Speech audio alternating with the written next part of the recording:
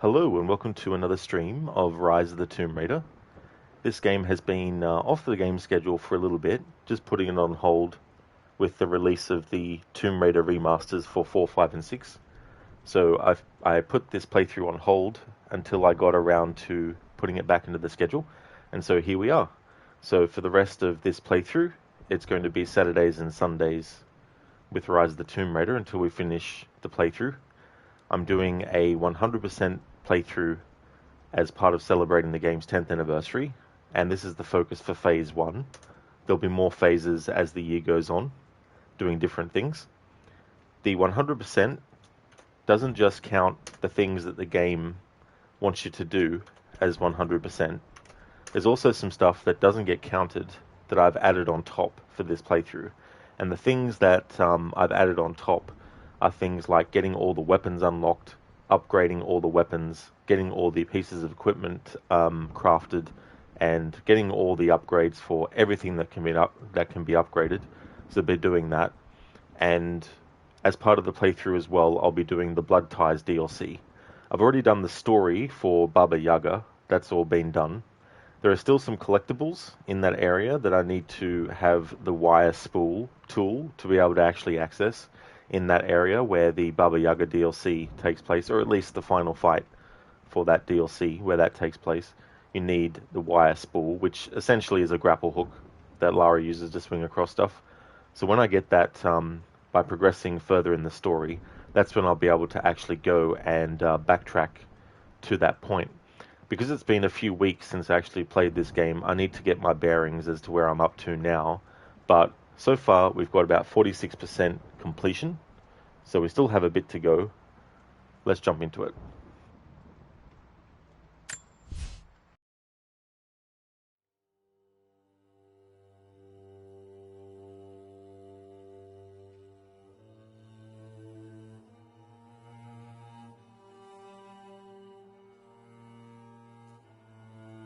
Oh, I'm also listening to all the dialogue as well in this game too. That's something extra on top.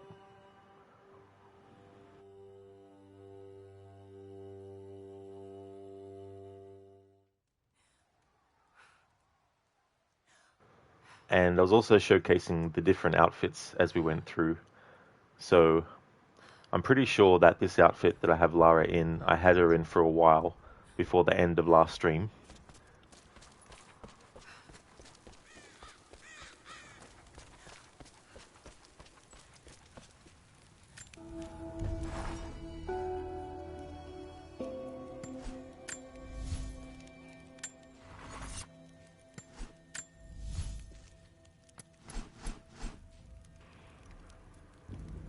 Need to open my document where I'm keeping track of this playthrough and what I've shown and all that kind of stuff.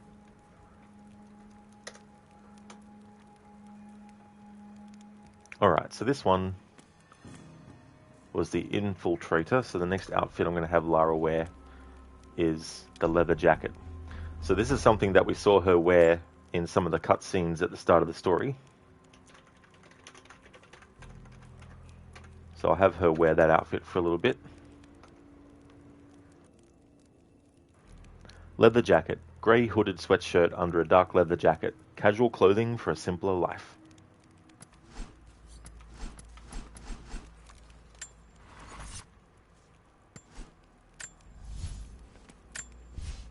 Equipment. Alright, so we've crafted all that we can craft. Okay.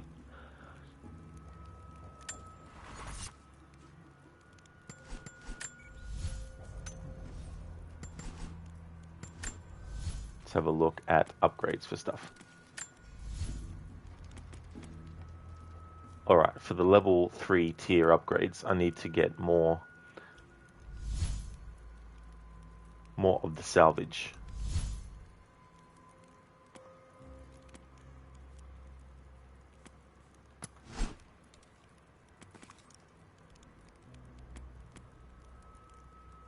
It's pretty much the same with all the other stuff too.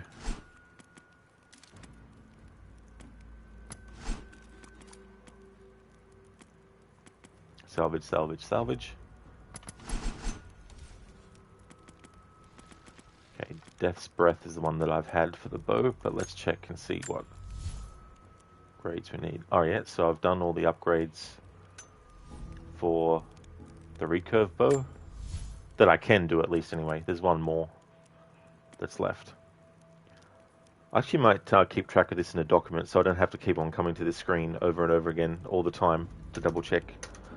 Okay, so this category I'll just put it as weapons and bows. Alright, so recurve bow.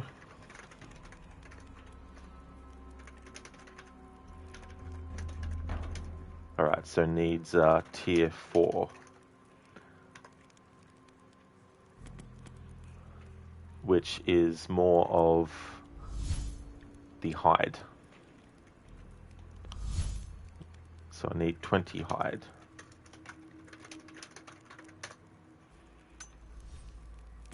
Alright, now for the compound bow.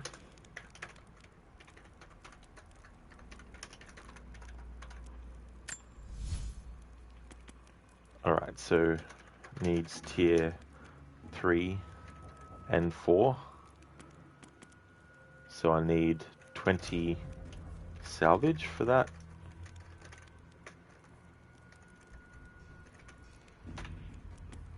And then tier 4, I need 25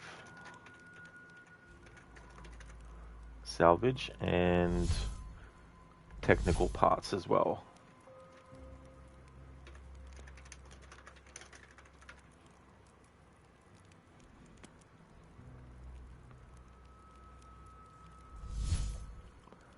Chromite ore need for that.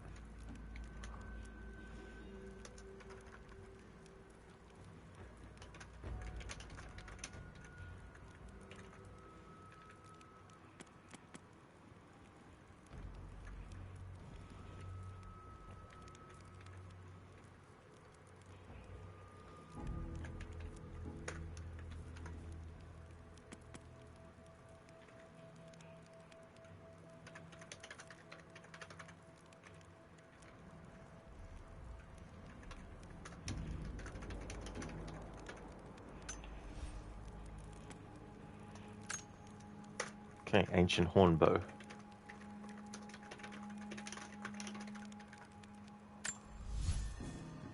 Alright, so I need tier 3. And for that I need more salvage.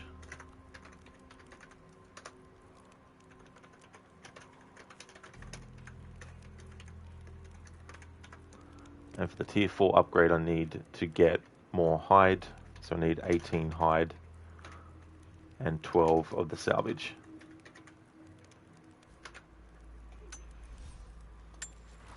Oh. Death's breath.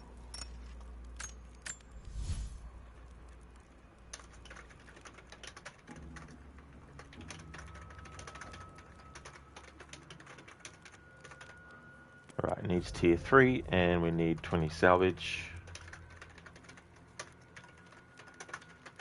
And also tier 4. We need 25 salvage. 23 technical parts.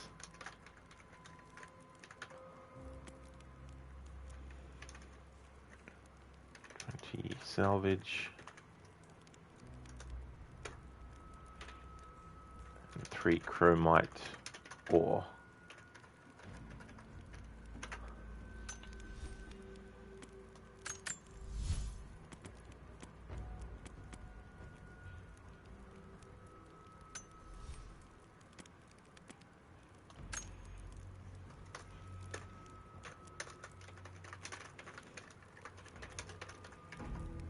Alright, White Widow bow.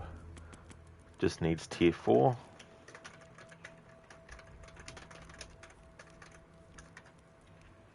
And that'll need 20 salvage.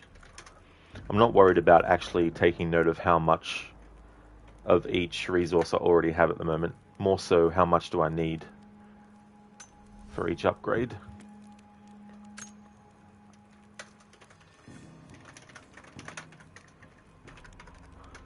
Guiding light bow, that needs tier 3.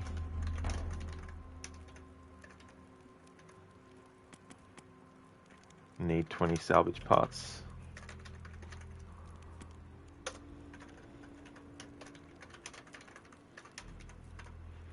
Then tier 4 needs 18 hide.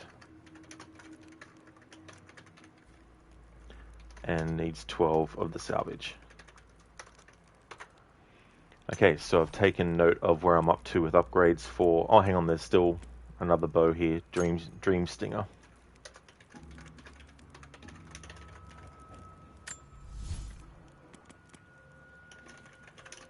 Okay, needs tier 3 and need 20 salvage. And the tier 4 upgrade need 18 hide and 12 salvage. So there's another bow that I've yet to unlock, which is called Grim Whisper. So I'll just put that as need to unlock first. Alright, that's the notes taken for what's needed to upgrade the bows that I've got. Next up is to go through, I'll just make sure I've got the right bow equipped that I want to use. Death's Breath. There we go. Hey there, Spicy Chicken. How's things going?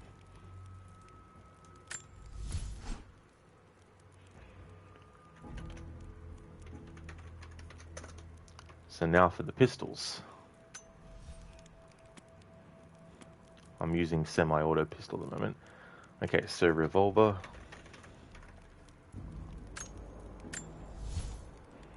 Okay, so that needs a tier 3.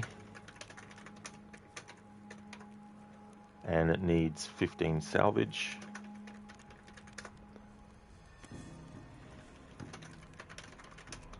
And tier 4 need to get 18 salvage and need 1 chromite.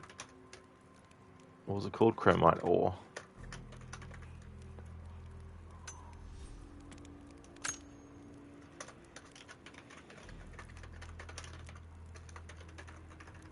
Okay, semi-auto pistol needs a few tier 3.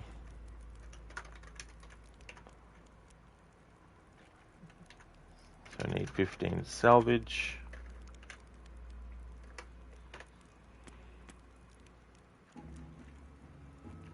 $13 salvage for that one, and 14 for that one.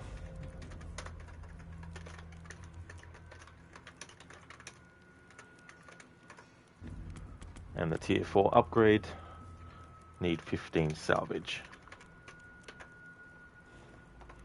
Spicy Chicken, meh, you're alright, just a tad moody right now. Well, that's fair enough, Spicy Chicken. Yeah, those moments can definitely be annoying sometimes, and things like that go on.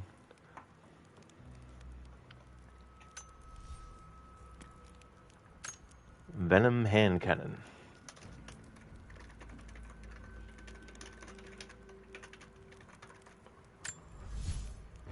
Alright, so this needs tier 3 upgrade. And that needs 15 salvage. These numbers will fluctuate as I upgrade stuff, but it's good to keep track. So then I can also look and then take note of how much I need of a certain material. Alright, so for tier 4 I need 18 salvage and 1 chromite ore.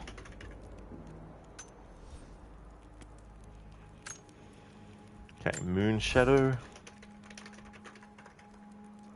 Need tier 3. And that needs 15 salvage. And also 13 salvage for that one.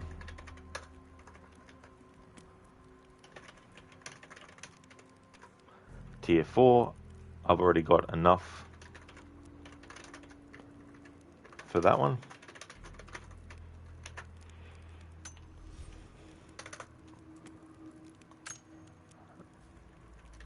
Accipiter Nox.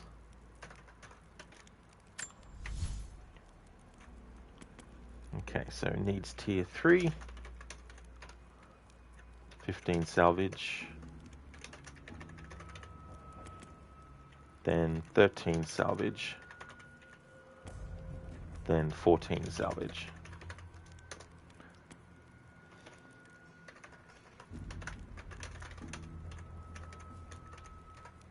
needs tier 4 and needs 15 salvage. Hailstorm.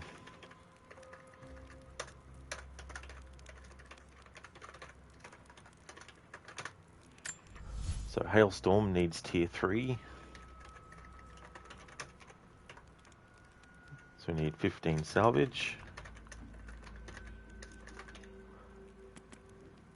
14 salvage.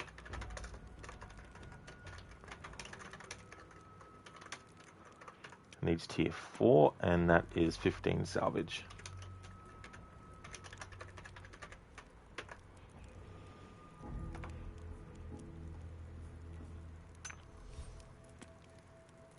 Okay, so heavy pistol needs unlocking.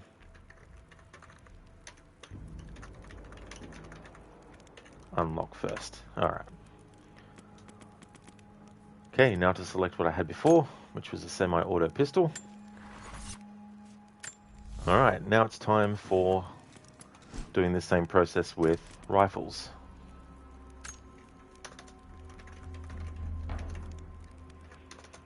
So we have the SMG.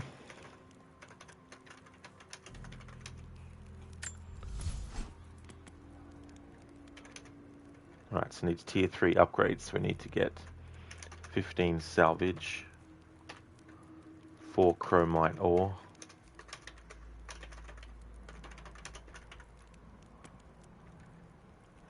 13 salvage,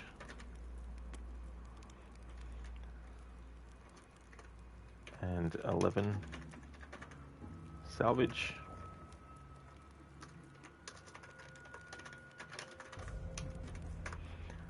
Now tier 4 we need 20 salvage, and we need another 20 salvage. Alright, so the assault rifle's up next.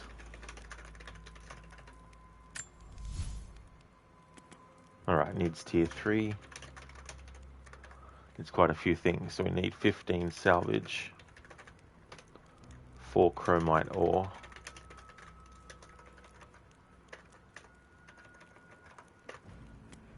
then we need 10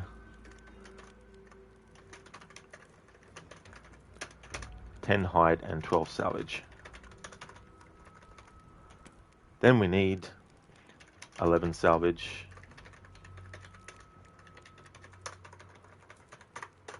and then we need 17 salvage. Alright, now for tier 4, in which we need 18 salvage. So overall there's a lot of fucking salvage that we need for upgrading these things. Bolt action rifle.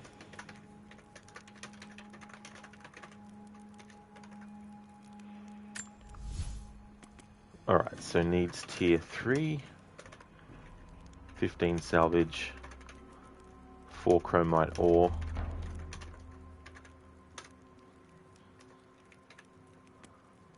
and 19 salvage.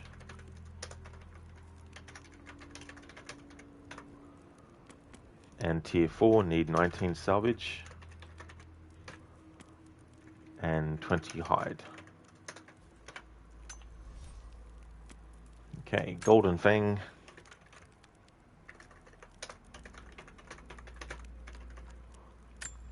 So Golden Fang needs tier 3 as well.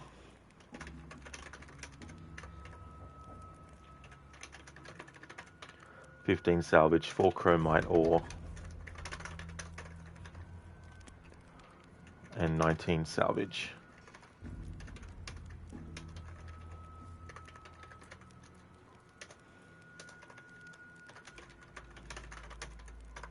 And then tier 4 need 19 salvage and 20 hide.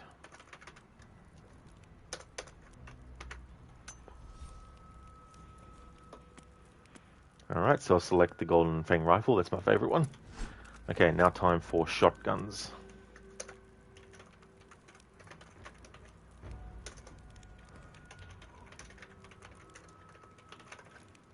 Right, pump action Now this needs a lot. This needs tier 1, needs 16 salvage.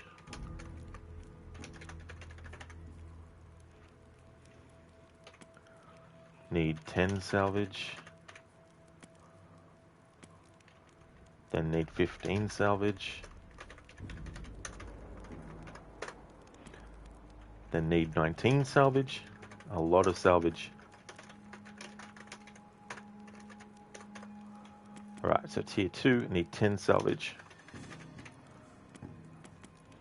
And 11 salvage.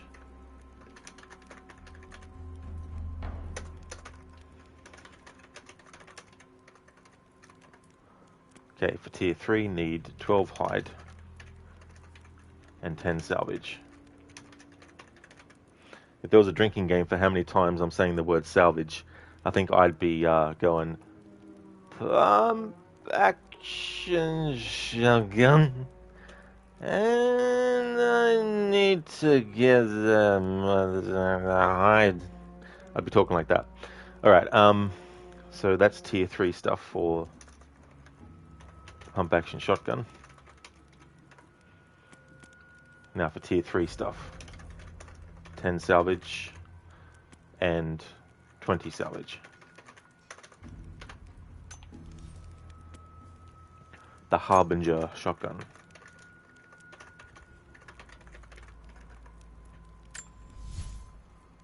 Alright, so I need a couple of tier 1 stuff. Ah, that's salvage again. 16 salvage. Then 15 salvage. Tier 2.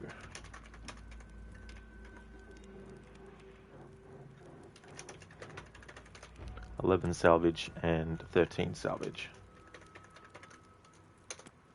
Tier 3.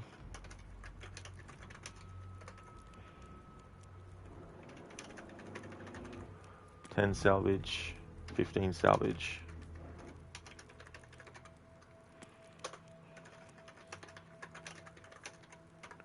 And tier 4, need 20 salvage and 2 chromite ore. Okay, so the other shotgun is the break action, but we haven't unlocked it yet.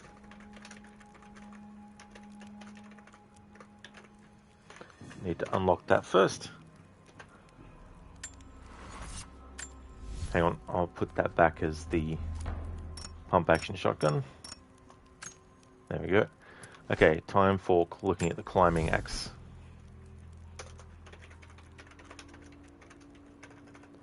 Alright, so we need tier 3 for that. And so we need to have 10 salvage for that. Alright, so what I'm going to do is I'm going to go on mute and I'm just going to reorganize how I've actually formatted what I've got on the document with that information. Be right back.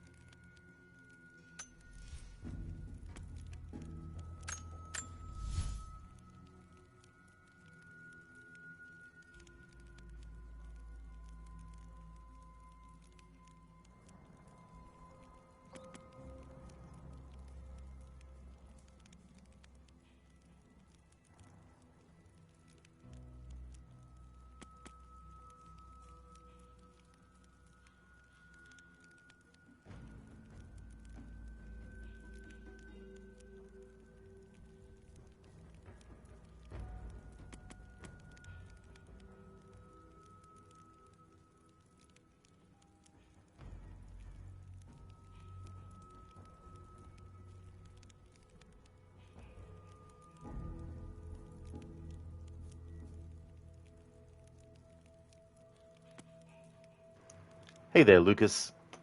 How's things going? Just doing some document formatting based on what resources I need to get for which upgrades.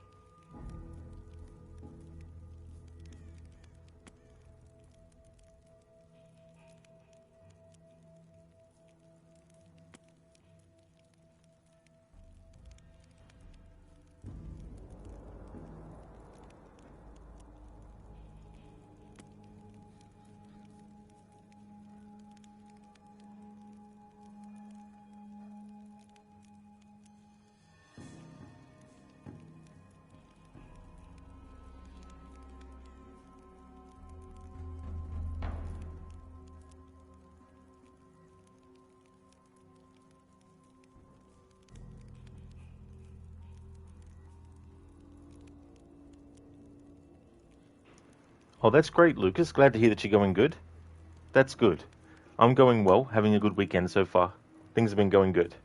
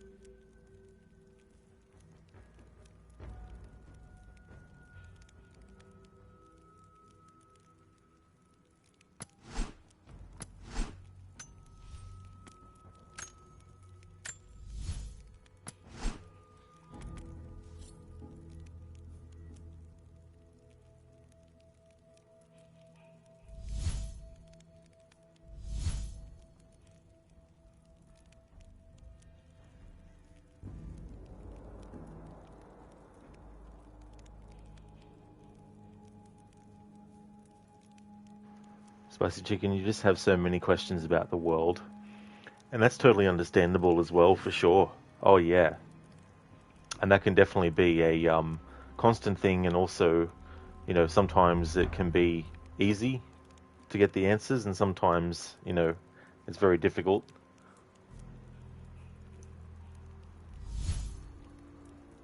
I've gone through and I've reformatted the information that I put down, but I also decided to put the resources that are required for things that I already had enough resources for, because I figured, well, if I'm going to be keeping track of what I need for upgrading, there's going to be reductions in how much I actually have anyway, so I may as well keep note of that. Now I'm going to actually keep note of how many of all these resources I have in my document, so I don't have to keep on coming into the campsite to have a look and all that kind of stuff.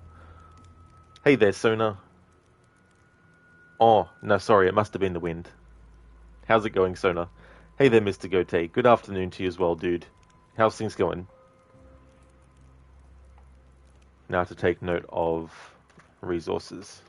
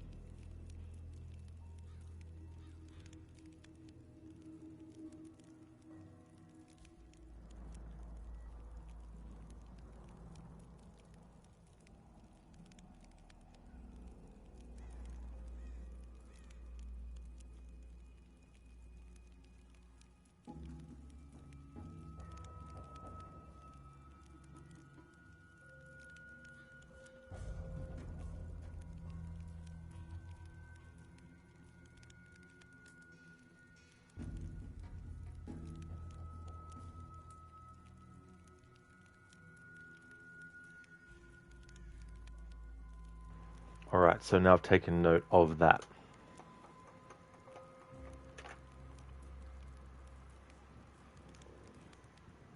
Sona, good seeing you, my dude. Welcome on into chat, Sona. I hope things are going well. Mr. Hey, good. Went to Costco, had a rest, got Ninja Gaiden 2, playing up to a boss, got one more rest day before you shredded in the gym tomorrow and Monday, then you find out how you did in the hospital Tuesday. Well, that's good, dude. I'm glad to hear that you're doing well. I hope that the game is going good too, as well. Hope you have a great gym session tomorrow and you get some good results as well.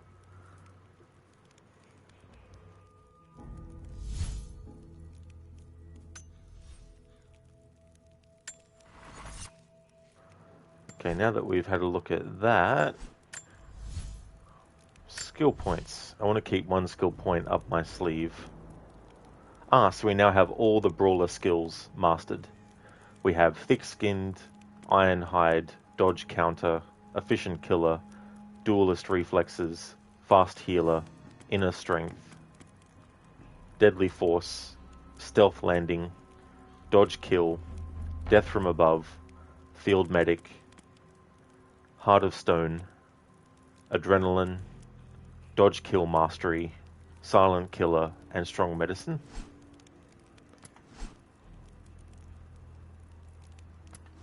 I want to keep one skill point up my sleeve for when we actually get the broadhead arrows in the game, because then I want to get the upgrade straight after to allow putting those arrows into things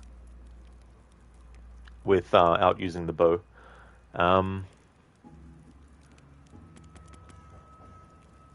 Skill, animal instincts is needed for that. That's fair enough.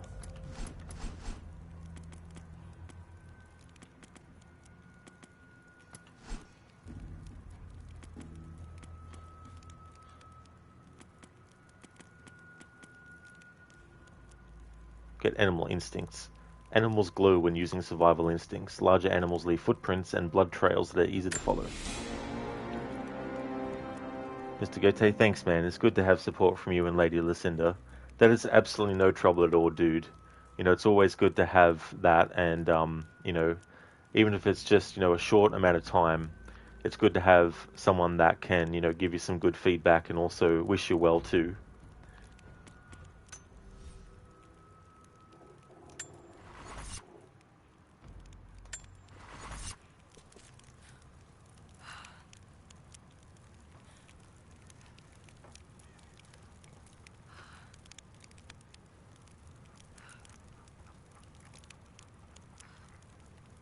Okay, so I've already got 40 out of 40 oil.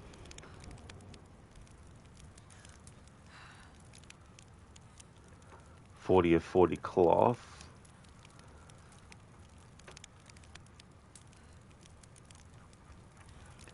Let's have a look. Boar fat. I've only got 9 of 20. I might focus on grinding for some boar fat.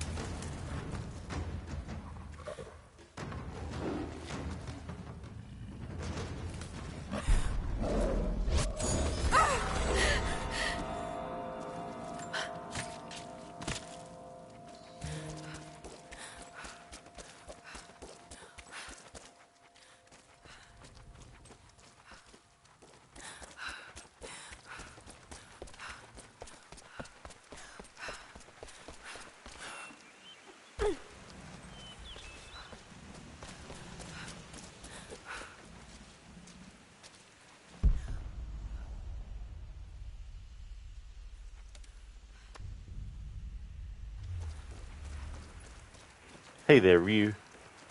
Hope things are going well. Mr. Gote, Ninja Gaiden is still fun. You're enjoying it heavily? Oh, that's good. I never actually played the newer ones, but I'd heard that they were difficult. Is that true? If so, that's good, because it carries on the tradition from the earlier games in the series on the NES. Oh, that's great, Ryu. I'm glad to hear that things are going really well. That's awesome, dude.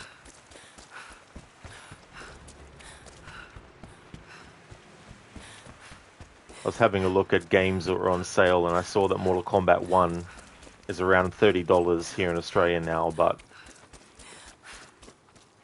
I don't have the budget to get it yet. But I was thinking, do you know, Ryu, have they finished bringing out new content for it? Because if I'm going to get the game and all the content isn't out yet, I'd rather wait until all the content's out. But would you even recommend getting Mortal Kombat 1? Because I've heard mixed stuff about it.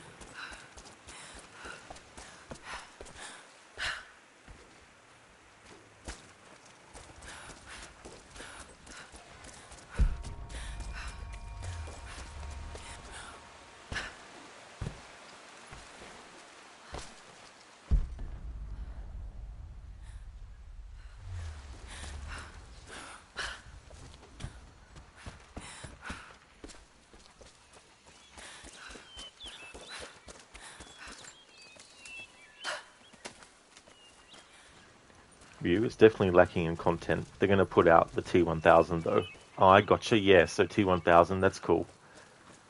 That's one of the things that's really cool at this later stage in the franchise, getting all these characters that are based on iconic villains or heroes from, classic sort of like action franchises and stuff. It's things that, back in the early days, it'd be like, oh, wouldn't it be cool if you had the Terminator in Mortal Kombat? Well, now it's a reality.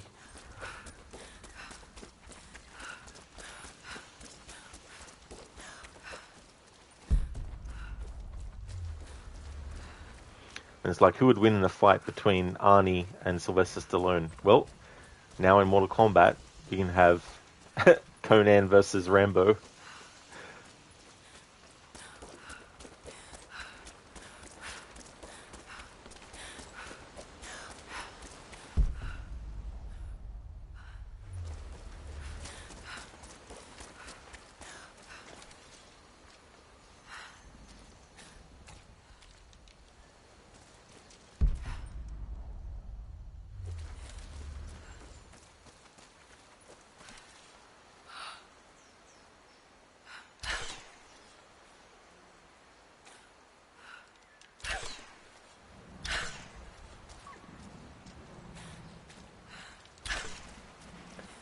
I shot twice when the reticule was red and missed both times. That's how sensitive the aiming can be in this game.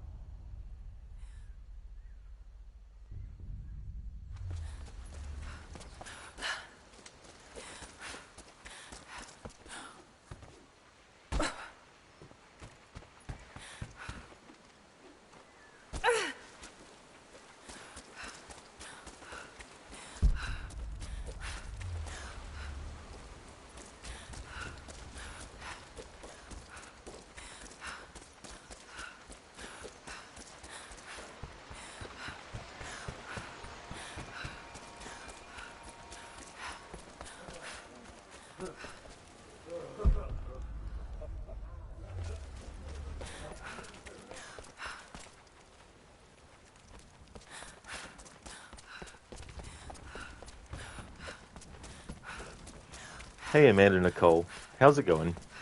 Did you finish the last Tomb Raider game? Not yet, no. Yeah, haven't finished that yet. It'll take a while to finish that and the other two games afterwards. The way I'm going through the game showing the graphics differences, it'll probably take another month or two, maybe. But I've got other playthroughs I want to do of other games too, so this Rise of the Tomb Raider one, I put it on hold for a few weeks to fit the other Tomb Raider games in when they first came out. But now the schedule's going to settle down into a more sort of like solid state.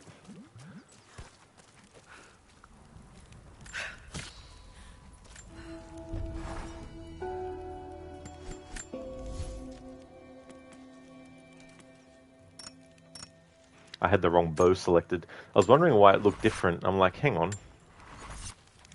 When I was looking at what was needed to upgrade the other bow, I kept it equipped.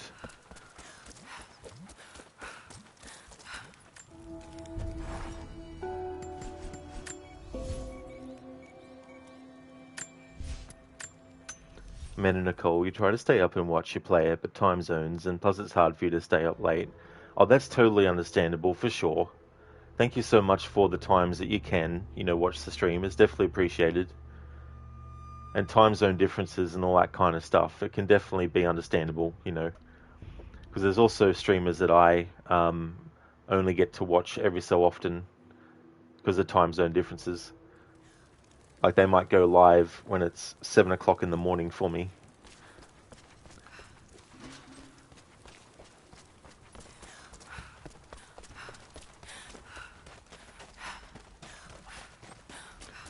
You're from California, so it's nighttime there. Oh, that's fair enough too. Yeah, so nighttime.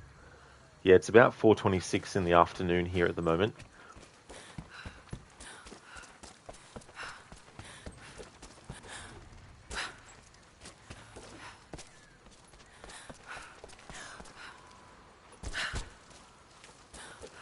I'm hoping for some boar to spawn in, because I want to grind to get some boar fat for upgrades.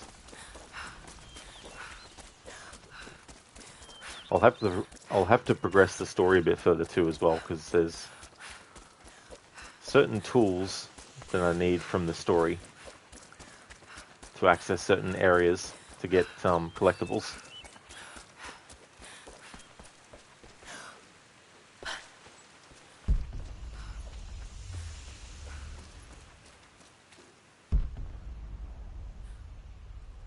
Usually boar will appear here, or they appear over that way somewhere. Hey there, Lone Star, welcome. It's nearly 5:30 in the morning here in the UK. You should go to bed soon. That's totally fair too as well, Lone. Thanks for being able to drop into the stream, being so early.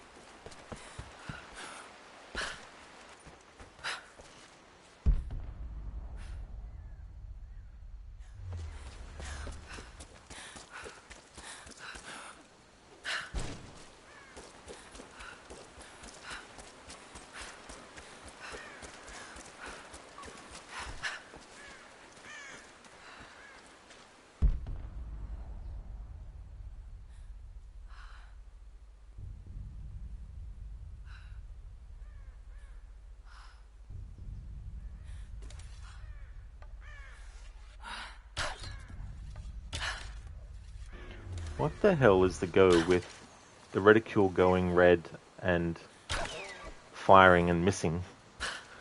So annoying. I also need regular hide for upgrades, so I'll get deer hide as well, as I'm looking for boar hide. Well, it gives you boar fat, not boar hide. I might need to actually fast travel away from this whole geothermal valley to make the boar actually spawn.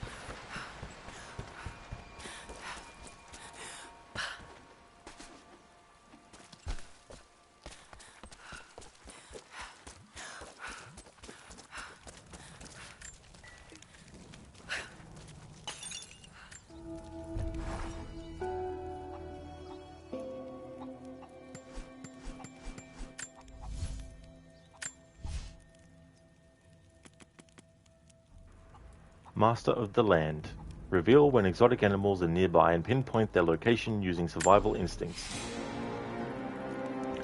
Hey there, Shadow. Just as you thought, you can't even chat at peace at all. By the way, hi. How's the adventure going? Oh, it's going good. Currently doing some grinding for resources and stuff. I need to fast travel to a whole different area and then come back, I think, to make the boar spawn in the area, because no boar are actually here yet. But yeah, it's going up pretty good. It's been a few weeks since I streamed this, so I need to get cracking on this playthrough.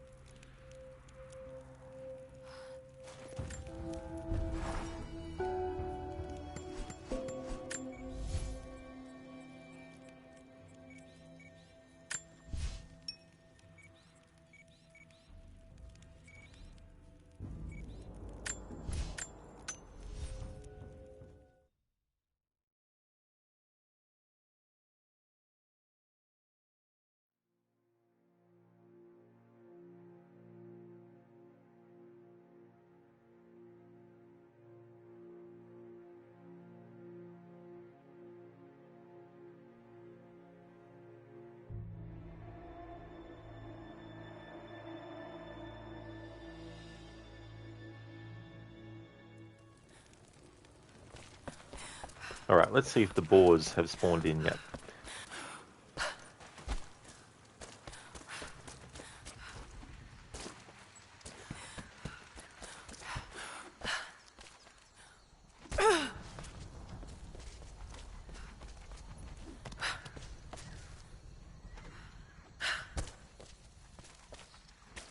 Shadow, you came up from a stream that was playing Tomb Raider 2013, was chatting with the streamer until some other one came up and put up to 700 people in her chat. No choice but to shut up and leave, because there's always someone that complains. But well.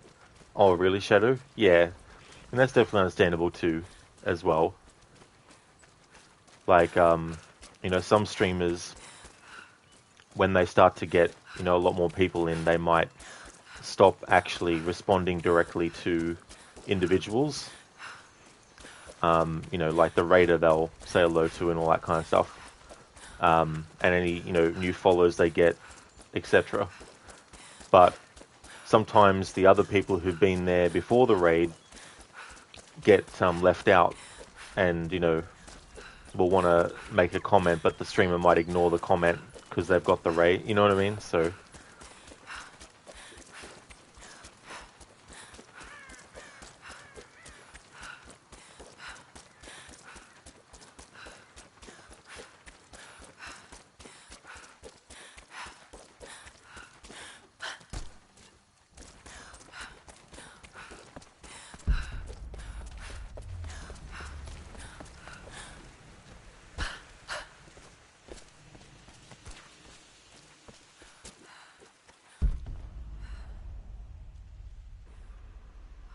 no boar. Not in this spot, at least.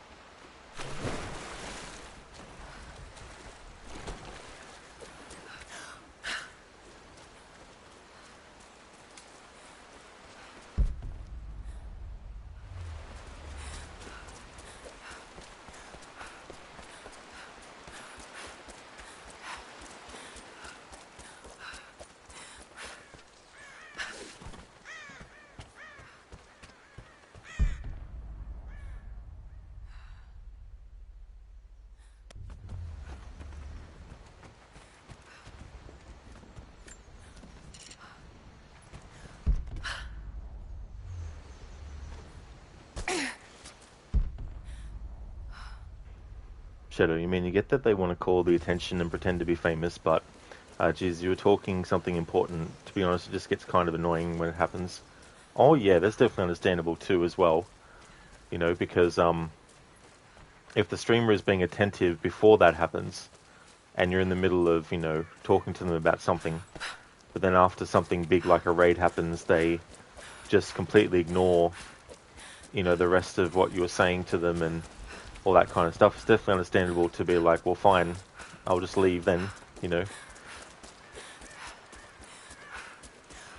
I mean, if you get like a raid, obviously you want to thank the person and, you know, ask how their raid went.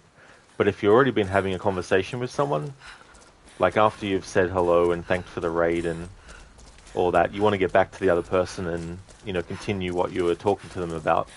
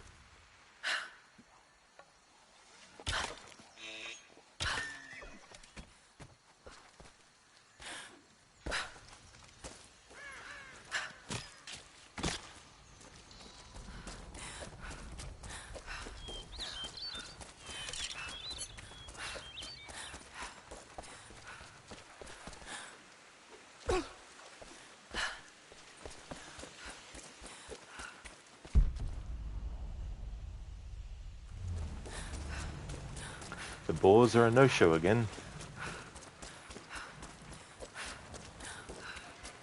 Let's try fast traveling away to another location entirely and then come back and see if they'll spawn back in.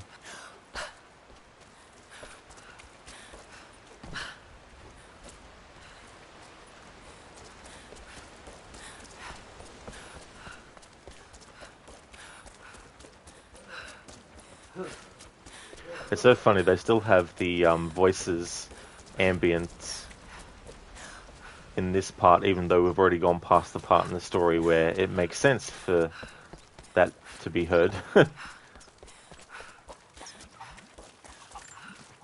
Okay.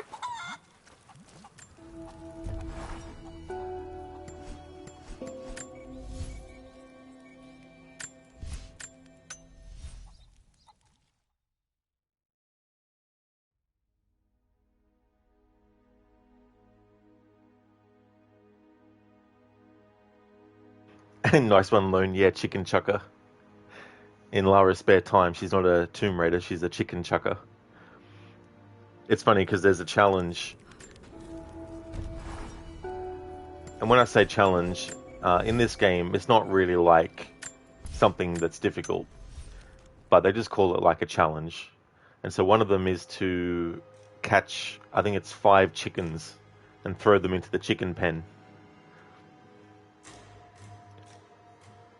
Shadow, you had to block many streamers for that issue because there's also the fact that if they receive a lot of attention from a very big crowd, then yeah, that means your comments will end up flying. If you said something interesting and important, because of all the crowd trying to not stop their thumbs from typing, well, can't blame them actually. You just can't be on very crowded streams, it's just very uncomfortable. That's totally fair, Shadow. So definitely a good idea to disengage, you know, if you need to leave the person's chat, like, I could definitely understand that.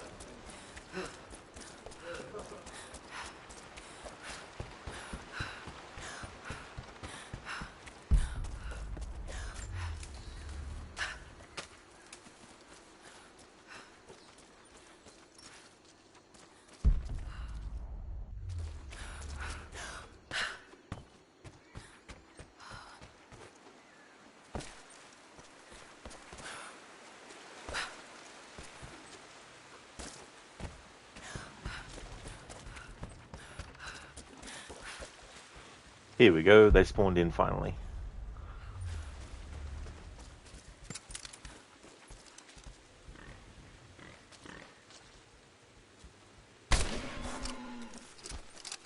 I didn't expect it to go flying like that.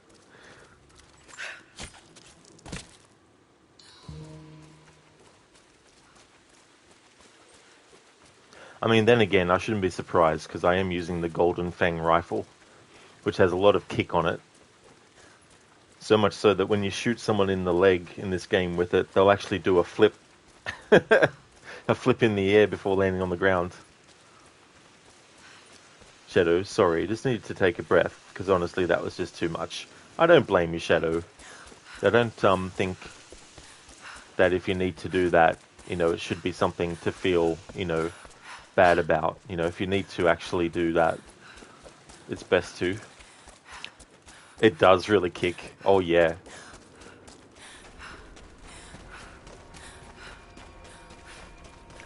Makes for something very satisfying seeing an enemy just go flying like that. Lone, well, 700 people in a channel is a lot for a streamer to keep up with. That's definitely fair too, for sure. And if that many people are actually sending messages too,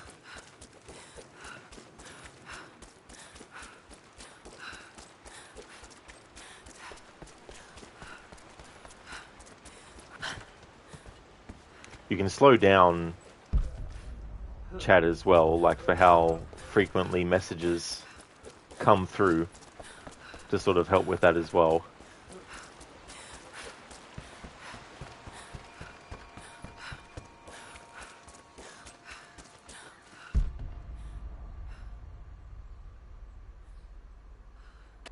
Just one boar. That's no good.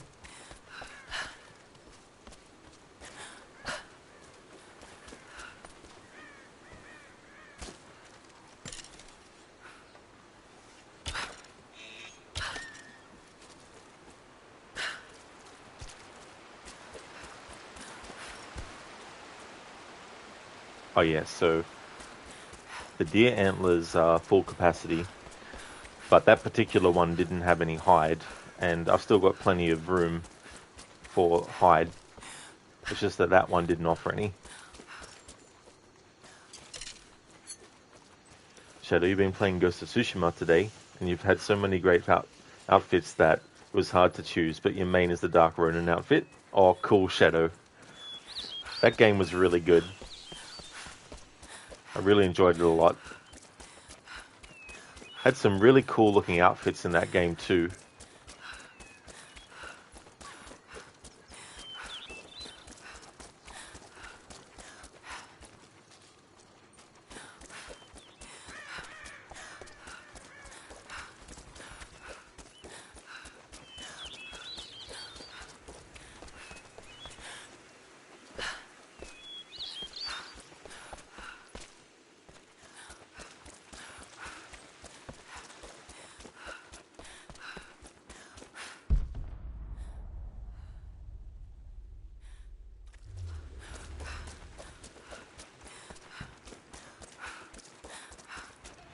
Shadow, today you wanted to try the ninja outfit, which is the ghost outfit, but added black and the thief mask, and it looks sick. Oh, nice.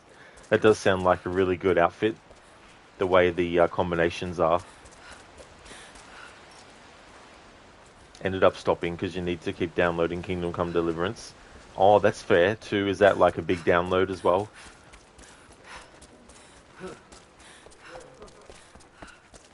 There's some games that I need to re-download that are so large, and I think to myself, well, I'm going to wait until I'm off doing something else. That way, when I come back, it's all ready.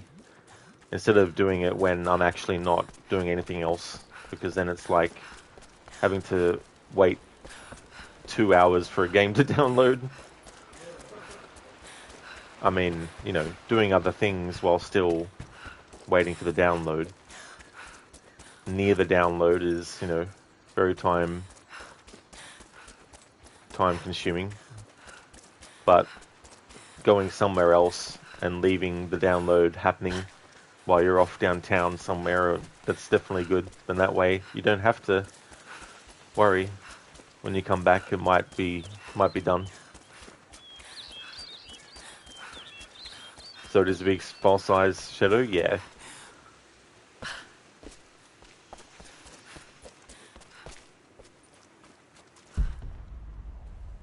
Lucas, you like my little community here? Well, thank you, Lucas. That's awesome. Yeah, I really do like it too. Definitely grateful for it.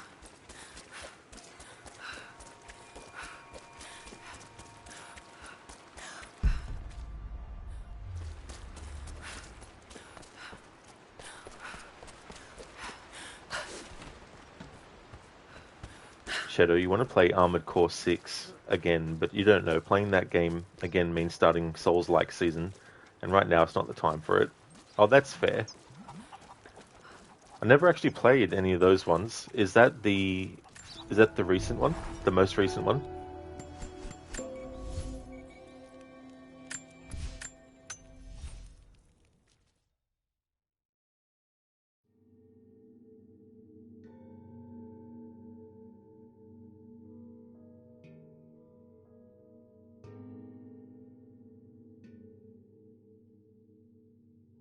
Cheers, Lucas. Shadow, at least not the right time to start Souls-like season. Oh, that's fair too, as well. And then there's times where it's just like, if you're not really in the mood, there's no point just loading up the game and playing it because you might not even have the attention span for that particular game at the time. So it is the latest one. Cool. Yeah, there's a lot of franchises that I hear about throughout the years but never play, and some only end up getting one game, maybe two. Like Witcher 3, I didn't actually know Witcher existed until that third game came out. And there was a lot of hype around it, and I thought, oh, I didn't even know this franchise existed. I didn't even know that there were books, let alone video games.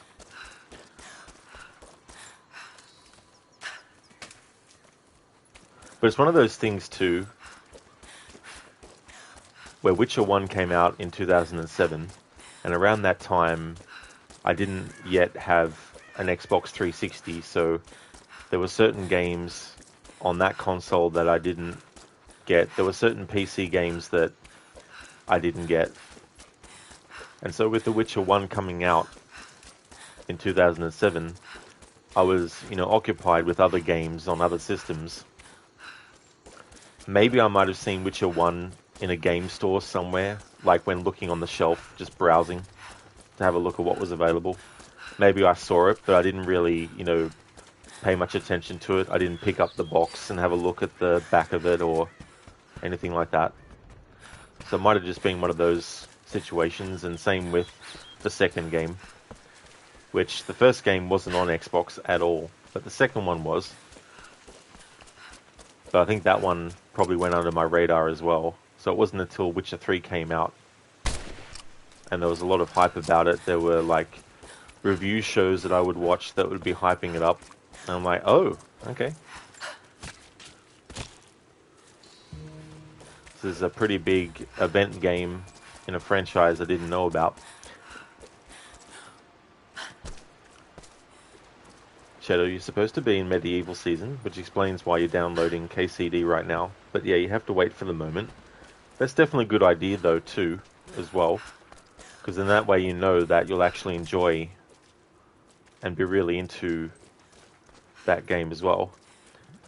Witcher 3 is part of your medieval season. You finished it 2 weeks ago. Oh, nice. It's such a great game. I've only played it once, but that was enough for me to consider it a really good game, and I want to do a playthrough to celebrate its 10th anniversary, which I don't really do too much with games I've only played once. Usually it's games that I've played multiple times that I have a connection with, or I've really enjoyed quite a lot that I do anniversary playthroughs for, but Witcher 3 is definitely one of those ones where it's like, yep, only played it once, but I really like it a lot, so I want to do something to honor its 10th anniversary. But the thing about that game is I don't really have time to do multiple separate playthroughs doing different things, so I'm going to have to think of a way to do various different stuff in the one run. Hello, in 2007, you think you're playing Mass Effect? Something like that? Oh, cool. That was another game series that I didn't play until recent years. But in that series case, I heard about it early on, but just never got around to it until the Legendary Editions, and then played those.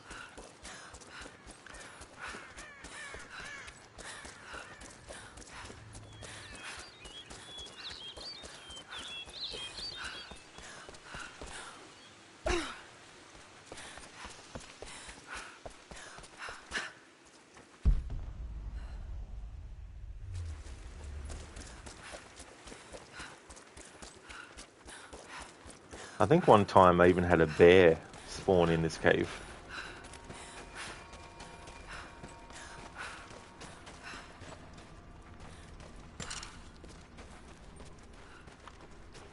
Lucas, other than Rogue, when was the last time you had a game that you didn't like? That's actually a really good question.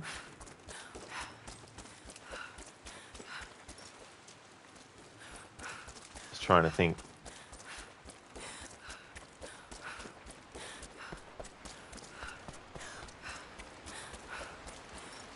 Well,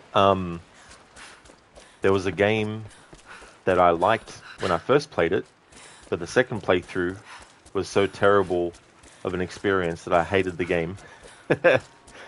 And that was Resident Evil Revelations 1, the first one.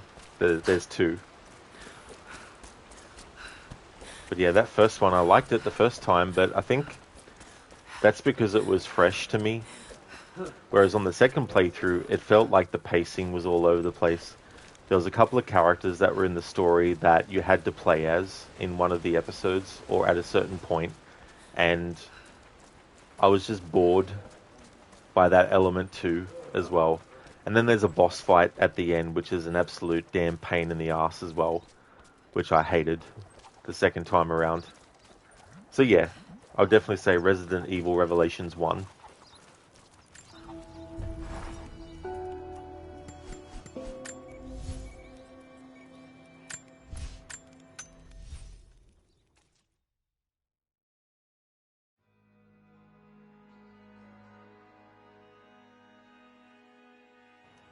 I haven't played Resident Evil Revelations 2 yet, though.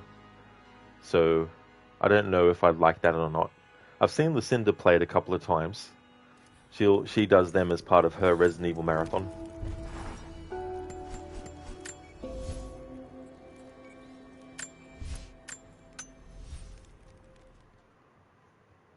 There's so many, like, games I'd love to do playthroughs of. So many franchises I'd like to do marathons of.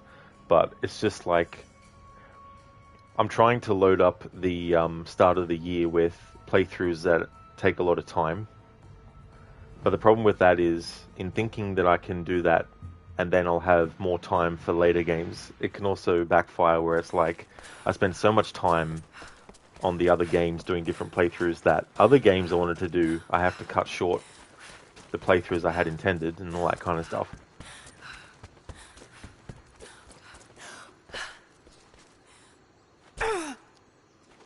Shadow, you did play Revelations 2 10 years ago, didn't like it honestly. Oh yeah, that's fair, Shadow, yeah, so didn't like it. Did you play the first one? If so, what'd you think of the first one? The second one seems interesting. I don't know about the telekinesis, I think it is, or the mind reading, or whatever it is that that girl can do that is with Barry. Like, I'm not too sure about that kind of stuff. I mean, it's a bit, I don't know. Even like later games like Resident Evil 7 and Village especially have some of that stuff, which is not too bad, I guess, but overall I kind of prefer Resident Evil without that kind of stuff in it.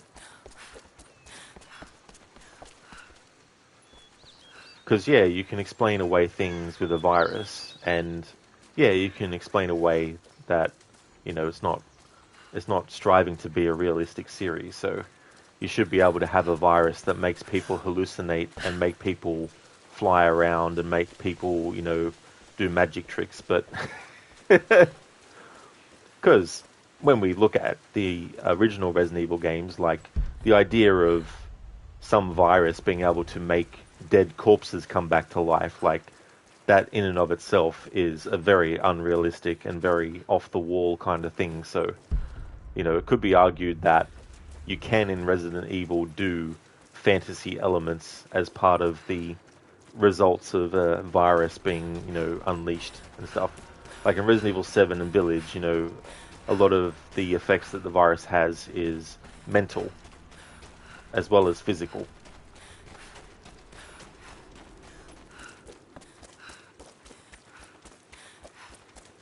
Shadow, yep, and was that also? Oh, that's fair too. Yeah. I don't mind the concept because it's kind of cool to do these side games where you can have characters that are legacy characters that you can replay as.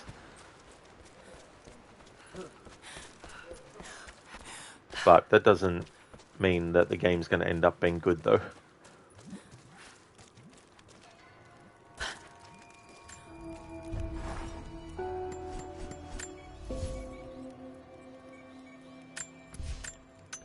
Lone Star, you love the Star Wars Knights of the Old Republic 1 and 2, which was made by BioWare, and Mass Effect was made by BioWare too, so it caught your attention straight away. I didn't actually know that the Knights of the Old Republic were done by them. That's cool. I do like Star Wars, but there's definitely a lot of books and games that I haven't actually seen or played, and also shows as well in recent years that have been made that I haven't seen. But the Star Wars games that I played a lot, the initial ones were on the NES and the Super Nintendo that were based on the original trilogy. But then there was like Star Wars Episode 1 Racer when that came out. Also the Jedi Power Battles when that came out originally. So I played those Star Wars games, Shadow of the Empire, the Rogue Squadron game, at least the first one. I never played the other ones. And then in recent times, like the last 10 years, playing like Star Wars Jedi Fallen Order.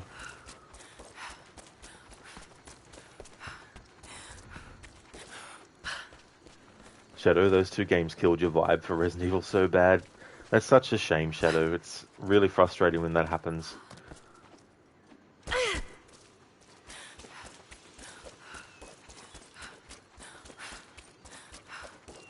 I think sometimes certain franchises just need to end or quit while they're ahead, if they're really good. Because it can be tricky. Especially too, if there's a game that wraps up the story in a satisfying way, and then they decide to do a sequel, and sometimes they decide that the best way to create a new story for the sequel is to just undo everything that was achieved in the previous entries, to try and, make it a clean slate again, as well. And in so doing, they can ruin what came before, and then the new entry doesn't do as well, because people are expecting the same level of, quality and storytelling that the series might have been known for in the previous entries, but then the new one comes along and, jeopardizes that as well. But it'd be tricky coming up with a story that could be a sequel. It's like with Lord of the Rings. Like The Hobbit, when that was written, it was written as a children's book, and it was supposed to be a light-hearted kind of adventure. There were, inklings of something that was more serious that was going on, of course. But the way in which it was written, and because it was aimed at children, it wasn't as very serious as Lord of the Rings became. So, having like a tonal shift as well.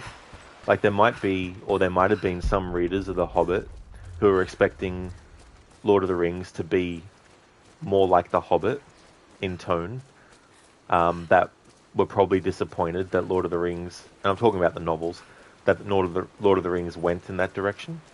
But there might be some who are like, that's really cool, because then some of the people who read The Hobbit all those years later when they're older can have something else in the same world to sink their teeth into that has a bit more of a serious nature to its storytelling.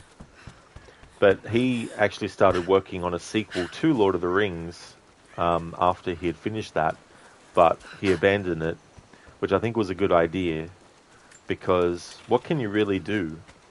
Like, all you can really do is be like, well, there was a pocket of villains that were hidden away somewhere else, and they had made a separate set of rings that had nothing to do with the other rings. And so these secret rings that were forged, not even Sauron knew about it. And so you have a new villain and it's like, well, that's all good if you went that direction. That's not what he went with, for what he came up with for the sequel to Lord of the Rings. But I'm just coming up with an example. It's like, that might be fresh, but then it's like, well, how come Sauron didn't know that there were other rings separate to the ones that he had actually made, or had, given out, and all this kind of stuff, So it's kind of like, what is that, what can you do with that? It's like, okay, so you have a new villain, and what is the villain going to do? Try to take over Middle-earth again. Okay, and what are they going to do that? Amass an army. Okay, so we're pretty much retreading what we've already done in Lord of the Rings then. So coming up with a sequel to something and thinking of a way to make it satisfying that something new has popped up versus just being like, right, Lord of the Rings was good enough on its own without needing any more sequels, so let's just leave it at that. And I think sometimes in those cases the answer is, instead of trying to do something that is set after the most recent story, do something that's set before it, or do something that's happening in between as well. Like, maybe there's a set of characters that, while Frodo and Sam are actually on their journey to get rid of the ring, and while Aragorn and Legolas and Gimli are caught up in what they're doing, and while, Helm's Deep is raging on, maybe there's another set of characters who are going through their own struggles at the same time that you can tell a story about, So I think it's probably better to do those kinds of stories when you're doing something else in the same world that has already been done in one story, but you want to add something to it. So it's like, we'll just do a story like that. Shadow, most of the Resident Evil games are kind of confusing when it comes to the virus and why are there superhumans, tall girls with big boobs that cut you in pieces, tall humanoid beings. You thought this game was about zombies. And also, why are there too many sexy people in Resident Evil? Like, you want to see gameplay, not porn. Yeah, that's the other thing too. It's like... And the thing with Lady D in Resident Evil Village is, once you actually defeat her, it's so early in the game that it feels like all the hubbub about the character was for nothing, because I think it would have been better, given, how they designed her and what their intention was with the marketing, and also how they had her in the game. They should have actually had her be a villain that you face a bit later in the game. Because then the whole hyping would have had something else to it than just that, So I feel like they should have actually had that boss fight with her actually later and not earlier. Maybe they could have swapped around the fight with that demented merman thing, fish, whatever it was. They should have probably done that boss fight first and then did the one with Lady D. At least, push it a bit further later. Or maybe have her come back later. Like, you think you've defeated her earlier on, but then she comes back later, and you have to fight her again. Alone, you should play Knights of the Old Republic 1 and 2. The storyline is awesome, and in your decisions, you can go light side or dark side, and it changes the ending. That's really cool. I like the ability to do that in games. Because it also gives replayability. Because in a lot of games, like Red Dead Redemption 1 and 2, for example, there are moments in that game where I do low honor stuff, but it's really only if I'm doing a playthrough where I have to do all the challenges, because some of the challenges require you to do things that would lower your honor. But in terms of, like, when I just play through the games normally, I do try as much as I can to just play high honor Arthur and John Marston. It feels a bit weird playing them in a low honor situation, but it also means that down the line I can have a different kind of playthrough to do. So for Red Dead Redemption 2, for example, I'm going to do a playthrough which is low honor all the way, including the epilogue with John Marston, because I feel like I've done enough playthroughs where I haven't done that. So I think it's about time that I actually did that kind of run. But yeah, the Knights of the Old Republic 1 and 2. I should actually look into those.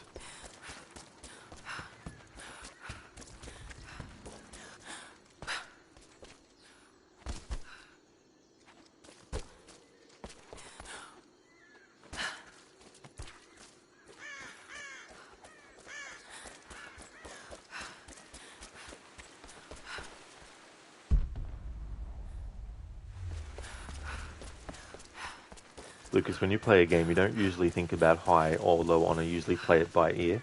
That's definitely an interesting way to go about it too as well, because it sort of adds a little bit of unpredictability.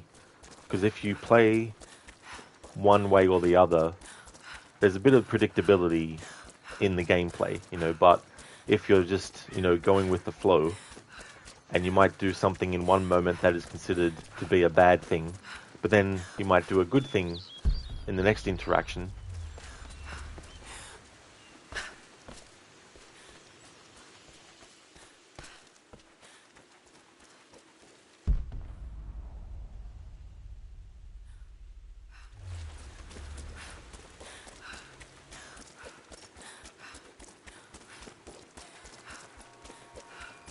Okay, so what I'll do is I'll do another sweep of this area, and then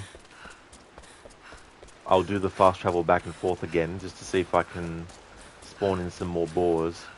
But if there's no more boars that spawn in after doing that fast travel back and forth one more time, then I'll just move on to something else for a bit.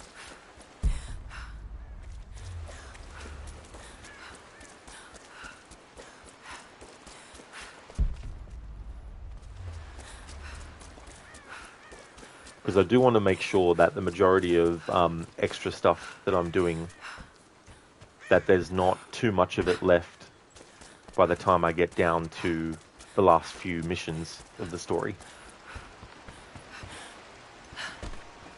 Lone Star, right, you best get off to bed. Catch you soon, Rod. No worries, Lone Star. It was good to see you in chat again. Thank you so much for being here, and I really hope you get some good rest too, as well.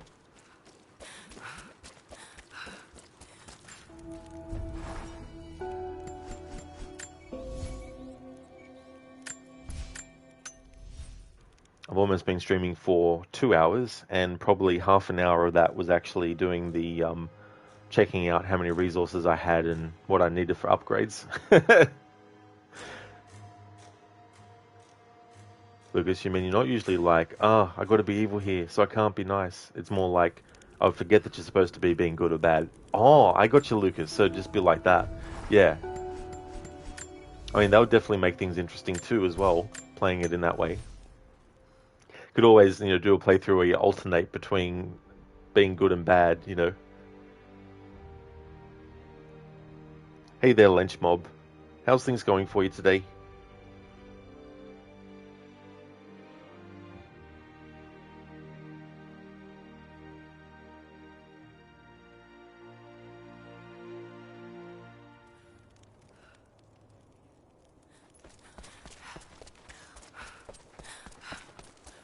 Lench Mob, just taking a break from playing GTA Online with friends after doing a bunch of missions and heists. Oh, that's cool, Lench Mob. I hope that it all went well. Hope that you're able to get some good money in the game and didn't have too many, frustrating moments. Just been going around trying to grind for certain resources for weapon upgrades. But I'm going to do one more sweep now of this area to see if there's any boars that have spawned in before moving on to do something else for a bit. I might even jump back into the story and progress it a little bit further, because I do need certain tools from the main story, and also need certain areas opened up for me that would be good to get opened up.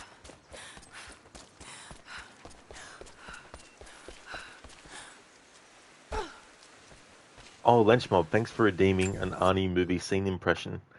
There was actually a new one that I transcribed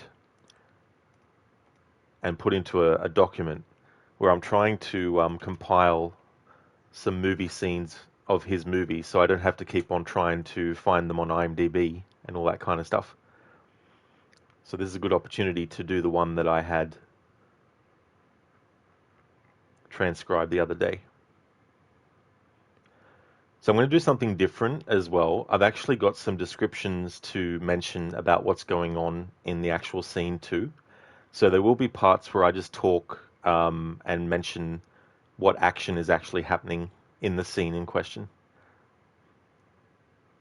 Mr. Quaid, what? I need to talk to you about Mr. Hauser. Don't worry, I'm alone. May I come in? He gets pulled in by Arnie. What do you want? Now this is going to be very difficult for you to accept, Mr. Quaid. I'm listening. I'm afraid you're not really standing here right now. You're strapped into an implant chair and I'm monitoring you from the psychoprobe console. Ah, I get it. I'm dreaming. And all this is part of the delightful vacation your company has sold me. Not exactly. What you're experiencing is a free-form delusion based on our memory tapes. Think about it. Your dream started in the middle of the implant procedure. Everything after that, the chases, the trip to Mars, the suite at the Hilton, are all elements of your recall holiday and ego trip. You paid to be a secret agent. Bullshit. It's coincidence. There's a knock at the door. Would you mind opening the door? You open it. No need to be rude. I'll do it. So the doctor opens the door, and then Quaid's wife, quote-unquote wife, walks in. Sweetheart, I love you. Right. That's why you tried to kill me. No, I'd never do anything to hurt you. I want you to come back to me. Bullshit. What's bullshit, Mr. Quaid? That you're having a paranoid episode triggered by acute neurochemical trauma, or that you're really an invincible secret agent for Mars, who's the victim of an interplanetary conspiracy to make him think he's a lowly construction worker. Stop punishing yourself, Doug. You're a fine, upstanding man. You have a beautiful wife that loves you. I do. Your whole life is ahead of you, but you've got to want to return to reality. Let's assume I do. Then what? Swallow this. What is it? It's a symbol of your desire to return to reality. Inside your dream, you'll fall asleep. All right. Let's say you're telling the truth, and all this is a dream. Then I could pull this trigger, and it won't matter. He puts the trigger. Well, he doesn't put the trigger. He puts the gun at the doctor's head. Doug, don't. Won't make the slightest difference to me, Doug. But the consequences to you will be devastating. In your mind, I'll be dead, and with no one to guide you out, you'll be stuck in permanent psychosis. Doug, that Dr. Edge might help you. The walls of reality will come crashing down. 1 minute you'll be the savior of the rebel cause, and the next thing you know, you'll be Cohagen's bosom buddy. You'll even have fantasies about alien civilizations, as you requested, but in the end, back on Earth, you'll be lobotomized. So get a grip on yourself, Doug, and put down that gun. He puts the gun down. Good. Now take the pill and put it in your mouth. Swallow it. Go ahead, sweetheart. Doug sees that the doctor is sweating, meaning that he's not actually dreaming, and then Doug shoots him. Now you've done it! Now you've done it! Then the wall explodes, then there's a struggle with armed men, and then Laurie is the name of Quaid's supposed wife.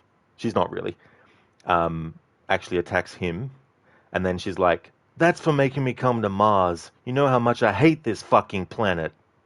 Cuff him. Then the scene cuts to the villain Richter, played by Michael Ironside, Sam Fisher, and he gets a call from Laurie, and she's like, I got him. And then he's like, good, bring him down in the service elevator, let's go. And then it cuts back to Quaid being dragged along. Eventually a shootout and a fight between Melina and Laurie happens. Laurie is about to stab Melina, but Quaid shoots the gun out of her hands. Doug, honey, you wouldn't hurt me, would you, sweetheart? Sweetheart, be reasonable. After all, we're married. Then Laurie gets shot in the head by Doug. Consider that a divorce. And then Melina says, that was your wife? What a bitch. There we go. So that's from Total Recall. Yeah, Lucas. Yeah, the Total Recall, the pill scene. Yeah.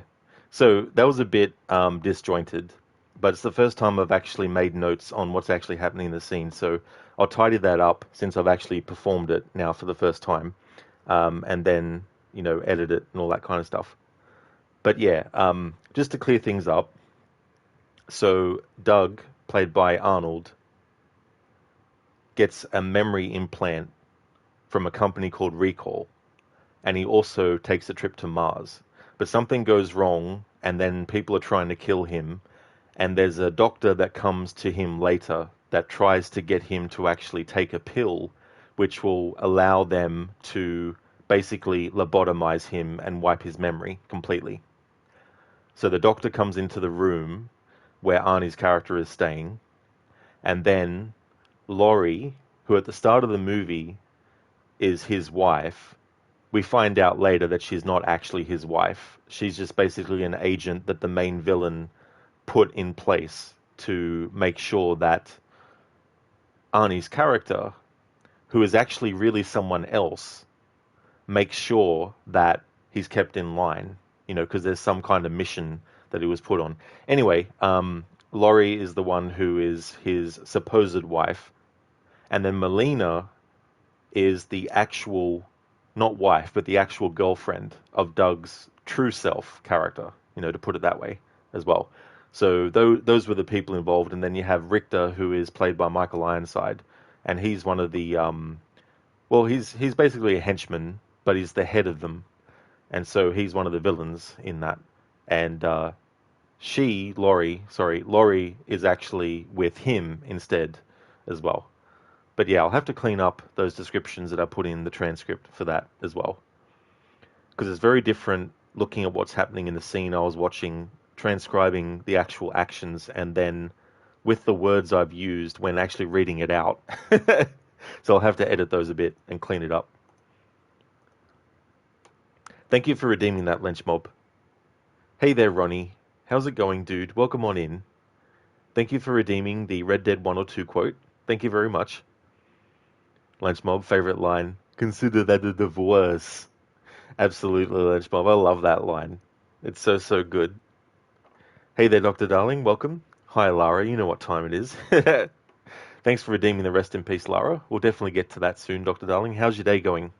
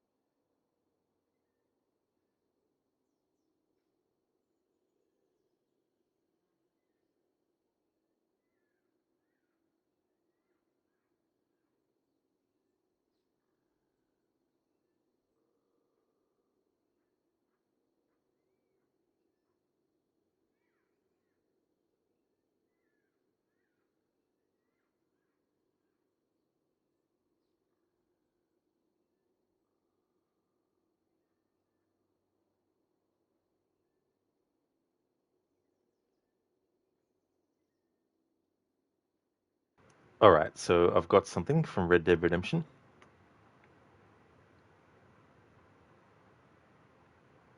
Is that you, John? Hello, Dutch. I think that's what they call two for the price of one out here in this wonderful place. Maybe so, Dutch. You and your friend there, the professor? We're gonna kill the both of you. Why'd you want to do a thing like that? I don't know.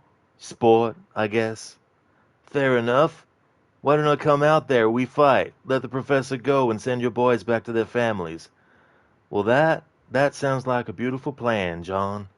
Only problem is, my boys here, They already lost their families a long time ago. We aren't thieves, John. We're fighting for something. A bit like you. Only we're fighting for an idea, not just for ourselves. That's beautiful, Dutch. You always were a fine speaker. I was. Now, would you kindly send that academic out here so we can show him what we really think about the art of anthropology? Please, sir, what are you going to do? I'm going to hand you over to them and watch them tear you limb from limb. What? I'm just kidding. We're going to run across the rooftops, get you back to your ivory tower. So that's from Red Dead Redemption 1. That's the mission where Harold McDougal has to escape, and Dutch turns up, and a big shootout happens. Thanks for redeeming that, Dr. Ronnie. I hope things are going well. Rest in peace, boiling water. You shall be missed. Thank you, Dr. Darling, for redeeming that Arnie impression. Thank you very much. So, Dr. Darling, we have some options for what to do to kill Lara. I can actually have her die from cold by swimming all the way out there to where it's cold. Could have her jump off a great height. Could have her get drowned underwater.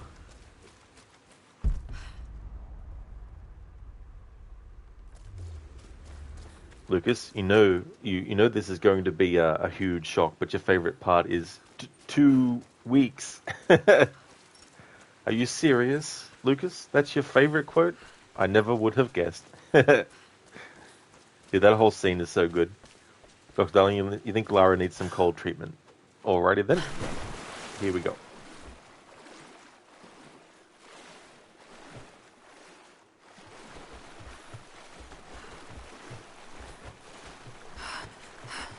So cold.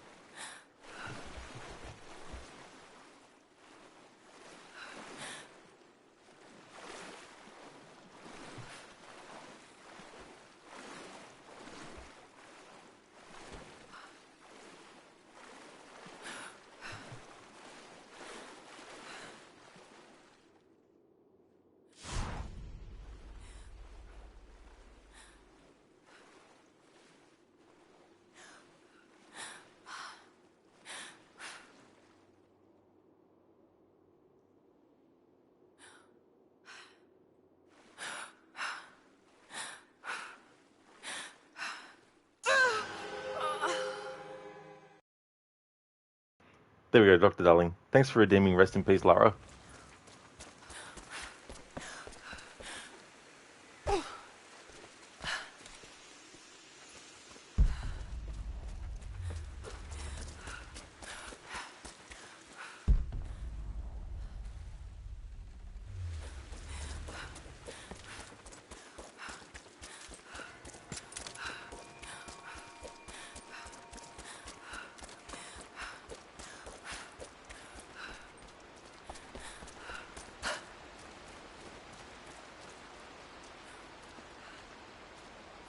I forgot to actually showcase the outfit that I have Lara wearing currently after I actually equipped it.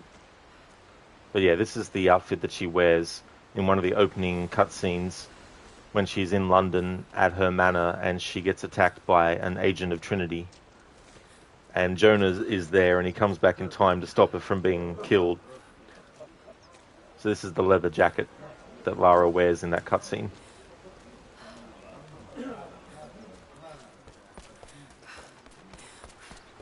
Alright, so let's see if we can find a boar over this way. There wasn't over the other way.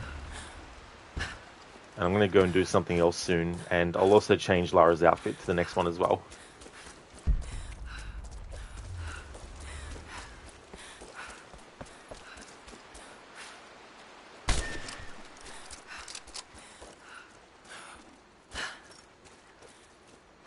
Alright, so there's no hide from that animal. Hey there, Grail. Thank you so much for the raid, dude. Welcome to you and your raiders. How's things going for you today? How was Borderlands 2? Welcome on in, everyone. I've had Lara going around farming for resources, but we're going to go and do something different soon because I've spent enough time for now on that. But I'm doing a 100% playthrough, and I had about 46% complete. But I'm also doing extra things on top that the game doesn't actually track as part of the 100%, like getting all the weapons fully upgraded that you can get in the game. That's something that you don't have to do for 100%, but I'm adding that on top. It was great. You had fun with the missus and some friends. Oh, that's great, Grail. I'm glad to hear you had a great time with Borderlands 2. You just got to Tiny Tina, which is the missus's first time meeting her. Yeah, I think I've heard of some of the characters from that game, but are they like a villain, or were they introduced into?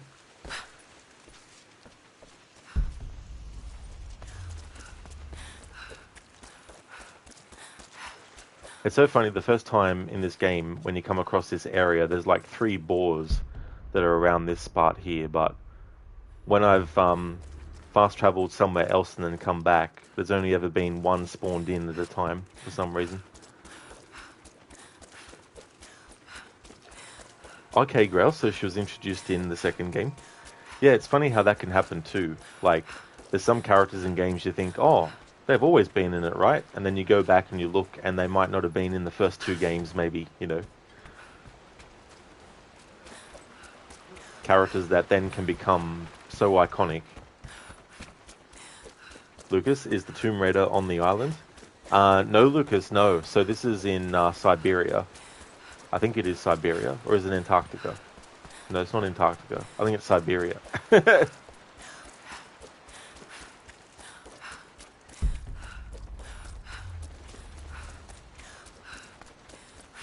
Hey, Unseenable. How's it going? Button mashing, button mashing.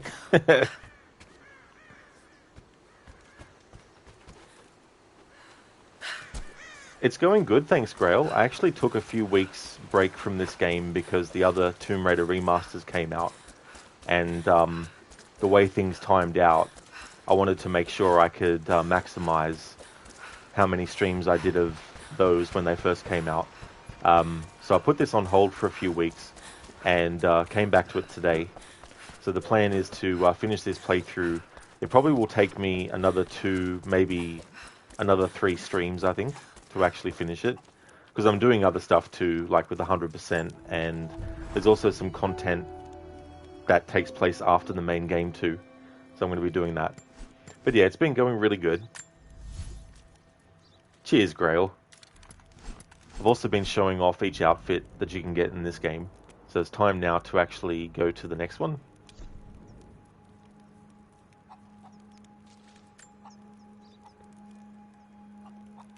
Go to my document list where I'm keeping track of this stuff. So this was the expedition jacket.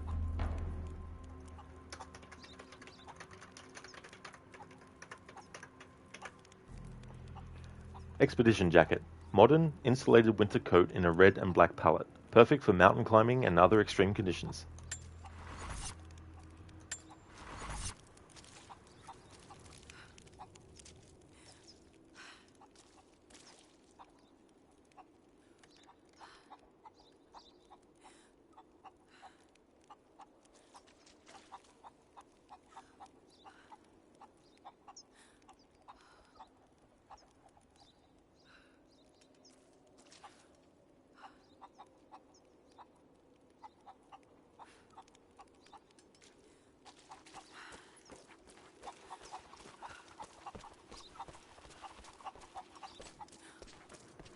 So I'm going to push the story forward now. What I'll do is there's actually a description of where you're up to in the story in the loading screen when you actually fast travel. So I'm going to trigger that. Or maybe I can just go to the menu. No, I might have to trigger it in the... Oh no, that's right. I need to exit out of the actual game into the menu and then go back in, and then it will have the description about where we're up to in the story. Or not. Okay. It's got to be somewhere, because it does pop up on the screen. It's so funny when you want something to trigger, but it doesn't. And when you don't want it to trigger, it does.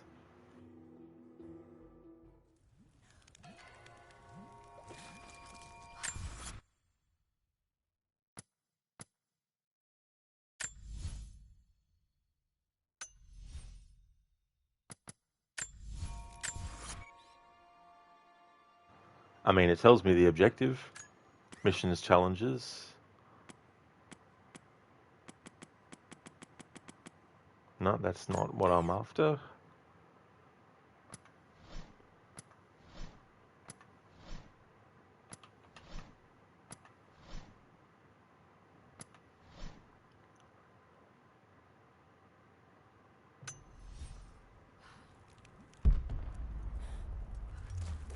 Growlwell, you've been there.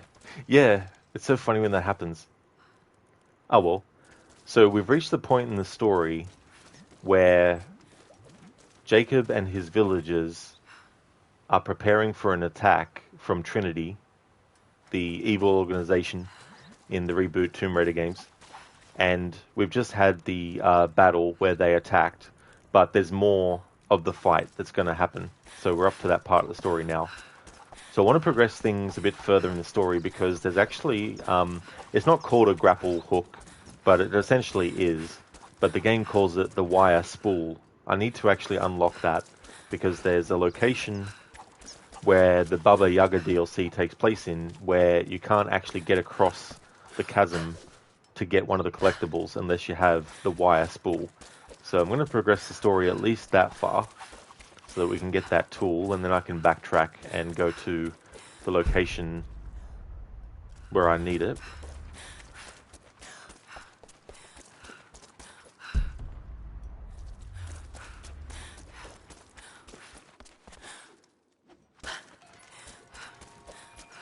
What I'll do is I'll fast travel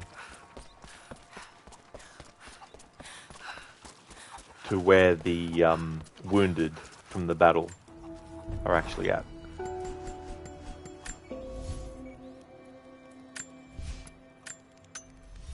Hey there, Anna Moon. Good morning to you. How's it going today?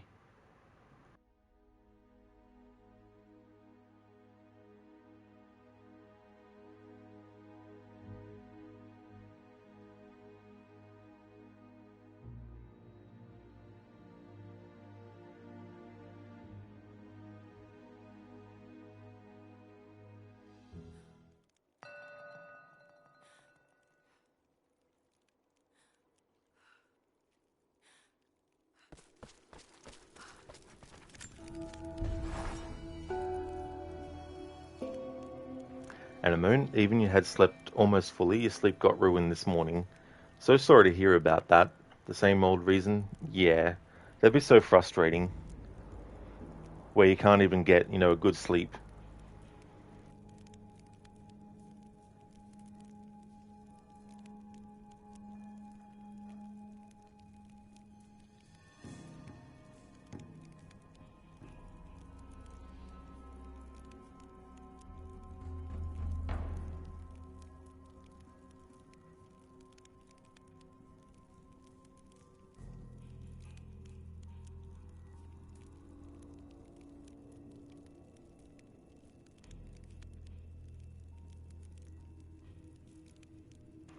Anna Moon, because they're fighting very loudly.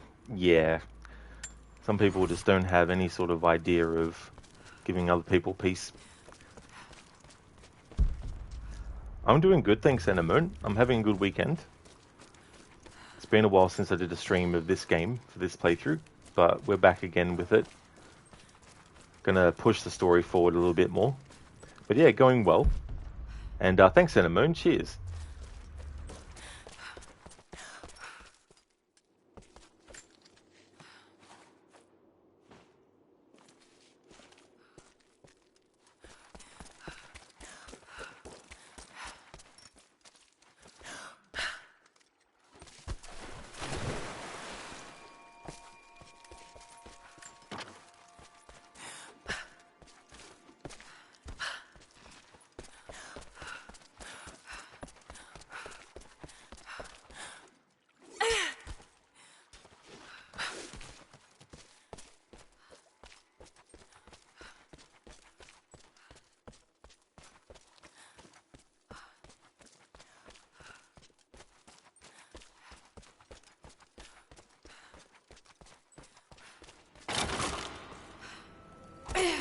Jacob, it's a mess up here. There's no sign of your people.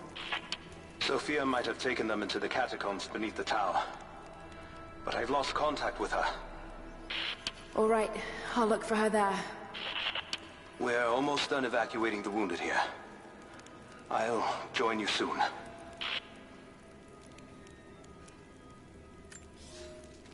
We heard of the Prophet's arrival in Constantinople, but we paid it no mind.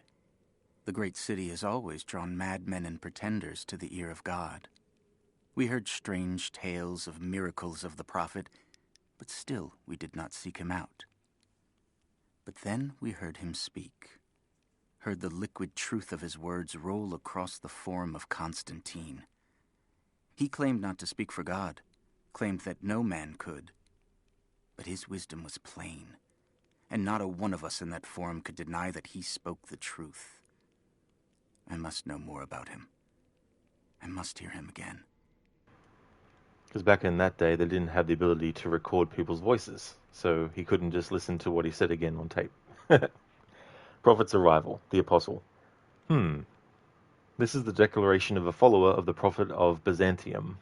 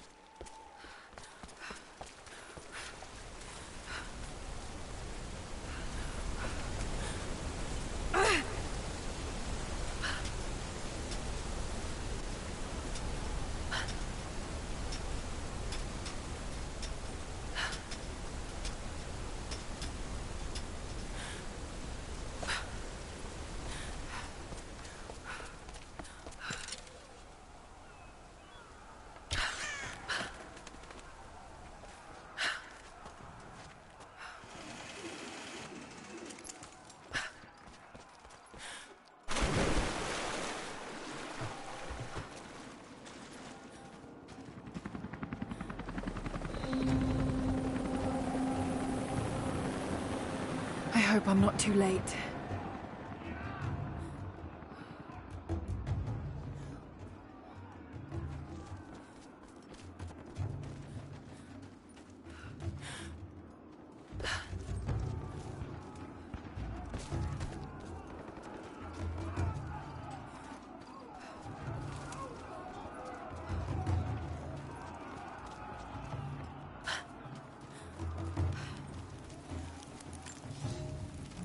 It has been months since the snows of the mountain buried the heart of Katesh. We sent men to search for survivors or food, but none have returned. Sounds drift up from the glaciers, but if people still lived entombed inside, I do not know. It could be the shifting ice, but I will be the first to admit, it sounds like the voices of men. Perhaps the ghosts of the Prophet's warriors still patrol the frozen streets. We will send no more of our people inside. We have to accept that the Prophet and the city are lost to us, and that we are now on our own. The abandoned city, the days after. The survivors of the fall of Katesh had to abandon the heart of the city.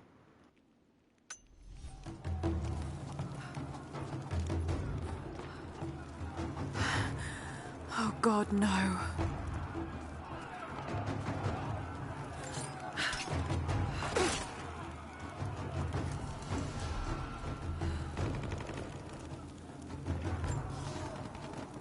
The creatures of this valley were unfamiliar to us. Once. But now they are our brothers and sisters as much as any relative of blood. You can learn much about the creatures of our valley from the hunters, but they find worth in death. We must also find the gifts our brothers give while they are still alive. In the nests of birds, you'll find feathers, for the fletchers to craft arrows. Ask for what you need, and the valley will provide. Common blood, codex of survival. They've lived in relative harmony with the world around them for nearly 1,000 years. Grail, such a beautiful game. It really is. What they had done with this sequel after the previous entry was a big leap, you know. Really did a great job with the environments and the character models and stuff like that too, as well.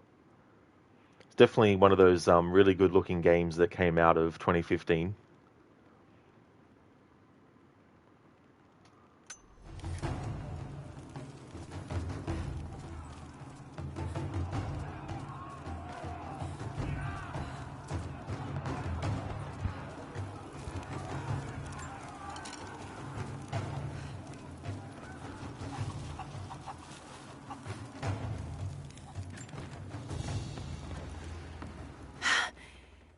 It's a reliquary box. Something used to protect and hold relics of the saints. Anything from teeth to fingers to the entire head, this claims to be a relic of the Prophet.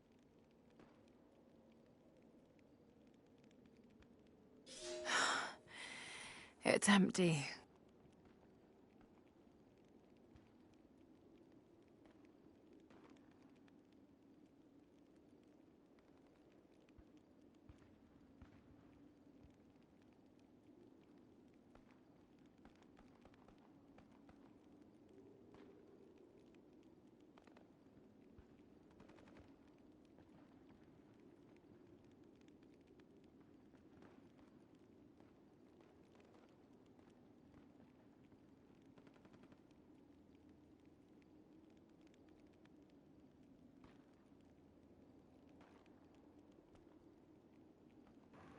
Unfortunately, you can only rotate the object, zoom in and out. You can't actually change the position of the camera to actually move left or up or down or right, unfortunately, so I can't really get any further in. But one of the things I wanted to do for this playthrough as well is when we find these artifacts to actually just give a little bit of a show of them as well. But yeah, I wish I could actually move the camera so that I can get a little bit closer on certain stuff and get rid of the text box as well. It would have been good if there was an option to hide the UI for this part too.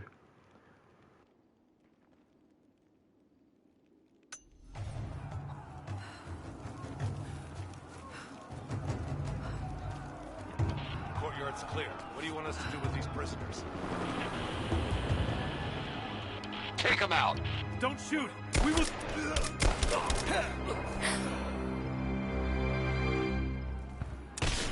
Missed one. Be more thorough going forward. What's our status? Looks all clear here. Team 4 is searching the tunnels for any sign of the Atlas. Spread out and sweep the area. Kill anything still moving. And use your knives if you can. We need to conserve ammo.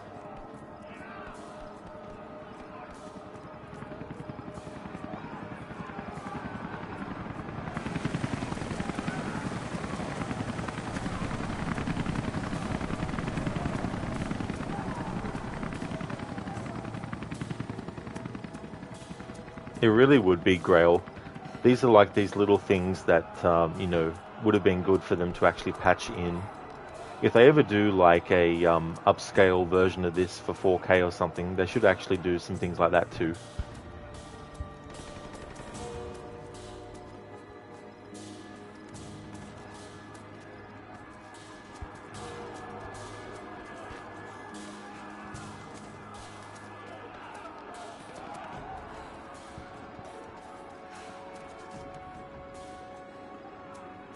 I'm also trying to trigger all the dialogue as well, so this will be tricky because I want to make sure I don't actually get detected and interrupt potential dialogue that could have happened. Sometimes getting dialogue in a playthrough is a challenge in and of itself. You could probably craft a challenge run with games where it's like, if you mess up before the dialogue is finished, you have to restart the game or something. I don't know. Maybe not that extreme of a punishment, but that'd be a bit much. Although then again, I have actually done playthroughs of these reboot games where it was a bow-only challenge, and the rule I had was that if I fucked up and I used a weapon that wasn't a bow, even if I was shooting at nothing, the punishment was to start the game all the way from the start again. So I have done that kind of punishment for something as small a detail as accidentally using the wrong weapon. But the thing about it is, it might seem like it's just easy. Oh yeah, you just make sure you equip the bow and only use the bow. But what these games do is they constantly, not like, every second, but the game will actually actively change what weapon Lara has equipped. So you might think you've still got the bow equipped. So when you go and aim and shoot instinctually, you might find that she's automatically equipped the shotgun or the pistol as well. So the first time I did that challenge with this game, I actually fucked up close to the end of the game and had to restart from the start. But I got through on the second attempt. And with the previous game to this one and then the one after, I decided to do that challenge with those two games and this one again, and I managed to get through all three without fucking up, so that was good. But yeah, the game switches weapons on you without warning. So you constantly have to make sure, have I got the bow equipped? Have I got the gun equipped? Make sure I keep pressing the button that equips the bow. Lucas, no, Rod, in this case you Croft the challenge. Instead of Croft.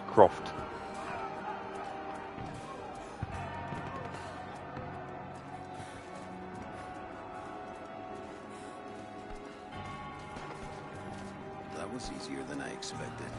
Could have gone the other way if they'd been ready for us. Just stay sharp. We're here to find the Atlas. They won't give it up without a fight.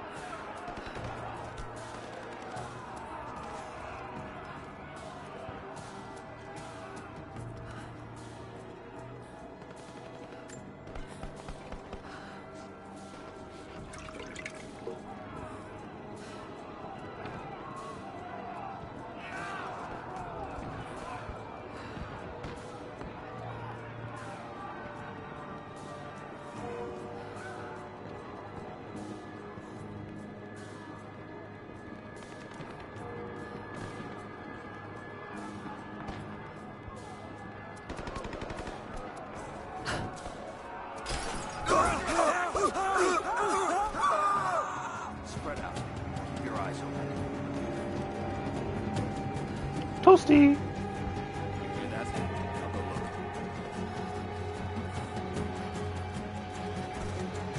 We'll get a KIA. Everyone, look sharp.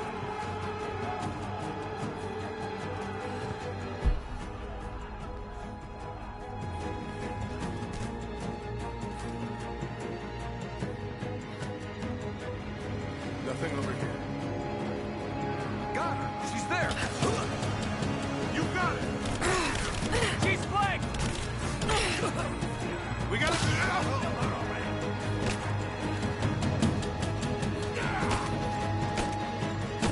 I'm under fire! I got an angle!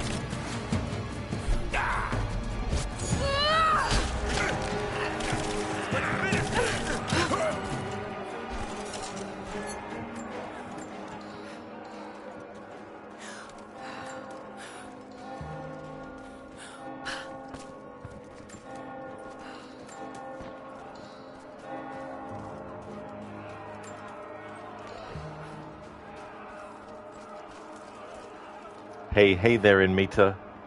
Thank you so very much, dude, for the 8 months in a row. Muchly appreciated. Thank you so much. Hello there. How's it going, Inmita? I hope you're having a good weekend so far, dude. A couple of these enemies had a unforeseen barbecue, and they were the ones in question being barbecued.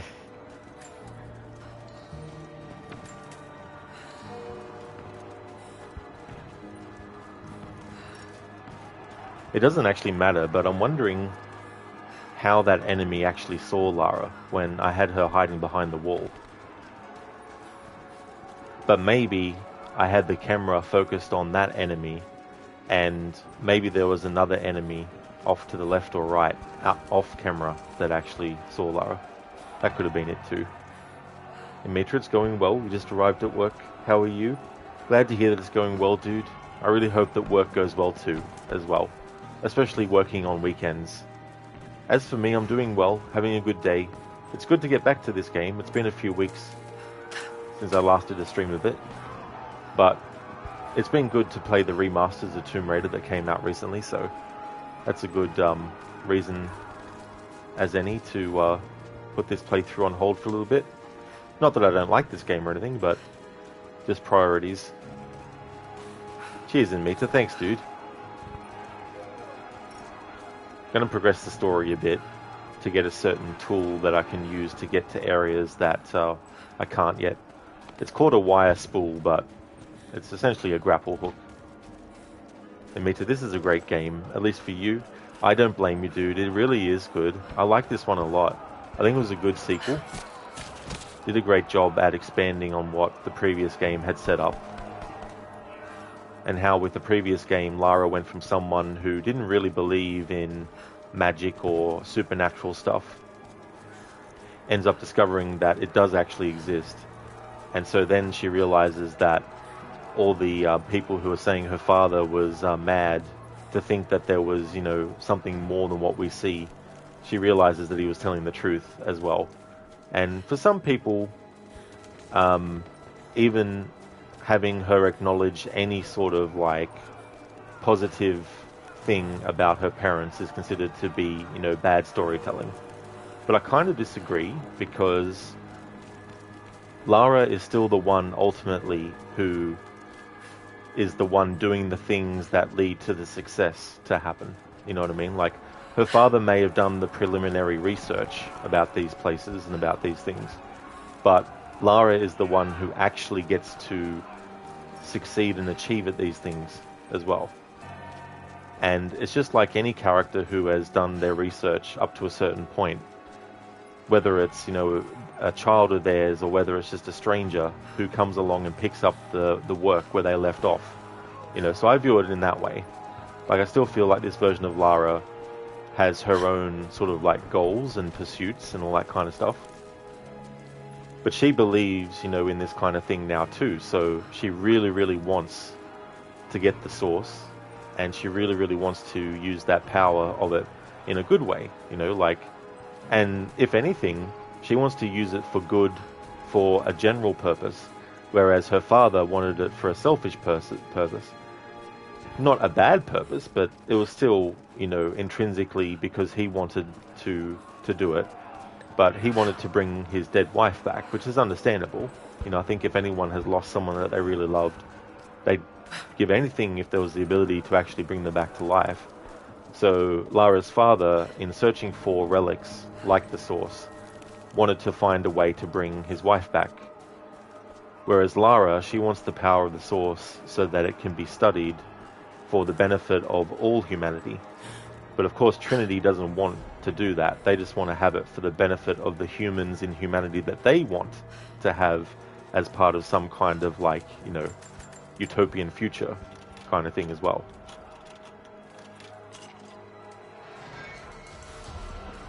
So yeah, Lara's reasoning for going after this artifact is not because she wants it for her own, you know, purposes, but she wants it so that the rest of the world can use it. But the theme of sacrifice versus loss means that for the greater good, because there are people who will use it for ill outside of Trinity, you know, Lara decides that the power shouldn't be available for people to use, and to come to terms with the fact that as much as it sucks, you know, the people that we lose, like, It's just part of life, so there's that aspect too, as well. And Mita, that's a good way to view it. Yeah, like, I think to just strip it down to, oh, her father did this, and Lara's following in his footsteps, that means that she's a completely useless character that has no direction of her own. It's like, not really. It's just that she realizes now that he was actually telling the truth, and that it was the wider public that were criticizing him. But really, it was Trinity, ultimately, because they were orchestrating all this stuff. But just wanted to prove that it was actually true. But the thing about stuff is that whatever reasoning, whatever explanation is given for things, that doesn't mean that the person hearing the reasoning or the explanation has to agree with it or, change their mind. It's just that I feel like, from a different perspective, Lara in this game going after something that her father did doesn't take away anything from Lara's own individualism at wanting to actually get the artifact and the purpose for what she wants it for, Like, I'm sure that, there's the potential for her to have wanted this to bring her parents back, which is definitely understandable. But something that plays into Shadow of the Tomb Raider as well, which I don't know if I'll talk about, just in case some people haven't played that yet, but there's certain thematic stuff that goes across all three games in this trilogy. Our ancestors came here as men and women fleeing Byzantium. They wandered into a wild that almost killed them, but they survived and found this valley. And how did they honor this gift from God? By tearing the stones from the mountains and building a new empire, a mocking echo of that which almost destroyed them. But like the Tower of Babel, God saw fit to cast us down and to make us humble. We learned to listen to the land, to become stewards, not conquerors. And in turn, the land has offered up its secrets. You only have to listen. Stewards, Codex of Survival. Jacob's people had to reinvent themselves to survive after Katesh fell. Amita, in the end, it's a good thing to have, but we also know that some people will still use it for bad things, despite the good intentions of Lara. Exactly, Amita. It is a shame, but it's just the truth of the nature of humanity as well. Like, even if we achieved a utopia where everyone lived in peace, there was no bad things at all, eventually something would change that, because there'd be someone who would get jealous, and then instead of being able to control their jealousy, they would act out and then do something bad to cause, conflict amongst a group of people, which then could spread, you know what I mean? So, yeah, and Mita, it's like when things are created, it's like you want to create things for the benefit of people, but there's probably some side effect that it could have which wouldn't, Because some of the worst things in history have been done with good intentions. That's true. Oh yeah, I mean, things that were done with good intentions and things that at the time felt like the right thing to do. But eventually, things happen as a result of that, which end up causing, if not the same level of conflict that they tried to prevent, but even causing more. Life just can't be perfect. We just need to find a balance at the least.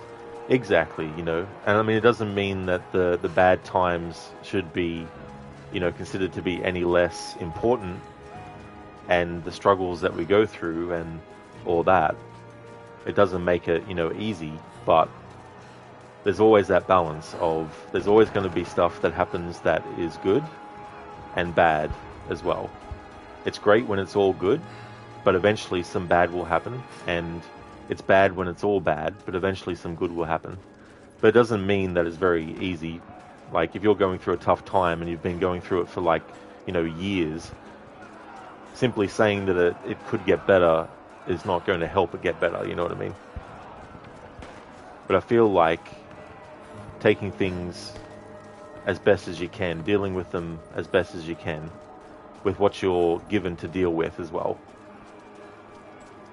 But then again, some people don't have the resources that others might have, so it might be a bit more difficult.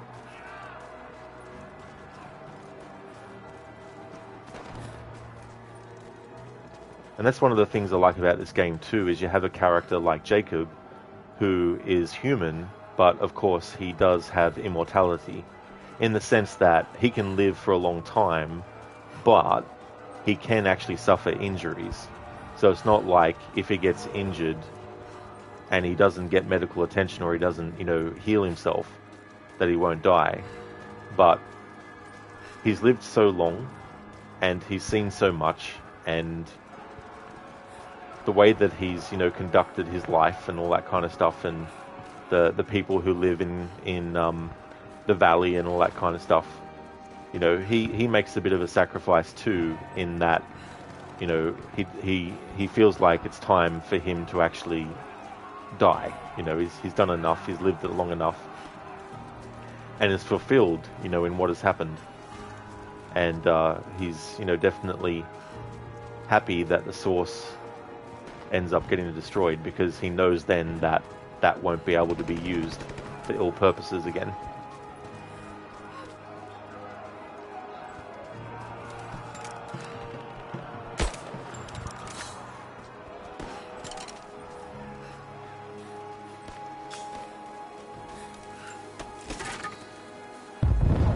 Let's move. The rest of them can catch up.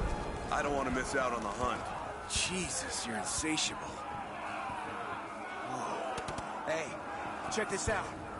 We don't have time for this. Let's move.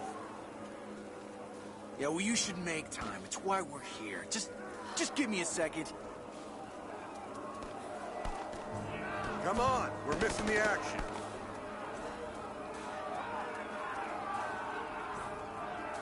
This is incredible. Hey, hold up. We should get pictures of this. Christ, man, the paintings can wait. What the hell is this place?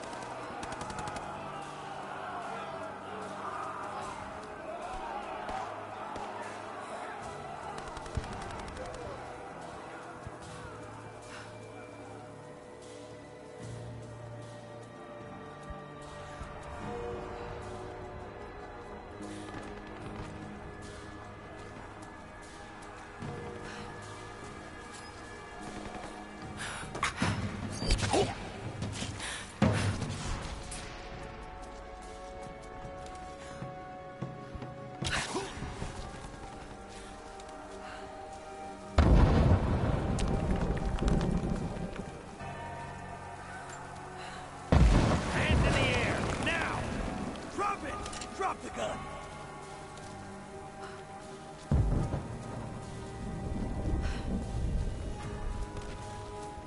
Don't shoot! We will... Shots fired! Gunshots! We've got shots fired! False alarm. Understood.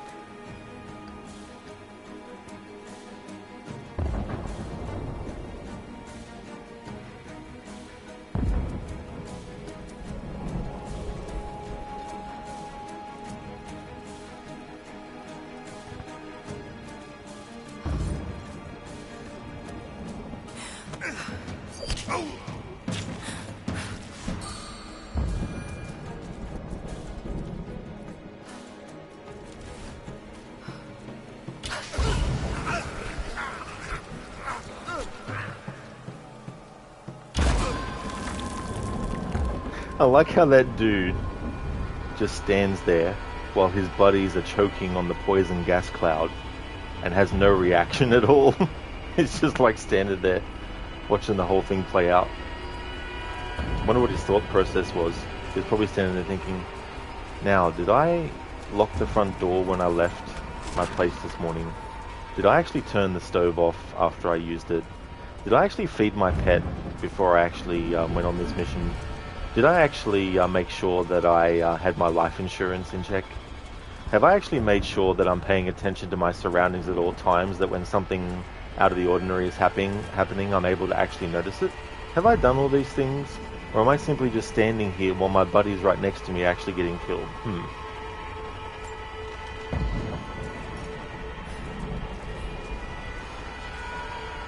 And Mita, you were wondering why you needed that thing you get from the cockatrice in Witcher 1, and yesterday you realised that you needed to access the tower. You remembered it because you're almost at that point in the story of Witcher 1, and you were like, oh yeah, this is what you need it for.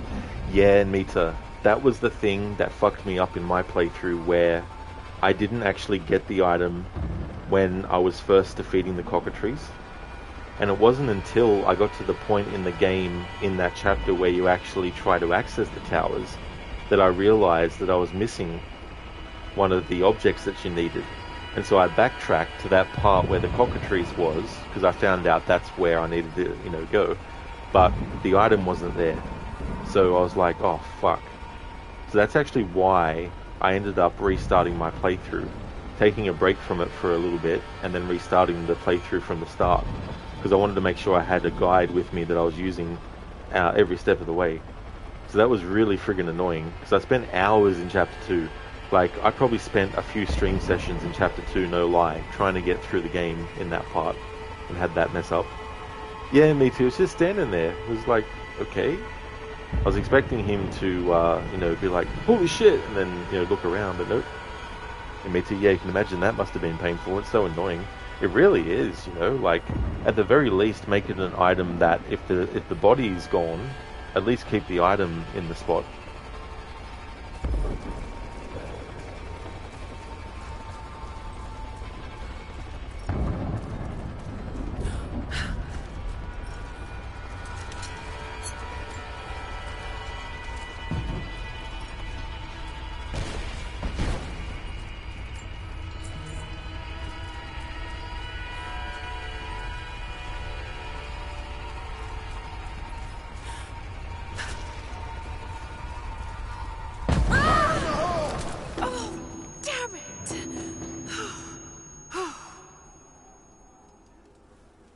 Hey, hold up. These bastards are resourceful. They might have set up some traps. Don't worry. I'll kill anything that moves. Just take it slow. Stay sharp.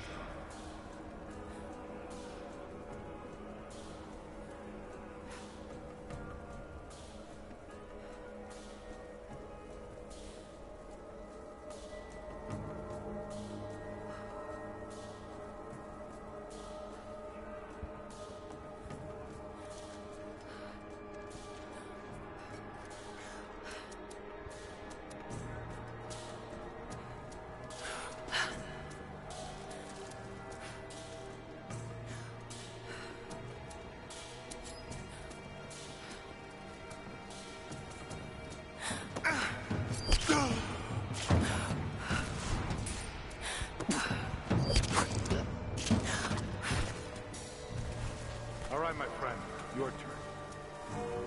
I won't tell you anything. See, I believe you, which is why we're just gonna beat you until you stop breathing. That way, when I ask the next guy where the Atlas is, he'll know I'm serious. You made your point. If it makes you uncomfortable, spin around and face the wall.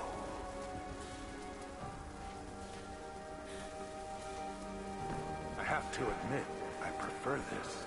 Questions just get in the way.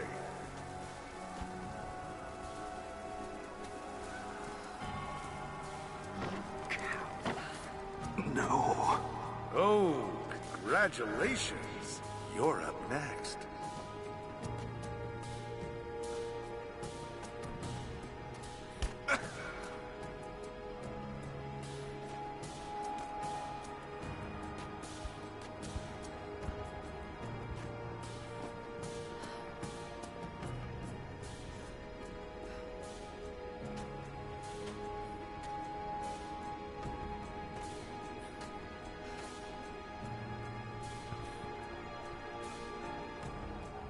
Mita, true. At that point in the story, you don't really know if you would need it, so you just ignore it, but later on you realize it's essential. At the beginning, even if you loot the corpse, you're like, oh nice, stone. Anyway, let's move on. Yeah, that's a good point too. And it might take hours of gameplay to actually realize, oh shit, this is something I need to actually use.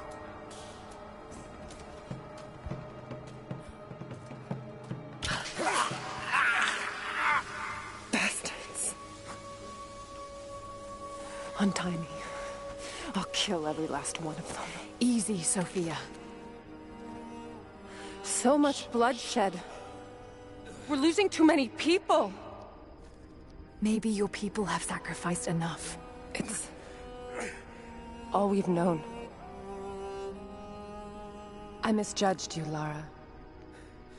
Tell me how I can help you. I've got to get the rest to safety. But the entrance to the catacombs is blocked. I'll find a way to clear it. You're gonna be okay. I'm all right. I'll be all right. Just help us get the others to safety. Just breathe. We'll get you to safety. Just hold on. It'll be over soon.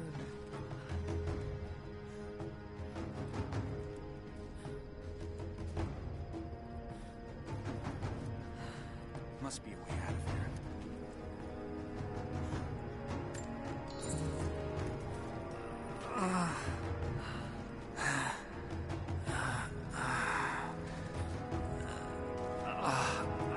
You didn't have to help us. I will remember that. I'll be all right.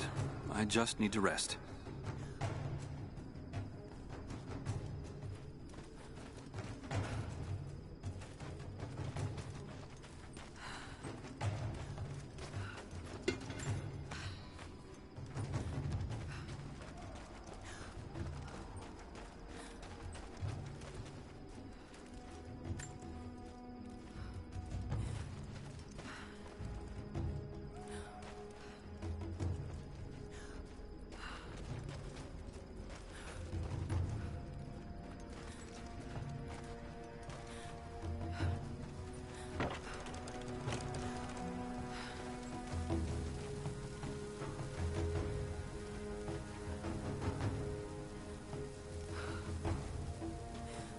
I hate when that happens in games where you interact with the character to get dialogue, but nothing plays.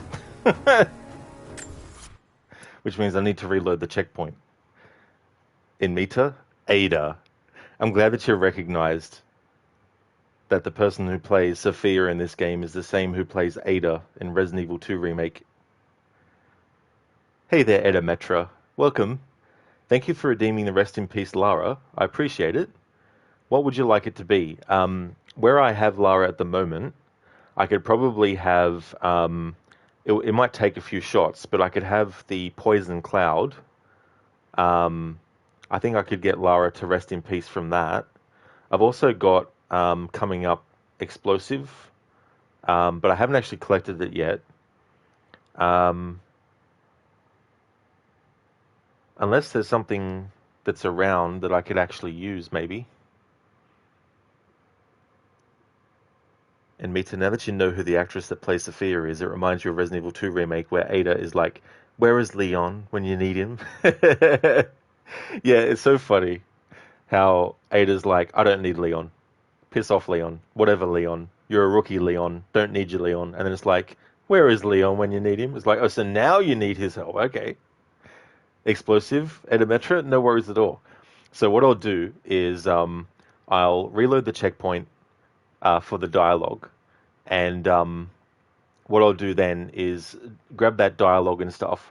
Because this guy that I spoke to that didn't have any dialogue, I want to make sure I actually trigger it. And then when we get the explosive arrows, then I'll have Lara die from that. You're gonna be okay. I'm all right. I'll be all right. Just help us get the others to safety.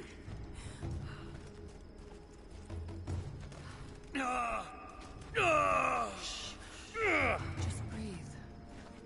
We'll get you to safety. Just hold on. It'll be over soon.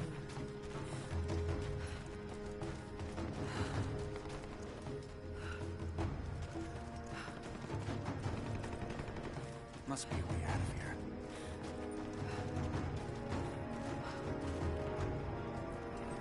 here. This guy is locked in a pose now. I can't open this from here. It must be blocked on the other side. calm. Try not to move.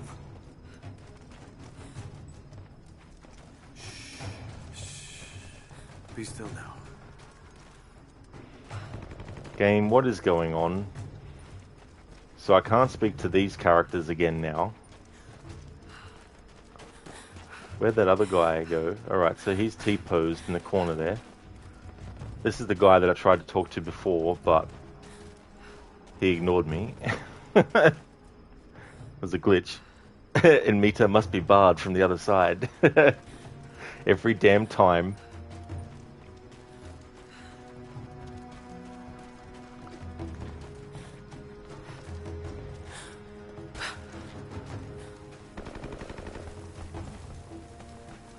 Well, I guess what's happened is, even though the checkpoint was made after the cutscene, it still counts the fact that I already interacted with those characters to try and get their dialogue, which is annoying because it means I can't get their dialogue now. Because there's no actual save. I mean, there's a change save slot, but yeah. Like, I hate in games where this kind of thing happens. I'll just reload the checkpoint again and then do another test. You're gonna be okay. I'm alright. I'll be alright. I can't open this from here.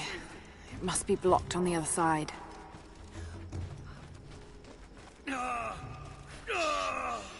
Just breathe. We'll get you to safety. Just hold on. Must be a way out of here. It'll be over soon. No, the game is like, fuck you, Rod. You can't do what you want to do. It's like, oh, you wanted to interact with this character? And the prompt turned up so you could, and you pressed the button and the audio didn't play because it was glitched? Well, fuck you anyway. Even reloading the checkpoint, we won't let you actually get that dialogue. Oh well, need to restart the game from the whole start again. Just kidding.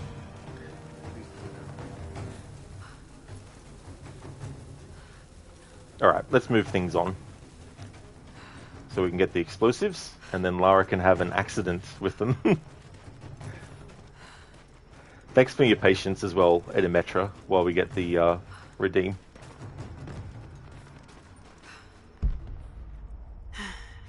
It's barred from the other side.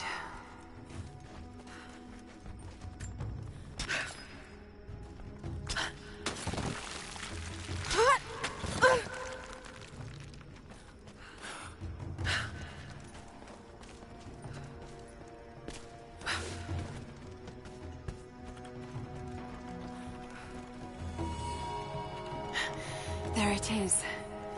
Maybe I can unblock it from here. The catacombs. We'll be safe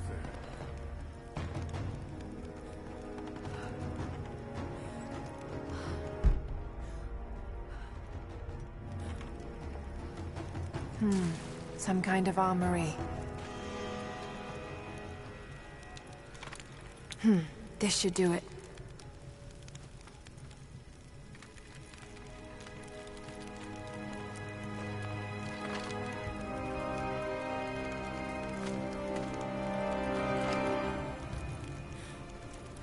Grenade arrow.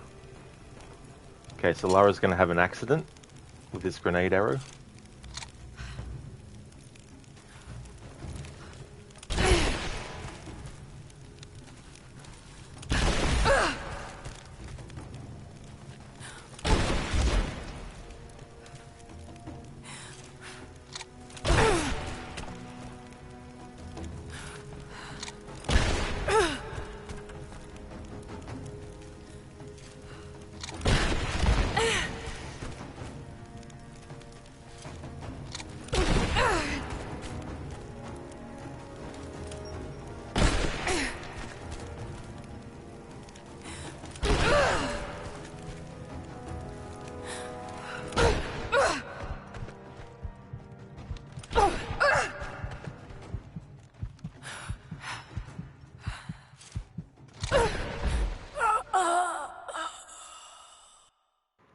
There we go, Edimetra. Finally we got Lara to accidentally die from using the explosives.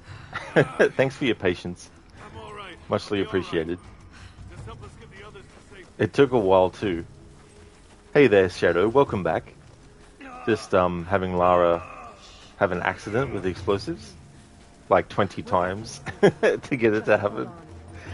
What is funny too, I have the skill from doing the challenge tomb where you unlock the skill for when you get into a combat encounter, when you actually lose all your health, you get all your health back again, and then when you finish the combat encounter, it'll reset for the next time.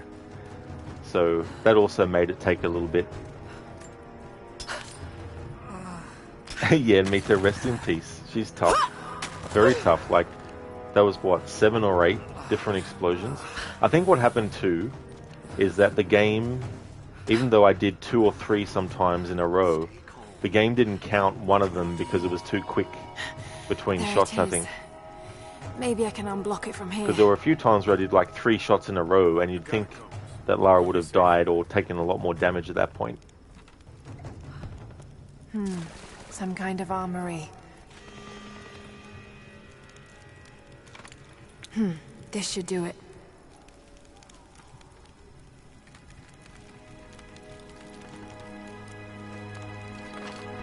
Another element in these games that reminds me of the Rambo movies. Because in the Rambo movies, he uses explosive-tipped arrows.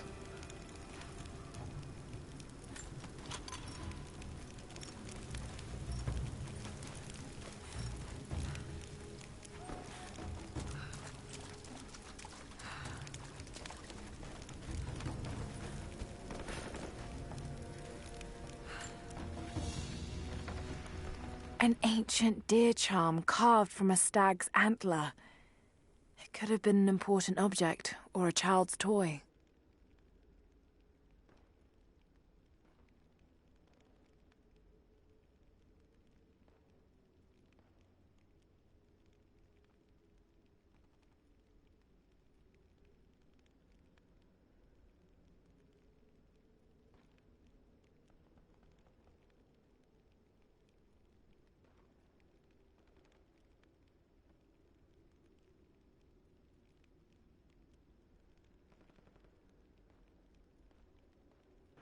Dr. Darling, you're fucking freezing. It's 3 Celsius cold. Going back to bed to cover yourself with 3 blankets and a watch on your phone? That's definitely fair to have to do that, dude. I don't blame you. When it's really cold like that, need to get as many layers as you can. Edimetri, you're playing this game and you have a question. How do you change the arrows? You like poison, but it only gives you flame arrows. It's so annoying. Oh yeah, so you press the, if you're playing on console, you press the up button on the D-pad, and you keep pressing it to cycle through the different attachments for the bow.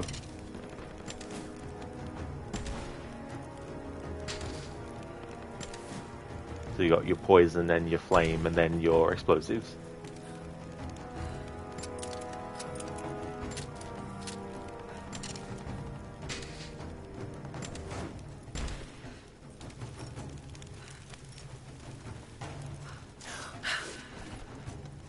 Oh, that's all good, Edimetra. There's no worries at all.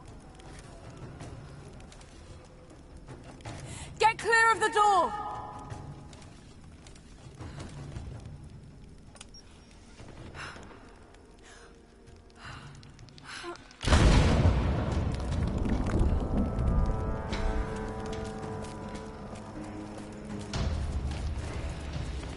Thank you, Lara. They'll be safe in the catacombs for now. I know you seek the divine source, but my people will die to protect it. Your people are already dying.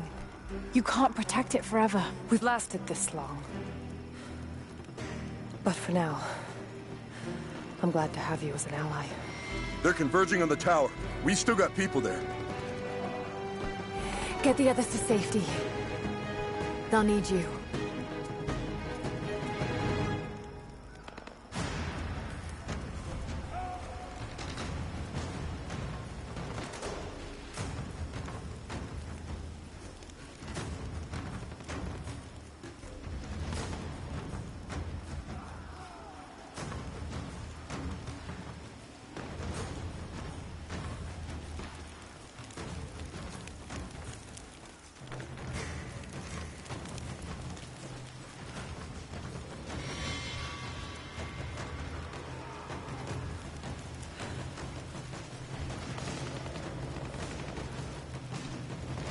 Eddie Metra, thank you so very much for the 100 bits.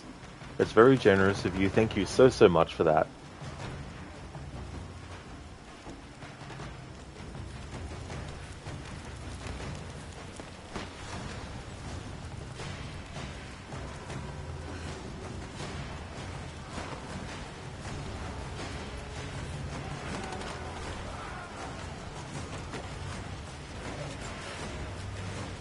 My father is missing. Last night, I told him of the invaders and the weapons they have at their disposal. When the sun rose, he was gone. Cyril told me he would be back, but the day is almost done and no one has seen him. I fear he may have done something rash, the old fool. We need him. At this moment more than ever. Missing, Diary of the Resistance. One of their number went missing. He sounds like he was a person of great importance.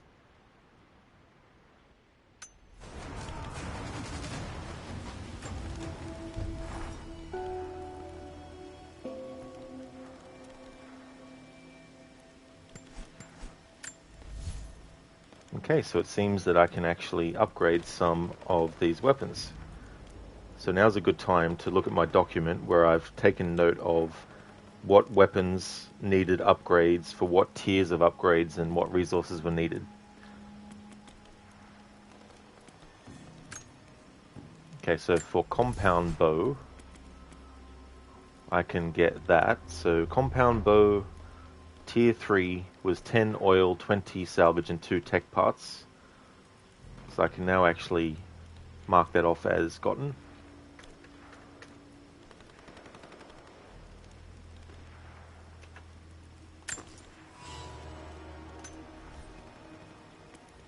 Okay, so no more upgrades for the bows are available at this time. I'll just go back to what I had it as, which was Death's Breath.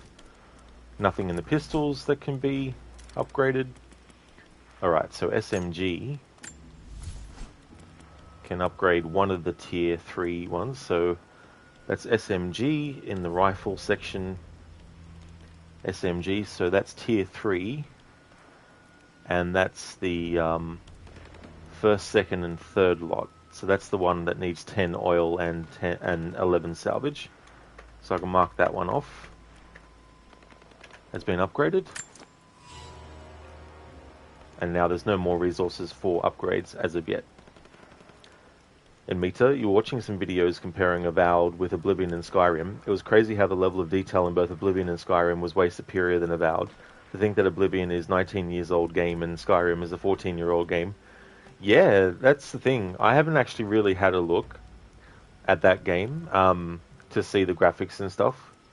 But when there's like older games that have a lot more sort of done to them than newer ones, it makes you really, think about what is being done differently. Like with anything, you could have the same people working on one project and then the next. And just because they did one project really well doesn't mean that the next one will be. And just because someone did a bad project one time doesn't mean the next one will be. But there's certain things where you think, how come this game from this long ago, in these ways, has been done much better than newer games, when you would think that, in general terms, things should have improved instead of gone back. But I mean, again, there's definitely things where, even if your technology advances really far, that doesn't necessarily mean that everyone who uses that tech is going to be using it to its best potential as well. Like, someone could use the latest technology for facial capture, but then someone else might use that same technology, but they don't use it properly or to its potential, and so the facial animation that they get from it isn't as good as something else, so that can happen, I guess, as well. And yeah, you don't know if they are lazy or they just don't bother. Yeah, I mean, there could be that too. Could be like time constraints, could be like, could even be money. It's like, we only have this amount of money, so we can't spend this amount of time. If we had more money, we could spend more time on this thing. And I think too, like, if you look at people who do mods, a modder has all the time in the world to not only do what they need to, but there's no deadline really. Whereas someone who's working on a game officially, there's deadlines, there's, this amount of resources, there's only this amount of time that can be put, and all that kind of stuff. And I think too, there's so many variables at work that it can be hard sometimes to just say as a general thing, oh, it was because of this or because of that. But sometimes it is just because of that or because of this other thing, you know, so I don't know. And then you've got like the perception of stuff, you know, and what we all want out of something. Like people who love games that have the latest visuals and a game doesn't reach that level, then that's understandable that they're not going to be that happy. But if the person playing the game just cares about is the game fun or not, then they won't necessarily worry too much about the graphics as well. And since we all have our own different things that we're going for, like I really like graphics, but there's also gameplay that I want to have, and then there's story as well. And in some cases, I actually put the priority on the story being good or not above whether it's fun or not. You know, but that's just me though. So that's also a factor, but at least they should make a little effort to bring out a good game with what they have available. Yeah, I think, you know, it's in the best interest of the overall game itself for all the people involved to do it to their best, you know, as well. Let's go back to the Golden Fang. I just love this weapon. And let's actually change Lara's outfit. I've had her wear this for a little bit. I don't really have like a set amount of time that I showcase Lara in each outfit. But there's a lot of outfits still left to cover, and so I want to make sure that I'm covering them with enough game to not have to make it a thing where, okay, everything else is done, now we just have to spend time showing the outfits. So that was the Expedition jacket. Now for the White Out jacket.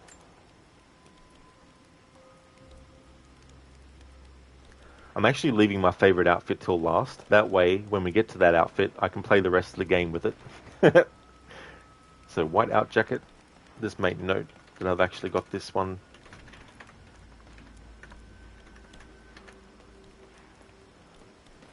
White Out jacket. Modern, insulated winter coat in an all-white palette. Light coloring helps keep cool and blend into snowy surroundings.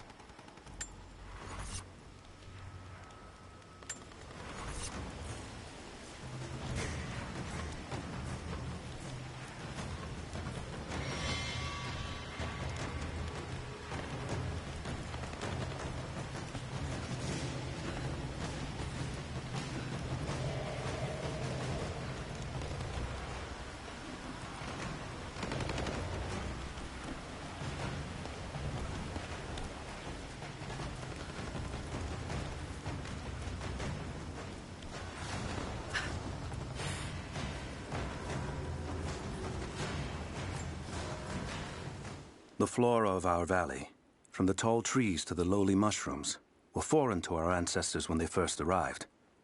It took time and tragedy to learn the language of this land. But now we pass on this knowledge with every generation. The earth offers all we need. There is the healing herb, which you know to seek near sources of water and in sheltered coves. The birchwood of the forest, straight and true, can be gathered to make arrows. And the death caps, the mushrooms you find inside rotting logs or in dark, damp places, can make a potent poison. Language of the land, Codex of Survival.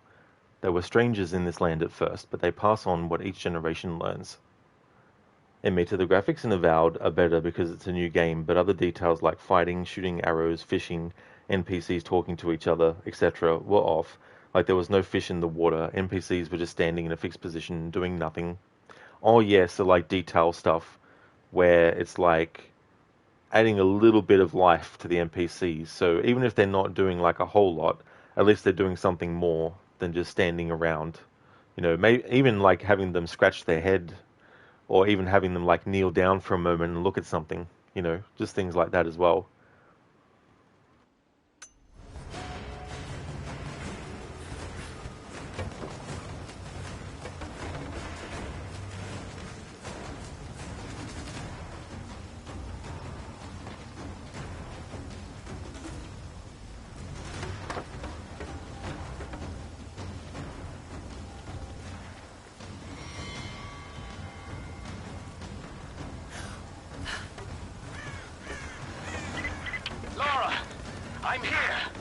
but we're taking fire from the choppers. I need you to get Trinity's attention. Any way you can. Leave it to me. I can do this.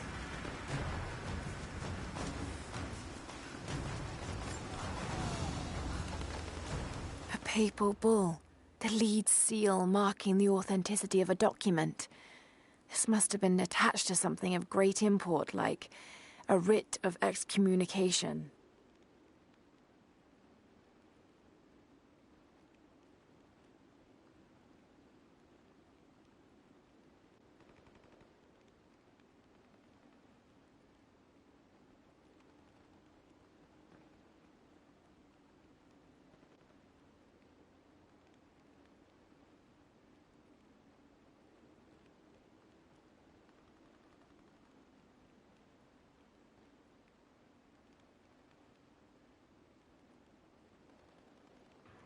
That's probably a good angle to get it on. I've got no idea what that writing is, but that angle's probably better for the lighting on it. It means it because one thinks like, if a very old game has, why can't a new game have it? In your opinion, these details are what makes a game good, other than the story and gameplay, of course. Yeah, like, one thing that the Ubisoft games do a lot really well, if there's anything that you could say they do really well, not that there aren't any other things, but it's animations for what NPCs are actually doing in the game world.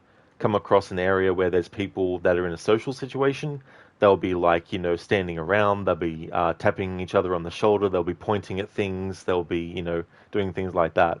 Someone who is near water, you know, might be fishing, sitting down, and then you see them actually cast the reel and then sit there, and then they might sort of scratch the back of their neck. There might be like a fly that buzzes around their head, so they like shush it away. You know, all these sort of like little things that add a whole lot of detail can be really good in games too. Dr. Darling, Rise of the Tomb Raider is the game in the trilogy you have played the least. It feels more like a stepping stone from the third game. For the third game to you. I see, Dr. Darling, yeah. Yeah, I mean, there's definitely games in this trilogy where it's like I play the first one a lot. That's the one that I've probably played the most. And it's not because it's the one that came out first between the three. Because it's, you know, obviously you can play multiple games. Like, 3 games could come out and you could play the first game 50 times and only play the other 2 that came out later, you know, 15 times. So with the 2013 game, I've probably played that one the most. Whereas the sequels I haven't played as many times, but still a few times as well. But it's interesting too, because there's definitely a difference between this and Shadow as well. Like the whole thing with the what's the Paititi, you know, and the different outfit that Lara has to wear, and how, like, you know, you can't wear certain outfits at certain points unless you have the definitive edition version where they added a thing where after you finish the game at least once you can make those changes and stuff. But you got those things as well, so there's a few things that were added for gameplay that this one doesn't have. But I really love how they expanded the stealth stuff in Shadow of the Tomb Raider. They did a great job with that too.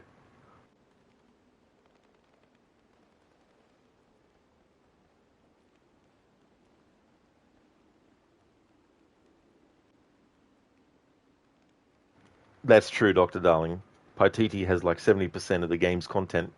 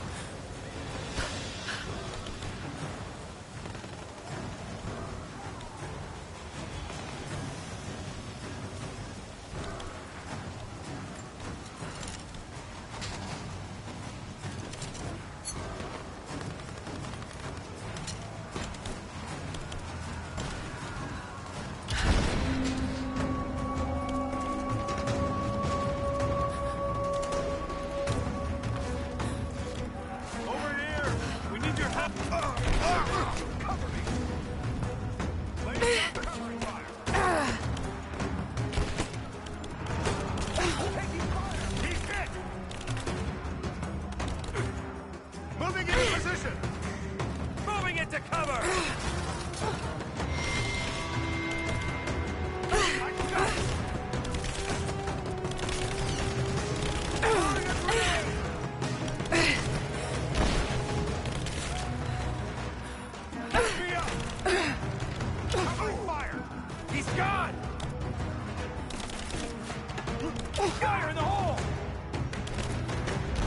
Why didn't that count as a headshot? I fired the arrow when the reticule telling me it was going to be a headshot was actually above his head.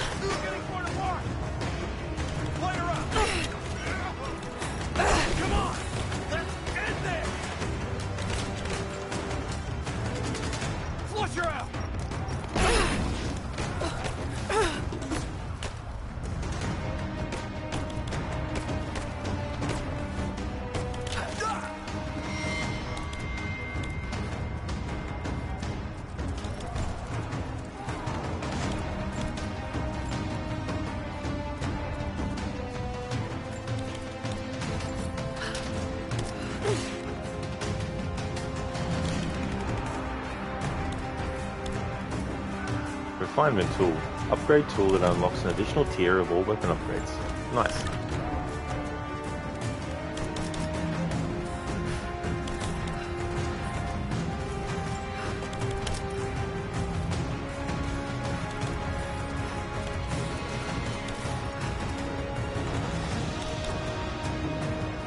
In Meta, even Witcher 1 has some good attention to detail. For example, when it's raining, you will see the NPCs rushing to the nearest shelter to not get wet from the rain, something that sadly was removed in Witcher 3. Oh, that is definitely cool.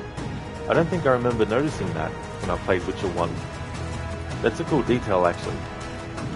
It's a shame that they removed it in 3, because you think that they'd expand upon it a bit more as well. Like, it'd be funny if there was an NPC who had clothes on their line, and it started to rain, and they rushed and pulled all the clothes off the clothesline and scooped it up in their arms and then ran off, you know, things like that.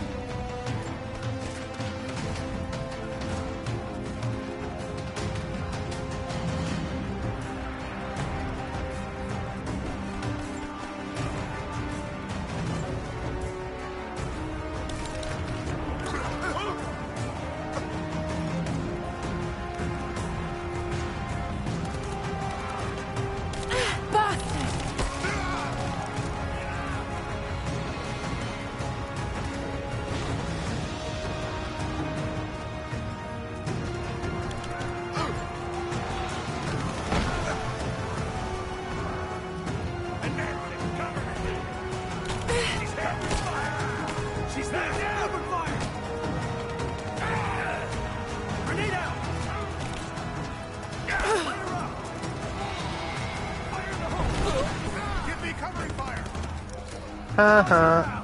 Killed his friend. She's hit! She's hurt! Throw the grenade! I got a hit!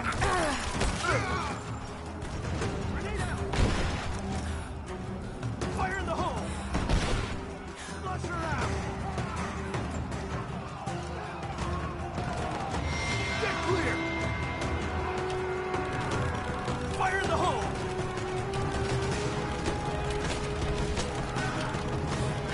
Flush her out! Damn it, lost her.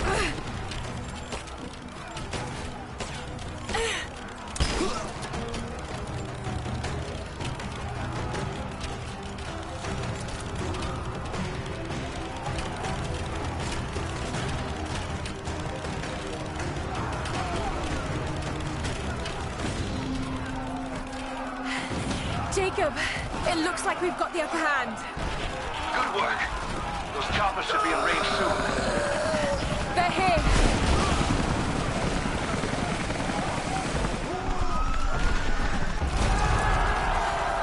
We did it.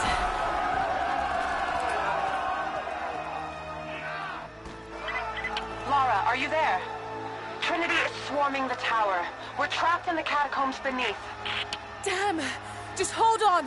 I'm on my way.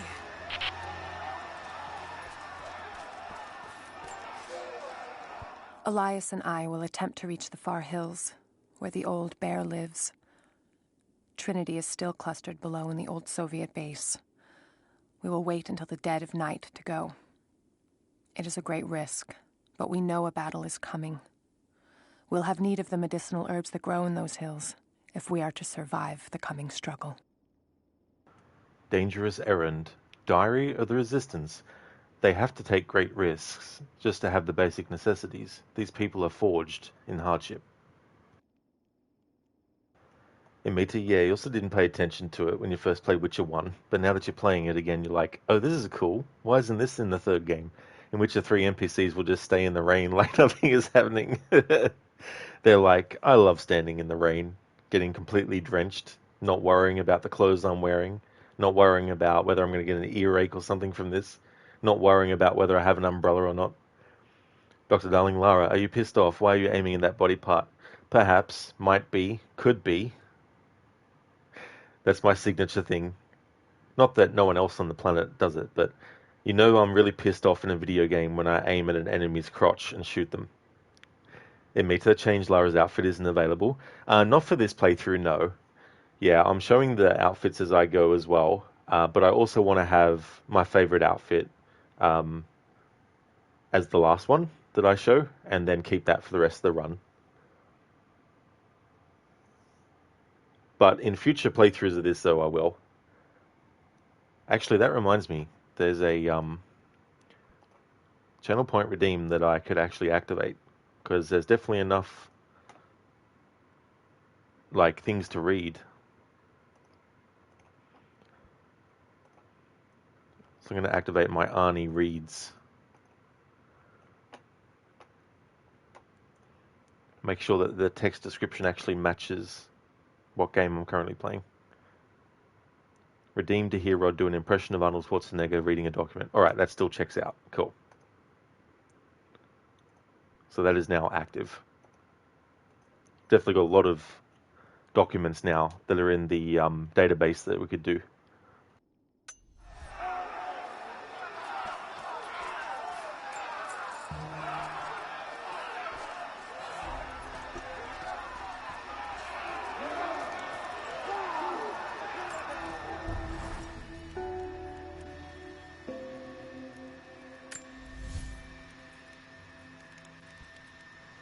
Okay, so 2 skill points. I want to keep one in the bank though for later, so we'll just use the one.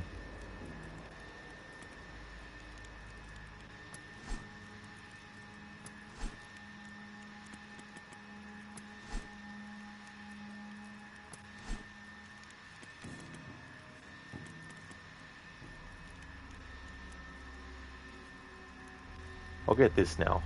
Intuitive. Survival instinct shows nearby relics, docks, monoliths, and strongboxes, even through solid walls. Crypt entrances are revealed on the map.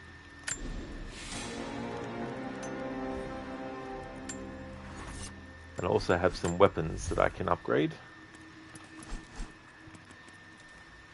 Alright, so we can do another upgrade for the recurve bow, which is the final upgrade, so I can now mark off that as being fully upgraded. So that's the recurve bow.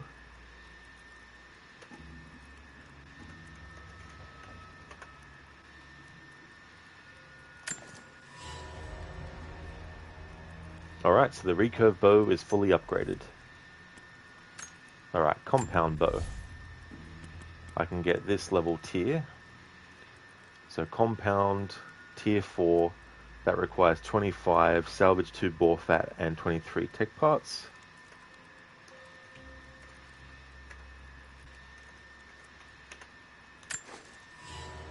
So I've gotten that. And now we have an upgrade for one of the pistols. Moon Shadow. And that's a tier 4 one that we can actually do. So Moon Shadow, tier 4.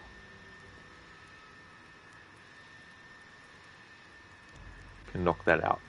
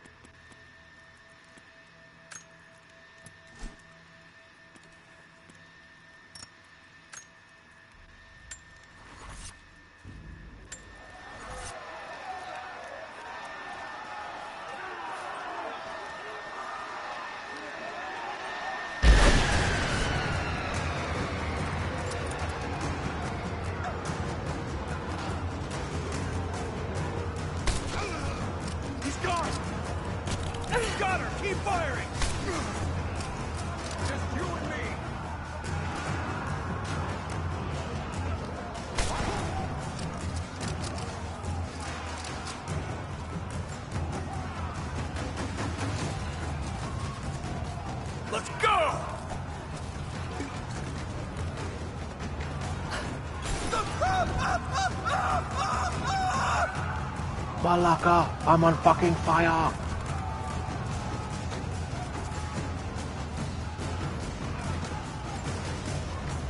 It is our first winter since the Mongol invasion. No more than 1 in 3 of us will survive. We once had marble palaces, heated by geothermal vents. We had the wealth and luxury of an empire. Today, we struggle to find enough hides to keep our children warm, to gather enough roots and berries to feed ourselves.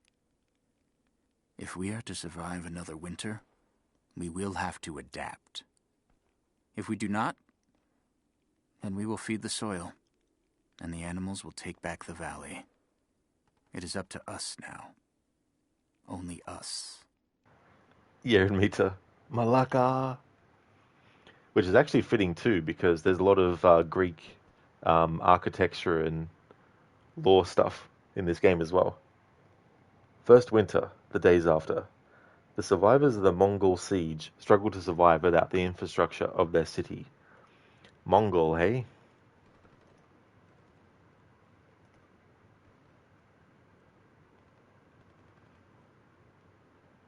Ah, he must have got rid of the other Jin Sakai animated emote. But there we go. We got the Jin Sakai sword pull.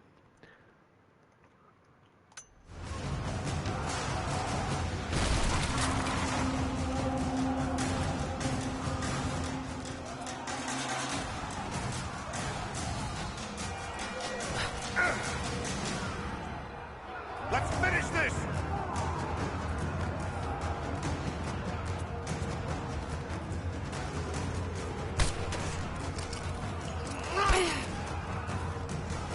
It's over!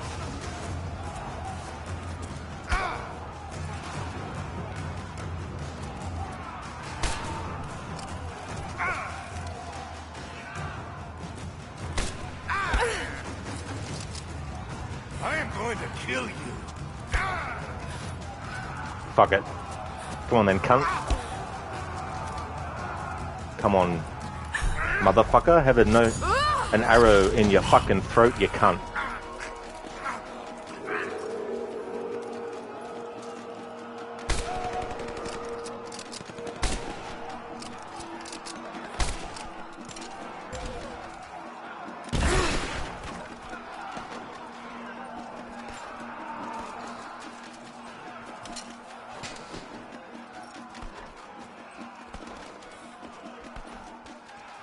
First I was trying to hit his head, because his head was slightly exposed, the top of it. But he started to block his top half. Then I tried to go for his feet.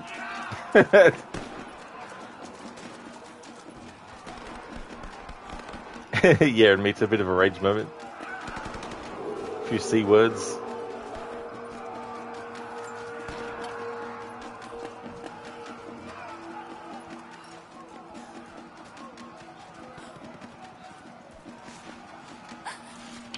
Team 5, we're heading into the catacombs. Need some backup here. Got it. On our way. Why don't we just drop in some grenades and be done with it? No, the Atlas could be down there. He's right. We can't risk it. But they won't give up without a fight. All right, let's get this hatch open. We'll go in when our backup arrives.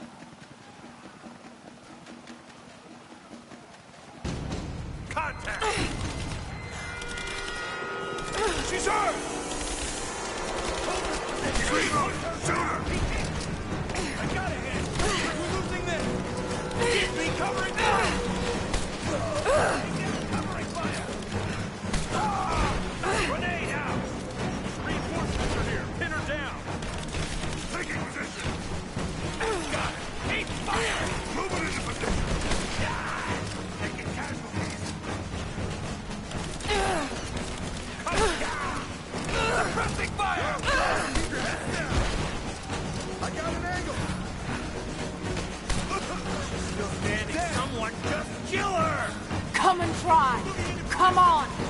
Fuck yeah, Lara. People say this Lara sucks. But you don't want to be on the other end of her weapon when she's aiming it at you.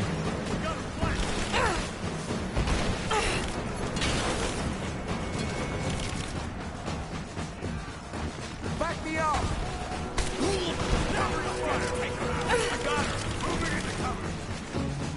Keep her down! He's dead! I got her!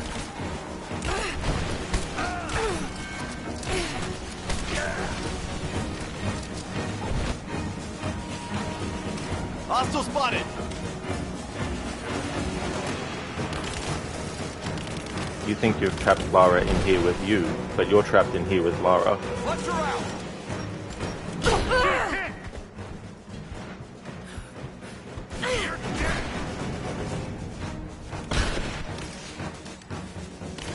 She's hit!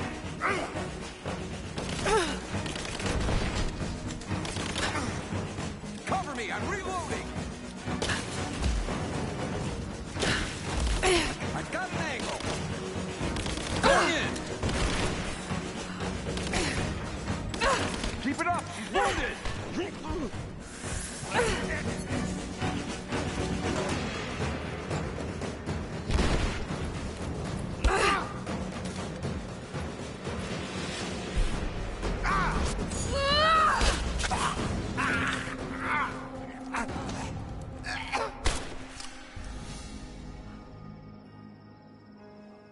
Jacob. They're gone. I fear this battle is far from over. Will you tell me more about this place? You've earned that much. Come with me.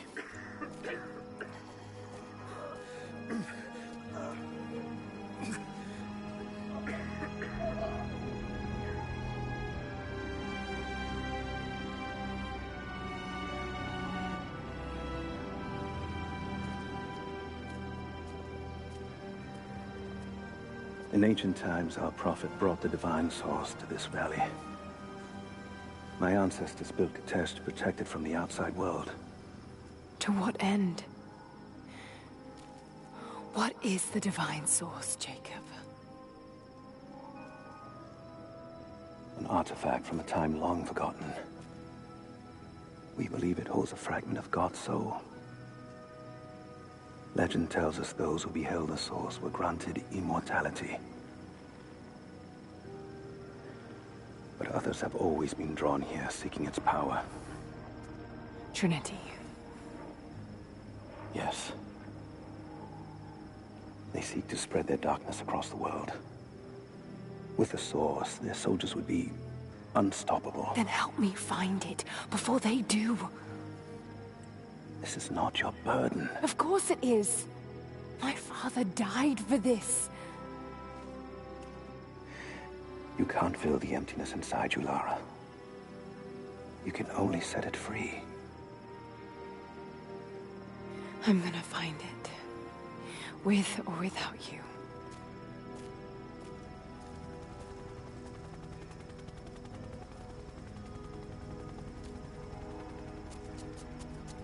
Wait! Sophia, let me go. I have to do what I can. You spilt blood for us. I want to help. You know where the Atlas is? The cathedral. In the archives below. But we won't follow you there. Why? What will I find? There are others. The Deathless Ones. They will kill any who trespass. My father believes they will stop Trinity. I can't take that chance. I know. Here. Take this. It will help you reach the cathedral.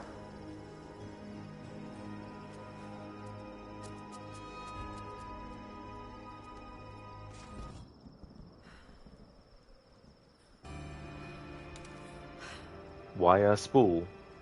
How a spool? Where a spool? When a spool?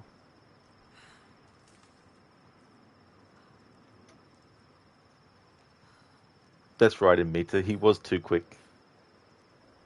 Dr. Darling, headshot times 13. Oh, I got up to that count? I didn't actually realize. I thought that the count reset.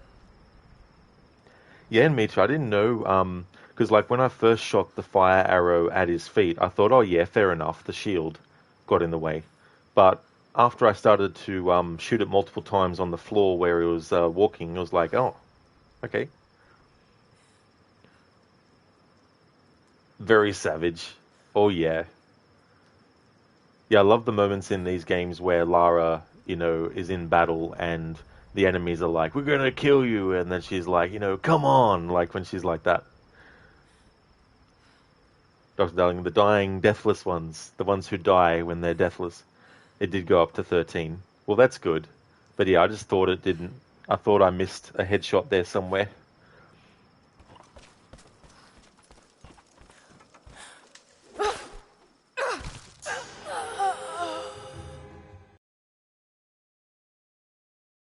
Fall of the Tomb Raider.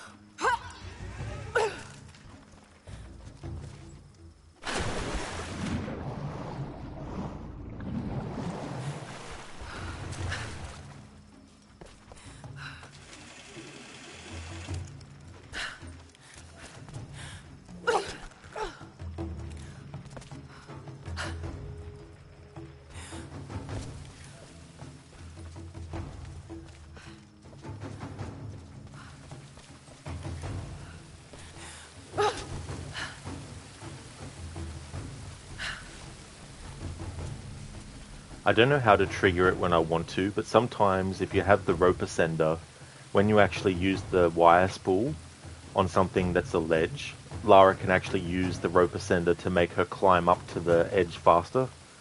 But I don't know how to trigger it on purpose. It's one of those things that just happens every so often.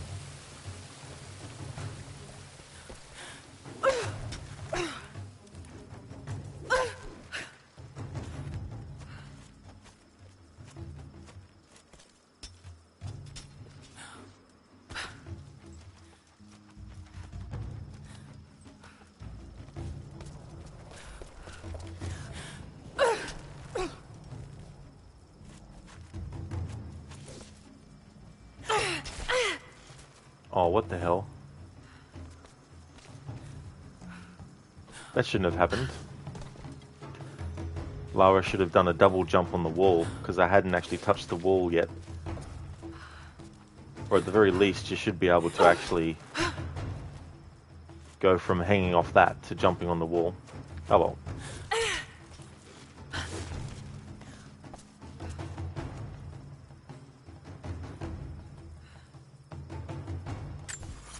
That we're like animals. It's in the blood. It's natural. Peace. That's an accident. It's what is. When you're pushed, killing's as easy as breathing. When the killing stops in one place, it starts in another. But that's okay. 'Cause you're killing for your country. But it ain't your country who asks you. It's a few men up top who wanted. Old men started. Young men fighted. Nobody wins. Everybody in the middle dies. And nobody tells the truth. God's gonna make all that go away. Thanks for redeeming that from the fourth Rambo movie, Dr. Darling. It's very interesting. You know, it's really speaking to the inhuman, animalistic side of, you know, what Rambo goes through and what, you know, soldiers go through as well. Where, you know, you have all these layers of what makes you a human in the way of your personality, you know, things that you like, your family, you know, your friends and all that kind of stuff. But when it comes time to do those sorts of things where it's like, yeah, you know, there's another side.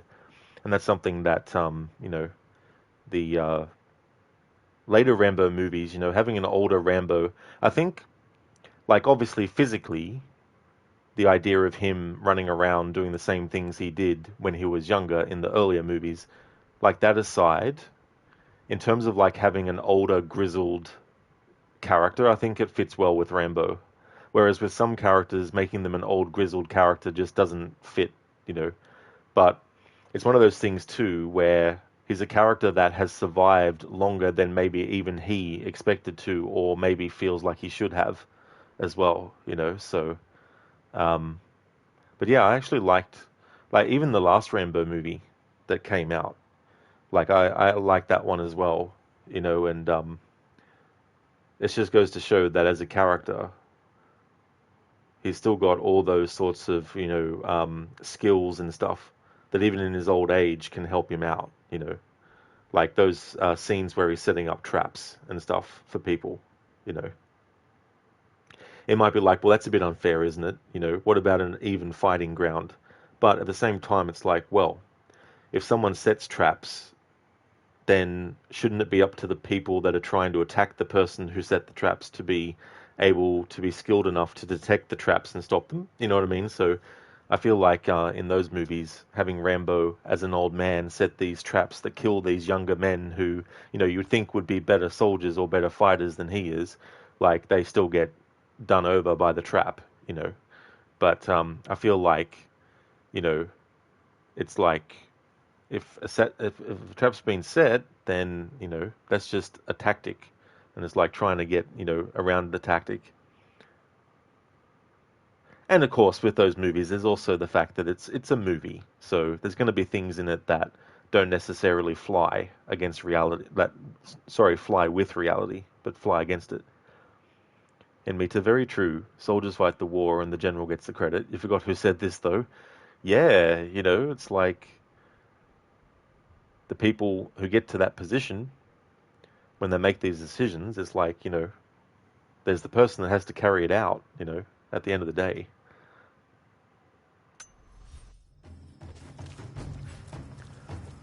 I mean, with Rambo as a character in the first book, he actually dies. So, when they did the first movie, they actually had the ending where he died, like in the book.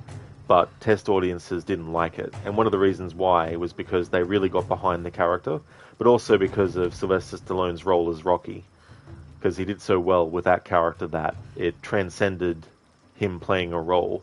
And some people saw him as Rocky. So when they saw him in another movie as a character that ended up dying, they were like, hang on, Rocky doesn't die, what are you doing?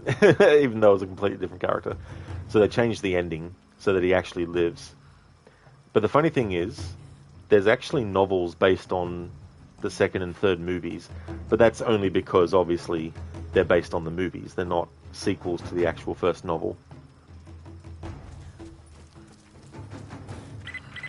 Lara, if you're headed to the cathedral, Trinity will be everywhere. I know, but I have no choice. Yeah, Mita, yeah. Now, I can't remember, though, if in the book it's because he kills himself, or if it's because Colonel Troutman kills him. And then I can't remember if in the movie version, the scene that they filmed where Rambo dies, I can't remember if they filmed both versions of him dying, where first it's him killing himself versus the Colonel shooting him. But I think the one that I saw the footage of, it was Colonel Troutman was, I think, wrestling with the gun with Rambo, and then Rambo pulled the trigger and killed himself. But yeah, they shot that ending where he dies, and audiences were like, hang on. The fuck? We don't want him to die. And they were like, oh, okay, well, he'll live then. And so, of course, making him live, they had to go with, well, what's going to happen to him? And for those who haven't seen the movie, he basically gets arrested. And at the start of the second movie, he's in like a prison outside doing like digging, or I think it's like what's the friggin' tool? I can't remember the friggin' name of it. Anyway, I think it's in a rock quarry, and so they're mining for rocks or whatever it is. So that happens at the start of the second movie.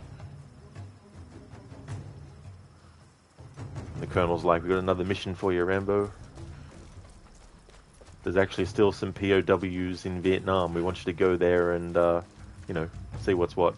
And then the person who actually runs the mission is like, you know, you're only going to take pictures. And Rambo's like, what? I'm paraphrasing here. It doesn't exactly say that, but he's like, I'm supposed to take pictures? You know, what am I supposed to do with them? And then the guy's just like, you know, leave them there.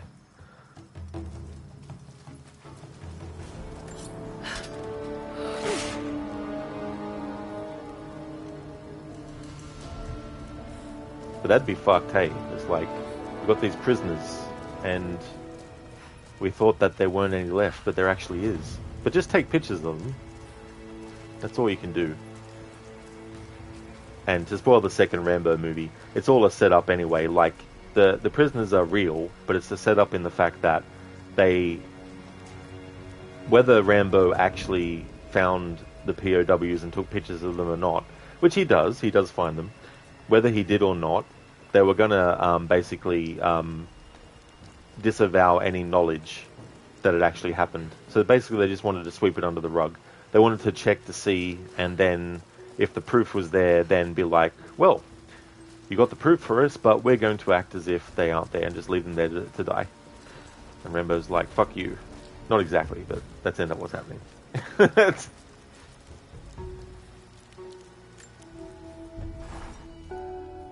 So much violence and death. Jacob's people have been through so much, yet they continue to fight. They are bound by an oath taken by their ancestors, a duty handed down from the past. But I see a people who simply want to live in peace. I believe it's time for them to let go of the past. If I can find the Atlas, it might lead to the divine source. I could take it away from here. They wouldn't have to suffer anymore. They could share the burden of the truth with the world. But if all this leads to nothing, I don't know what I'll do. And Mitra, it was rigged, and he knew it. Exactly. He was like, we know what he's going to find. We just need to act like we actually care about that, and then we just be like, no, didn't really happen. Murdoch, that's the name of the guy who actually runs the mission. He's the one that Rambo puts the fear of God into with a big giant knife. He thinks he's going to get stabbed, but the knife goes into the table next to his head. So he gets to live. He lives to fight another day. Or be an asshole another day. Whichever comes first, I guess. Napalm arrows. Upgrade fire arrows to increase the range of the fire burst that erupts on impact. There we go. I'll keep one skill point banked for later. So now we actually have the wire spool. So if we go to inventory and equipment, it should be somewhere, shouldn't it?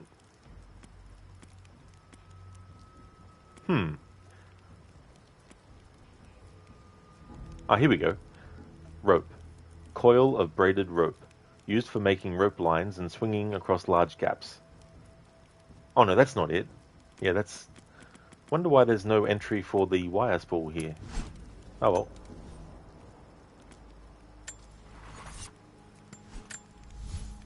Alright, weapon upgrades. So we've got some upgrades for the climbing axe.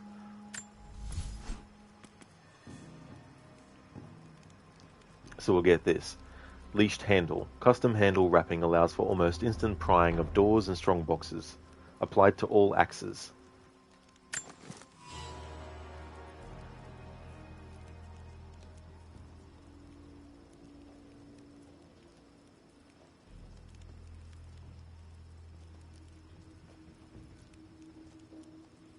Dr. Darling, Tom the Braider braided this braid. It was a braidception.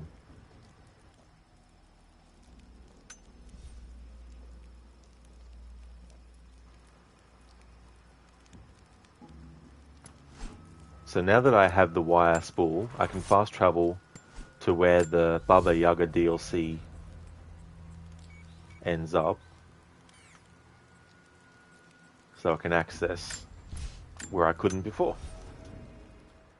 Then we can get that area to 100% completion.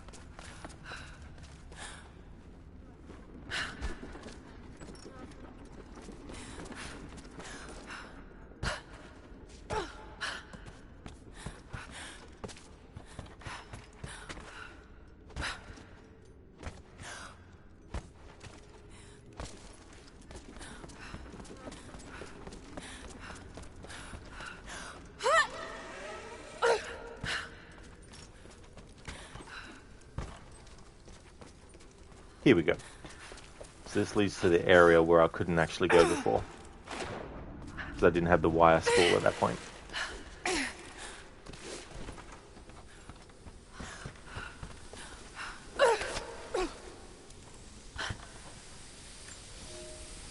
I am the last. There are others, wraiths who haunt the Vale, but they are no longer human. They wear familiar faces, cry out for help in the voice of dead friends, but I will not believe their lies. My sword keeps them at bay, quiets them if they will not stop screaming. I tried to lead us to safety, I did, but someone collapsed the passages leading back to the city.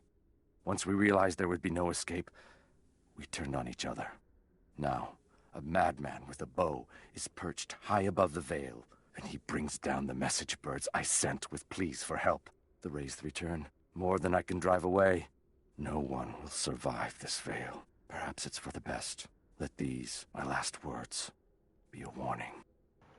The last word. The lost engineers. By the time they decided to flee, it was too late.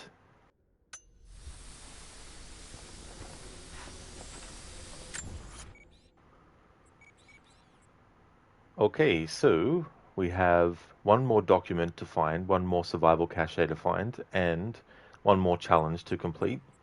I wanted to leave doing the challenge until we got to this point in the playthrough, but there's these things that are hanging from the sky that you need to shoot.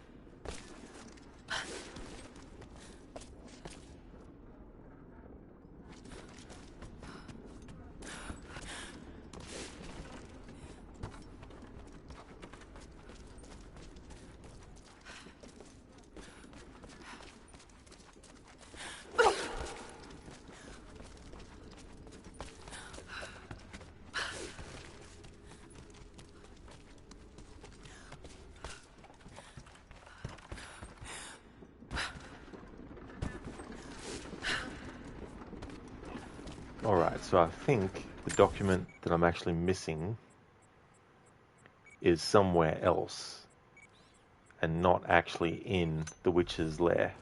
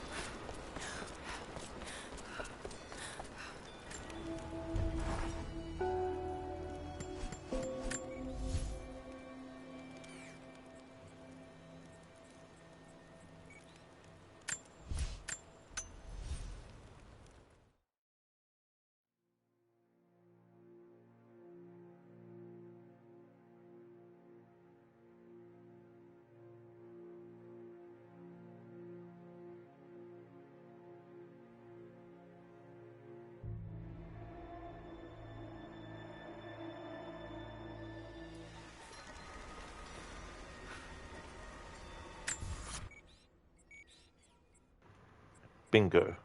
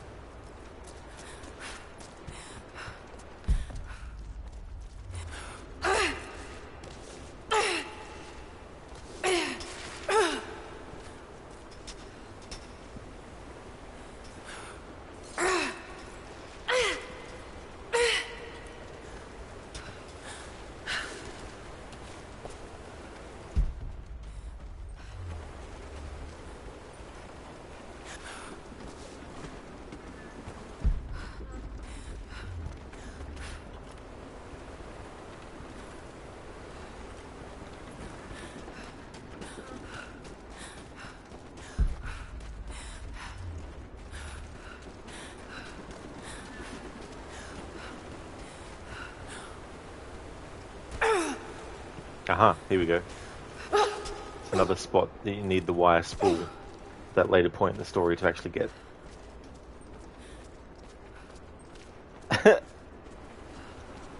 I'm not actually pressing anything to make Lara go on the spot like that.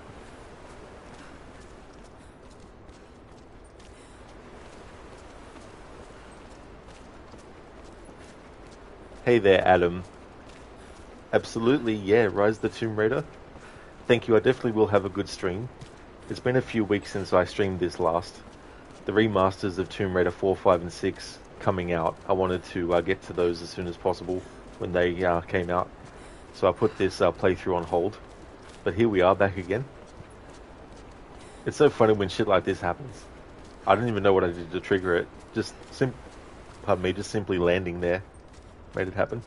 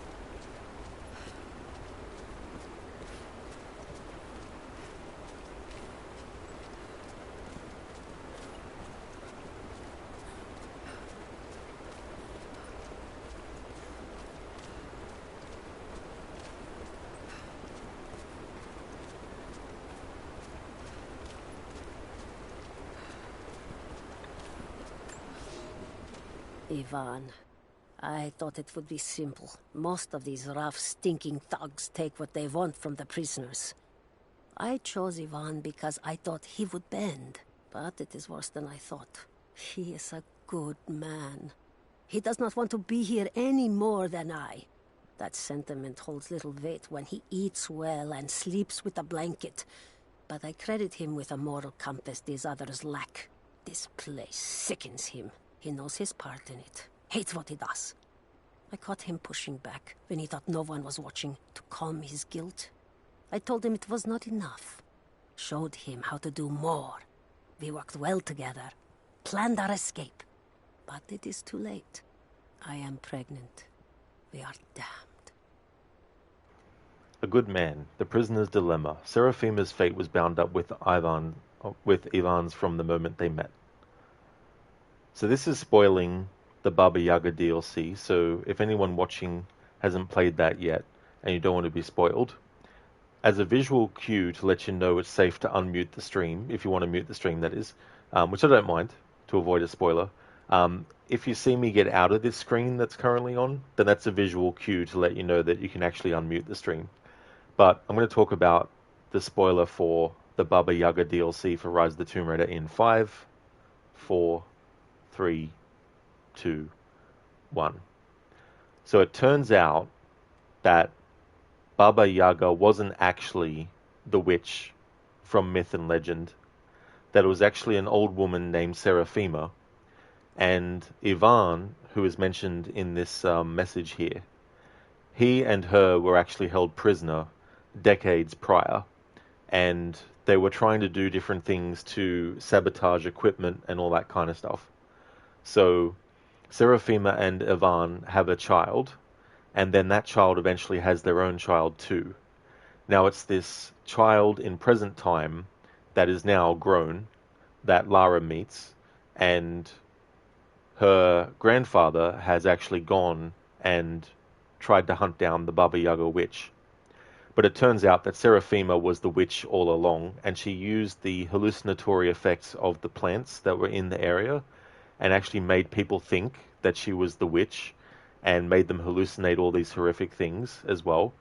But it just turns out that it's just these chemicals that she's put together, because one of the things that she specialized in, that she was held against her will for, was her knowledge of different plants and medicines and all that kind of stuff as well. And so Lara finds out eventually that the old woman is actually just the grandmother of the character that she had met in the Baba Yaga DLC. And so the grandmother and the grandfather are finally reunited after all these years, because he thought that his wife had actually died and that she was killed by the witch. So he wanted to get revenge against the witch all these years, but he finds out that it wasn't actually the witch who killed his wife.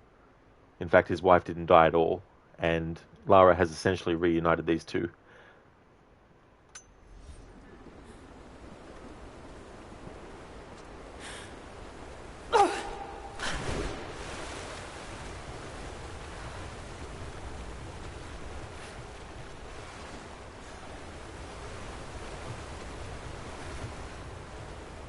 So the only thing left to do in this area now for 100% is to get the hanging things in the air and shoot those. Some can be tricky because they're located in spots that you can miss when you're using the cable car that goes from one end of the area to another. So it's understandable if some of them get missed.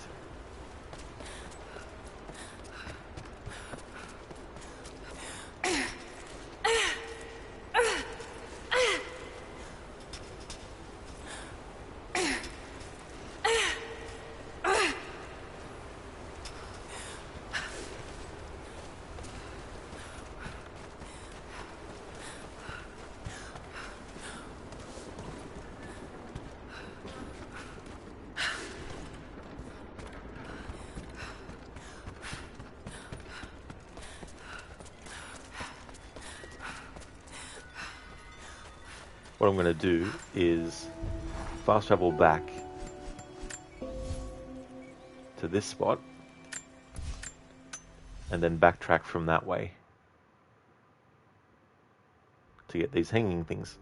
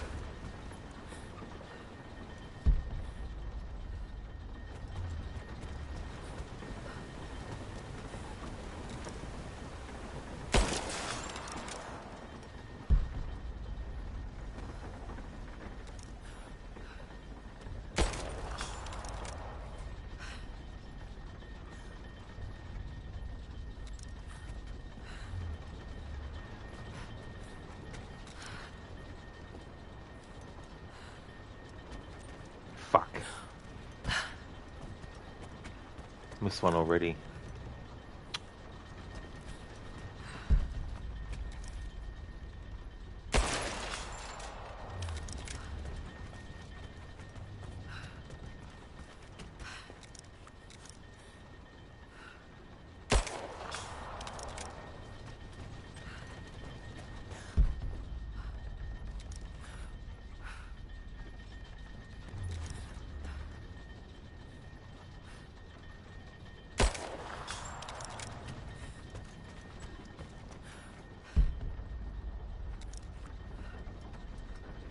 But the good thing is, we can go back again. But the bad thing is, I'll have to go back it again.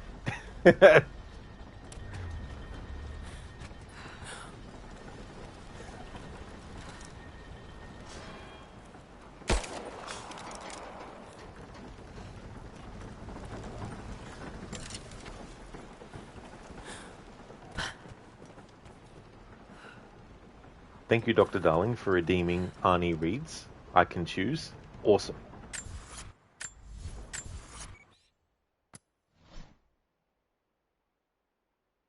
And Dr. Darling, as long as it's not 2 lines, you mean like, these are transcripts of private sessions I had following the island. How the hell did Anna get this? Thanks for redeeming it, Dr. Darling. Just kidding.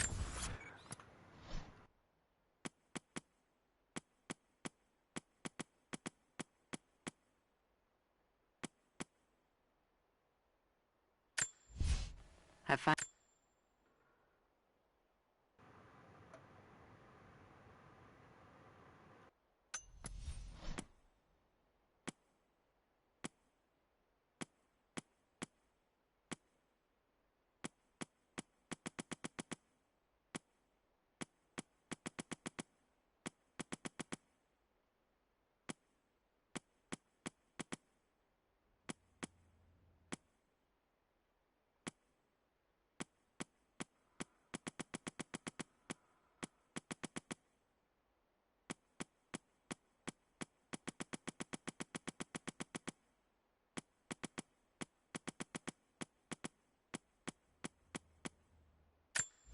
I don't think...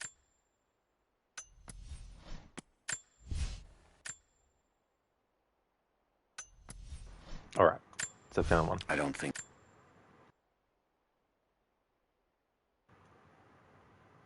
Second kill. Heart of Darkness. I don't think Anna shares our faith. Or she's in this for something else. She's conflicted. I get that. I used to be the same way. But we've all got a part to play in this. Took another patrol to see if I could get another kill. Sure enough, caught a remnant at the perimeter. Took my time. Did it with my hands so I could see the light in her eyes go out. Stayed with her until she was cold. Magic. Constantine tells us that with the swords we'll live forever, that we'll finally look upon the face of God. But I already have. This is where I'm supposed to be. Took me so long to find it, but this is it. I'm home. Trinity has to know what he's up to. There we go, Dr. Darling. Thanks for redeeming Arnie Reads.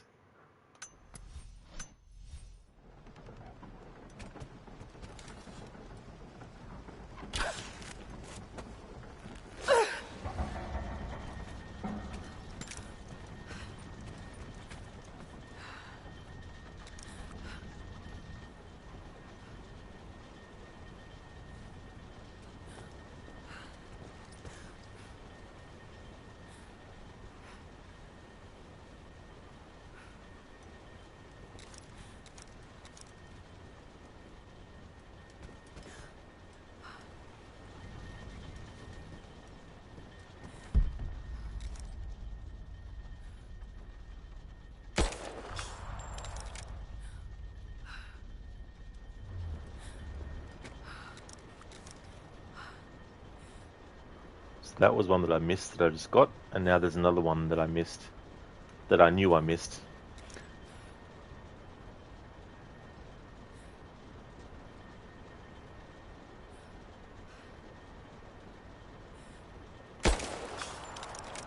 So I have one more left.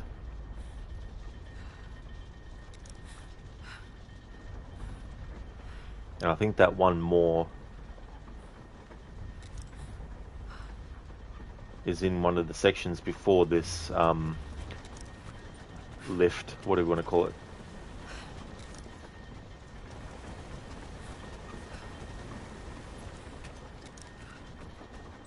What I might do, because we're getting back to a fireplace or campsite, I might actually change Lara's outfit again.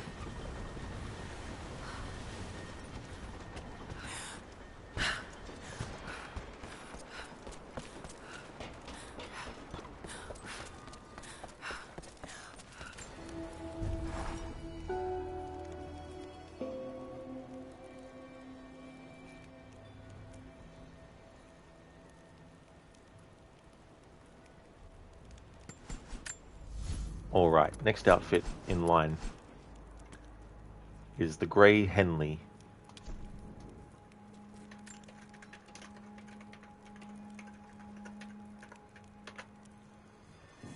Grey long-sleeve thermal shirt, essential in colder environments for keeping warm.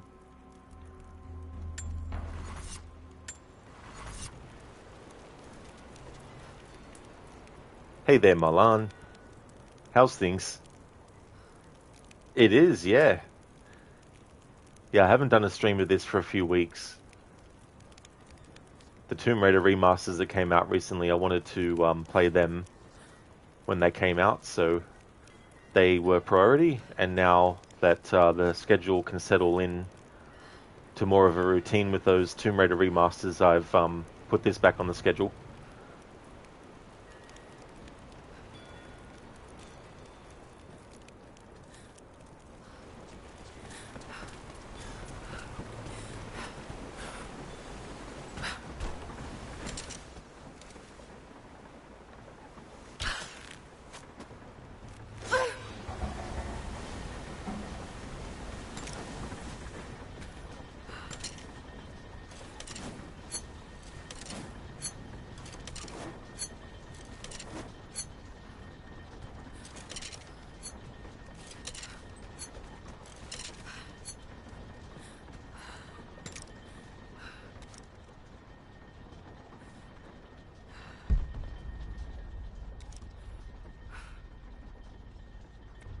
That thing is glitched.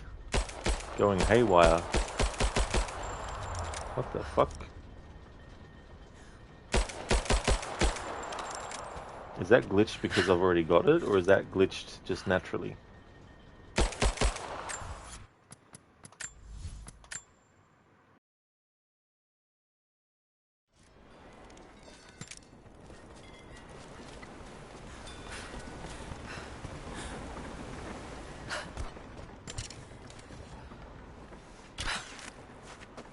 Melania, well, apparently you might have thunderstorms today. You love a good thunderstorm? Oh, yeah. As long as it doesn't, you know, do any damage.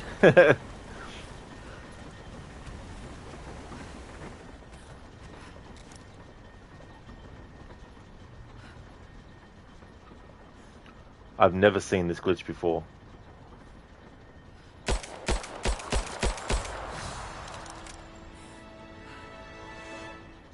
Alright, we got it.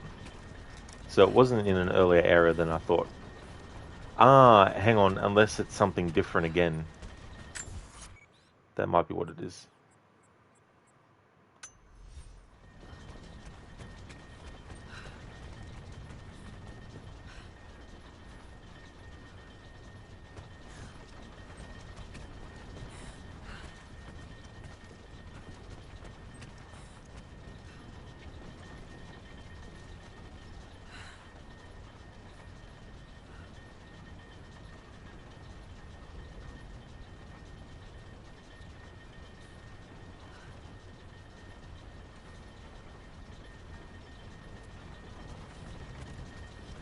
Well, it won't damage you. The boat is safe from any falling trees where you are. Oh, that is good.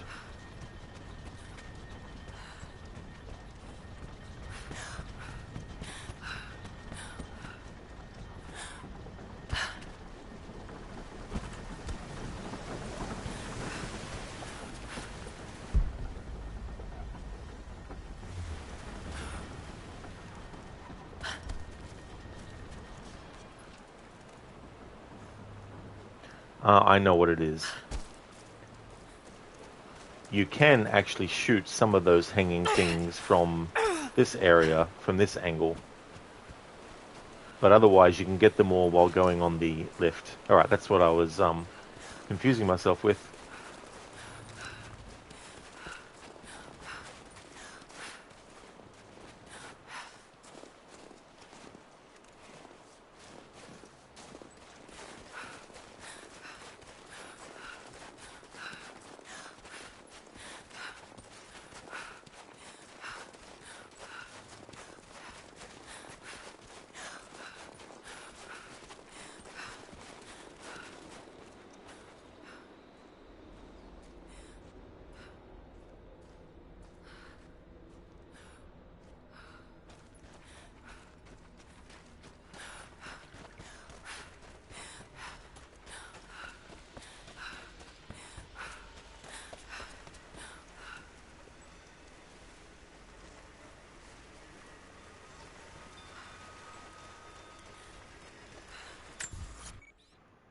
Alrighty then. The Wicked Veil is now 100% done. So just to recap which locations we've done to 100% so far. Syria, Mountain Peak, Siberian Wilderness, Glacial Cavern, Wicked Veil,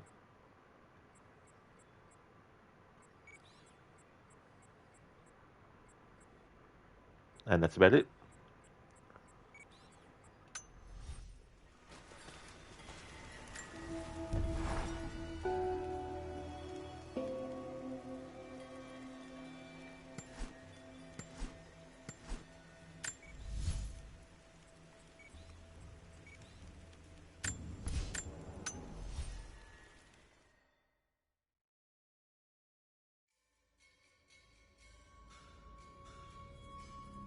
So I'm going to put the story on hold for a little bit more while I go back to getting materials and resources for upgrading weapons.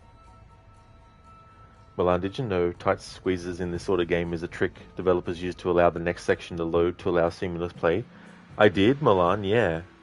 I mean, it's quite a clever thing to do because, yeah, they could just have the loading screen happen, but it also keeps the immersion still happening as well, which I appreciate, even though you know the reason why it's being done.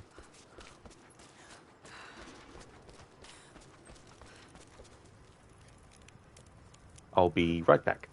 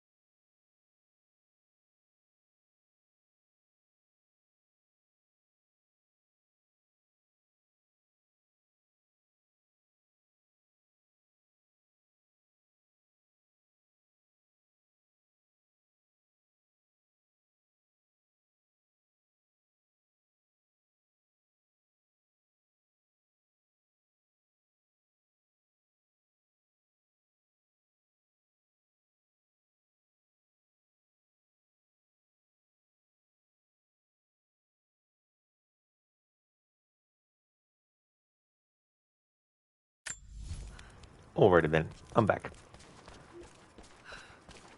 Milan, you're about to say yourself it allows the player to keep the immersion.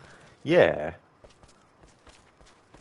Instead of it just being like, hey, quick loading screen, go to a different like image for a split second and then boom, back again. Something I think Ubisoft needs to do, for example, is when it comes to when the game needs to load something, if there's some kind of music that's really sort of like tied to something really important in the story that you've gotten to, don't let the loading stop the actual music. Because sometimes that extra few seconds of the music fading out can be so effective and meaningful for the overall piece of music that plays when something important in the story happens. So, for example, if there's a character who loses a loved one, then when the cutscene is finished and it's faded to black, the music should not be cut off by the little loading symbol that appears on the screen. Because that little split second can allow the rest of the piece of music to breathe before it stops completely, instead of it stopping abruptly, which ruins the moment musically.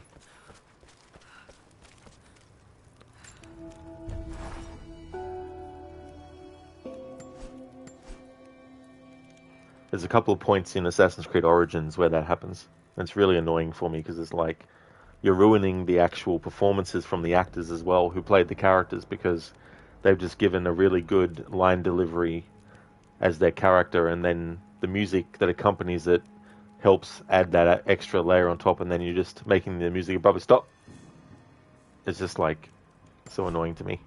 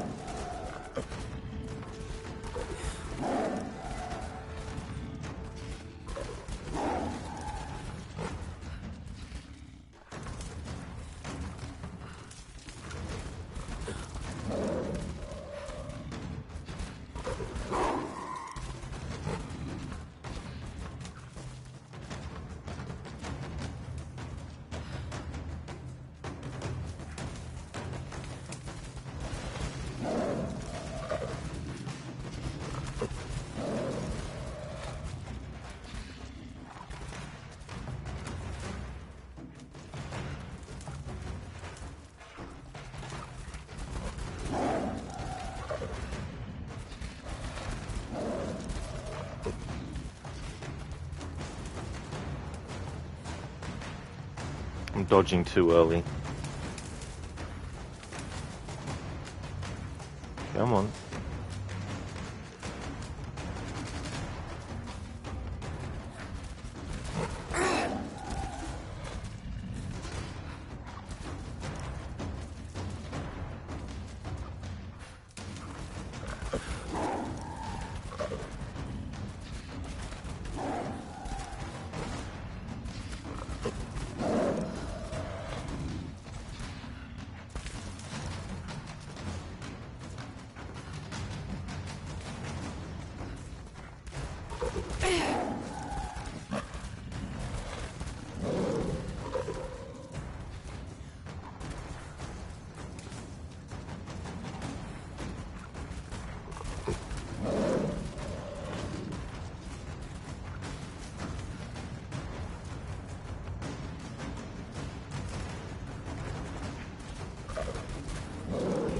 Fuck it.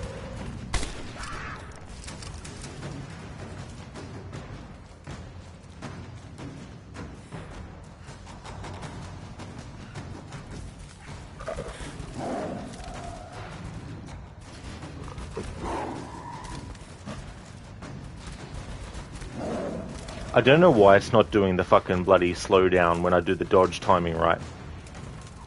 You shouldn't have to move the dodge in any other fucking direction. Just simply pressing the dodge button at the right time should make Lara actually go into that instead of jumping or dodging forward beyond the enemy. Fucking finally. There we go.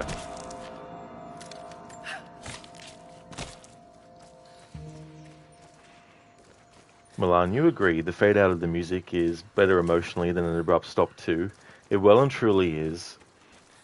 There's also a visual version of that too, where something very sort of like important happens visually, but they cut the scene off too quick for it to have any sort of like impact. It happens in this game at the end. There's a moment where it should actually more slowly fade out, but it just quickly fades out when it should have actually not faded out so quick. Should have let the actual character have their last moments and then maybe put a different camera angle in too, because it's a wide shot that it ends on instead of a close-up shot.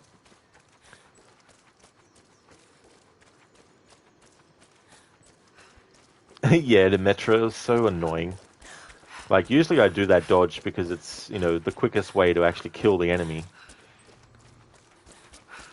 Or it can be a quick way to kill the enemy. But it turned out to be anything but for me in this playthrough right now. Because of course it would. I did it earlier pretty quickly. I've actually got some more boars here.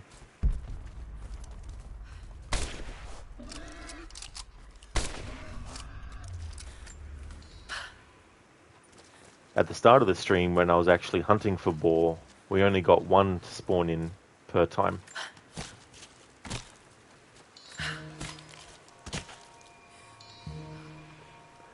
Milan, you're wondering what I was trying to achieve there. You thought that I was trying to make the kitty get bored of missing and fall asleep. Oh yeah. or to run off, just completely disappear.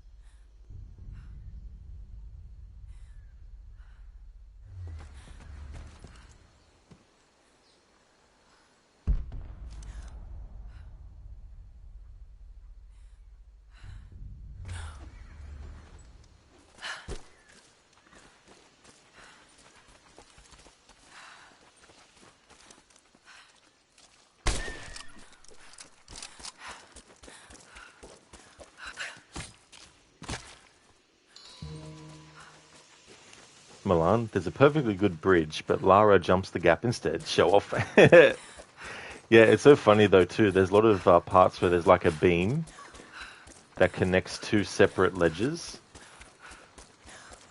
but it's wide enough to actually just make the jump without worrying about getting on the beam.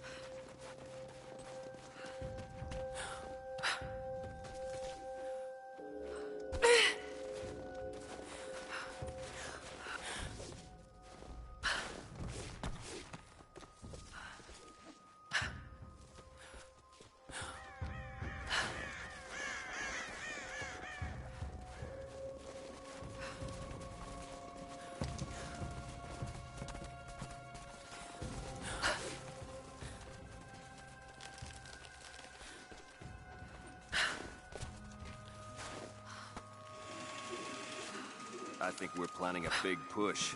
No more border skirmishing. What have you heard? One of the guys from my last job is working ops. Says the plan is to go scorched earth. They're sending another team inside the mines to map the ruins. Yeah, but where do they think all of this comes from? The natives don't look like the sorts to build on that scale. Civilization isn't a one-way street. Something must have happened to knock them back into the dirt like this.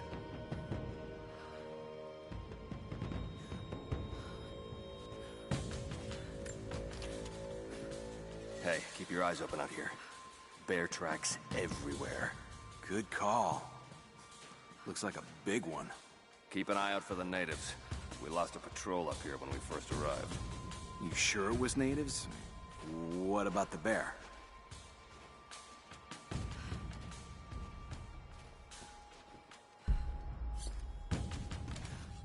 I keep getting that feeling, you know? Like someone's watching us.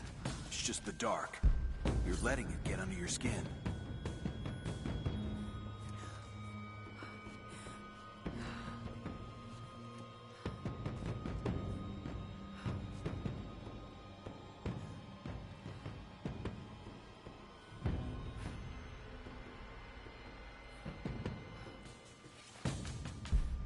Jesus, it gets cold out here at night.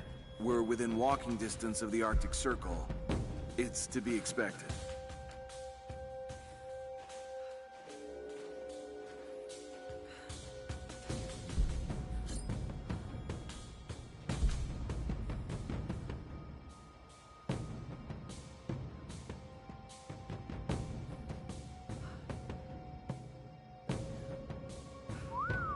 I don't think I've ever seen the stars that bright. Try leaving the city once in a while.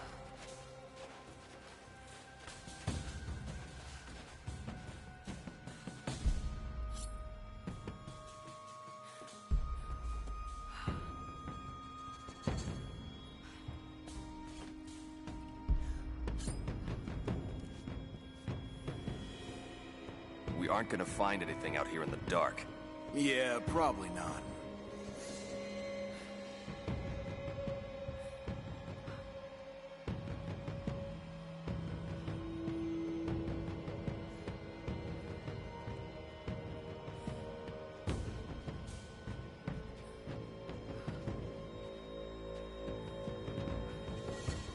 So tell me again why NVGs aren't a part of our kit? Let it go, man. Just let your eyes adjust.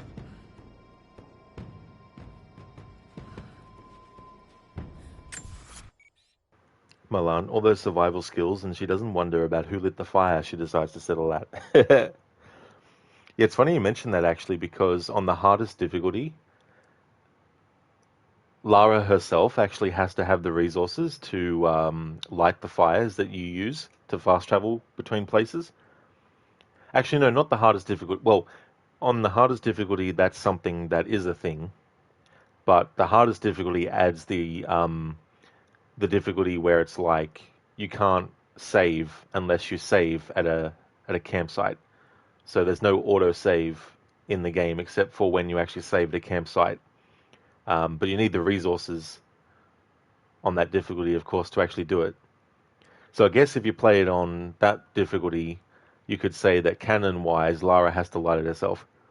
You don't think you've ever seen the stars that bright pan to a cloudy starless sky? Yeah, as soon as I heard that dialogue, I was like, let's just see if this dialogue actually fits the sky. And it's like, nope, no stars in the sky. I noticed too that one of the guys was glitched into a pose, but then he got out of it. He was actually stuck inside the thing that he was supposed to be sitting on as well. So I'm just going to keep on hanging back and listen to more of the dialogue and stuff, because the last time I was in this area, it was before the previous point in the story that we've done in this stream. So we've reached the point now where the dialogue in these earlier areas with enemies is actually different now than what it was before.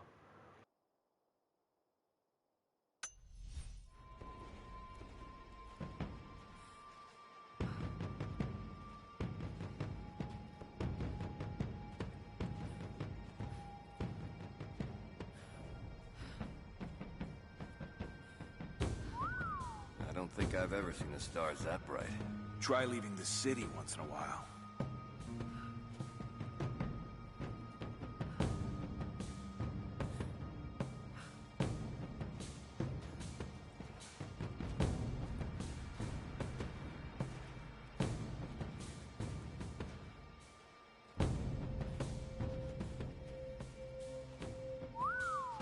think I've ever seen the stars that All right, bright. now it's repeating Try leaving dialogue. the city once in But a that guy is now restuck again.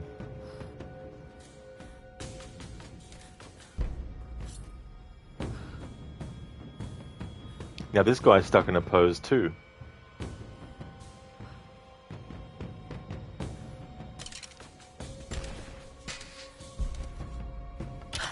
We're under attack!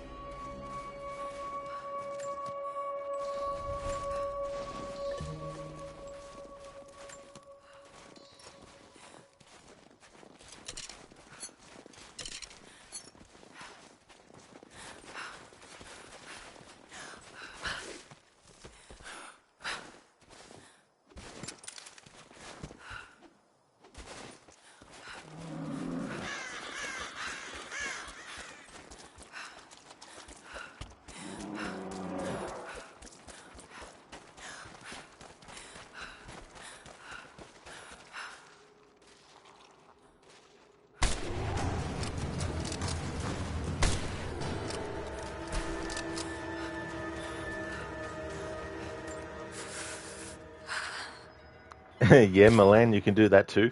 Yeah, you can throw the petrol can in the fire.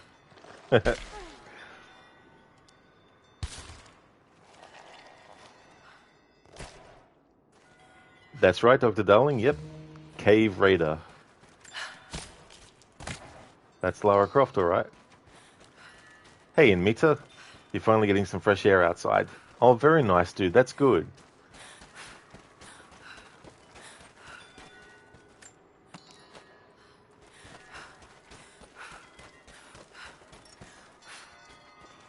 Inmita, like always, you were dealing with a very impatient customer. Oh, wonderful. I bet they're the kinds of customers that you just absolutely look forward to having to deal with every single time. It's like, why is the thing that I just ordered 5 minutes ago not right at my doorstep already? Well, that's because we haven't invented teleportation yet. And so we can't just instantly make something you've ordered just appear at your location.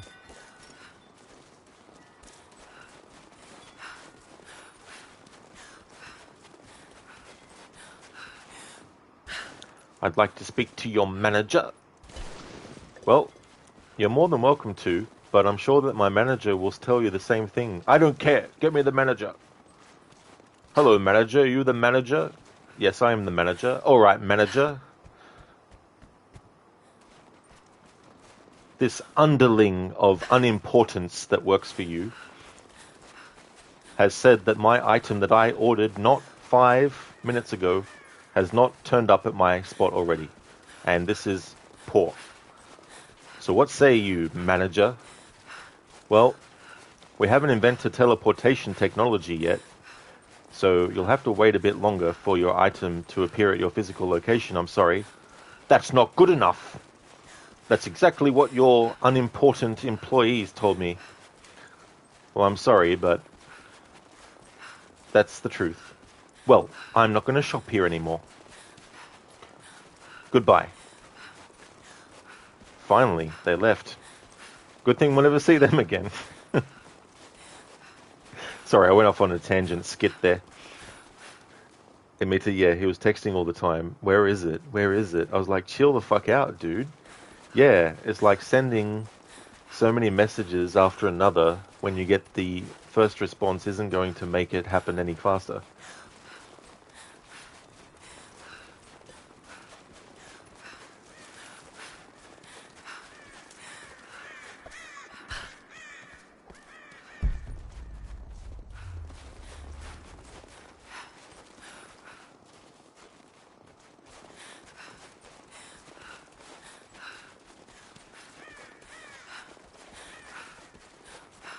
Milan, you got to love those impatient customers. They're so polite and friendly and considerate. They really are, you know. They're very, very sort of like understanding of so much stuff.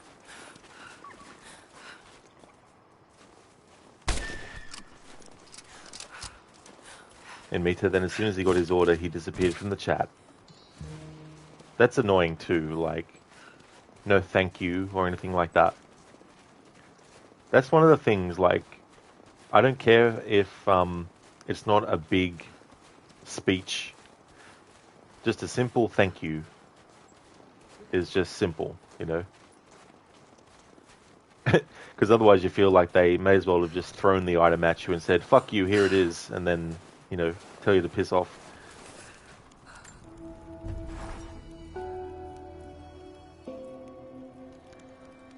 Milan, you would have said, it'll be there sooner if you didn't keep disturbing us with pointless messages. Exactly. I mean, come on here.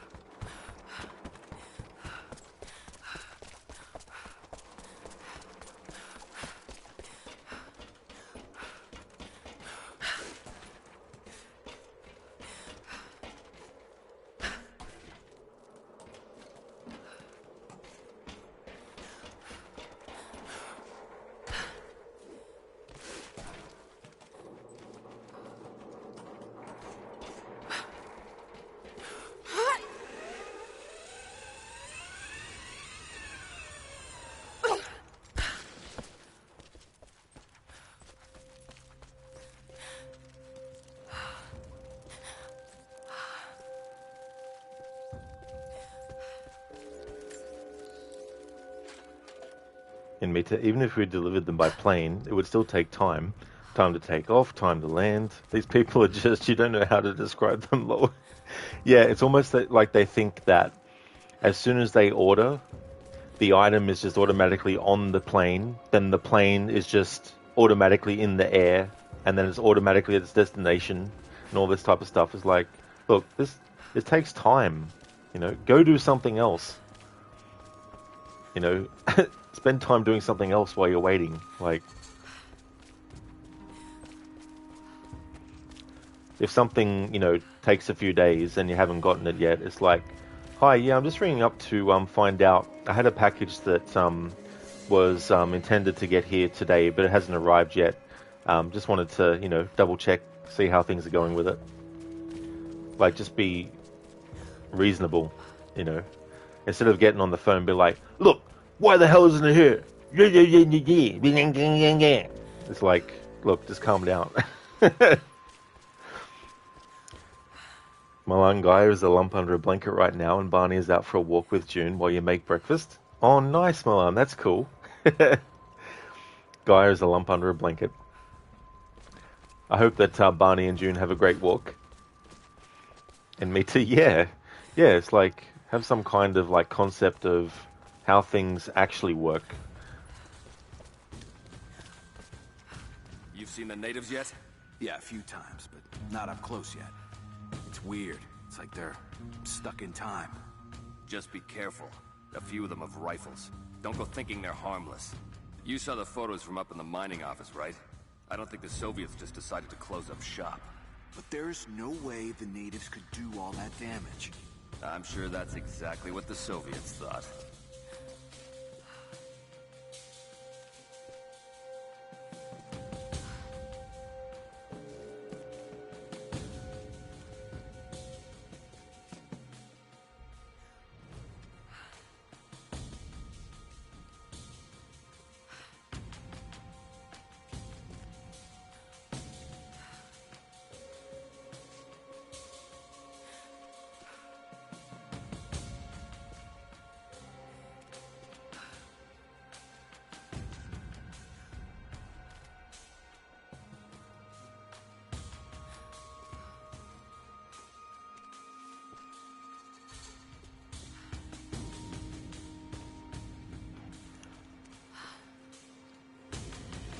I was wondering where these enemies were.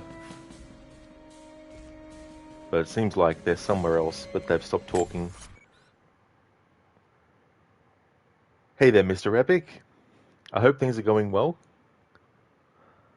To be fair, if a package was supposed to be delivered 4 days ago, you'd be irritated. Oh yeah, you know, once it goes beyond like a few days, almost a week to, 2 weeks and stuff, and the company hasn't even gotten back or, let you know, then that'd be understandable. But yeah, when it hasn't arrived just, the day before, it's like, we'll give a bit of time, Something might have happened, like the driver or the whatever the case may be might have had to make a stop somewhere and traffic might have been, you know what I mean? It's not like they could just, oh, there's traffic ahead, there's a jam, I'm just going to, get out of my vehicle and just walk the rest of the way and carry it. Hey there, QT. Welcome on in. How's it going? Milan, if you get things delivered, you have to get them delivered to a friend or a local pub anyway because the boat has no address of its own. Oh yeah, that's a good point too, as well. Having to have someone as an intermediate where you can go, right, that's where it's been sent to. And me too, they use your service and then they'd be like, it would have taken less time if I went there myself. I'm like, then why the fuck don't you go and get it yourself then and spare us some time? Yeah, it's like, if that's something that would have been better for you, then why didn't you just, turn up? Surely, if it takes less time to just show up, then anything else that you might have had to do at the time could be put off to just go and, get it, right? Mr. Epic, especially when you get the answer that they don't exactly know where it is, which happens 2 times to you. Oh no. Yeah, that'd be very frustrating as well. It's like, well, we don't know what happened with it. Sorry, see ya. Oh, that's great, Mr. Epic. I'm glad to hear that you're going good. I'm doing well myself, having a good weekend. It's good to get back to this playthrough. I put it on hold for a few weeks.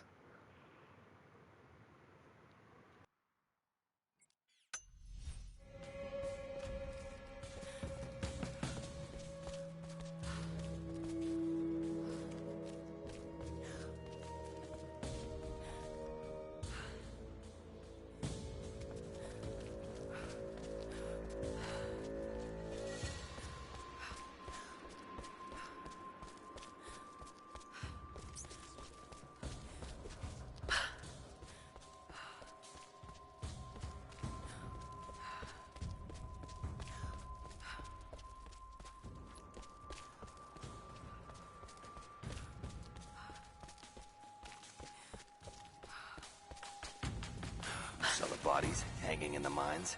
Yeah, wearing Soviet uniforms? Yeah, I heard.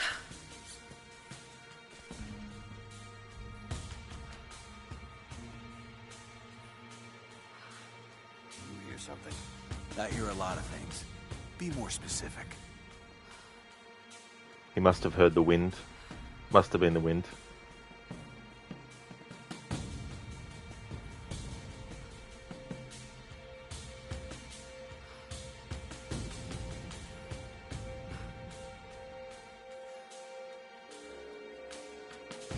We aren't gonna find anything out here in the dark.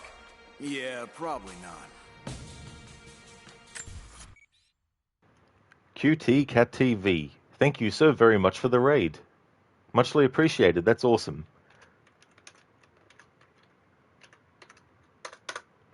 How was your stream? Welcome to you and your raiders. Welcome on in, everyone. Doing a 100% playthrough of Rise of the Tomb Raider, but also doing some extra stuff on top that isn't counted, like getting all the weapons upgraded and stuff, and listening to dialogue and things like that. Hey there, squirrels. Hey, XSR. Welcome on in. Wujo Mayo. Welcome on in to you as well. Titanitum, welcome on in. And thank you so much for the follow as well, QT Cat TV. Thank you. Oh, nice. You're playing Rise of the Tomb Raider as well. Oh, very cool. What were you doing in the game? Were you doing story, doing some side stuff? You're doing well? Excellent. That's good. Oh, it's your first time playing. Oh, very nice. How's things going, squirrels? Thanks everyone for joining the raid. It's your first Tomb Raider game as well? Oh, excellent. That's really good. Yeah, this one's a good one. Can't believe that it came out, well, not exactly 10 years ago yet, but I do so many games and other anniversary playthroughs that I can't afford to wait until it's been, you know, however many years to the day and the hour and the minute. But there'll be a few different playthroughs of this throughout the year. I also do annual playthroughs of the Tomb Raider games, so that'll be another run that I'll do eventually. You like doing, pardon me, you like the side quests, you're getting distracted from the main story. Oh, I don't blame you though. That can definitely happen a lot. Like, I can definitely understand.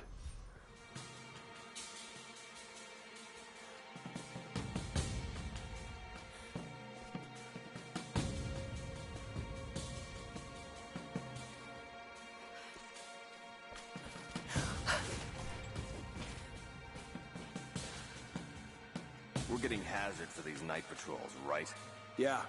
Bonuses for kills, too. That enemy must have just moved to that spot, because I was literally just there before climbing up to the top.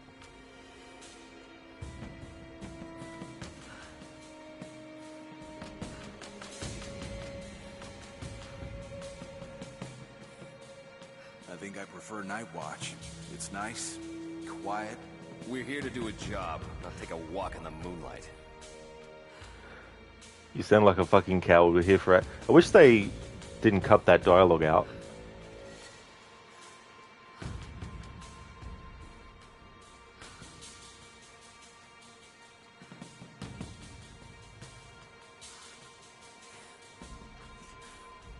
It's too quiet. Gives me the creeps. Everything gives you the creeps.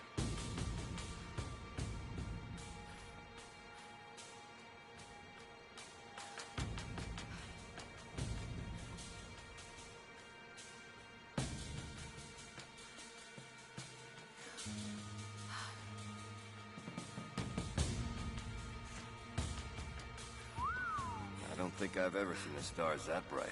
Try leaving the city once in a while. It's funny, we had that dialogue before, and we were outside at the time, and I moved the camera to look up at the sky, and it was all cloudy, and there was no stars at all. Mr. Epic, you pay €12 a year premium to a deliver site that gives you free shipping and discount on things. You can see on your account how much you save a year, and it really stacks up how much you save. That year last it was close to 200. Oh, very nice, dude. That's good.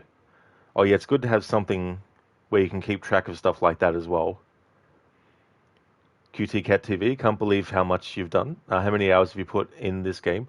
Oh, well, for this particular playthrough, I definitely probably have passed like the 20-hour mark, maybe, because this is the 5th part of the stream. Sorry, of the playthrough. I mean, I've been going for about 5 hours already. So yeah, it'd definitely be about 20 hours already. To I mean, like listening for the dialogue as well does add a bit of extra time because it's sort of like there might be big pauses between when they say something. Titano, you got a voice made for radio. Oh, thank you. That's good, QT. I'm glad that you love the game. That's awesome. Milan, it's a 15-minute walk from here to the nearest pub, but the walk from the pub back here takes an hour. The difference is staggering. Holy shit, Milan, that's a big difference from 15 minutes to an hour. Like, QT, oh, I thought you were ahead of me, but we were pretty much at the same spot in the game. Oh, yeah, so story-wise, we're pretty far.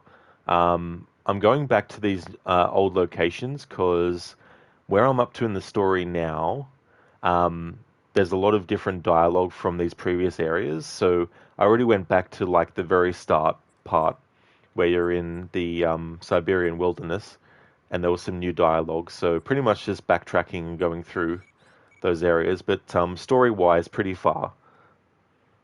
Mr. Epico, it also gives more options like the time that comes for free, which usually costs money. Well, that's good too, as well. It's good when you can save, like literally, you save 100%. Milan, that was just a little pun. Oh, sorry, Milan, it went completely over my head. Oh my god. Once I reread what you commented, very nice. You got me.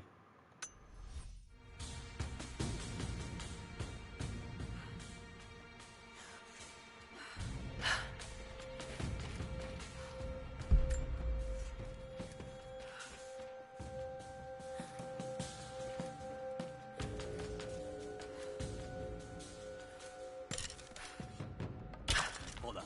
I'm gonna check it. Copy that.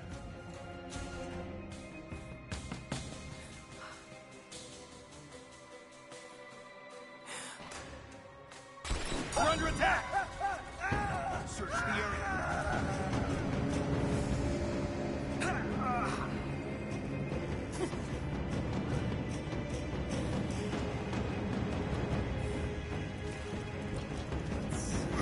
Got her! She's there! Got her back!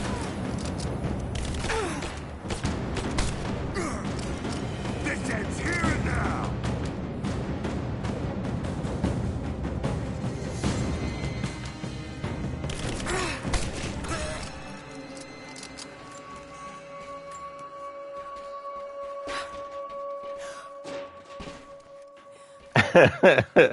The way this guy landed against the wall.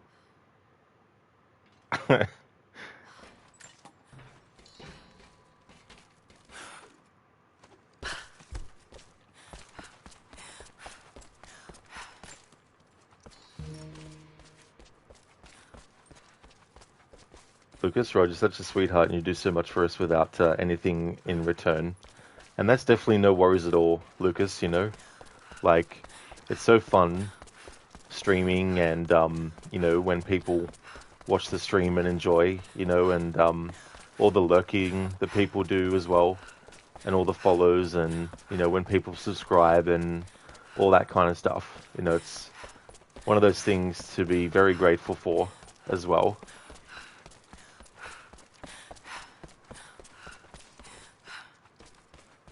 Yeah, and me too. I'm on fucking fire, Malaka. QT, when they land funny, it cracks you up. You did this so differently than you did. You set the entire place on fire. Oh, very nice.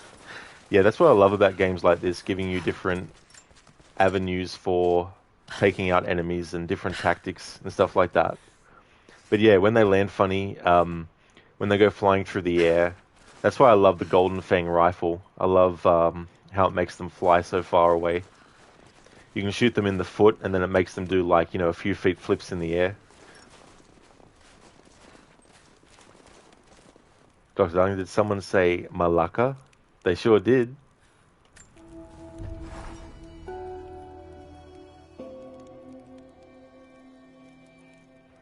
If you can't do it nicely, do it with fire.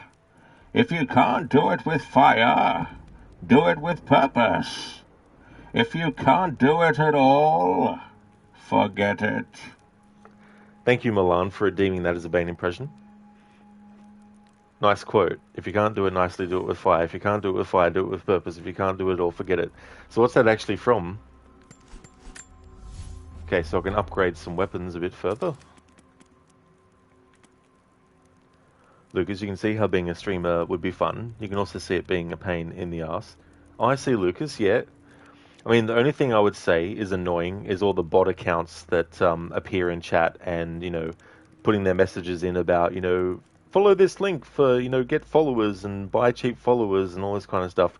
Like, that's the only downside, really. It just gets annoying after a while.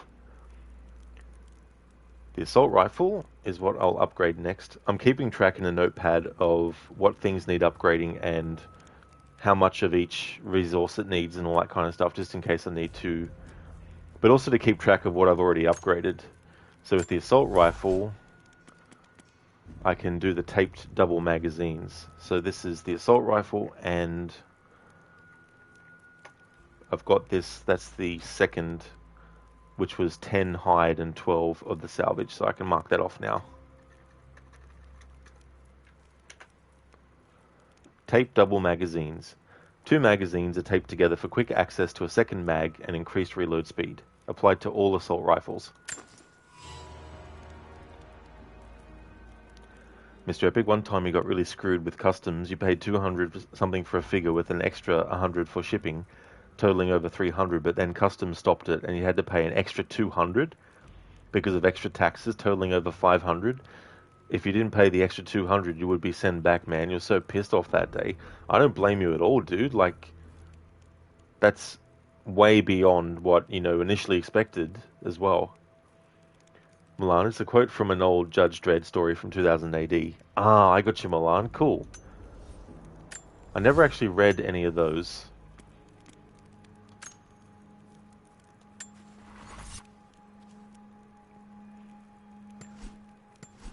What I might do, I've had Lara wear the grey Henley for a little bit, so now to showcase another outfit. The blue Henley. Blue long-sleeve thermal shirt. A loose weave retains heat, but allows for breathability.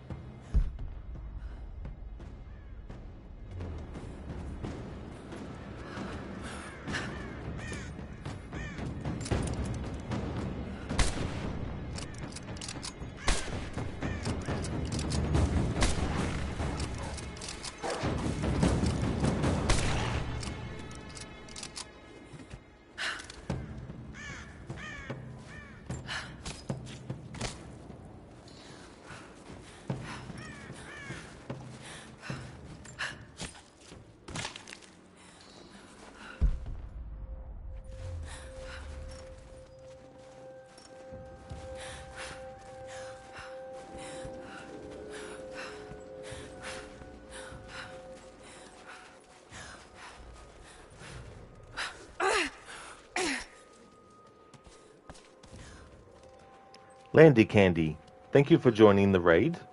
Welcome on into you as well. Hope things are going good.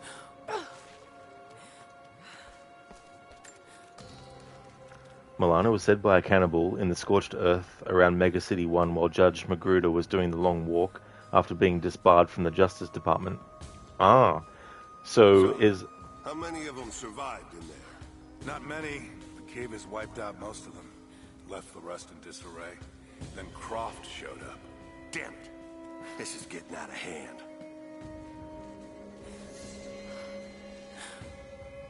So it's the same woman. Is he sure? It's Constantine, of course he's sure. She was there in the tomb in Syria, and then she walked right into the facility. Christ. She's either brave or stupid. So is that something that happens in one of the early comics, Milan, or is it one of the later stories? Mr. Epic, it translates from Dutch to English as impost duties. You never in your life heard of something like that till that day when customs screwed you. Import duties. Oh, import, yeah, not impost, import. Yeah. Yeah, you gotta love these things too, where they're sort of like not really made clear that they exist, and then you see the breakdown for it and you're like, oh, what's this thing that they've added?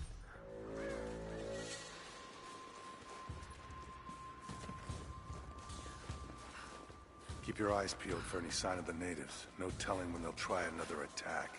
Yeah, I'd like to see him try.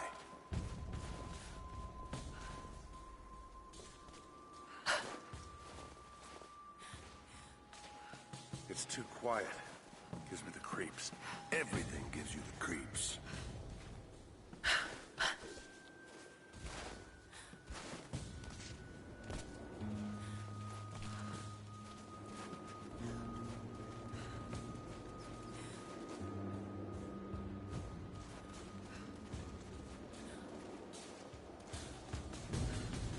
We're getting hazard for these night patrols, right?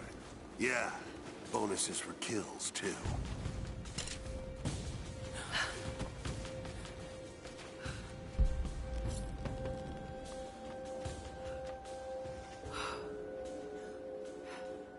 We've got company!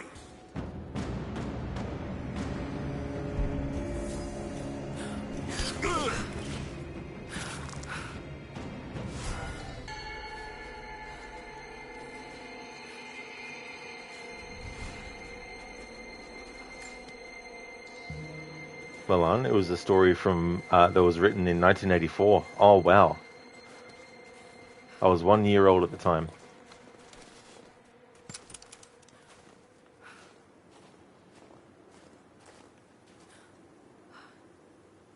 The lizard people evolved. They used to eat flies. Thank you for redeeming that, Dr. Darling, from Mass Effect 3.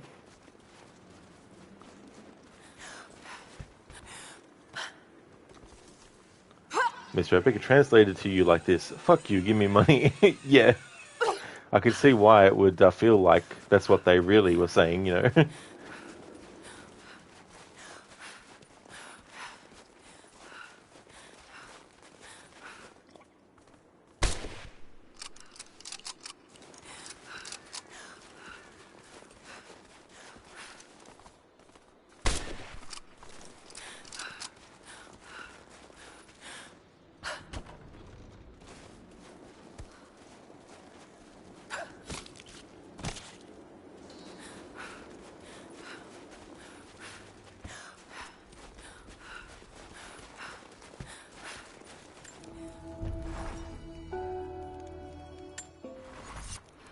Dr. Darling, you can finally redeem scenes from the entire trilogy without worrying about spoilers. Yeah, that's a good point now too. Now that I've played the first 3 Mass Effects now.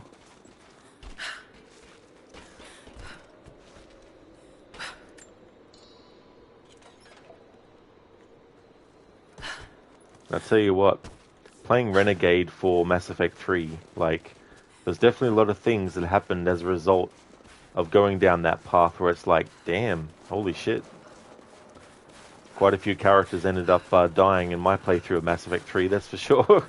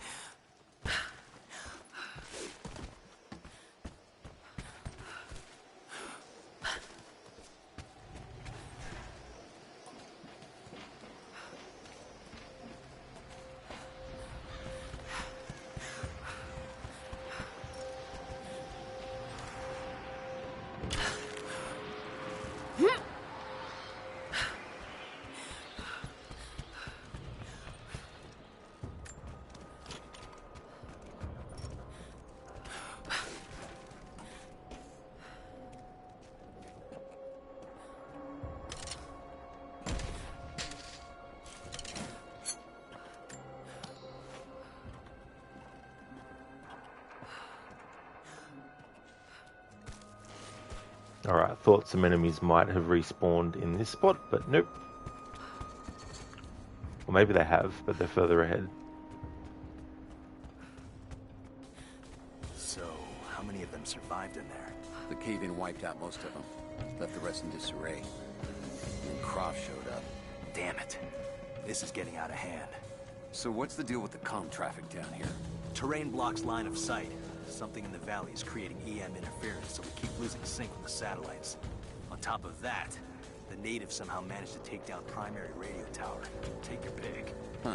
Yeah, how long until they issue us a pair of cans and a string?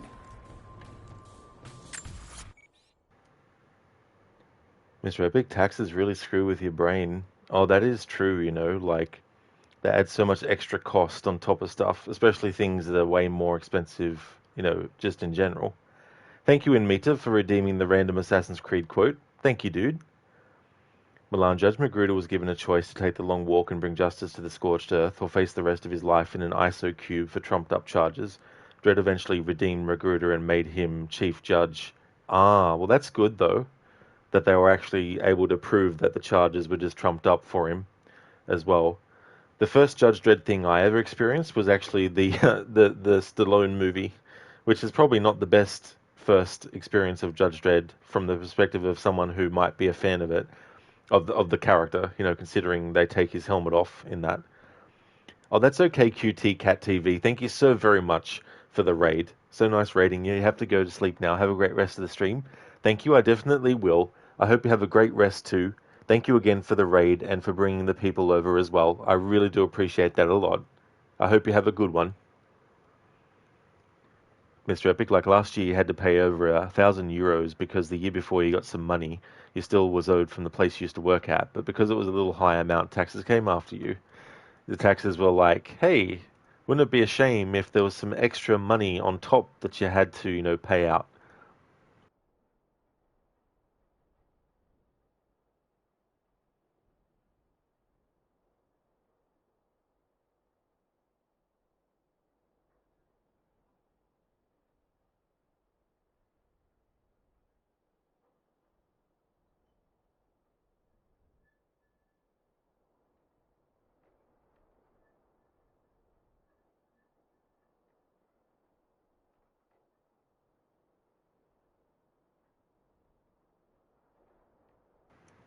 Okay, so I've got one Enmita.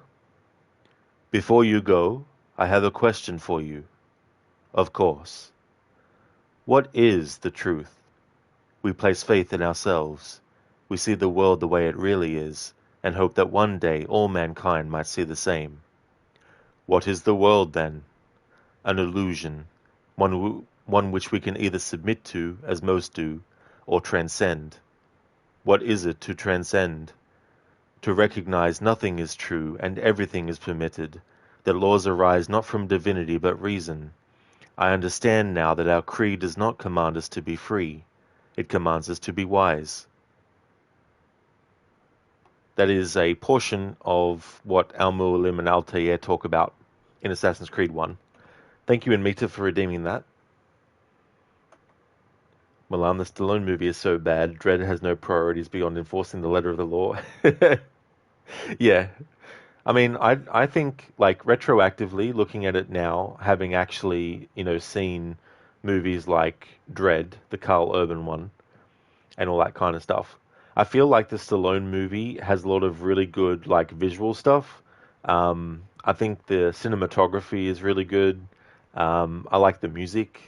I think the uniforms, like the quality and effort they put into those is really cool and all that kind of stuff. But yeah, like, they really should not have had Judge Dredd take his helmet off.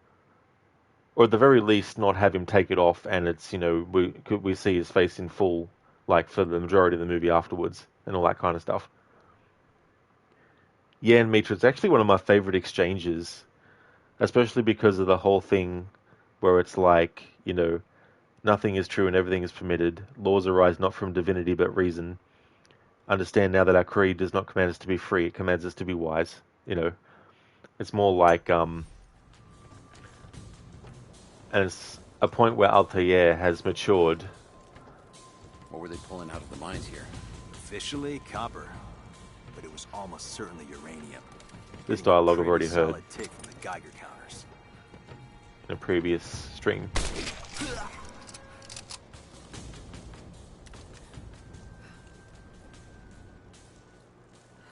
Mr. Epic still hoping the studio who made Terminator and Robocop make a Dredd game next. Oh yeah, they'll definitely be good.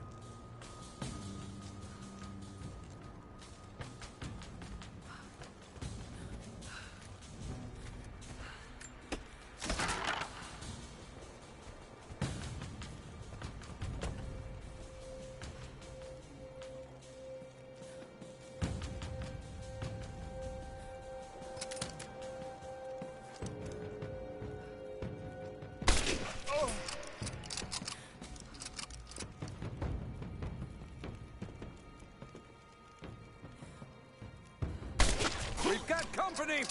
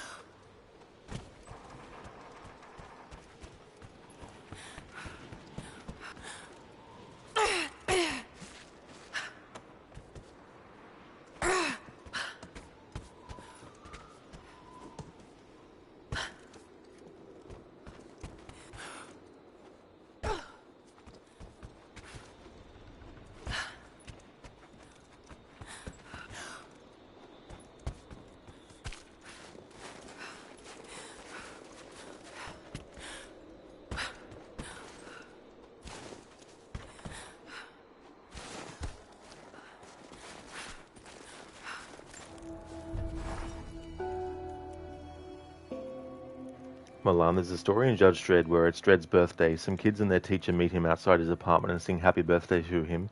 Dredd's response is, "That was 2 decibels over the legal limit. You're all sentenced to 3 weeks in the cubes." I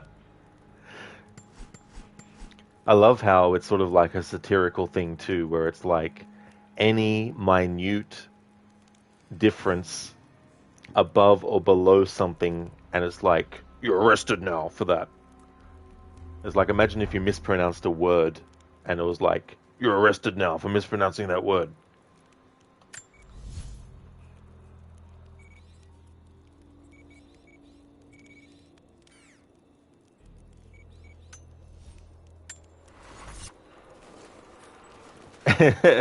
In Meta acoustic pollution. It's like, seriously?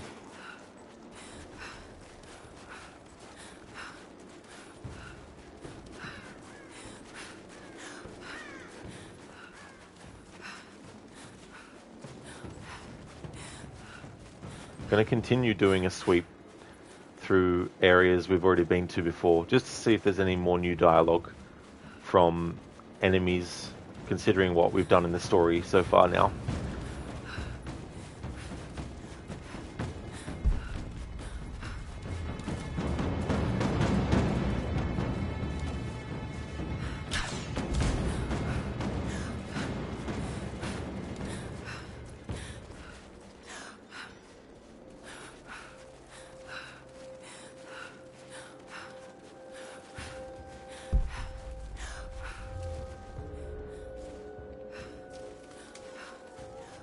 We really lose a full company when they broke through into the ruins? Not only that, they lost the rescue party as well. Let's hope we don't get tapped to go next.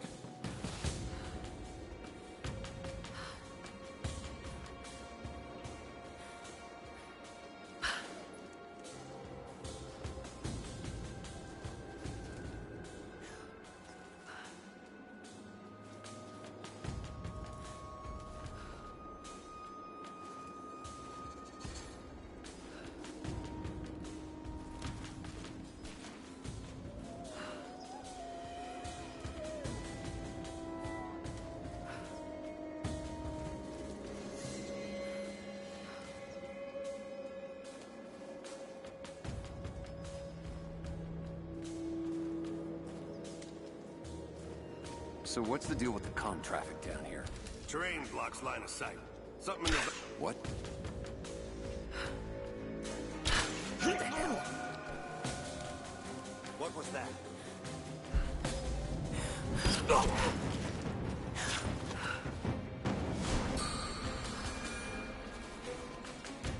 Got a KIA.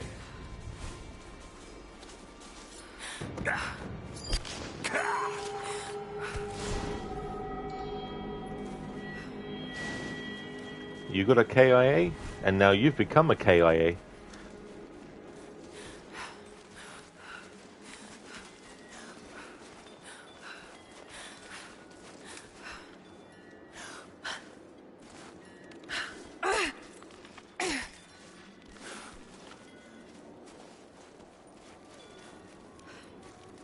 Really, Dr. Darling, so 2 decibels is a 30% increase in volume. Oh. Yeah, I thought it might have just been like, you know, a very, very small increase. Mr. Epic, if they make a Dread game, you hope it's like open world, like Cyberpunk, you can ride his iconic motorcycle. Oh yeah, that would be cool. There's definitely a lot of things that they could do well with that.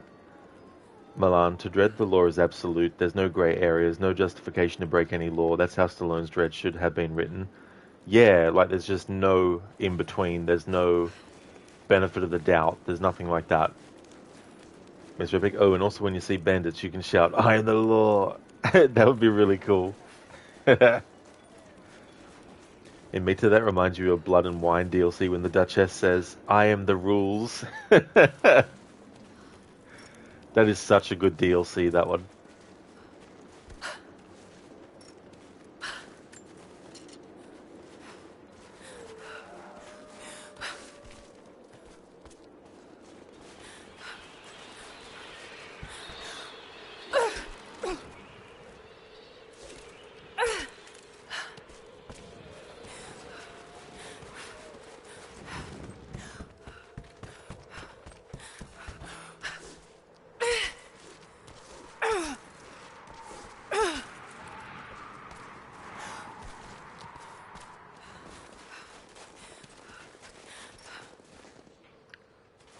Miss Rebic, if you think about it, Dread's gun can switch to lethal and non-lethal. You can make a lethal and non-lethal playthrough.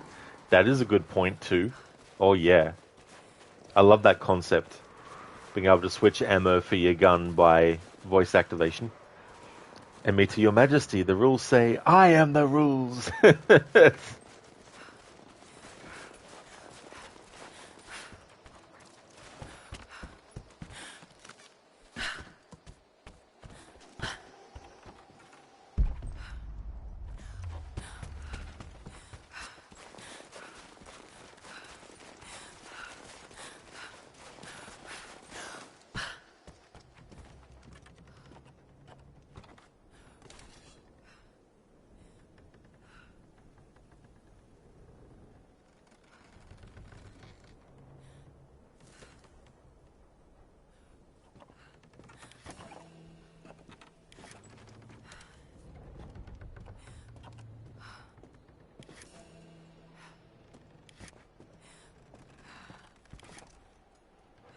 This is something else that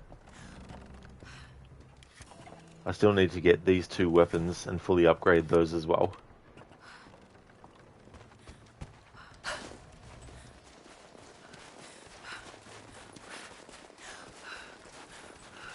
Alright, so I've gone to those locations to get enemy dialogues based on what we've done in the main story so far. See if there's any other areas where I can do that at.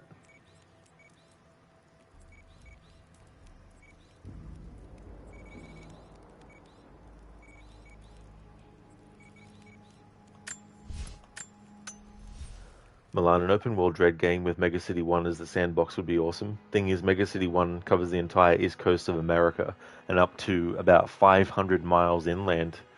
That would definitely be a big open world then. And it'd be cool to have like side missions where, you know, you've got low level lawbreakers, you know, that you need to deal with. And also high level ones. Hope we get a chance to put down some of these natives. Yeah, we need a little payback for that firefight in the village. That woman was there with them. Keep your eyes out for her.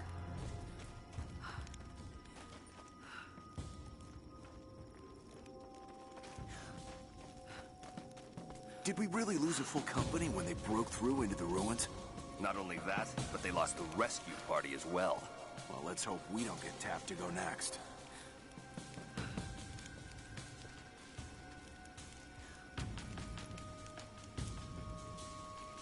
Anyway, this site should be pacified. Should be a quiet patrol. Knock on wood.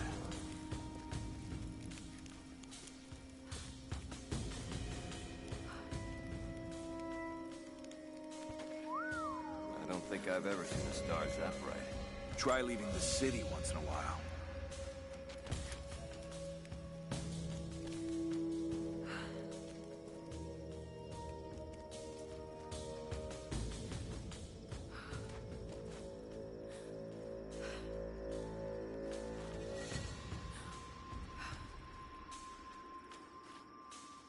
Jesus, it gets cold out here at night.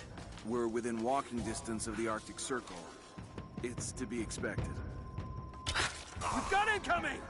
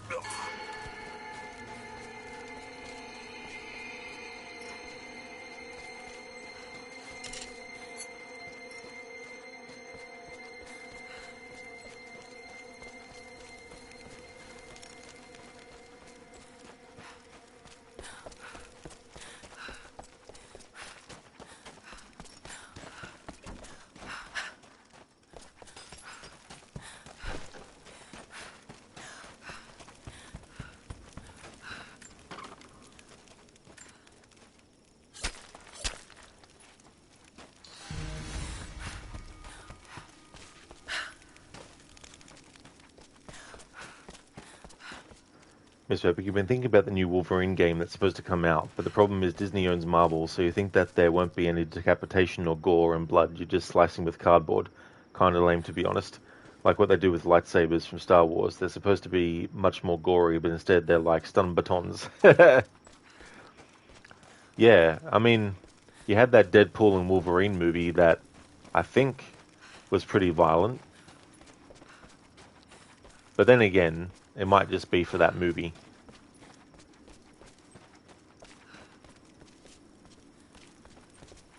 Milan, also the towers contain entire communities that often have their own military. Block wars between towers happen and the judges have to sort them out when they get out of hand. Now that would be cool too, as well, if you had those sorts of things that would break out. As part of the main narrative, of course, but also afterwards, where there's like retaliations that can happen.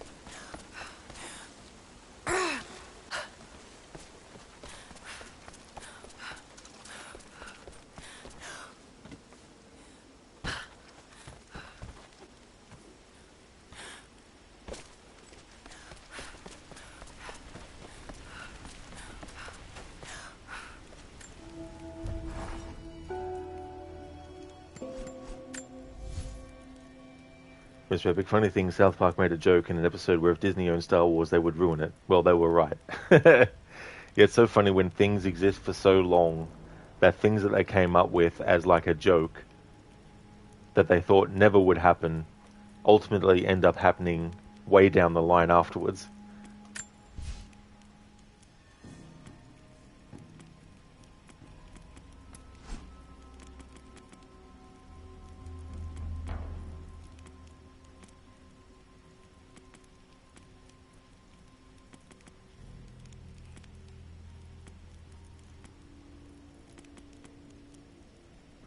Let's get eye for detail. Find challenge objects more easily using survival instincts. I want to keep one skill point banked for when we get the ability to use broadhead arrows, because there's a skill that you can get straight after, which is arrow climber, which means you can put the arrows into the different wall textures and stuff without having to actually shoot the arrow into it. It's not just for the pieces of wood surfaces that the game shows you as the ones that you can use it for. You can also use it for like popcorn walls and all that kind of stuff.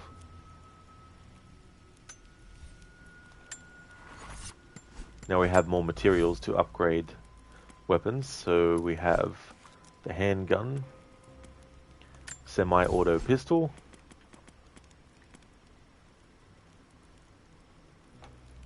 let's check my notes. So that is the semi-auto pistol, and that's tier 3.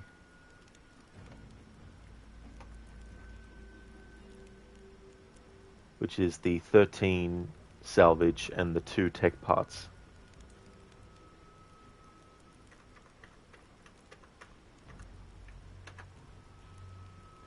Port vented slide. A vented slide allows for better distribution of propellant gases to counter recoil. Applied to all pistols with magazines.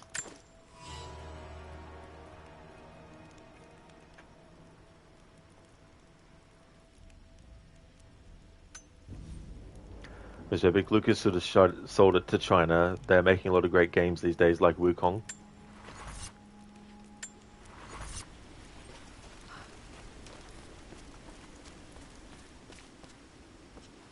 that's a game I need to play. Because I saw the opening for it and I was like, wow, such a great looking game. Plus, when I was a kid growing up, I watched the Monkey Magic show, which was based on Journey to the West, which of course, that was a Japanese production of that. So I don't know what changes they might have made to the mythology in that show. But having that connection as a kid with that show, I've seen like Forbidden Kingdom with Jackie Chan, which was, I thought was good, where he plays the Monkey King. But I haven't seen all the adaptations of it though, and I haven't read the original story. But things like seeing the little staff that he takes out of his ear, and then he turns it into a big staff. The whole signaling for a cloud to come out of the sky, and he jumps on the cloud and goes flying around. You know, all that kind of stuff. And having, you know, like Pigsy and Fish Monster, you know, and all that. Tripitaka. And how he had the bandana around his head that if he ever did something bad, it could be used to basically cause him pain around the head, you know, things like that.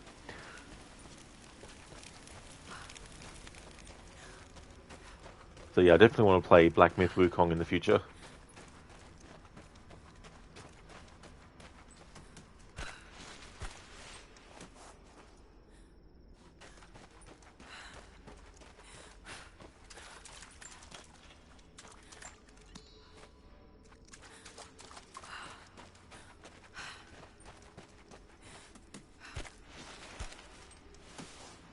Hey there, Gizlek. But Sword and Fairy series is Taiwanese. Sword and Fairy series. Never actually heard of that one. Or do you mean that more as like a genre than the name of an actual series? Milan, there are also lots of interesting criminal organizations, the Fatties, the Angel Gang, smugglers, sky surfers, various mobs, and any number of other crazy criminals you can dream of. Not to mention the Dark Judges Death, Fear, Fire, and Mortis, who are demonic entities that appear when crime is really out of hand. They judge everyone as guilty, though, and have their own laws. That's interesting, too, because I remember when I would play the Super Nintendo Judge Dredd game based on the Stallone movie, they added extra story on top that wasn't in the movie that dealt with the judges like death and that. So that's where I first sort of like heard about those characters, but I didn't really look into it in the years since then. But that's interesting as well. So that's when they appear, when crime is really out of hand. And then it doesn't matter if anyone's guilty or not. They're just like, yep, that person's guilty. Mr. Epic, you want to play it too, but you decided to wait until you have your PC next year. So you can really play amazingly. You're aiming for the 5090 next year. Oh, that's good though. Hopefully you can get that, you know, and then enjoy those experiences with those games. Oh, was it Gizlek? So it's a video game series. I gotcha. Yeah, I'd never actually heard of that before. Is that like is that been out for a while, or is that an upcoming thing? Mr. Epic, really like Forbidden Kingdom. Jet Li and Jackie Chan in one movie was amazing. It was cool to see them in the one movie. I was definitely very excited for that as well. It's along the lines of seeing, like, you know, Arnold Schwarzenegger and Sylvester Stallone in the same movie. Milan, even pride is a crime to the Dark Judges. Really, even to them. You'd think any sins, you know, would be considered, you know, not a bad thing to them. 1995 was it, Gizley? Oh, damn, so that long ago. 1995.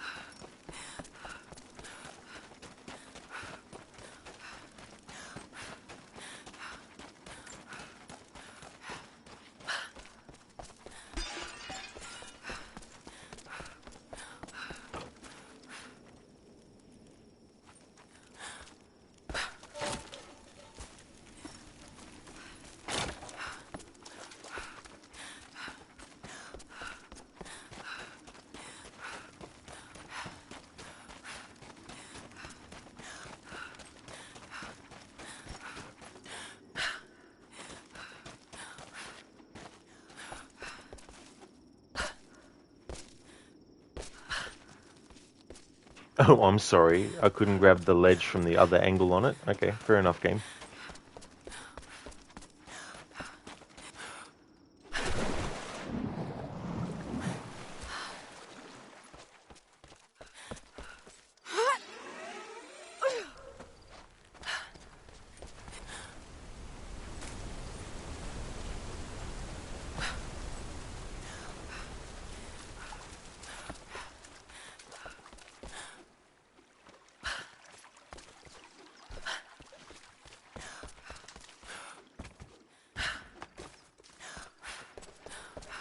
Whoa, what a glitch that was.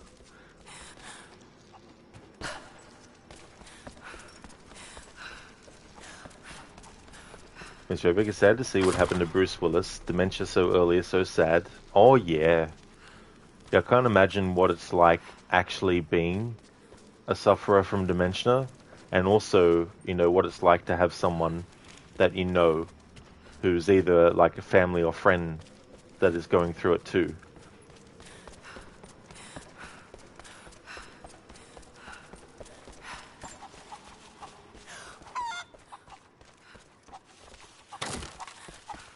That's something else, like, if there was some technology to let people re-experience memories that they've already gone through, to see what kind of therapeutic benefits that might have for people with dementia, like maybe it might help their mind actually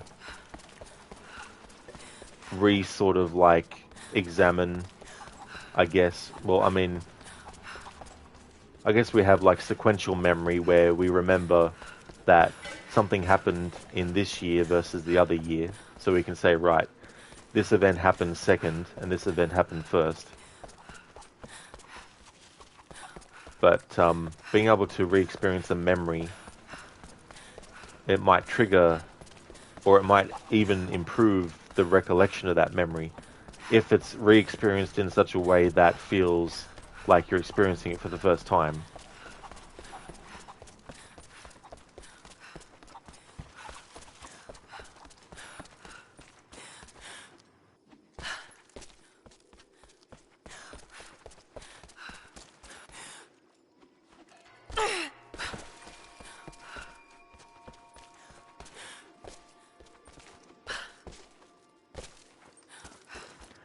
Mr. Epic, like Cyberpunk's Brain Dance. Haven't played that game yet, so I don't really know what the Brain Dance is, but anything that's sort of like, you know, futuristic in that sense, like creating some kind of like, sort of like holographic type of thing, or a simulation of, you know, different kinds as well. Being able to do that kind of stuff, like, it makes the imagination go wild. I can read this now. And it's pointing somewhere.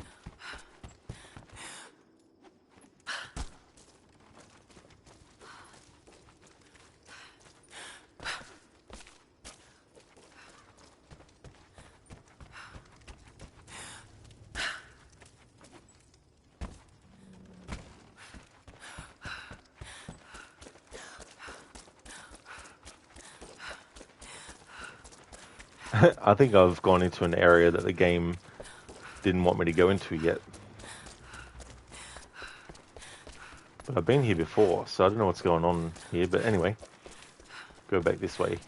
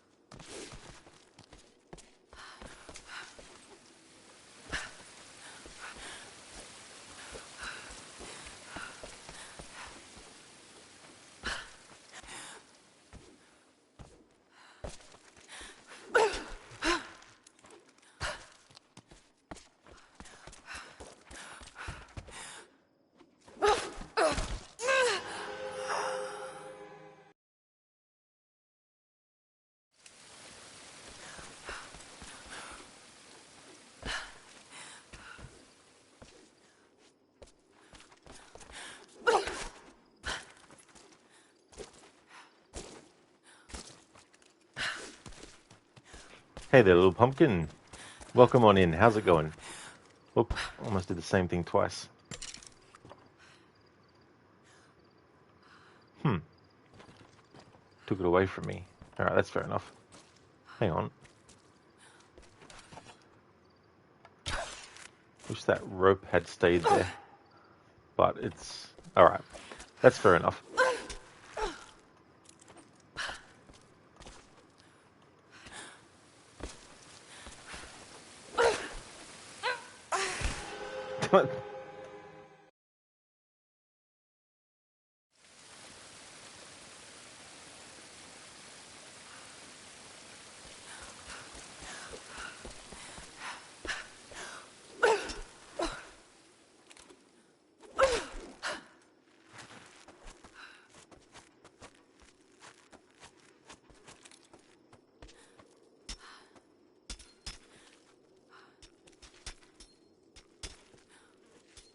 I've confused the game. The game's like, wahoo,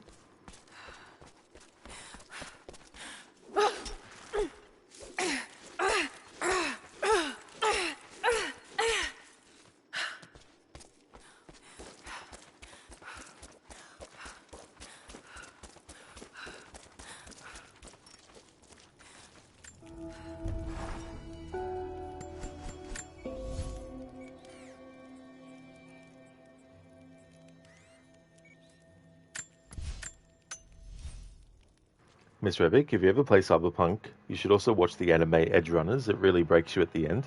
So is it set before or after or at a certain point during Cyberpunk? Glad to hear that you're going okay, little pumpkin. That's good. As for me, I'm doing well. Progressed the story a bit further today. Also backtracking to get some resources and stuff. I've got a lot of weapon upgrades to get for this playthrough, so it's going to take a while. But yeah, it's going good. Milan, oh no, a news alert from Politico. What else Starma going to start charging tax for? You wonder, air, words, walking? I'm not too sure, to be honest. But if it's anything politics related, then, you know, I'm not really interested.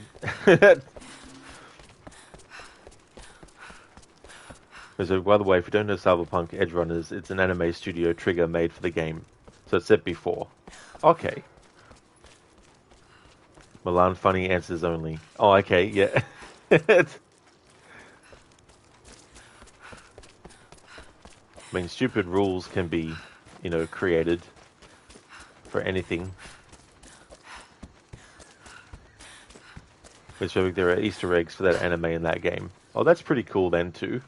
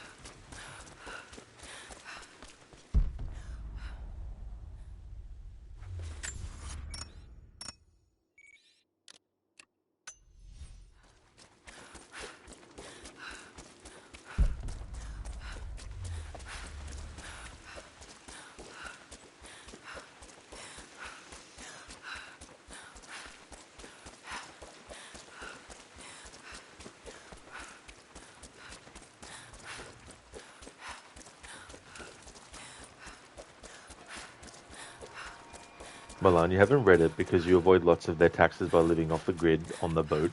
Oh, that's fair enough too as well. Not having certain things that you've got, you know, that you have to deal with.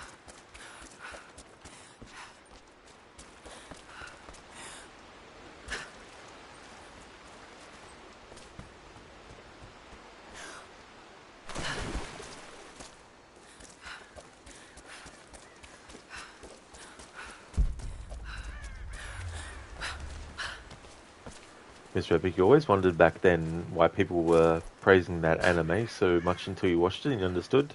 Such a great anime. Well, that is good that it's a good one. I'm not really big into anime, but that doesn't mean I'm against watching any. It's just that it's not really a style that I salivate for a lot.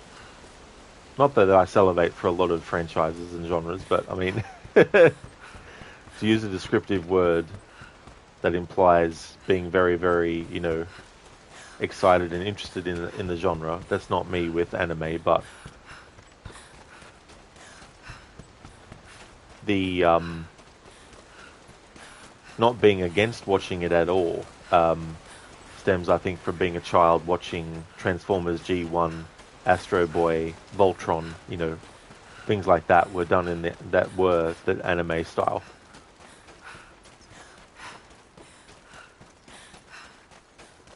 I just remembered something too.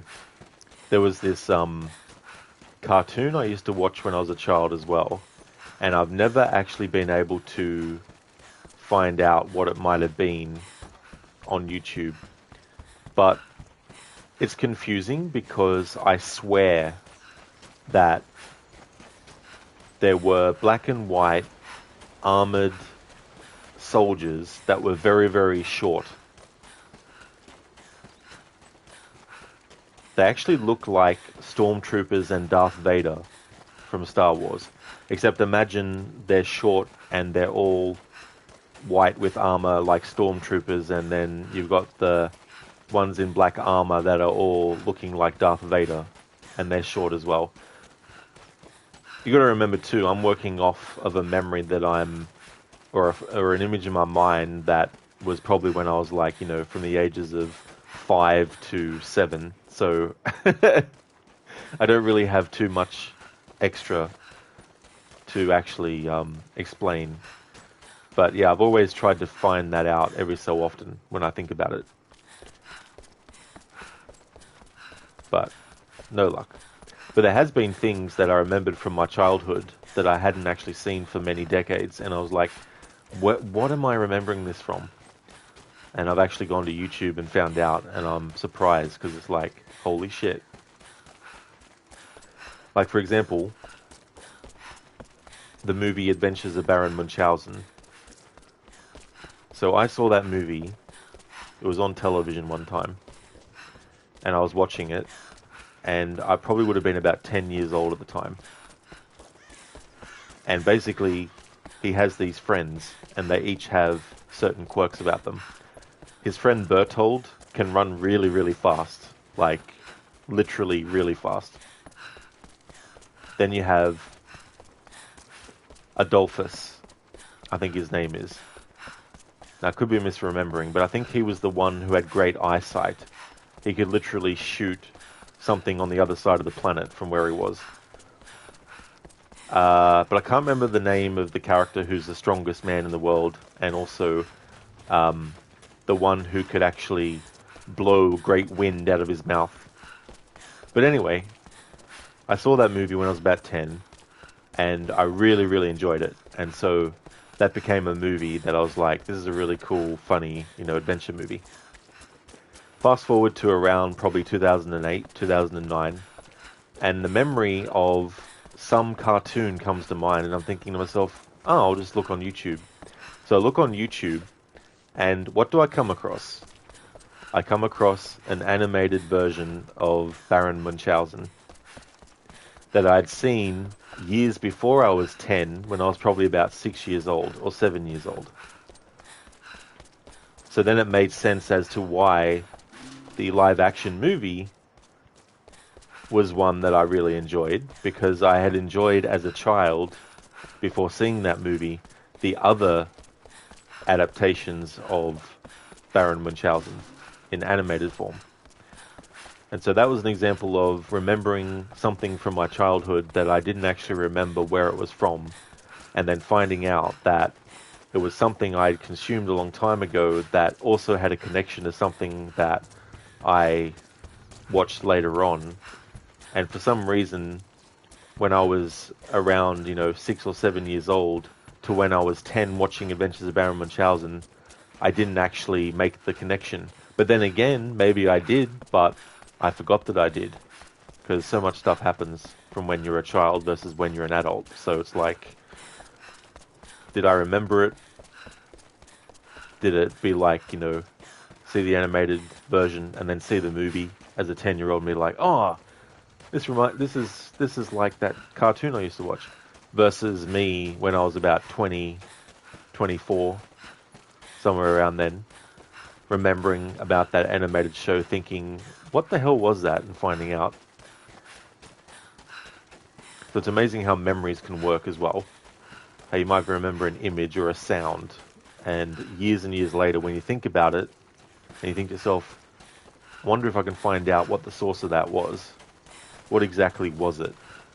Because sometimes your memory can make you think that what you saw as a child is how it was, but then you look at it later and you're like, hang on, that's not exactly the way that I remembered it to be, but that's actually how it was,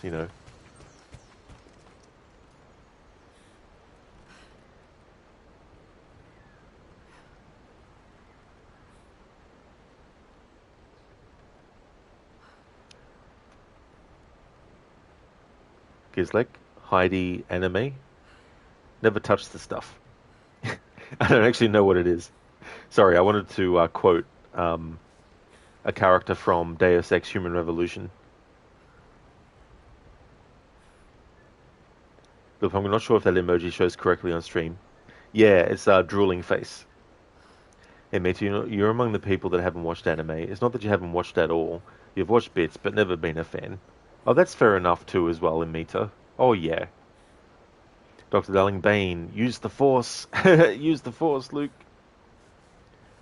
Mr. Epic Rod, you never know the greatness that's Dragon Ball, Naruto, Bleach, One Piece, and now solo leveling. Solo leveling. Milan, it depends on the anime to you. A good story and a well-developed world are essential, as well as good characters. There are some great stories that only exist in anime form, so to enjoy them, you just have to watch the anime. Yeah, that's definitely fair enough too as well. Because like you've seen the Gintama episode that was basically a parody crossover of Heidi and Ace Attorney. And you recognize every single reference. It is cool when that happens though. When you can recognize all references to stuff. Hey there, Shaky.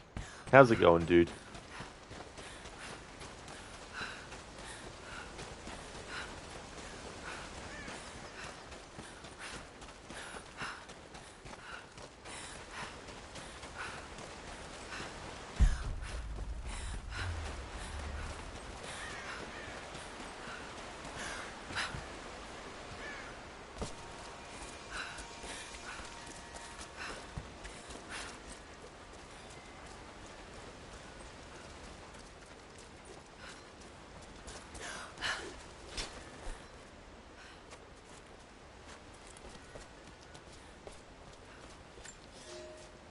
I can no longer deny the pull that Alia has on me. She came to me, alone, as I walked the passes high above the valley. I know now that the draw was mutual. I explained to her why I could not, should not. Why my position amongst our people should preclude such folly. Why I could never make her happy. But it didn't matter what I said. As my mouth spoke, my arms reached out to enfold her, and we embraced. It has been so long, and I am still human.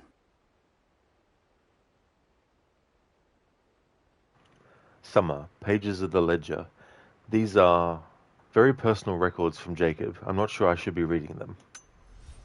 But we have to, Lara. We have to get 100% in this playthrough. So you have to read it.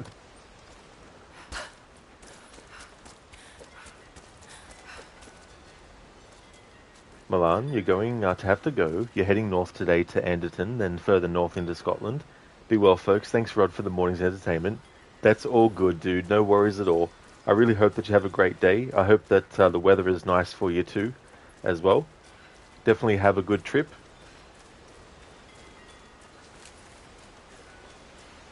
Mr. Epic, by the way, Rod, don't know if you know this, but you laughed yesterday when you saw a trailer that they made a game of an old anime called Samurai Pizza Cats. Now that's actually, you know what, I didn't think of it as an anime, so that's also something else that I watched as well when I was a kid, was Samurai Pizza Cats. But that's cool they made a game based on it. Yeah, I still like watching that in the mornings before going to school.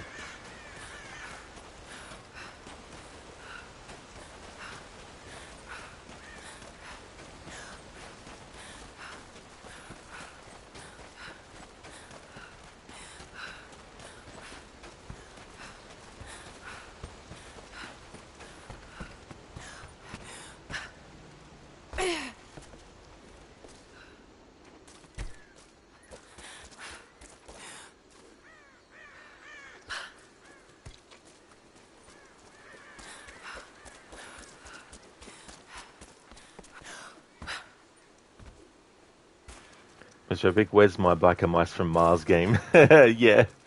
I think they actually might have done one, actually, come to think of it. I think either on the Super Nintendo or the Sega Genesis, I think.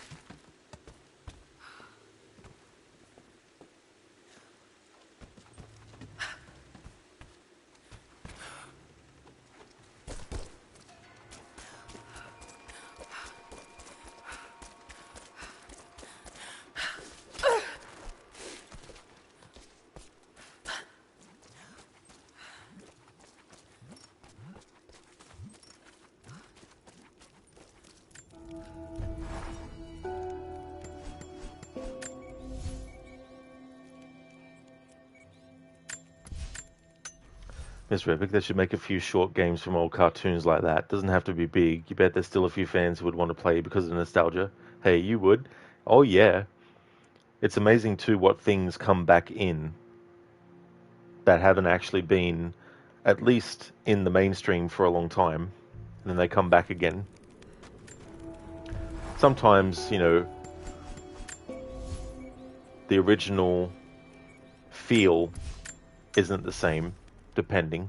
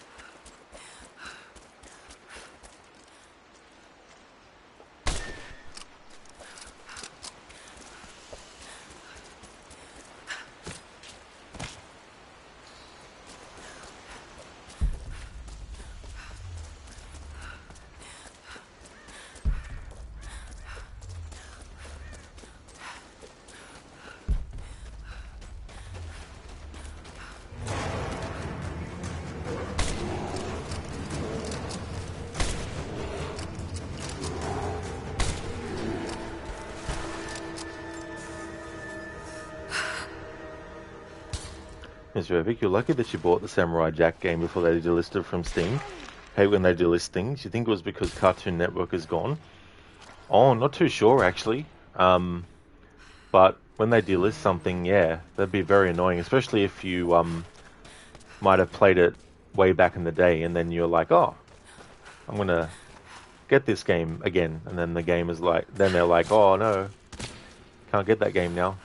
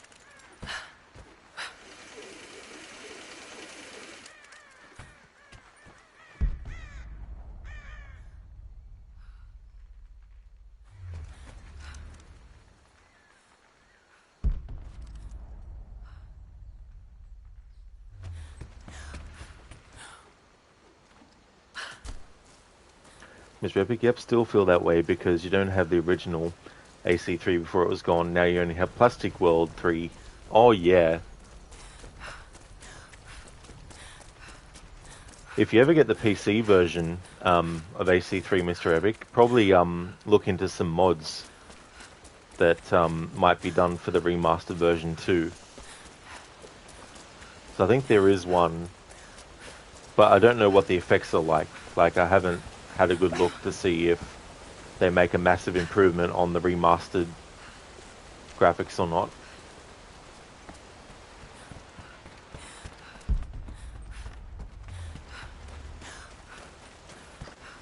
Gizlek play as Charles Lee mod. Yeah.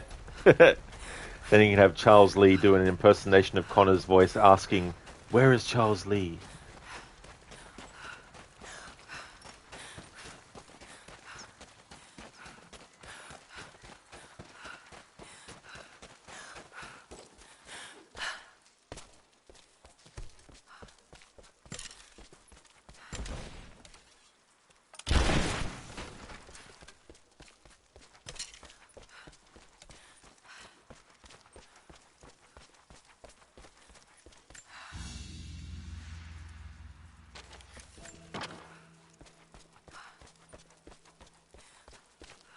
Which I bet you will, thanks.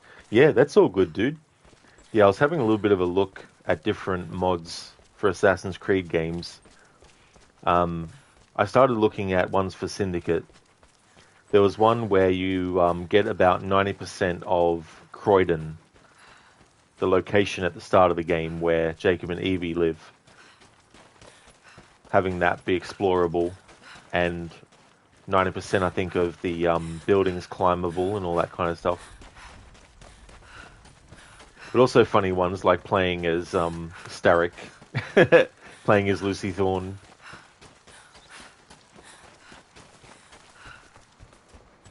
He's like, "You're laughing, but that's the thing." I know, right? That's true. It's not fake. Maybe you are fake.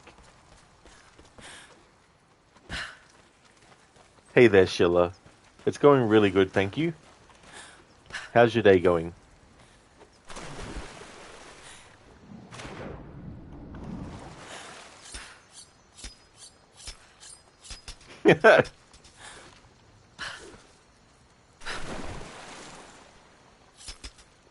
Actually, there's something funny that happened earlier that I made a clip of. I caused this glitch somehow where Lara was just running on the spot.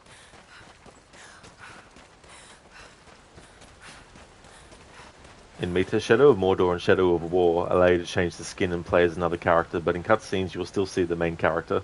They allow you to look like another character only when you're exploring. That's kind of cool though. Like, imagine if it was Gollum or something.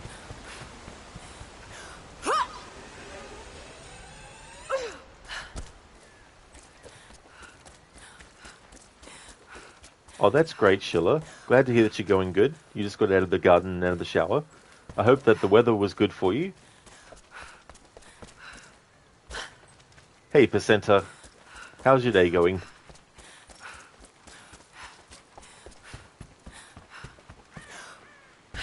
I'm going to change Lara's outfit again. It's been a while since I changed to what she's wearing now, which was the blue Henley.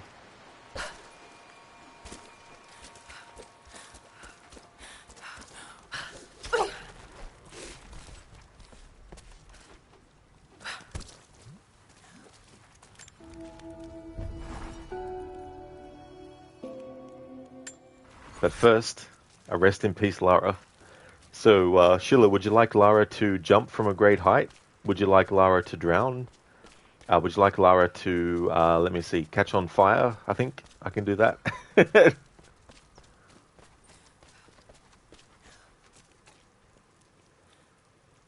Gizlek, in Return of the King, you could just straight up play every sequence as, i.e. Frodo, Merry, Pippin, and Sam. That was such a great game, Gizlek. I really want to play The Two Towers and Return of the King in the future again, because it's been so long. Sheila, Lara just wanted to run a marathon on the spot. Exactly, Sheila. She wanted to run a marathon and just keep active and fit, you know, just run on the spot. Little Pumpkin, you've been in Lost Archives already. Not yet, no. Yeah, I've got a lot of other stuff in the playthrough, so I've put the story on hold for a bit longer as well. Because I've got a lot of weapons to fully upgrade and all that kind of stuff. Plus there's 2 weapons that I haven't bought yet from the shack that need to be upgraded as well. And Mita, the funny thing is when you loot an artifact and the main character comments on it, you'll still hear the voice even if you're playing as a female character, lol. You know, and Mita, that's funny you say that, because I've played Freedom Cry and Adewale. They've given his like sounds of climbing stuff a female voice for some reason. Funny glitches when that happens. Percenter, you had fun with this game. I don't blame you. It is a fun one, actually. I like the story, too. And the environments, having, like, the cold areas and stuff like that. Mr. Epic, that wasn't a bug, Rod. She was just putting her daily cardio in. Exactly, Mr. Epic. That's it. Sheila, oh no, Lara's out clothes burned. She needs another outfit.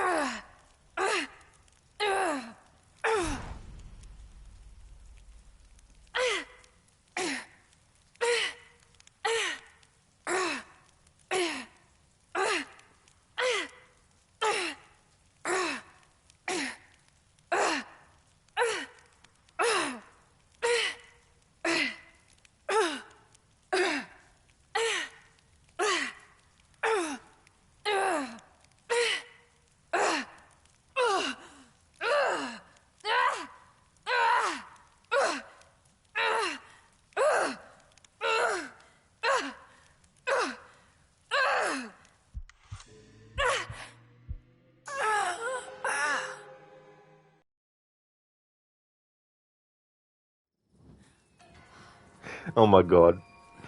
That's the thing, because I've got the upgrades, like the abilities for Lara to sustain a lot more fire damage. Plus, I've also got the skill from one of the challenge tombs where if you actually lose all your health, Lara gets all her health back again. But it has a cooldown on it. So that combined all together, that's why that took so long. But thank you, Sheila, for redeeming. Rest in peace, Lara. Little Pumpkin, 100% applies to everything. When you play this one, you do 100% too, but just for all the side stuff and collecting. Yeah, I thought, because I've done this type of playthrough before, where you do what the game counts as 100%, and then extra on top that it doesn't count, which is just upgrading everything as well. So yeah, that's what I'm doing for this playthrough. So there's going to be a lot of time spent, unfortunately, just roaming around trying to grind for stuff. Gizlek writes down Assassin's Creed, but every time the character catches on fire, you have to change outfit. Yeah, that would actually be quite funny, Gizlek. And Mita, damn, she's tough. I know, right? Like, takes, 10 minutes for Lara to die from just standing on fire. Sheila, you have to suffer, Lara, to be a fashionista.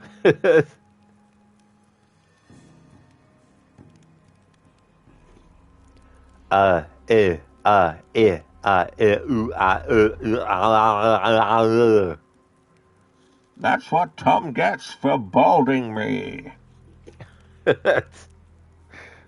Hey there, Ave. Thank you for those impression redemptions. How's it going? Okay, so we have a rifle that we can upgrade. Alright, Golden Fang. Okay, so this is a tier 4 upgrade, so I'll go to my document where I've put down all the tiers for each weapon that I need upgrading. Okay, so Golden Fang, so tier 4, which was the one with 5 hardwood, 20 hide, and 1 deer antler. Custom stock.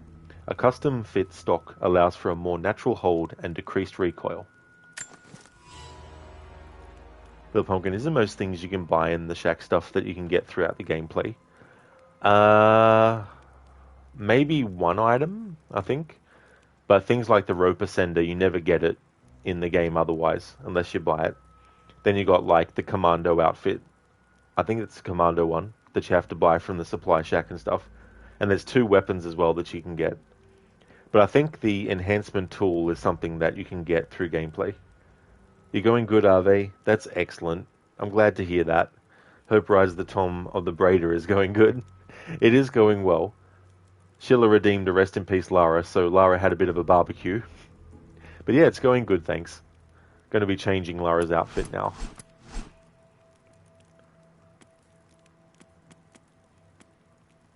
Alright, so next one up is Remnant Jacket. I've already had her wear this, actually. This is the one that Jacob gives you earlier in the story. So I've already shown this one, so I won't show it again.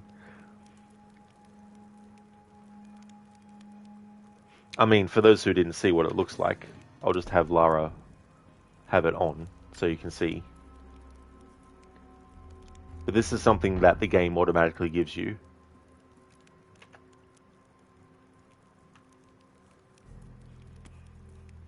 Battle Worn. That's the next one that I'll have Lara wear.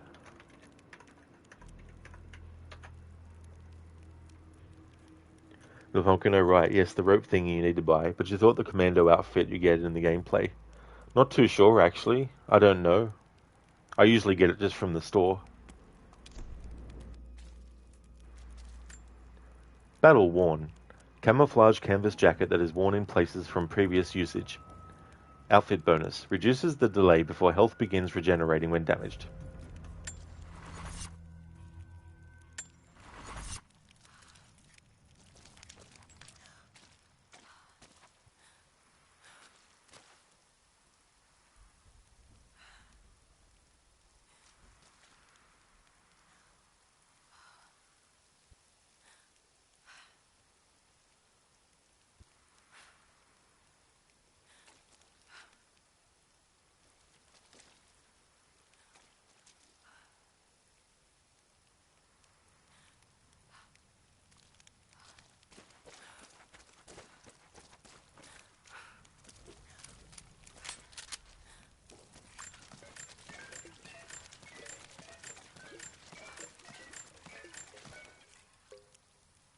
Alright, so we can actually have 5 of these bottles out at once before they despawn what you have already.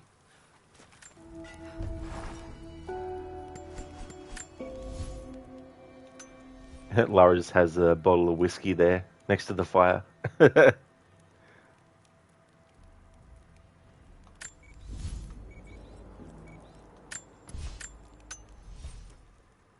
Stan, why does the new game they released last week have worse graphics than this 10-year-old game? I don't know, Stan. Maybe they just need to make their own luck, and that'll help. Hey there, Stan. Miss Rebick, Ubisoft be like, did someone say store? We have that. We have that in spades. We have a big store with all the microtransactions. Don't want to spend 2 minutes grinding for something? We'll charge you $50 to get it instantly. Not that they do, but still.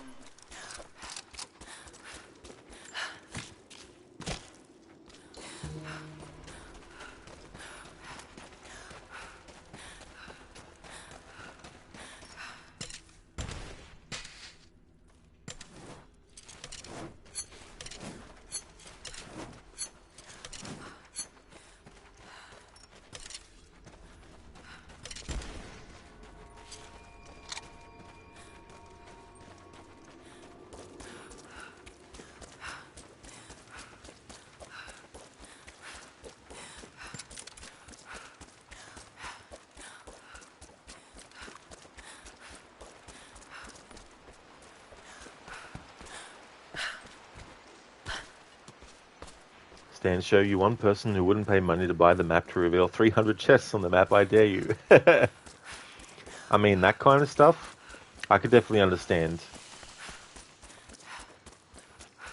Like, I did that with Assassin's Creed, what was it? Valhalla, where I was like, I just want to not have to worry about using a guide to find where all the opals are.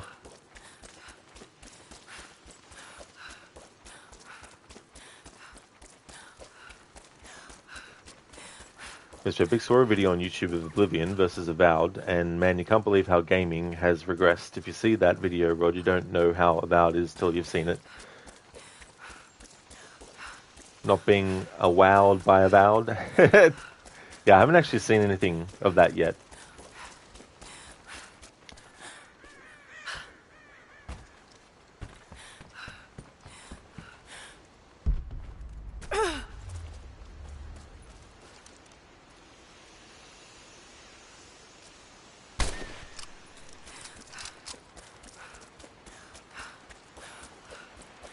Stan, yeah, you too. You used Helix credits to buy Paris chess map. Yeah, I mean, and that's the thing too. It's something that then is going to last every time. Where every time you play the game from the start, you're going to have that at your disposal again.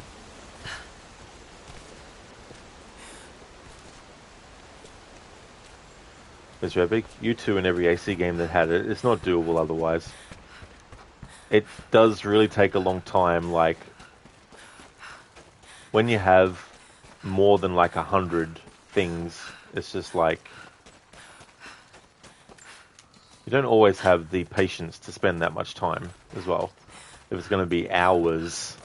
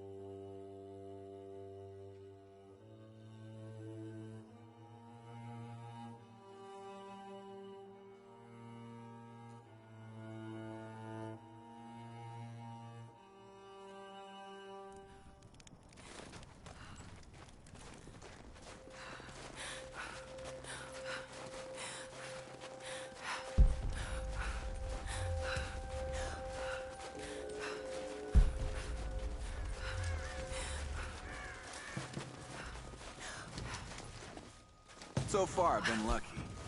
None of our patrols are anywhere inside the old mine. Why is that lucky? Look, I'm not fluent in Russian, but I do know enough to read danger and uranium. Trust me. We don't want that job.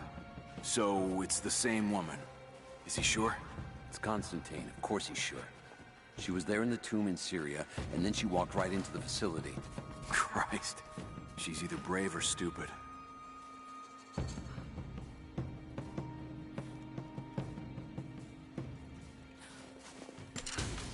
See that plane? Crashed in the mountains when we came in. No, but I heard about it. It looks like people have been coming here to die for a long time.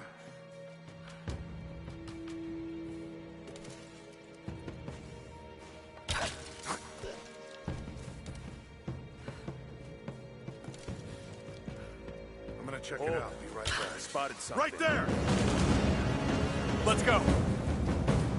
You're dead!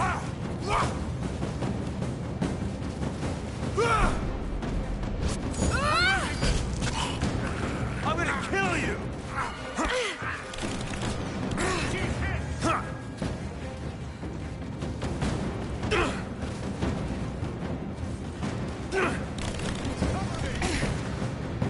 Got your back. It's over! Got an angle! I got her!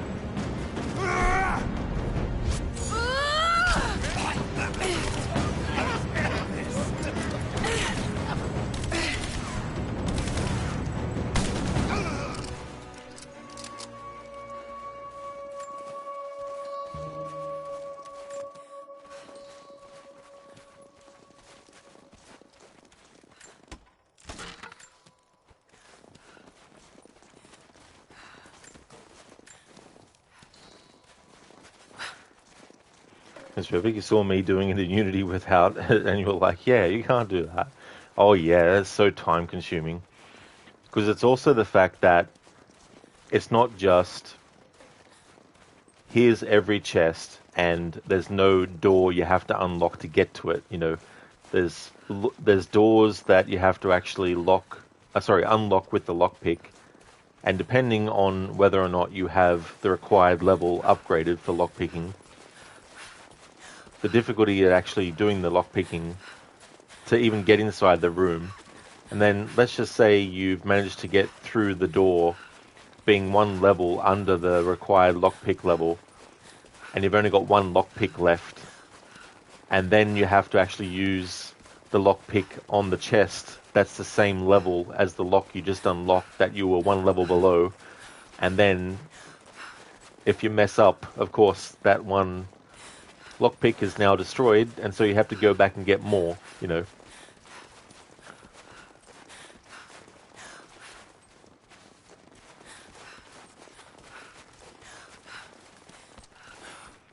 Mr. Epic, constantly spamming Eagle Vision to find the last collectible. We don't know how you had the patience. Now, killing someone with an arrow is child's play. John Wick killed someone with a pencil. What? With a fucking pencil. Something simple. Like a pencil.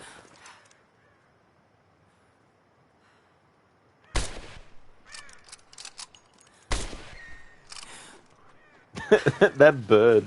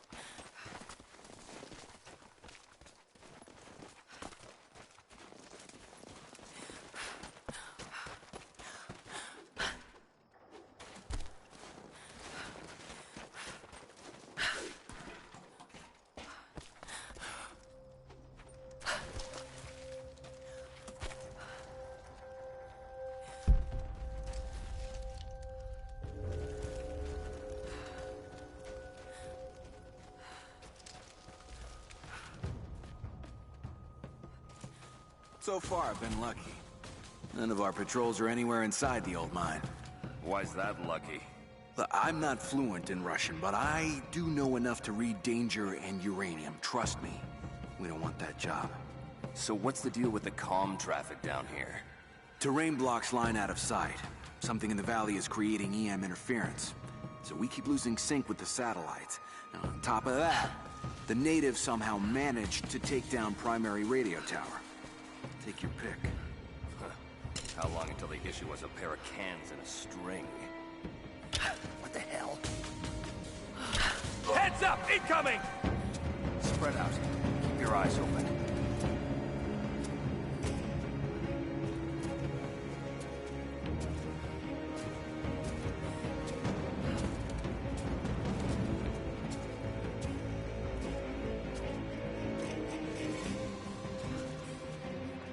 What?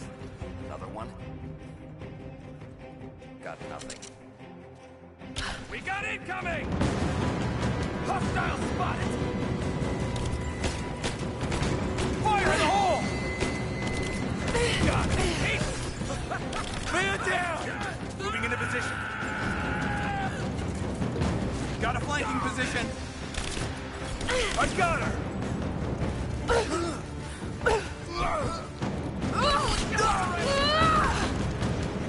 His hand's here and now!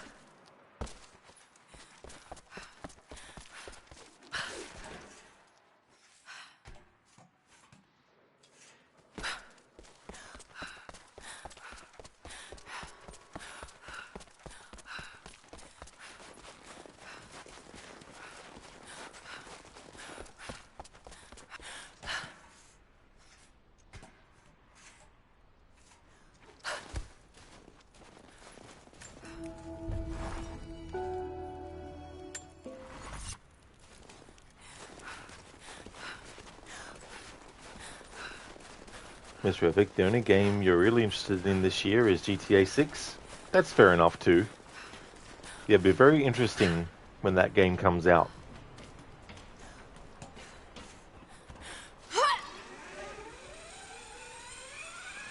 Still debating if you should buy AC Shadows or not. The story of the last two AC games was so you don't even know how to call it. Let's say childish and safe and afraid to be mean. Yeah, I don't know really, like having two different characters and being in the same narrative. The last time they actually did that where you get to control both characters and they're in the same narrative was Assassin's Creed Syndicate. Because in Odyssey, while Alexios and Cassandra are actually obviously in the same story, who becomes the Eagle Bearer and who becomes Deimos depends on your choice as to who you play as. So if you play as Cassandra, then she's the Eagle Bearer and Alexios is Deimos. If you choose to play as Alexios, then he's the Eagle Bearer and Cassandra is Alexios. And then you had Eivor, where it's like you have male and female Eivor. Then you have the canon choice, which is Eivor is female and Odin is male, so therefore when you experience memories of Odin as female Eivor, the Animus makes the avatar of Eivor look like Odin. Which is really for our benefit. But anyway, so Shadows is the first game since Syndicate where it's like, hey, these two characters are actually playable within the same game. Like in Odyssey, you can't switch between playing as Eagle Bearer and Deimos. And in Valhalla, yeah, you can switch between playing as male and female Eivor when you want to as well. But they're still the same person. So it's not the same as having two separate individuals as playable characters that you can play as and switch between. So dividing the narrative like that, it would make it a bit easier because you've got two characters in the same story. But it depends on what the story is and all that kind of stuff, which, you know, obviously until the game comes out, no one will know until they've played it. And, you know, if there's videos discussing the ending and all that kind of stuff. Chili, excited for the new Mafia game? I don't blame you, dude. I haven't even played any of those games yet, and even I'm excited for that new one. For me, it's coming from the angle of I really like games that are set in the past. I find it really cool to see different time periods represented in video games, and they may not be 100% accurate to how things were, but it is cool nonetheless. And so, having a game that's set in the 1920s, is it? Like, I really like depictions of the Mafia when they were in the decades, you know, of the 20s, the 30s, the 40s, the 50s, the 60s, you know, that kind of stuff. There's just something about the aesthetic that I find best from those decades. And so, yeah, having a game that's actually set in Sicily, as far as I know, anyway. Mr. Ovick, the new Mafia looks good. Yeah. That game's going to make me an offer I can't refuse, which is play this. But yeah, I definitely want to play the other Mafia games.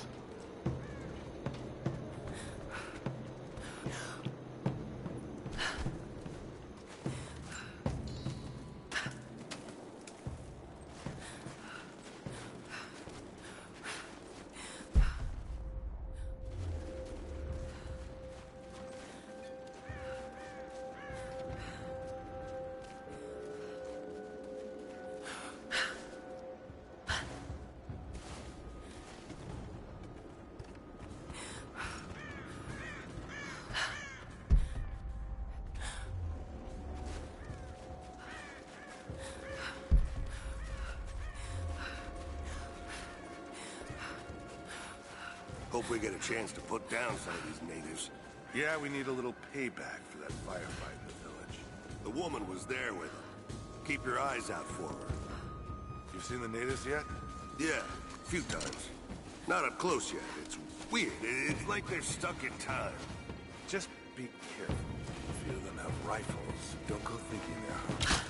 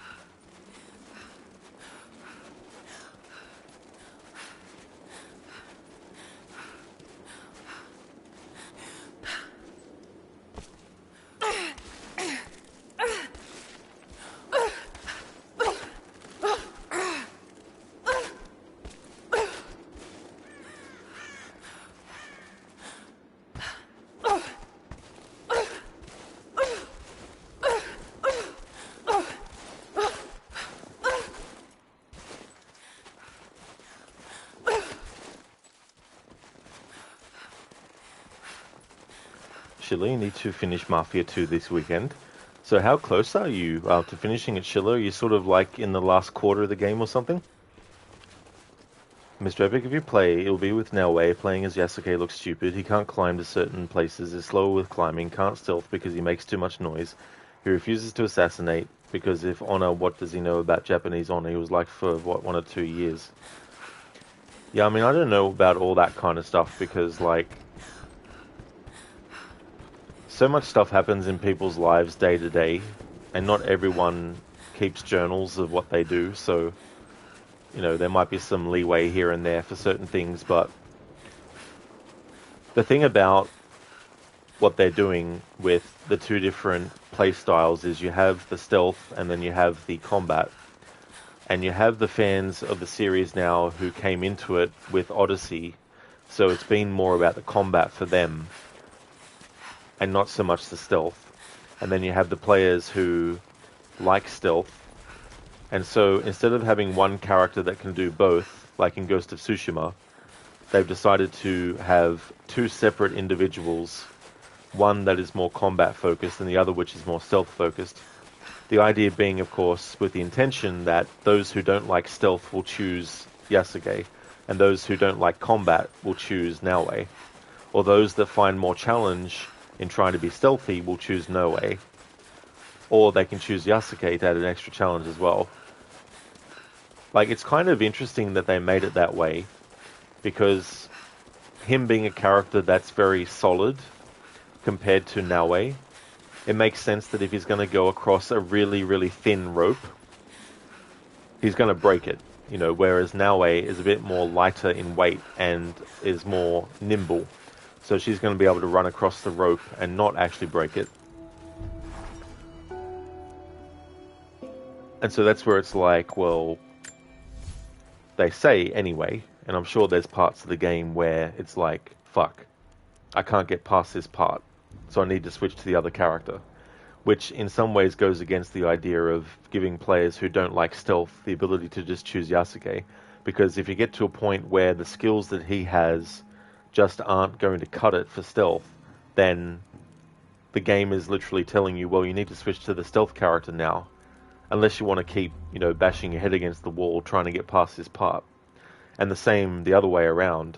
You know, if you play as Naoe the whole time, there might be a point where it's like, shit, we can't get past this boss enemy very smoothly without taking like half an hour to an hour to defeat the boss. So the game wants us to actually switch to Yasuke with better combat, you know, and all that kind of stuff. I just hope that there's definitely more separation between the two characters and the fact that one is more stealth focused and one is more combat. Because if you look at Syndicate, for example, Evie has better stealth stats by default at the start, but that doesn't mean that Jacob can't get better stealth stats and also become a character that is very good at stealth. That can happen, to the point where they almost get to 100% equal footing in terms of like their skills. So that sort of like goes against the idea of having one character be less stealthy than the other. So hopefully with Shadows they've actually made it feel different, as well as just not making it different in terms of like one character can do this and the other character can't do this, but actually really make you feel that this character can't do stealth or this character can't do combat.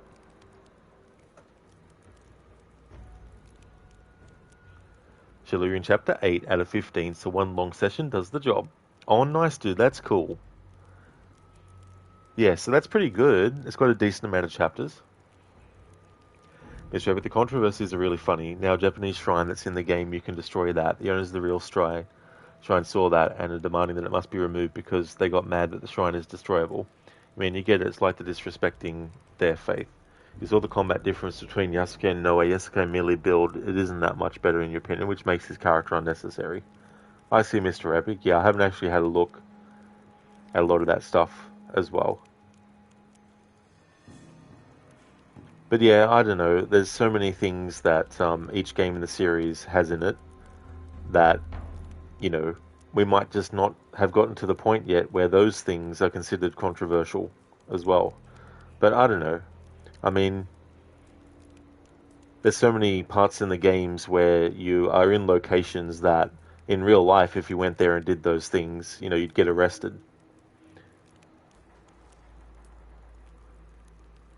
But I feel like with Assassin's Creed, there's evidence and proof of both sides of any argument to be for or against something. So, you know, if you say it's not 100% accurate, there's things in that that can prove that otherwise. If you say that it's not 100% accurate, sorry, if you say that it is 100, yeah, if you say it is 100% accurate, there's things that will actually contradict that. If you say it isn't 100% accurate, there can be things that can contradict that too, as well.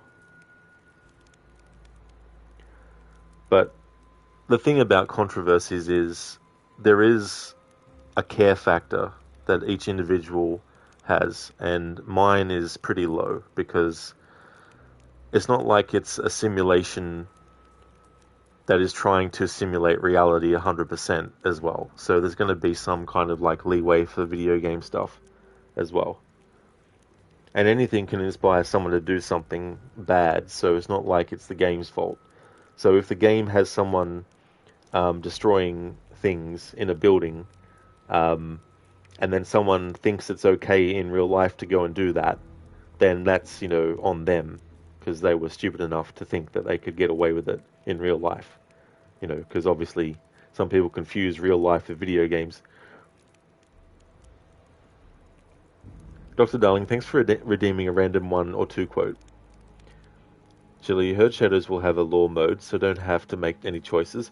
Yeah, like a canon sort of thing, where it'll automatically choose what's supposed to be the canon choice and stuff.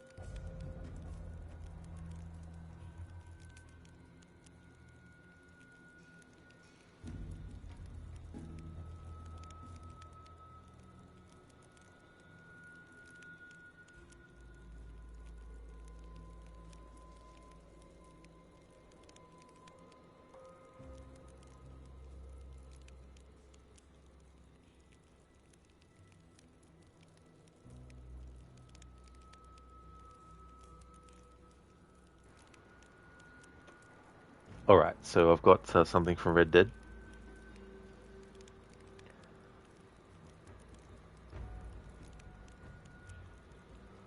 I see the good in everybody, John. It's a flaw of mine. I have a soft spot for life's flotsam and jetsam. A connection with them, more like. You and Seth have a lot in common. You both rob people, for one. Mind you, at least he waits until they're dead. Ah, my dear boy, nobody is more critical of drinkers than a drunk who's mended his ways. What are you talking about? Come on now, John, I've heard about you. You spent your life robbing people. It's a little inappropriate to be taking the moral high ground now. I had the courtesy to put a gun in their face. Whatever helps you sleep easily at night. We stole from those who had too much, and tried to give to those who had too little. A Robin Hood with spurs? How romantic. You expect me to believe that, poppycock? Maybe I'll have the good fortune to be able to leave my nefarious life behind one day and work on the government's dime. Don't talk about things you don't understand. Dear, oh dear, simmer down, my boy. You need to start appreciating your friends more. Folks around here don't see you as any different than Bill Williamson. I didn't think I'd have to huckster snake oil and dig up the dead, that's all. Take it from me, John. Collaboration is the key to success. There we go. That is from Red Dead Redemption 1. That's a conversation between Nigel West Dickens and John Marston as well. Thanks for redeeming that, Dr. Darling. That's who redeemed it, yep. Mr. Epic, also they didn't ask for permission from the shrine owners to put that in their game. The owners said that if they'd asked, they would have refused them, so that's also a reason they want it removed. It's a little bit the same like using America's Hollywood sign. You have to ask permission and pay a sum to use it. Dead Island 2 had to pay to use it in their game. I see, yeah. I mean, a religious symbol versus a non-religious one, like, I could see why maybe they felt that the Hollywood sign needed to get permission, or the people that they, who made it, that people had to get permission, would probably see it differently, than a religious icon and all that kind of stuff. I mean, I guess the thing is, like, where do you draw the line? Like, GTA, for example, like, do we draw the line of you can't destroy anything that in real life has any sort of, like, significance to people, because people who have that thought about the significant thing don't like it seen in video games being destroyed? Then it's like, okay, well, what about robbing people in GTA? Should that be a thing? Then you start to take away things that make the thing what it is, you know what I mean? Like, it's like, imagine a GTA game where you can't steal vehicles, or because stealing vehicles in real life is actually wrong, which is, understandable, but it's a video game, you know. So I guess I could see the argument where it's like, it's not someone in real life going into a church and destroying the religious stuff.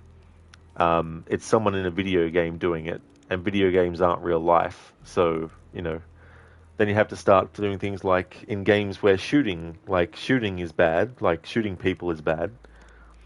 So what about a game like GTA where you go around shooting people? You know what I mean? So unless you're trying to do a simulation of reality with your game, like if you're literally saying this is a real life simulator of how to conduct yourself socially in acceptable ways, and it's trying to be an educational tool in telling you how to live like that, you know, and then they do something in it that is inappropriate, then that'd be understandable, where it'd be like, hey, you know, you're supposed to be educating about this in this game, which is a simulation about this, but you're adding extra things in that go against that, so, you know, you should take that out as well. Hey there, Keone, welcome on in. I'm going well, thanks. How's things going? There's a big simple answer. Don't use real-life location or brands in games. Like GTA made Hollywood sign to Vinewood. Yeah, that's true. They did change stuff like that as well. But I don't know. It's a video game still, so...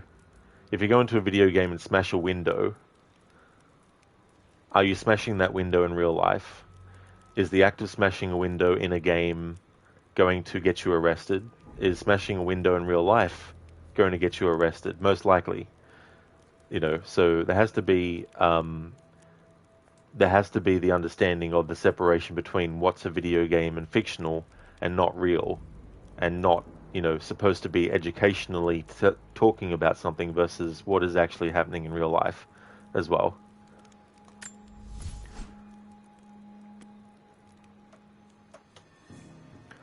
But I feel like there's all these things that are happening every day, and to keep hearing about all this negative stuff every day kind of gets annoying as well.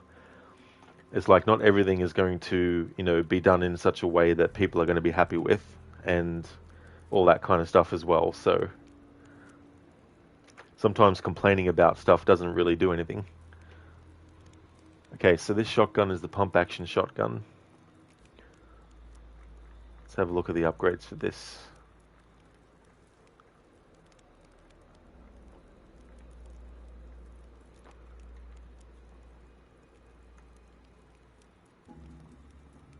Alright, so that was the second of the tier 1. Alright, so rapid fire modification. Rapid fire mod increases the cycling speed of each shot into the chamber for faster firing. Mr. Epic, maybe they're afraid people would do that to their shrine in real life. Maybe.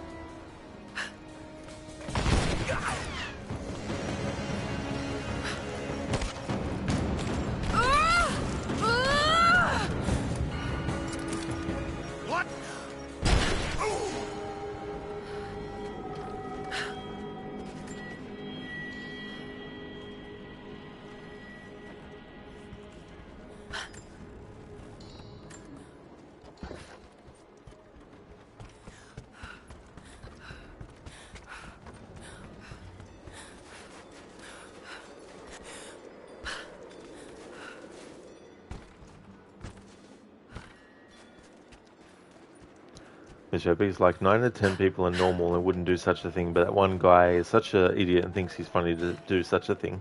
Oh yeah, exactly. You know.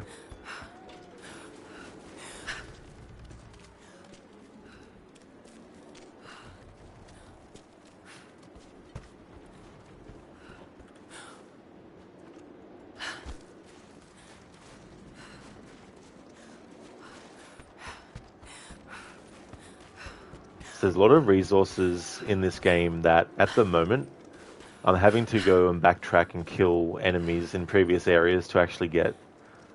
So I might actually have to progress the story a bit further, so that along the way, as I'm fighting enemies and finding like salvage crates, I can actually get a lot more resources as well.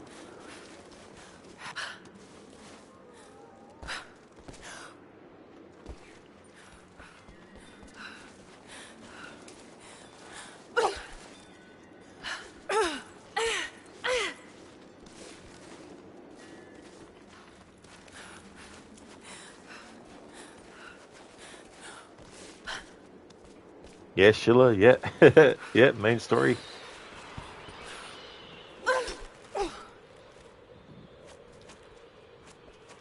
Because the thing is, like, the element of this playthrough of getting collectibles, if that's all I was doing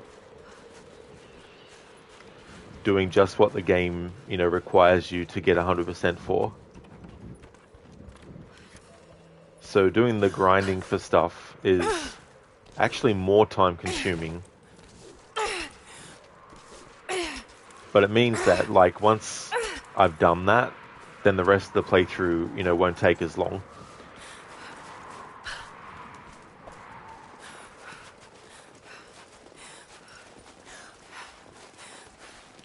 Because there's also 2 weapons I still need to get from the supply shack that also need to be fully upgraded for this playthrough, and so that's going to take even more time. And I don't have enough of the ancient coins to get it yet.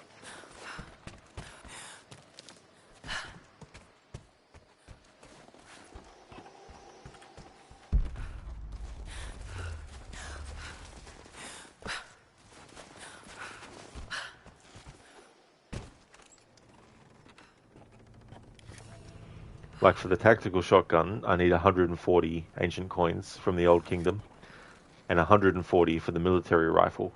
So these 2 weapons, I need to get them for the playthrough and fully upgrade them. Then I've still got the pistol suppressor. I'm not going to get this yet because I want to keep building up ancient coins from the Old Kingdom until I get these 2 weapons. But just to show what else I have left to get from the supply shack, aside from those 2 weapons, is the pistol suppressor, the rifle grenade launcher, the rifle laser sight.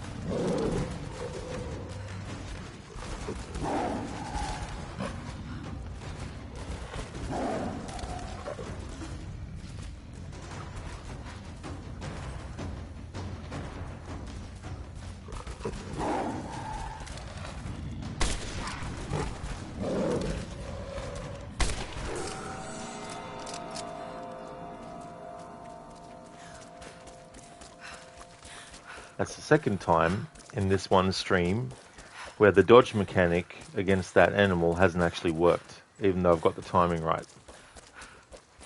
So it's like, fuck it. But then, the resources from it, I'm full on anyway.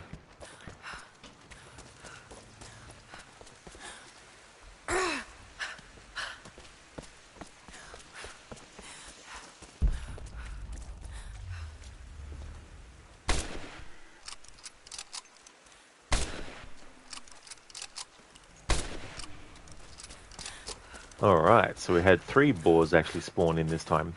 That hasn't happened since a few streams ago.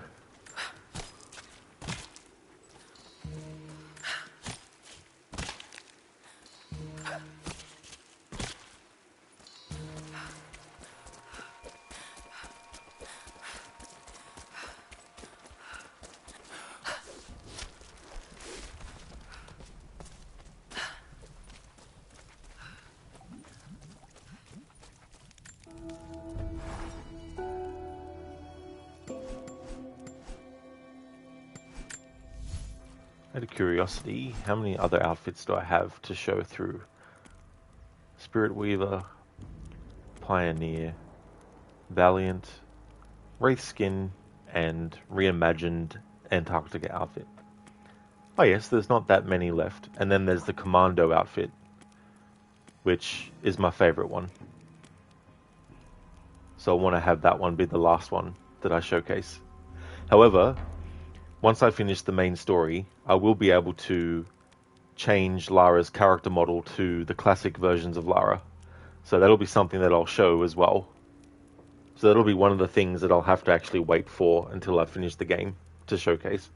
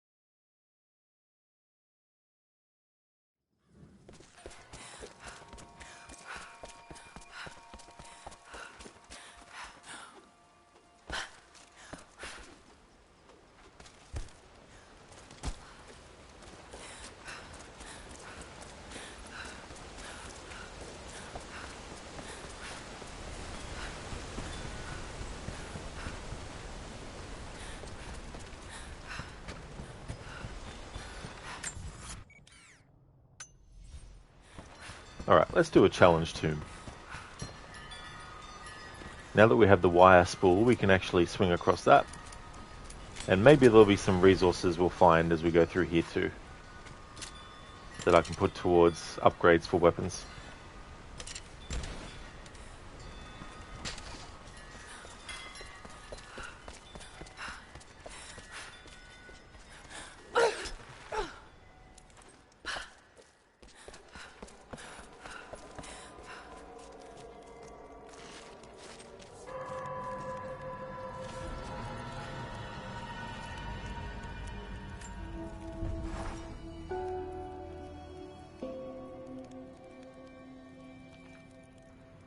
I just thought of something that I want to make note of for future playthroughs of this game. But I don't want to mention what it is because, number one, I don't yet know how viable it will actually be. And then after that, I think I want to keep it a surprise.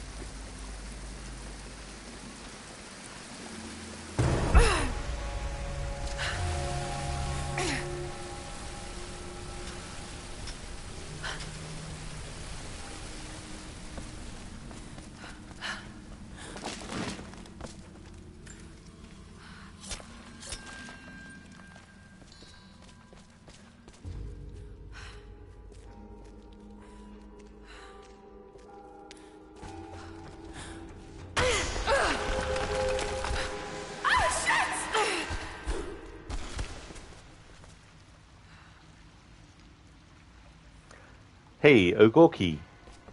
Welcome on in. How's your weekend going?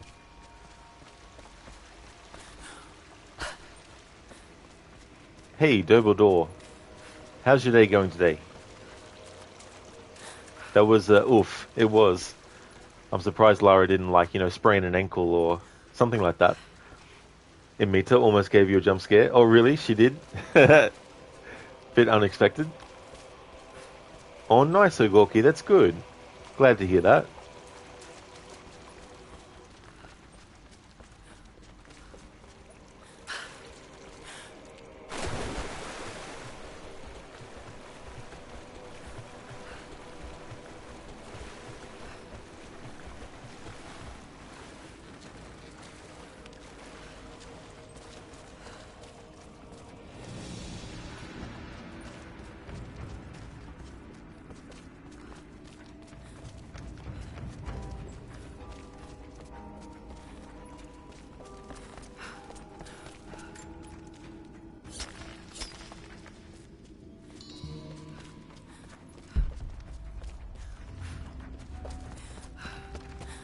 Something's back there.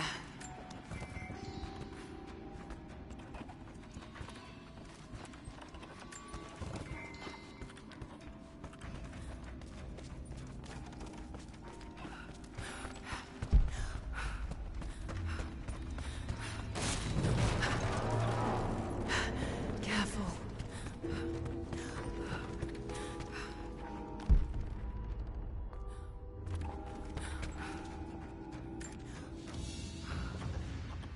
An old ring, tied to a leather thong to create a loop. They had no need of jewelry. My precious. Gollum, Gollum, Gollum. You stole it from us.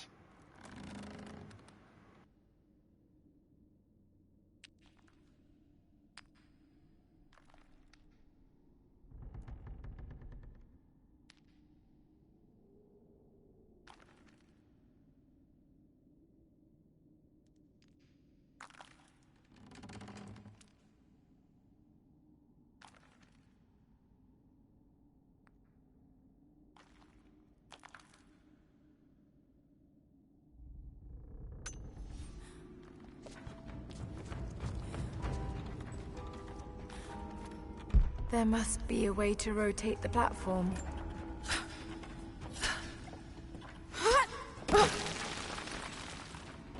Sheila, you're quickly looking if the Golem impression is back to redeem. Oh yeah, I don't blame you though. I will be bringing it back, but I'll be bringing it back for the Golem game.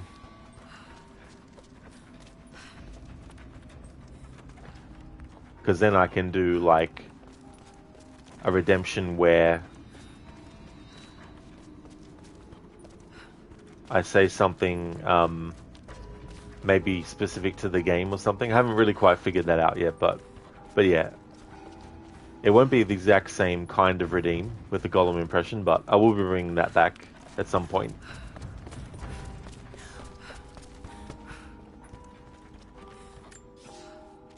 I knew the risks. It was only a matter of time before the city guard caught me. By day, I must pull gold and other ore from the rock until my fingers bleed, all to increase the wealth of Kitesh. By night, we do penance, ask forgiveness from God and the Prophet. They hope to save our souls, to rehabilitate us. I bow when they expect me to, put on a mask of regret when they remind me of my sins. But when they let me free of this place, I will take my pleasures where I can. Unrepentant, the pit of judgment, the personal notes of a citizen forced to work the mines for her crimes. Citizen? I'll smash you like an old potato.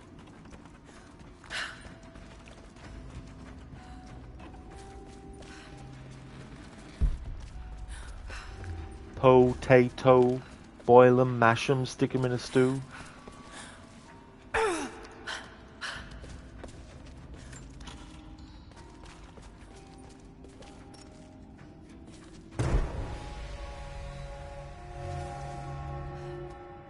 Forced to pray.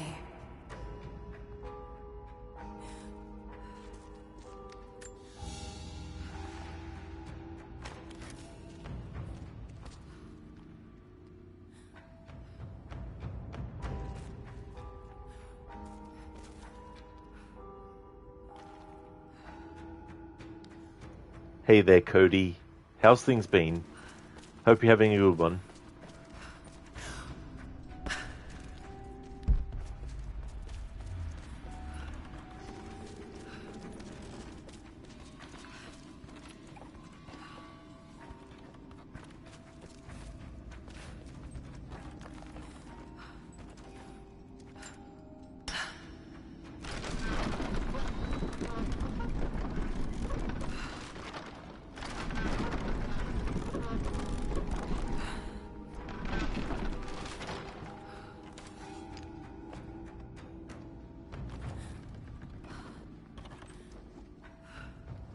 Should be able to push the cart now.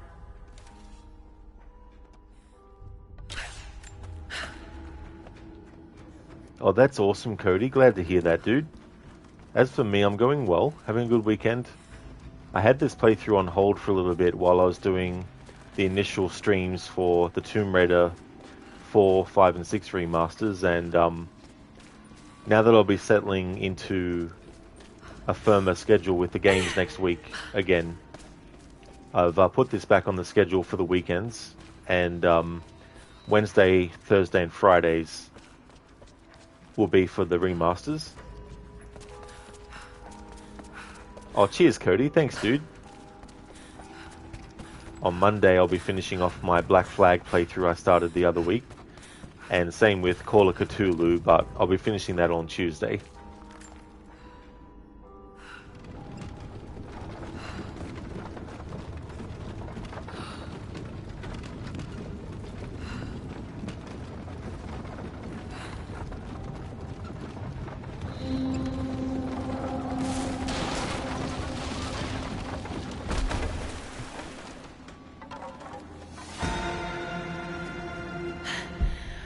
Okay, not subtle, but effective.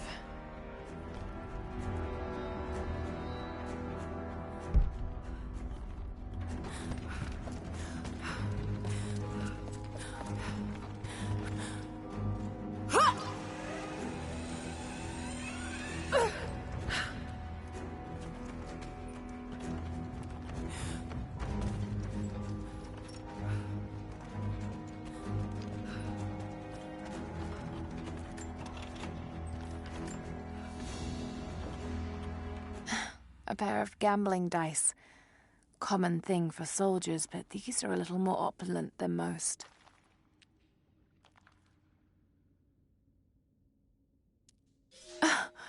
Hold on. This one has 6 on most of the faces. Oi, that's cheating then.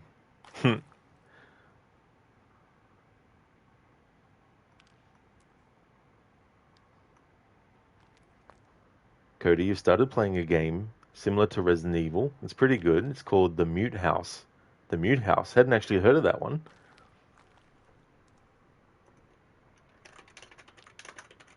The Mute House. Inspired by old and classic survival horror games, The Mute House combines exploration, management, puzzles, and a touch of action.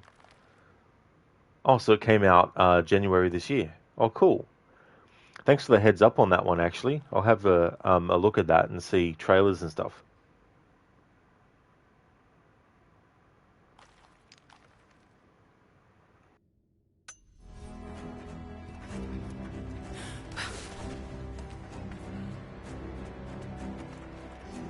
Yeah, Cody, it's cool to see those style being honoured all these years on as well, you know.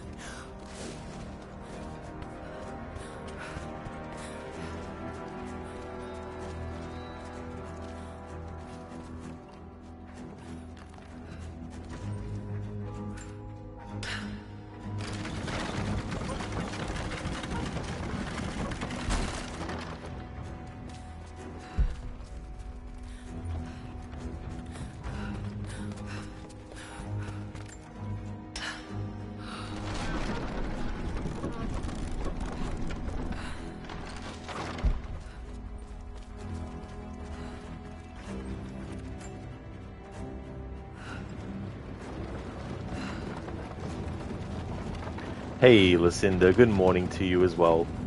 Welcome on in. How's your day going so far? Rise is going well. I decided to do a challenge tomb. It's been a while since I've done one. And this is something that goes towards the 100% as well. Most of the stream has been grinding for resources for the upgrading of weapons and stuff. I've reached the point now where a lot of the resources that you need, you either progress a bit further in the story and open up new areas, or you go back and you kill enemies that respawned into previous areas and then, you know, get the resources that way. So I was doing that for a bit and doing this challenge tomb now, and the last thing I'll do in the stream is actually more story to progress it a bit further. But yeah, making a bit of progress. It was about 46% through at the start of the stream, so it's probably a little bit close to 50% now, maybe.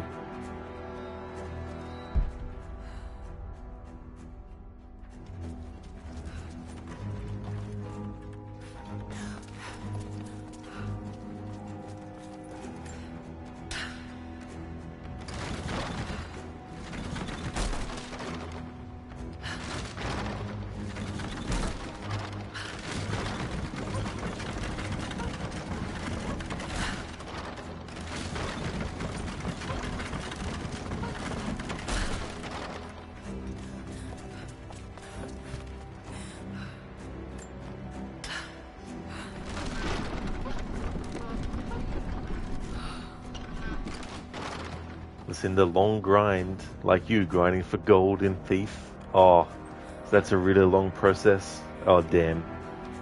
Yeah, and the other thing is too, like, there's still at least 2 weapons I haven't actually unlocked yet because they're locked behind finding parts to those weapons, and you find them in, like, you know, big giant tomb like grave type things. So there's a couple of weapons I still don't actually have yet through that, and then there's also 2 weapons that you buy in the supply shack that I haven't bought yet, that I need to actually use ancient coins from the Old Kingdom for, and I have to upgrade those 2 weapons as well. So there's still a hell of a lot of freaking upgrades left with the weapons that I already have, let alone the ones that I still need to get. You're doing alright, you're pulling your fucking hair out at YouTube, being such a pile of shit. You don't understand how a company that's been in the game this long is so terrible about data management. That really, really does suck too, as well. Especially when you're trying to get stuff done, and it just seems like there's obstacle after obstacle, and it's something that they could just, you know, have fixed, but they just don't. They do it one way, and that way only. So with each weapon, we have to do more resource grinding to upgrade. Pretty much, yeah. The main resources that they use is what they call just salvage, which is pretty much just nuts and bolts. And then you've got technical parts as well, and then you've got hide, and then you've got like boar fat and stuff like that. So there's also different tiers of upgrades for each weapon.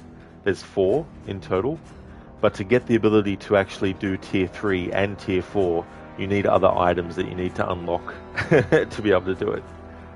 Listen, yeah, you'll go on a rant about it in stream today. You won't put it all in my chat, but it's nothing you probably won't understand anyway. Oh, that's totally fair, Lucinda, yeah. Plus having all the content that you do as well to transfer across. Like I was pretty lucky because a lot of my content that is saved, that's highlights. I haven't like got a mass of highlights and stuff. So I was lucky there. Plus I already have been exporting the VODs and stuff. So I didn't have that many already there. But I've got a question though, maybe you know. The VODs that are past VODs, is it now at a point where you can have them up for as long as you want, provided you have enough storage space for it? Have I understood that right? Or is it still the thing where after a while they will actually automatically take your VOD down once a certain time has passed?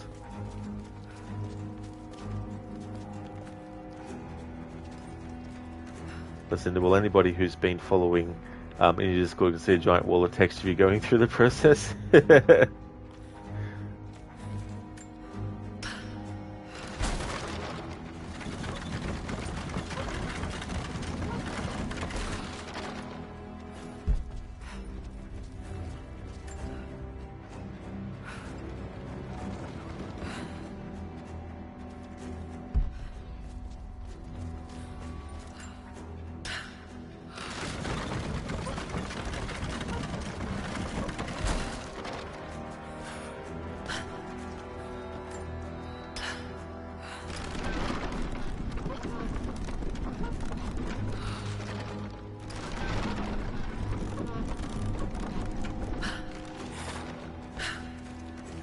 Listen, there are still limitations on how long VODs are kept. The past broadcasts do not even count towards 100 hours. Ah, that's a shame.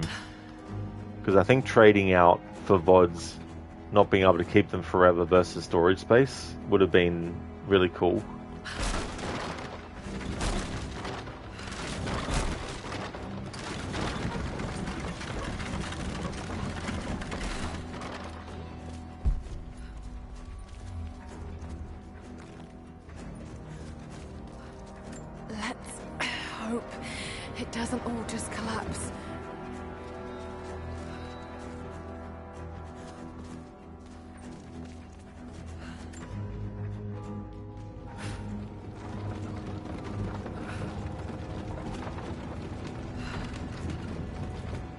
To get in the way of this thing.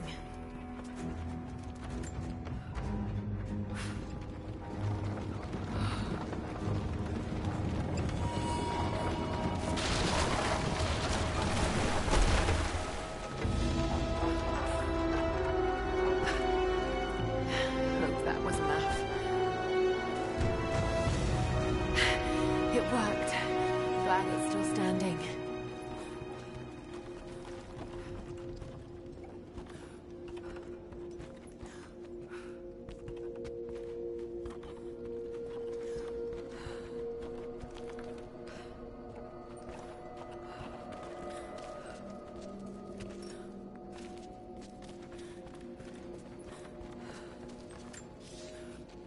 The wealth of this valley continues to reveal itself like a flower in bloom.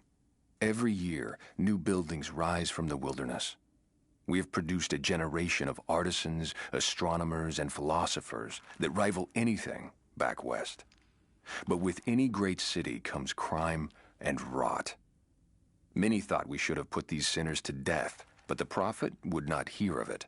He believes all men can be healed, and so we keep them alive, teach them through hardship and scripture. I do not share the prophet's faith that they can be redeemed, but at least they will serve the city and those they wronged. The overseer, the pit of judgment, the notes of the mine's foreman. Many of the workers were criminals, serving the city to make restitution. The notes of the mine's foreman. Many of the workers were criminals, serving the city to make restitution for their crimes. There we go. Listen, you found some other playthroughs that you didn't realize were still there. Bioshock, Dishonored, that you thought you got rid of a long time ago when you deleted the collection, but you hadn't realized that when you delete the collection, it doesn't delete the actual videos, which is good and bad. Good because you don't have to play through those series again to upload them to YouTube, but bad because you have to deal with this exporting bullshit for another probably week because of it. Apparently YouTube limits how many videos you can upload per day, but you know, they don't tell you that. Oh no, of course. Why tell people things like that? That's something that no one would want to know ever, right? That's so frustrating, though, too. How much time it will take as well. Because sometimes it takes like an hour or more. And if you can't do past a certain amount at the same time, yeah, that's just really ridiculous.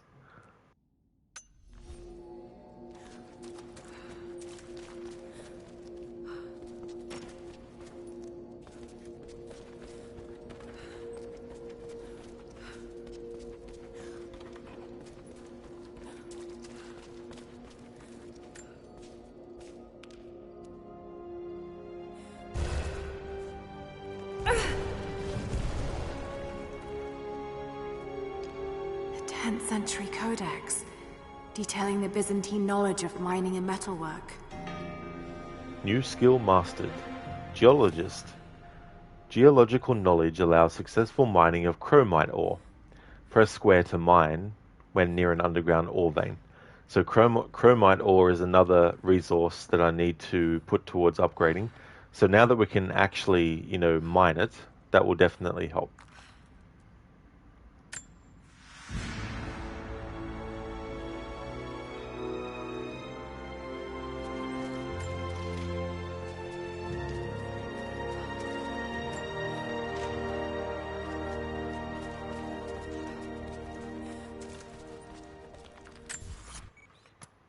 So now that we've done that, I need to actually go and have a look and find the extra information about that.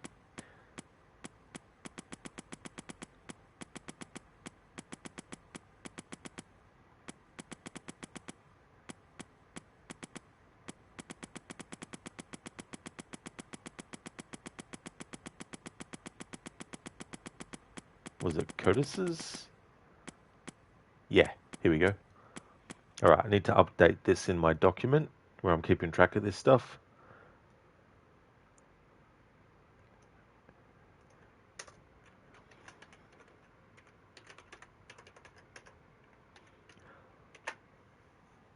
So I found out only when I got to this playthrough that there's certain things that also have extra dialogue with them, aside from just the psychologist reports of Lara's therapy sessions that you can listen to, and also Lara's father's journal entries that you can listen to. But when you actually get the challenge tombs done and you get the ability unlocked from it, it goes under a category called codices. And each one of these, when you interact with them in the documents list, will actually have some extra dialogue. So I'm covering them in this playthrough as well. So this one is the geologist one. A codex detailing the Byzantine knowledge of mining and metalwork. The soil in this valley is not the rich, black earth of your fertile homeland. The bones of these mountains are not the gentle hills you roamed as children. We are in a new land, and we must learn the language of the stones. Beneath our feet, the sharp rocks hide glittering veins of ore, gold, and chromite, which, when mixed with other alloys, creates a steel that shines like silver. There we go. Lucinda, you just get a generic failed to export message with absolutely no reason why. Then you'll get success messages with no reason why, after you assume they will fail for another reason. It just makes things so unpredictable and so ridiculously annoying too at the same time. That's true, Lucinda. Yeah, tomb rated. Yeah, in these reboot games, the challenge tombs, whenever I finish one, I put that in chat with the emote representing whichever Tomb Raider game it might be at the time. Dr. Darling, coffee round 2. Let's see who wins. Fatality. Delicious wins. Fatality. LU bot. Fatality. Coffee. Coffee. Fatality. Fatality. Coffee. Well, I hate to break it to you, but if you're going to be drinking a coffee and it's going to cause a fatality on you, then I guess you have to be warned when I say, it's a trap.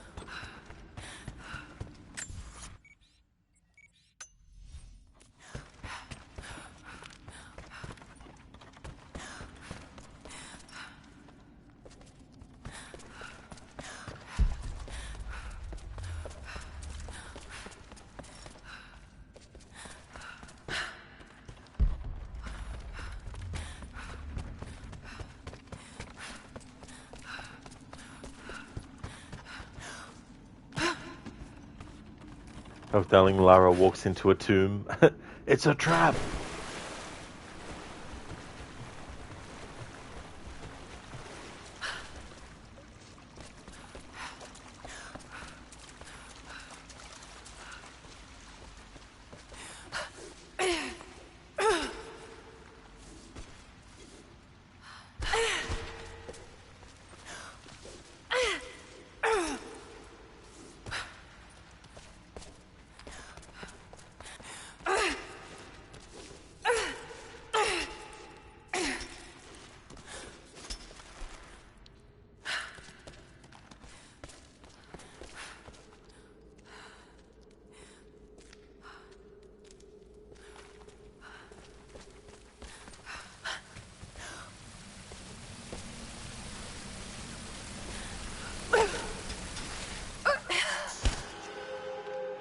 Now come on, that should have attached to that wall.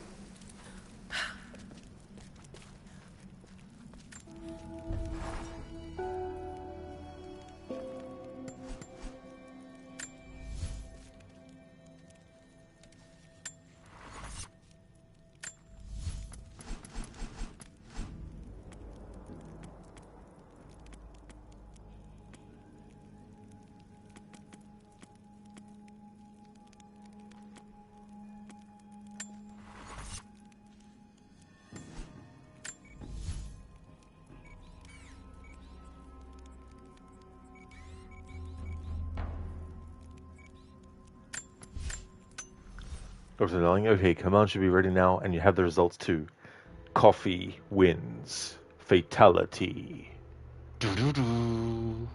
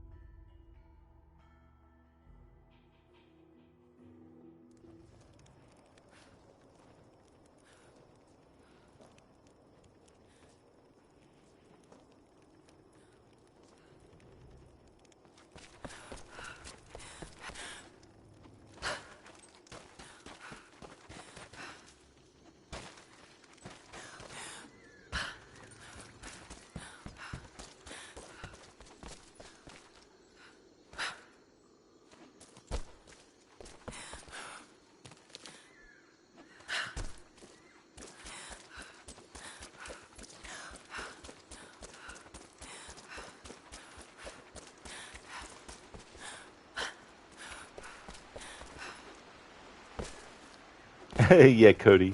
Finish him. Finish her.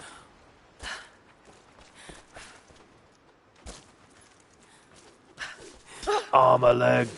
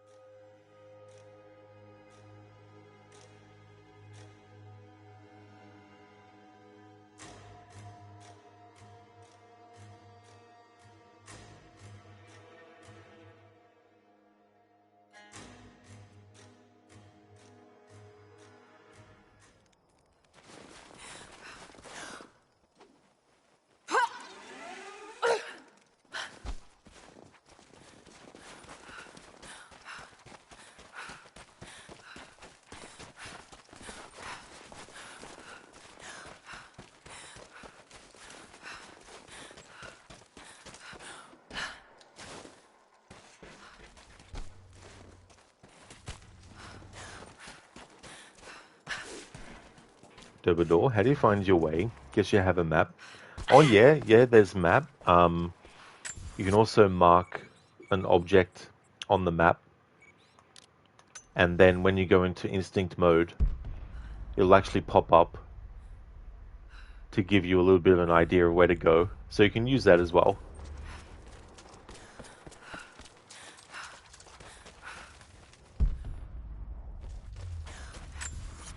However, you can't mark something on the map that's not an icon for something. So I couldn't just put it here, put it here. It won't let you do it for that. But anything like these base camps, or if it's a relic and stuff like that. It's also a good idea to do that too, just in case, even if the relic or the icon looks like it's accessible in that area, sometimes it's deceiving. So if you actually click it, it might make that sound, which means it's not actually in the same area. It just looks like it is on the map itself, which is a bit annoying when it happens.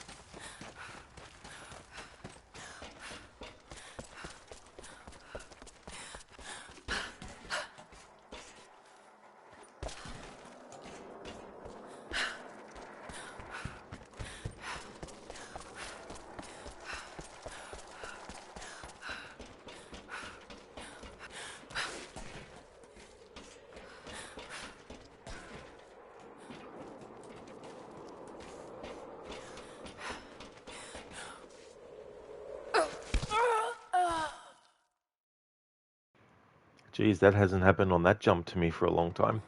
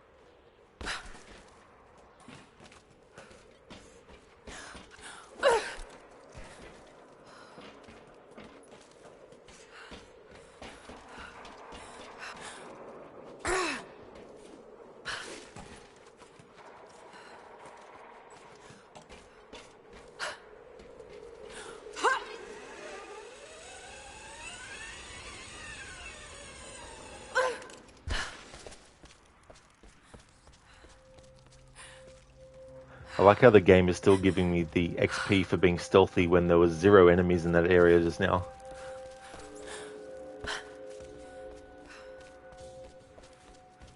Hope we get a chance to put down some of these natives.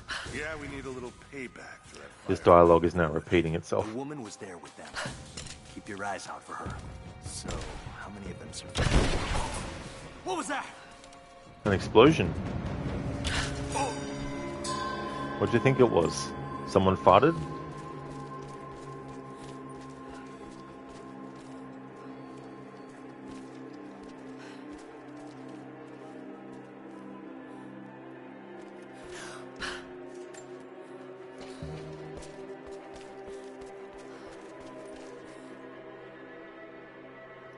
Actually, nah. It must have been the wind. That's what caused that. Exactly, Lucinda. Yeah, free XP. The funny thing is, with the different weapons you can get, like once you unlock the pistol, any other types of pistols that are in your inventory, you get 100 XP each simply just for selecting it. So you can get 400 to 500 XP simply from just going into the weapon menu and selecting each weapon under the category, and boom, 100 XP, 100 XP, 100 XP. You like how I said nah when he tends to redeem a lot? That's true, yeah, nah bro. Definitely redeems the must have been the wind a lot. Yeah, it's really cool that they added something like that. Like, never get mad at free XP.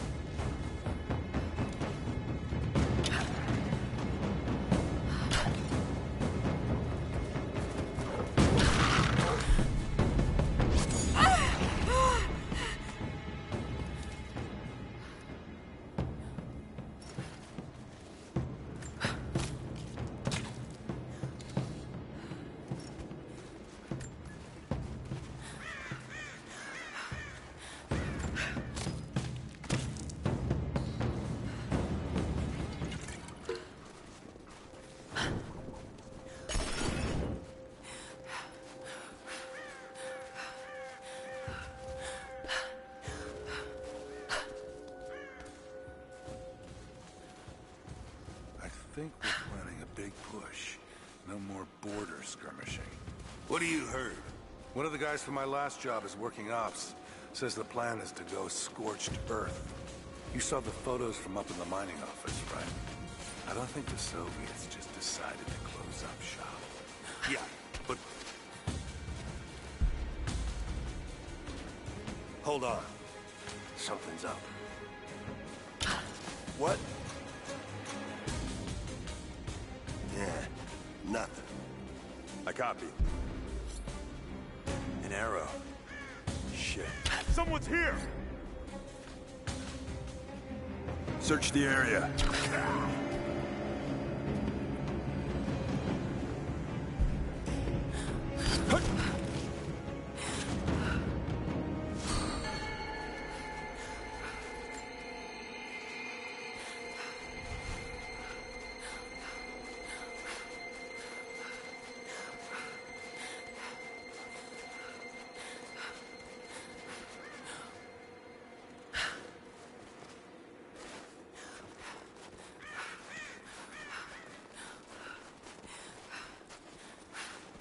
Dr. Darling, he was right. The wind was there. It was right behind him.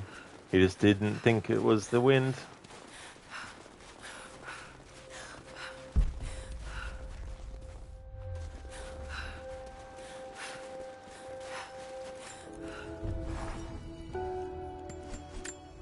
Alright, we can finally upgrade another weapon now.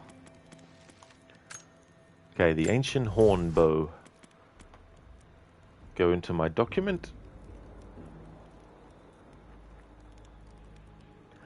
Ancient horn bow, that is tier 4 upgrade, 18 hide, 12 salvage, and 2 deer antlers. There we go, so I can get that. Custom horn shaft.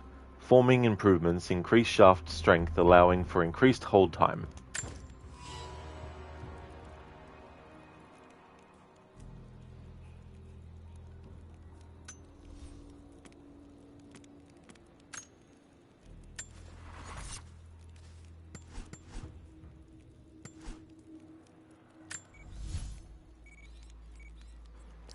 Alright, so for the rest of the stream, I'm going to do some story. So let's fast travel to the Aqueduct ruins.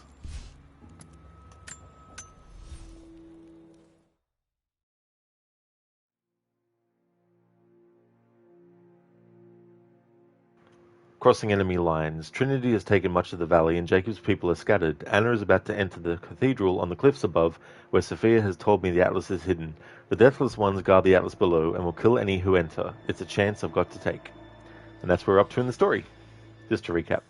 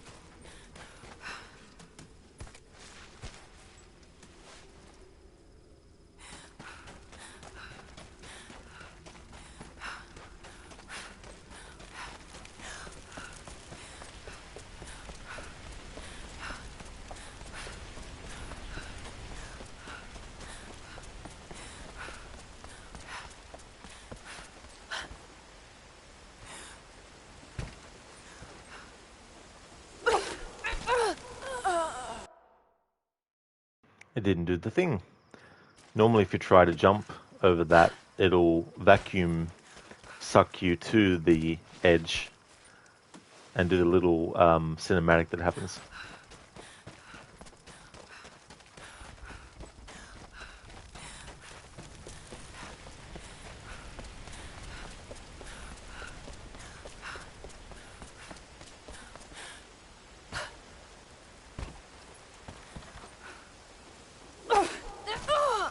Nope, doesn't want to do it now. Maybe it only happens when you're in this part in the story.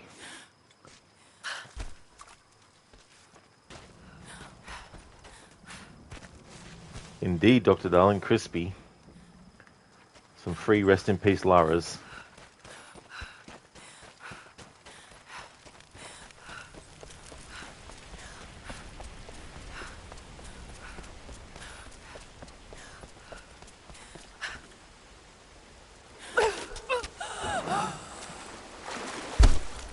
Ouch. Dr. Darling Lara was medium rare.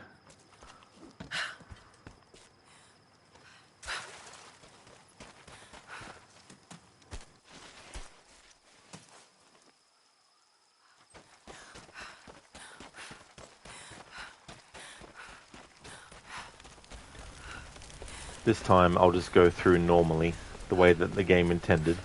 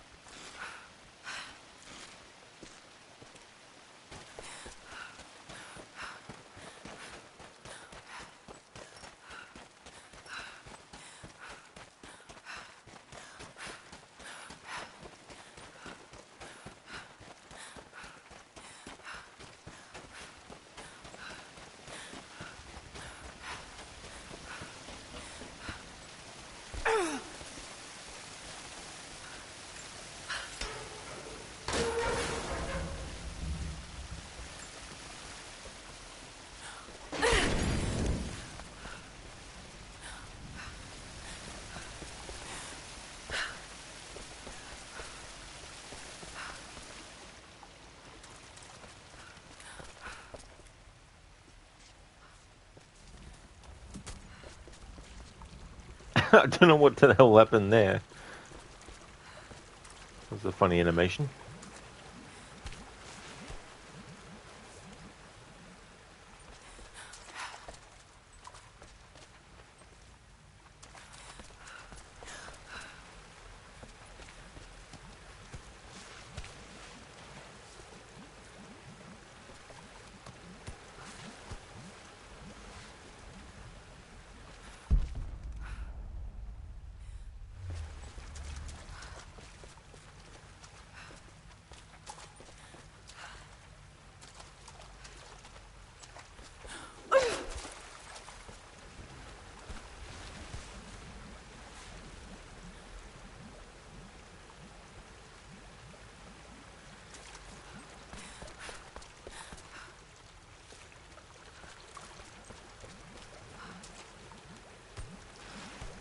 Oh my god.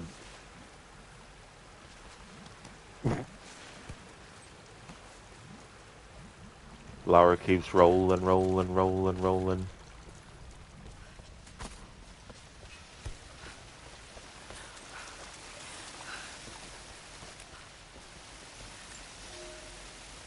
I underestimated our enemy. Elias is now dead because of my fool's errand, and my father has not been seen in 2 days. We would need to be at our full strength to resist Trinity, but it seems the killing blow was dealt before the fight even began. We have the armor of our faith, but what good is it against an enemy that grows stronger with every passing generation? If we survive this time, I fear our children will not survive the next. Armor of Faith. Diary of the Resistance. They can't keep fighting forever. Every new invader weakens them for the next. It's an impossible task.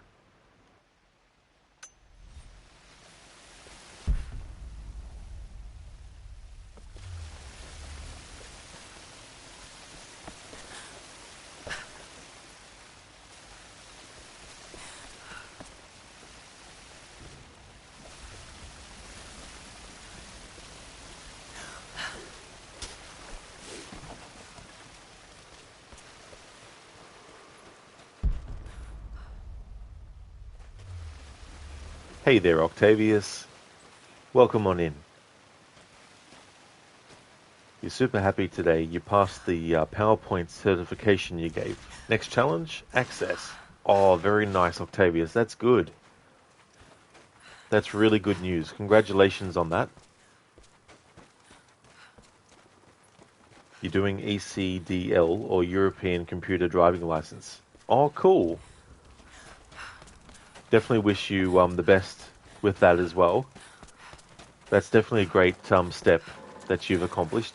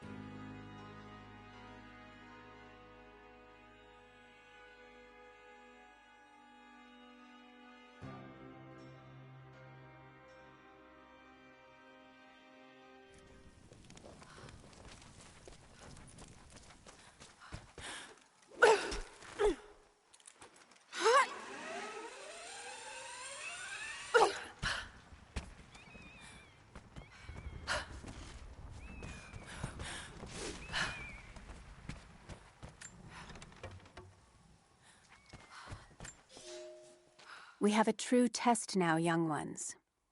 The valley is balance. When one thing slides, it affects all others. The fire 2 harvests ago led to an unusual bloom of berries. That led to more deer. And now, we've got too many damned wolves. They're not good eating, but to keep the valley in harmony, we're tracking wolves tonight. They come out after dark and roam the whole valley, but we're going to track them to their dens in caves and other underground places. Stay close together. When you hunt wolves, the wolves are just as likely to hunt you. On the thread of wolves, ways of the valley. They hunt as a group, just like the wolves hunt in a pack.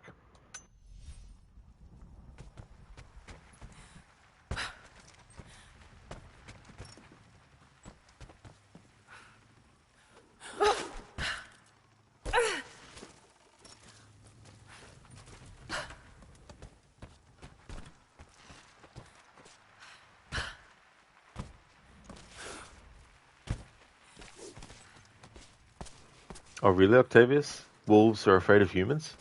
It's so funny, like, you see a lot of, like, movies and stuff where it's like, oh, there's a wolf, quick, run away, watch out, they're about to attack.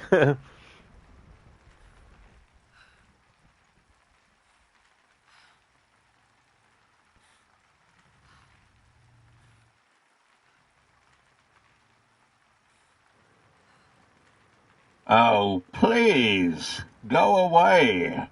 Please go away. I don't want to answer any more of your questions. We're sorry to bother you at a time like this, Mrs. Twice. We would have come earlier, but your husband wasn't dead then. Thank you for redeeming that.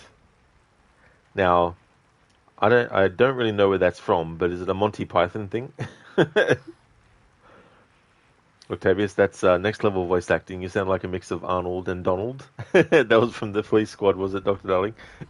Nice one, Octavius. Arnold and Donald.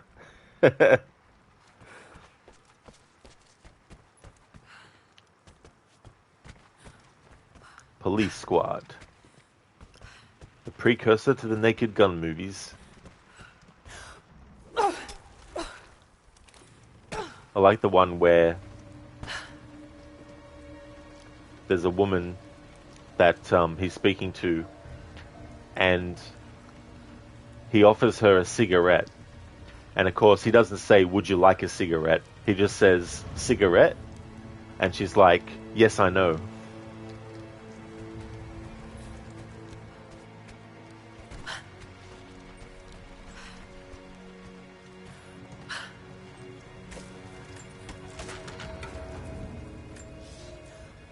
Alia is with child, my daughter.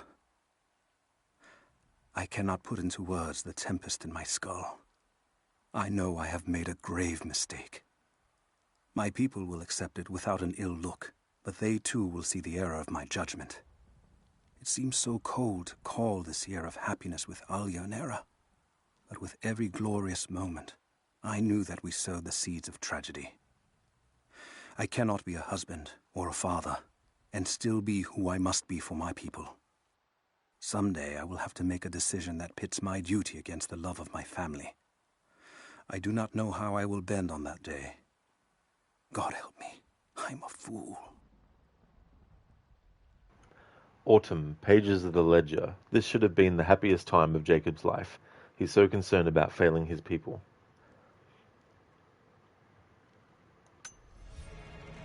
Oh yeah, Octavius, Australia.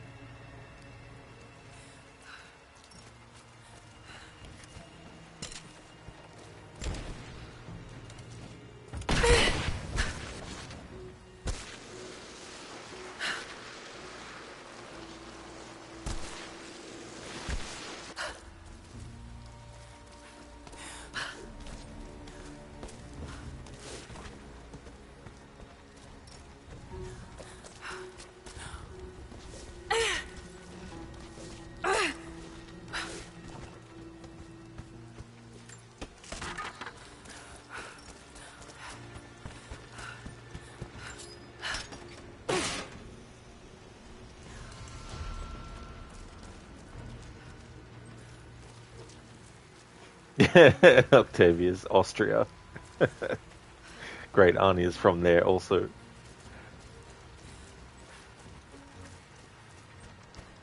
Makes me think of the movie Dumb and Dumber, where Jim Carrey's character Lloyd Christmas, who's a limo driver, there's a woman, and I can't remember the dialogue leading up to it, but anyway, he asks where she's from, and she says Austria. And then he thinks that she said Australia. So he's kind of like, you know, "G'day, mate. Let's put another shrimp on the barbie." Hey there, Crooked. Welcome on in, Senny. Yeah, Tomb Raider is going well. I'm now going to be doing some more story stuff. But I've been doing a lot of grinding for weapon upgrades, and there's still a hell of a lot of that to do. But I want to progress the story just a little bit more as well, and try to get some more resources that way. But yeah, it's been going good. You're running errands at the moment, so you're going to be lurking. No worries at all. I hope that the errands go well, dude. Thank you so much for leaving the lurk. I really do appreciate it. Cheers, Senny. Oh yeah, there really is. Like, there's also 2 weapons that I haven't actually got yet, because you need to get the pieces for them by just opening certain chests. Pardon me. And then I've also got 2 weapons to buy from the shack that they also all need to be upgraded too fully, so a hell of a lot. Would like to highly recommend people check out Crocodile's channel if you haven't before. He started a playthrough of A Plague Tale Innocence. He's playing with the immersive mode, which means that there's certain HUD elements that don't appear.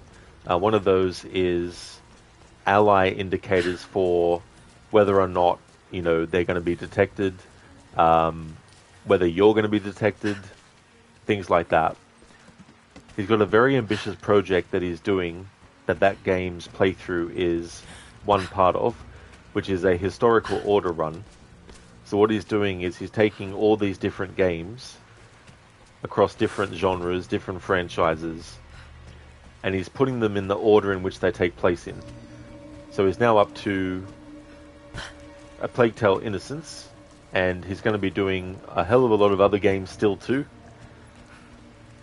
And he's going to be playing all these games until the ones that are set up in the 1940s. So yeah, very ambitious project. He's a great streamer, also has some really funny channel point rewards. Audio ones where if you redeem it under a certain category, there's heaps and heaps of ones that it will choose randomly to play on stream. And also visual ones as well, that'll pop up on the screen too. So if you're looking for a channel that has a lot of great ideas and different kinds of like projects to do with various, you know, games and sort of like things that connect them. Crooked has also done that with the Assassin's Creed series in the past, where he's played all the games in timeline order. So very ambitious types of playthroughs. Oh yeah, because that's no worries at all, Crooked, for the shout out. Absolutely no worries at all, dude.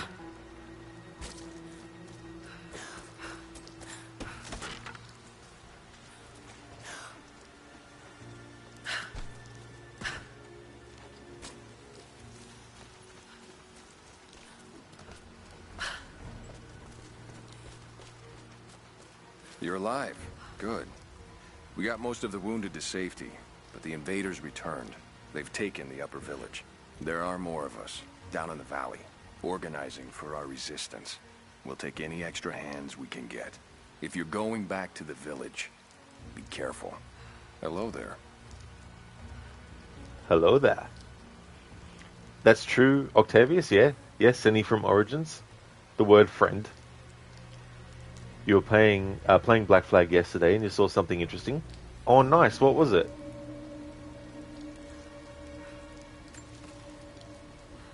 The Soviets abandoned this place in a hurry, and they left salvage all over the valley.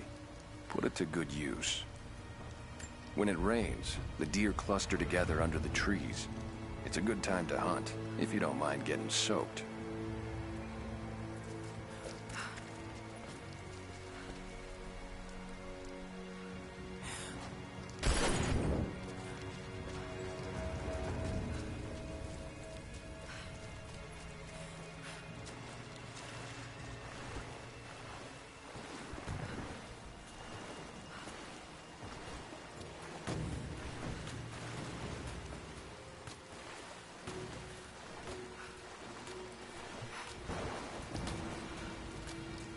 I don't think we'll see much resistance from the natives. Not after this. We'll probably catch a few more stragglers slinking around the woods, but yeah, they're done. You take any alive? I had one I probably could have delivered, but the bonus wasn't worth it. Yeah. One of them surrendered, and the company men were watching. Had to turn him over. They taking him back to the old prison? Just the ones they think might know something about the Atlas. Constantine's gonna ask them a few questions. They've got the rest back up near the cathedral. Someone's gonna have some fun. That must be them. I was hoping they'd draw straws for that job. Oh well. How long you been on the payroll? A few months. This is my first wet work assignment. It's been too long since I was in the field. I got rusty. You? Been with Constantine for just about a year now. Had an old war buddy that vouched for me. Before that, I was working for one of the families in Kiev, and I had to get out of town. Is there always this much opportunity? No, this is a special case. Savor it. Usually it's a much smaller scale and more discreet. That's a shame. I could get used to this. Yeah, I don't know. Something's weird about this. The company men are acting antsy out here. Usually they're all business. Something about the job? Something they ain't telling us. Can't say. Maybe I'm overthinking it. Should just enjoy the moment, but... I hear you. Those guys give me the creeps as it is.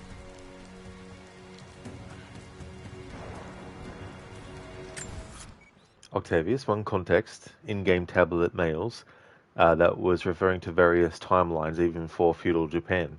Oh yeah. Yeah, it's interesting in that game how you have a look at what Abstergo Entertainment were talking about. And it lines up, of course, with what Ubisoft have looked at for different time periods and stuff like that. Bit of a tongue-in-cheek way to add some kind of, like, you know, meta element and all that kind of stuff as well. And that's no worries at all for the Discord link. That's no trouble at all. You're going to post it? Oh, very nice. Oh, that's good. Yeah, I've got a category on there for Assassin's Creed stuff. So definitely put it in there.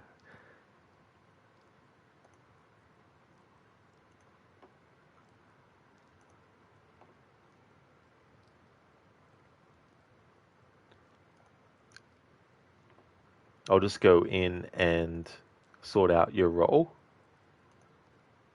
There we go. All right, so you should be able to post in the channels that people can post in, of course. There's some channels where I don't have the ability for people to post because it's more like just, you know, I'm going live now and here's my go live message and stuff.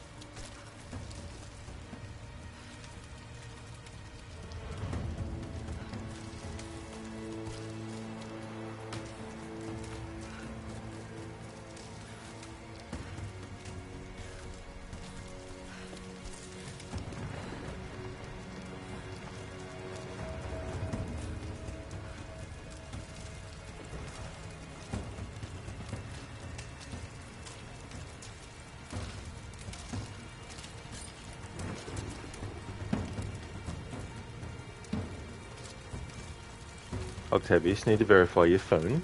When Black Flag released 2014. 2013 was when that came out. And it was the first game in the series... No, it wasn't, sorry. Assassin's Creed 2 was. 3 was, I mean. I was going to say, but I was wrong, so I didn't say it, but Assassin's Creed 3 was the first game where the present day year that the game took place in actually matched the IRL year of the game's release. So that kickstarted that off. Because AC 1, 2, Brotherhood, Revelations, and 3, they were all set in 2012, in the present day.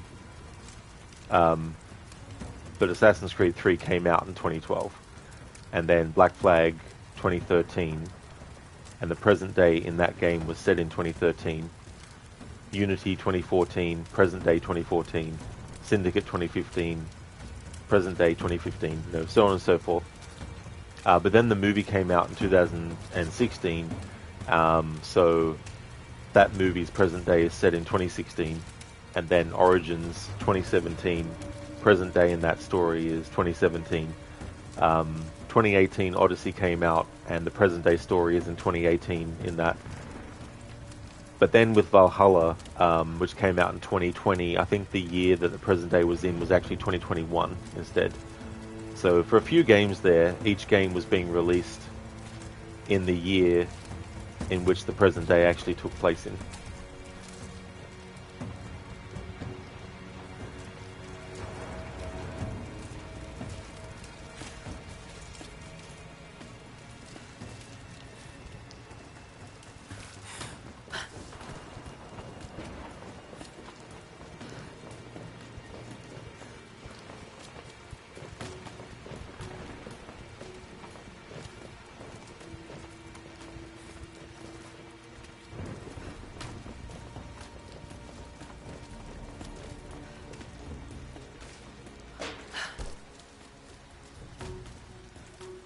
Could have sworn there was some dialogue between the enemies in this spot.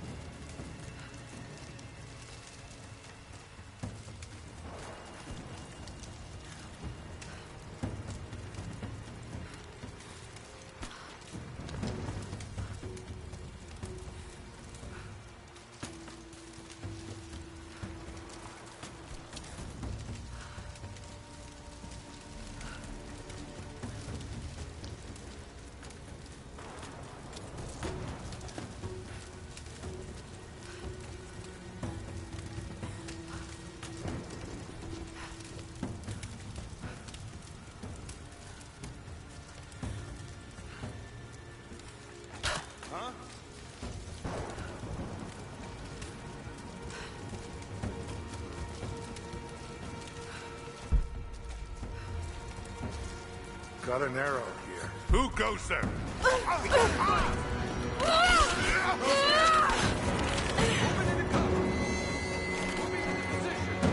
Give me suppressing fire, now! Focusing fire! I got it!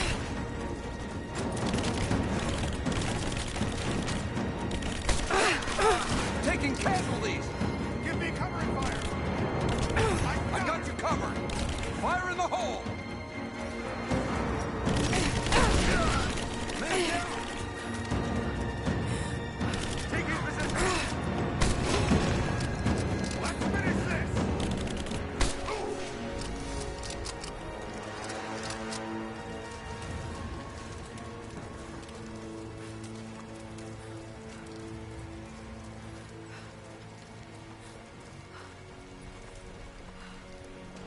Alright, so those enemies were drawn to that. Alright. Alright, where'd the checkpoint put me? I could swear there was some dialogue from those other guys.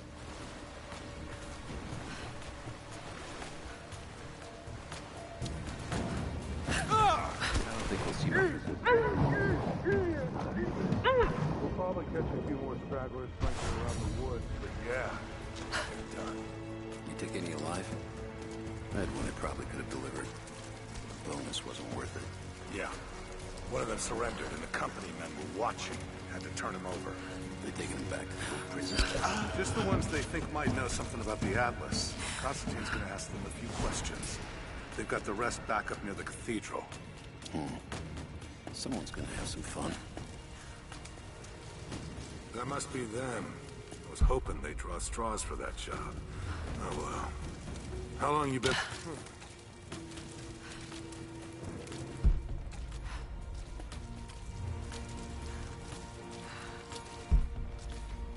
An arrow.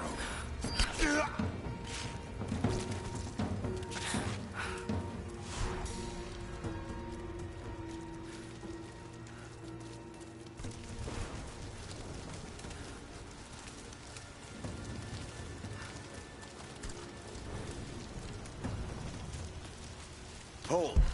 I spotted something.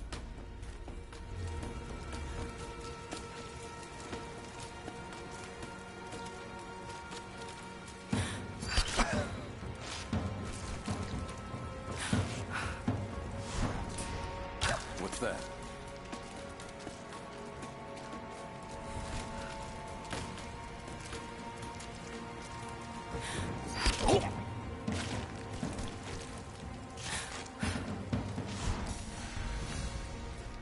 Alright, now that I've cleared that group without being detected, and therefore the other group doesn't detect Lara, let's see if there's actually some dialogue from the second group.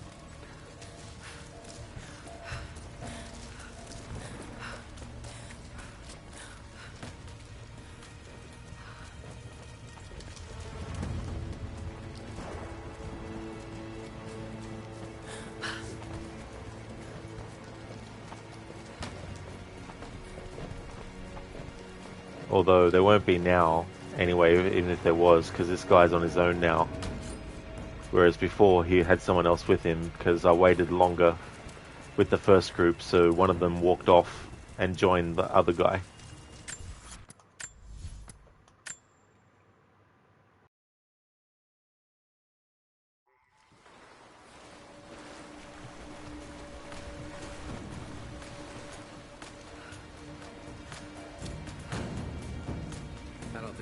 Resistance from the natives. Not after this. We'll probably catch a few more stragglers slinking around the woods, but yeah, they're done. Because we've already heard this a few times. I'll catch up on chat. Dr. Darling, mushrooms, but they are toxic. Yes, yeah. Those ones definitely are. The company men were watching. Had to turn them I did your double door? Yeah. Yeah, I would have done the same as well. Might know something about the Atlas. Listen to who goes there. More like who says it anymore. That's true, yeah. Must have been the wind. Someone's gonna have some Must have been barred from the other side. Actually, there was an earlier point in the story where Lara said something similar. Hoping they draw straws for that job. Oh well. Yeah, Dr. Darling, it was the wind. That's what it was. A few months. This is my That's okay, little pumpkin. That's definitely understandable. That's okay, not being very chatty. That's alright. I hope that you get some good rest. Hope you get a good sleep. Thank you so much for being here and watching and lurking. Hope that you have a good one. And thank you, I definitely will have fun. Is there always this much opportunity? No, this is a special case. Savor it. Usually it's much smaller scale and more discreet. That's a shame. I could get used to this.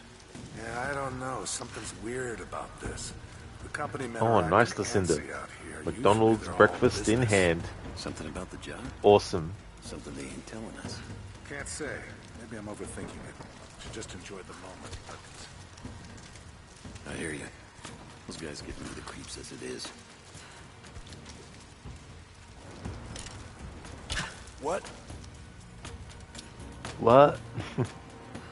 What? What?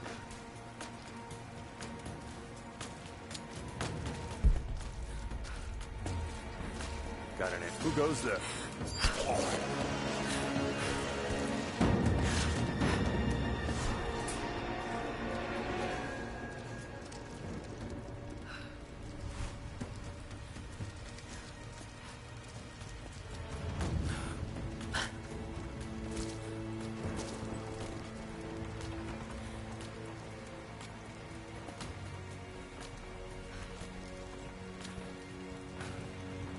Maybe I need to get to that spot before the second guy gets to there.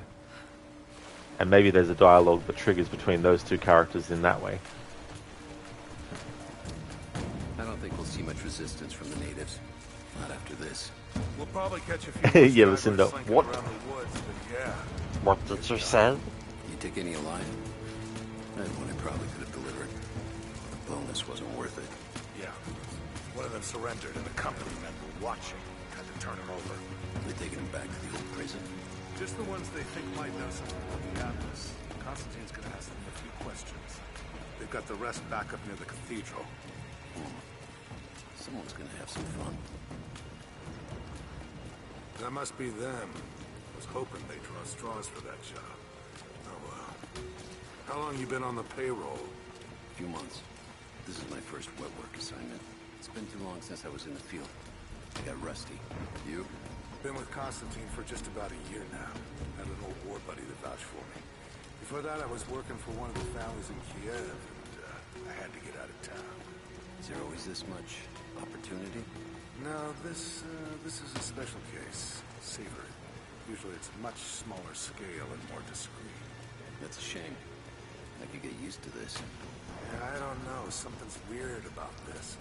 The company men are acting antsy out here. Usually they're all business. Something about the job? Something they ain't telling us. Can't say. Maybe I'm overthinking it. Should just enjoy the moment. I hear you. Those guys give me the creeps as it is. They give you the creeps, do they, Boozer?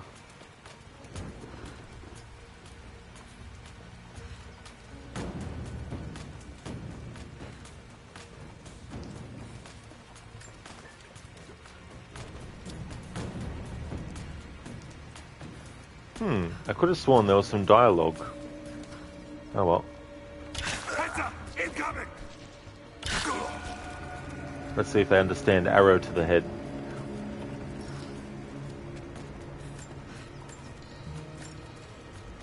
I've attached everything I've learned so far. Anna and Constantine, they're in charge out here, but someone else is pulling the strings above them. Someone with a lot of cash and the means to move it around. I've narrowed down the source, but I'm having a hard time believing someone in the Vatican is running a private army. But all roads lead to Rome.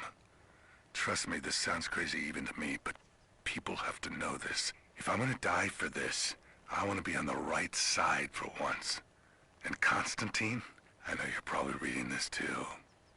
You might make me disappear, but you won't win out here.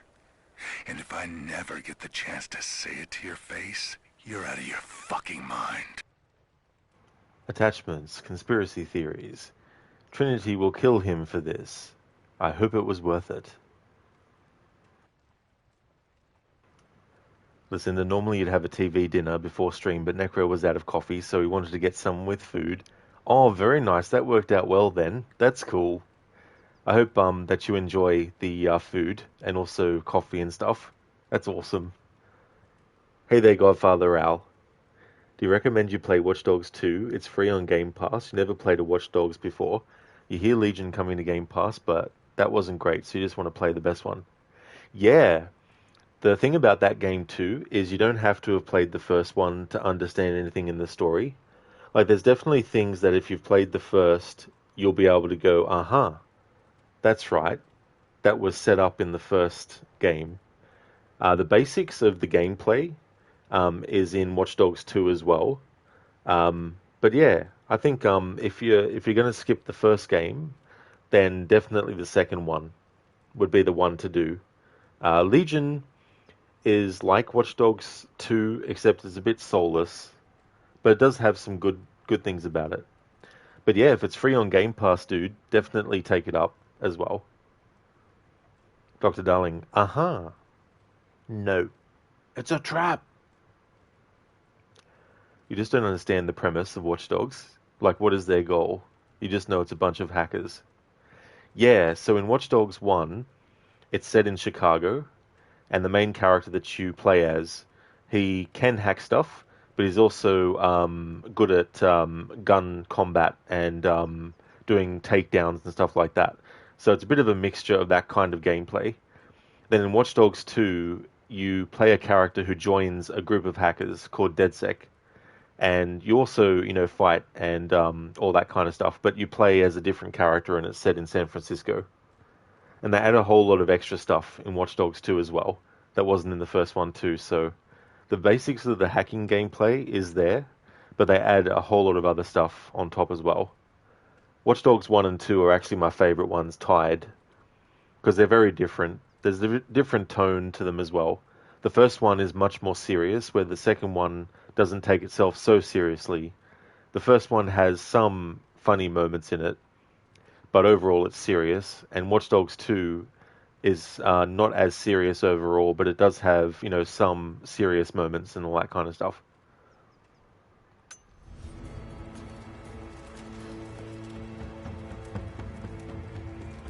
Someone's here!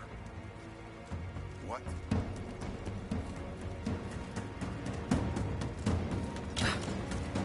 Check the bushes.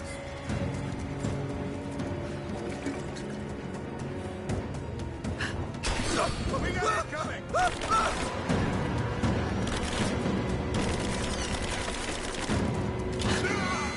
He's dead! Keep her down! I got a hit! I got you!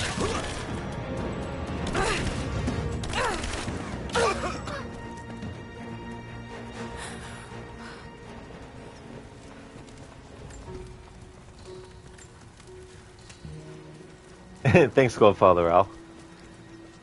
Yeah, Watch Dogs Legion, it was very ambitious because in that game, pretty much every NPC can be recruited. However, you can't just walk up to them and say, hey, join me, and they're like, yeah, sure, let's go. You do actually have to do like a mission for them as a favor, and then they'll join up. And they have like different skills, but the way they do it is it's pretty randomized with what skills certain NPCs have. And you might end up with one skill that's really great, but they might also have another thing that is going to mess you up. Like there's characters that are drunks. They might have one good skill, but the other skill they have is they'll be drunk, so they'll make more noise and all that kind of stuff. At least I think it's a drunk. Maybe I'm thinking of something else.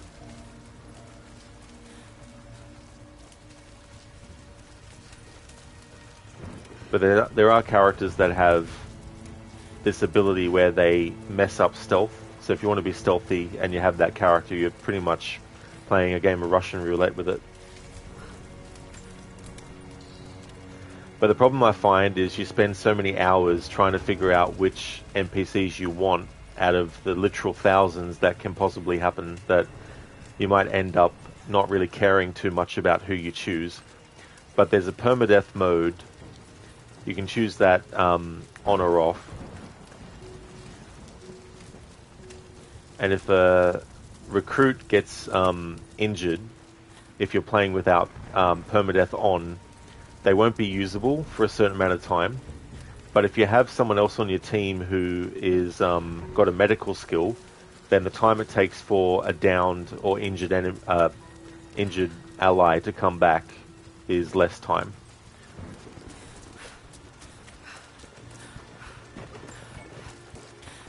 And Mita, when the game is like, sorry, you missed.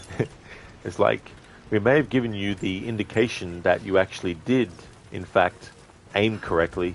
We're still going to make it that you miss.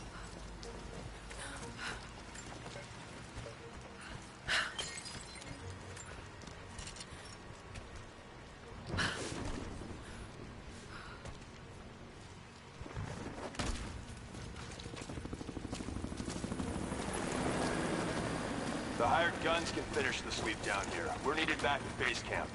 Leave them to it. Roger, we're clear. Copy that.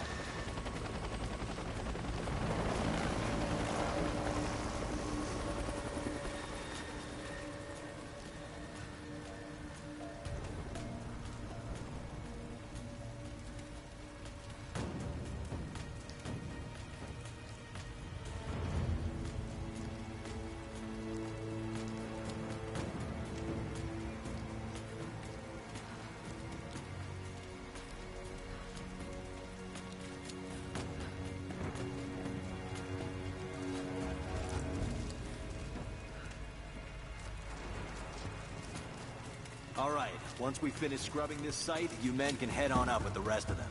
So what are we looking for exactly? Command thinks the Atlas is beneath the cathedral. We're looking for anything that might confirm that theory. Like what exactly? If we knew, you wouldn't be looking. Documents, maps, anything that might confirm the intel. Why don't we just go down and get it? Because they also think that it might be dangerous. They want any additional intel you can find before putting lives on the line. We think the natives are guarding it? Something like that. Sure. We've already shown we can deal with them.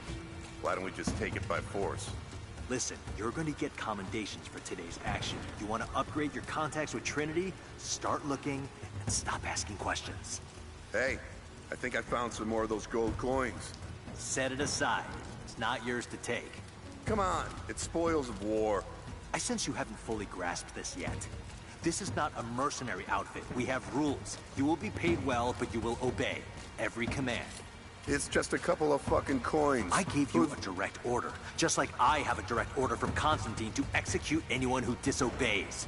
Do you follow? Yeah, I got it. No problem.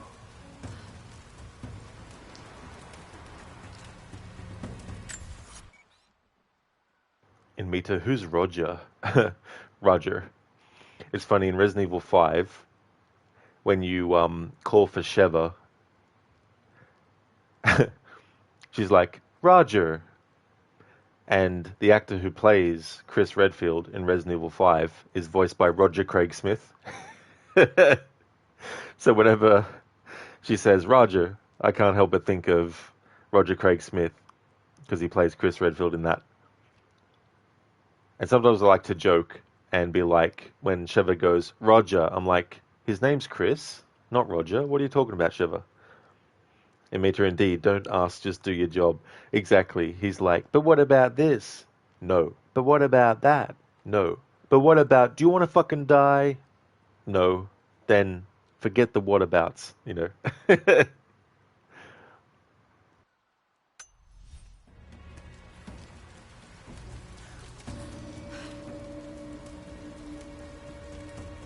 Those coins as well, they're the coins that you can find. They're called ancient coins. I like to call them ancient coins from the Old Kingdom, as a play on the words that Bayek says in Assassin's Creed Origins when you interact with the certain tablets. Ancient writing from the Old Kingdom.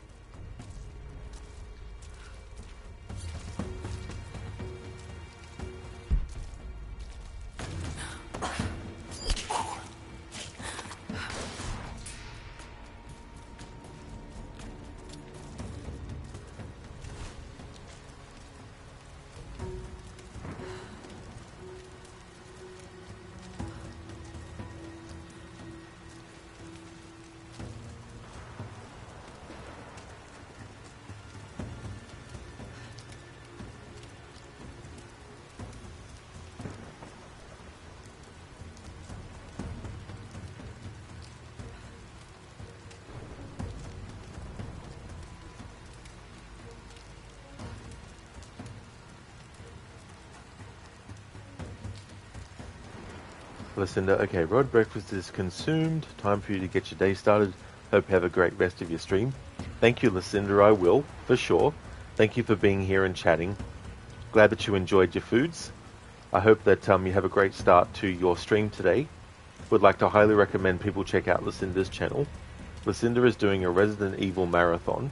The game that she's currently up to in that marathon is Resident Evil Revelations. That's the first one. We'll also be doing Resident Evil Revelations 2 as part of that marathon as well. Also a big fan of The Last of Us. Is going to be doing a playthrough in the future soon of The Last of Us Part 1 and Part 2 as well. Also a fan of the Dishonored series, so also likes stealth games. Also has some really cool raccoon-themed emotes, some static ones and some animated ones as well. A great streamer with a great channel, so definitely recommend. And thank you so much for being here, Lucinda. No problem at all for the shout out.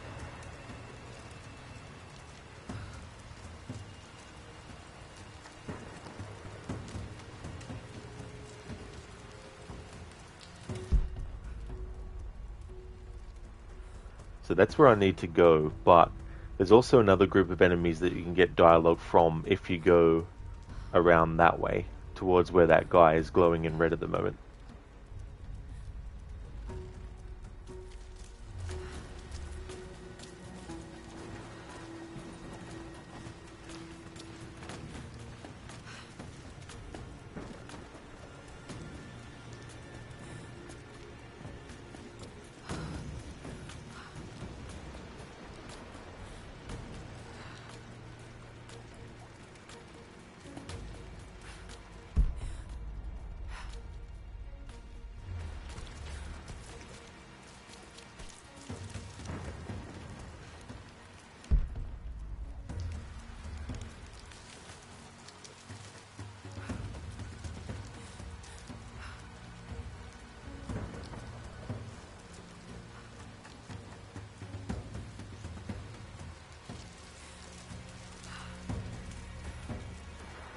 At least I think there was.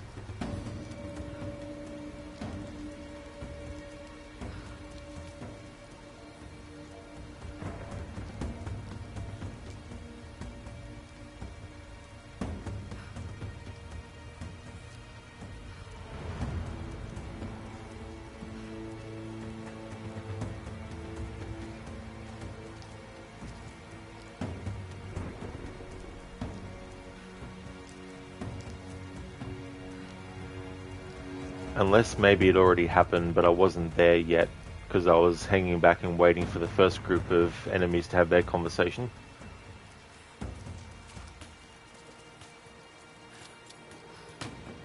Or maybe I'm in the wrong spot, close to these two characters.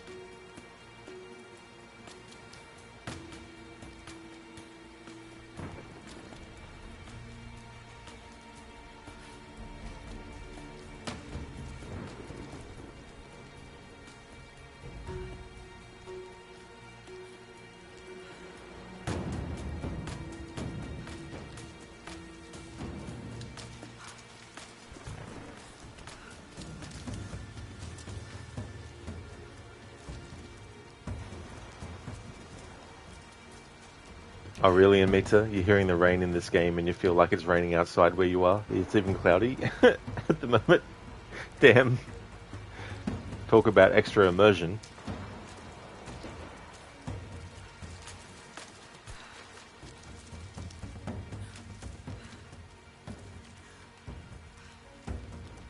Alright, so I've tested different positions close to these two enemies and no dialogue. So I'm going to reload the checkpoint. And this time I'm actually going to follow the two enemies that walk down this way. Those two guys there.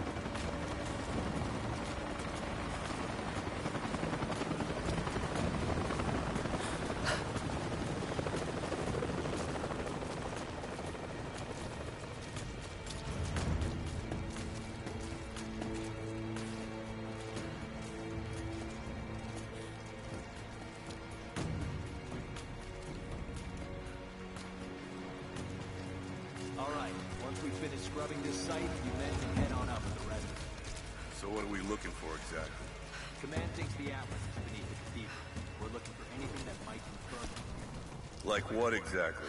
If we knew, we'd be looking. Documents, maps, anything that might confirm the intel. Why don't we just go down and get it?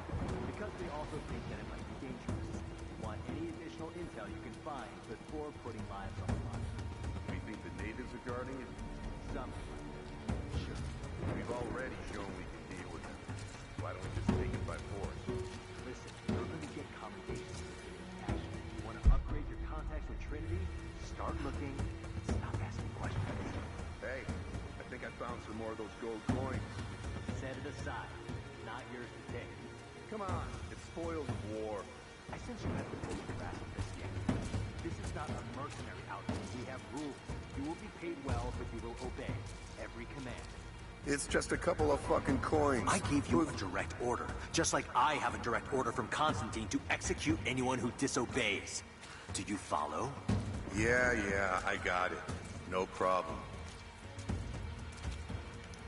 Damn, that's 2 for 2 where I've been wrong about other dialogue. I could have sworn that in a previous playthrough where I was covering dialogue, that there was actually some between these two characters here.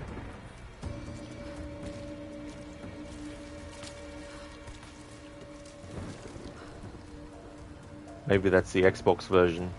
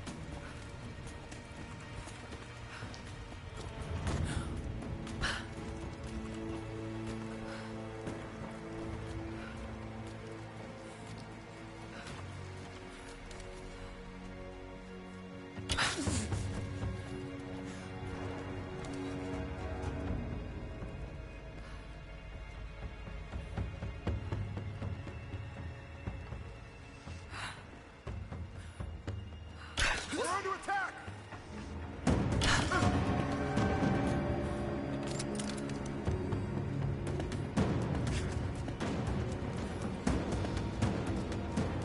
Intruder! Whatever, game. Yeah, they knew exactly where Lara was. Moving into cover! Taking casualties! Moving into cover! I got a hit! Get clear! I got an angle! Taking position! I'm going to kill you! Got your back! Give me covering fire! You and focusing me! Fire! Got her! Keep firing! Got a flanking position! Let's go! Taking casualties! Got it! Keep firing! I'm out! Cover me!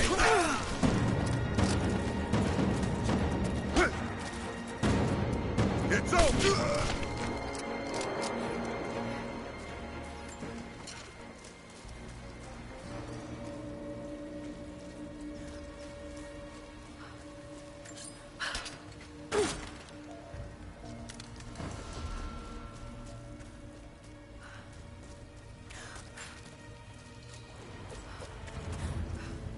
Admit this weapon is great, but you don't like that you have to reload after every bullet fired.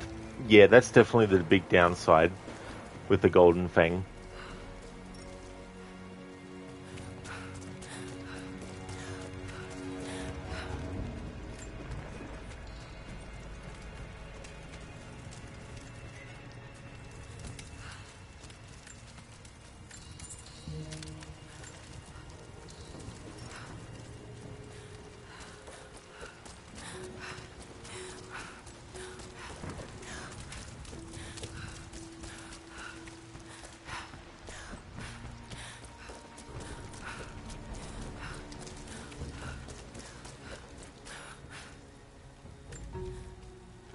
I have sinned in God's name.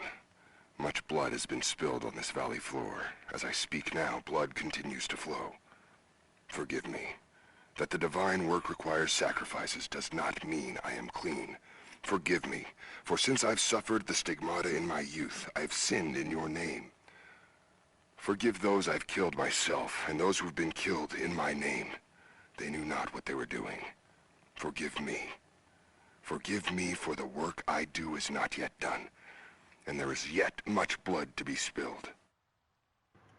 Forgiveness. Operational report. Constantine is a man driven by his faith, but is twisted and vile. He's been warped by his obsession.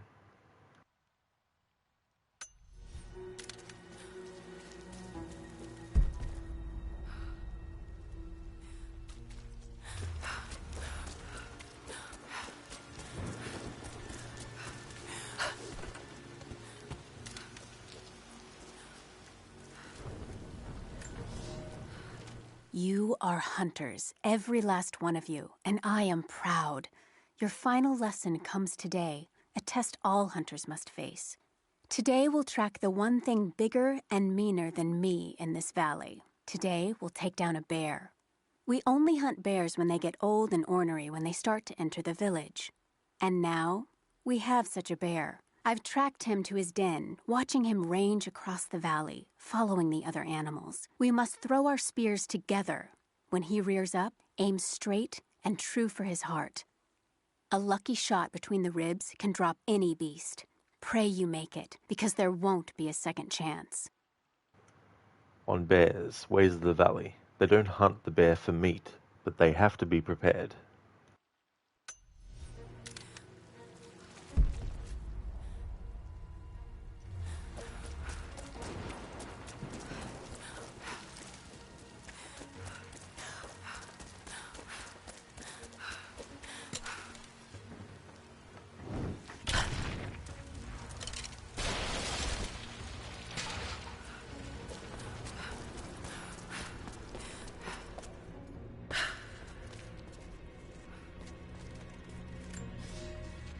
For a month I have gone to the Forum to hear the prophet speak. I wear robes of the common folk. It would not do for a son of a great house to be seen here. There are rumblings that the patricians and men from the church in the west seek to silence the prophet. I can only listen and reproduce the great man's words. No man has ever told the truth about God, for no man can ever know. There is more sacred in the heart of a farmer or a soldier than in the hearts of lords and emperors. We are all of us deceived by those that claim to speak on behalf of the Creator. No man speaks for him, for his voice in the sky, the water, and the flow of the world. The sermon, the apostle. The testimony of this apostle suggests the prophet rose to prominence in Constantinople. It means that they have to bear in mind that the bear is barely bearable. Nice one. Very good.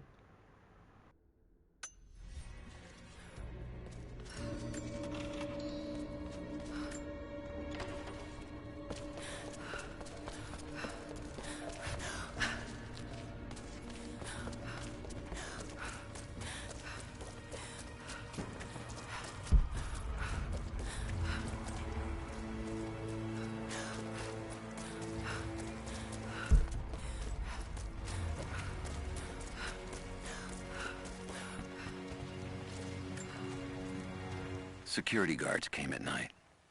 Knew they would. I crossed a line when I killed the tech from Echo Squad. I knew I shouldn't have, but I couldn't help it. Remnant weren't enough. I needed something more. They brought me to the windowless room. I thought I was dead. And then Constantine was there. He took my head in his hands and smiled. He told me he understood. He was like me once. I've sinned, but there could be forgiveness. I have been a blunt instrument, swinging wildly. He told me I could be redeemed. I've got a special skill. I just need sharpening. Trinity can make me a weapon. point me in the right direction. I almost cried and kissed his feet. I will become what I was meant to be. For Trinity, for Constantine. Initiation, Heart of Darkness. Trinity will find a use for anyone, even this man. And Mita, there are so many English at its finest. There are so many examples like this. You couldn't help it when you heard the word bear. I don't blame you as well. Yeah, having so many words that sound the same, but are actually spelled different and are different things, you know.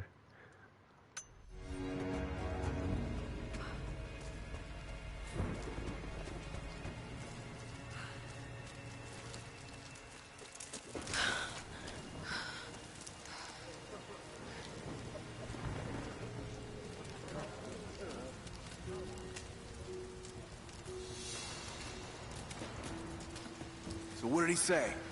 It's not his call, but he's gonna put a recommendation in for us both. Then there'll be an initiation ceremony of some sort. So that's it? That's all he can do? Look, some of those guys were on contract for years before Trinity gave them rank. You have to be patient. There's more to it than performance. Like what? There's some sort of oath, and then the ceremony. He said we'd find out soon enough.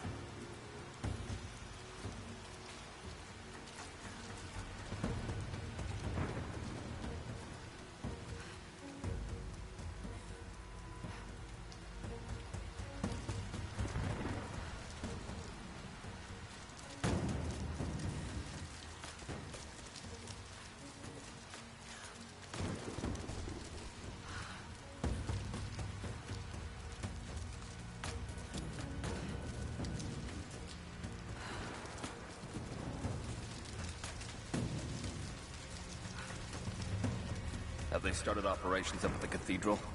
Any minute now. They flew in some heavy equipment less than an hour ago. Anna's up there already. She thinks they'll find the Atlas inside. I thought the survey team reported there was nothing there. One of the captives showed us a hidden passage. There's a whole series of catacombs down below. Let's hope this is it.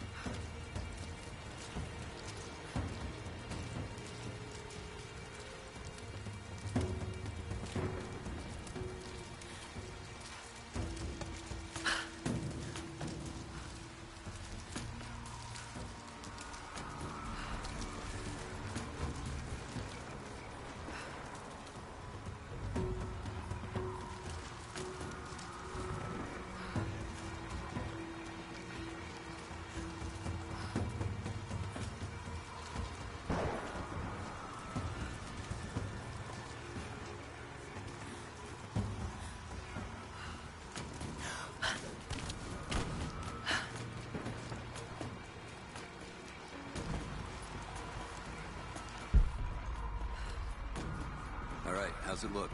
Secure all the way down to the water.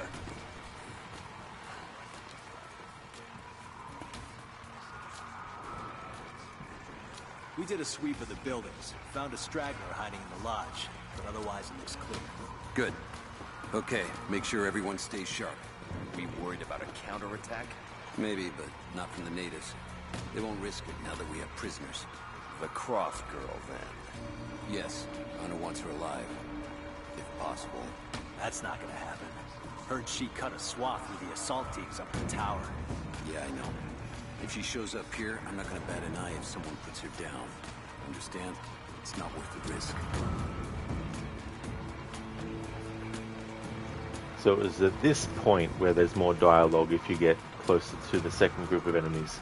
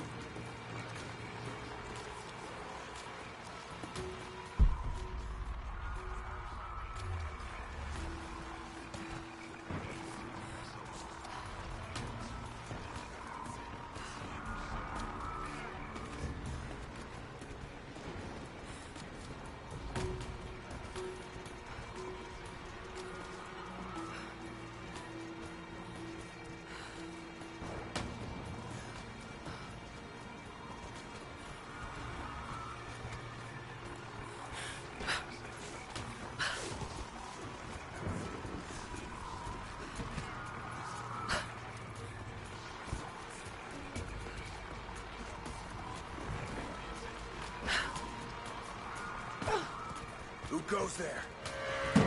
Hostile! I got him!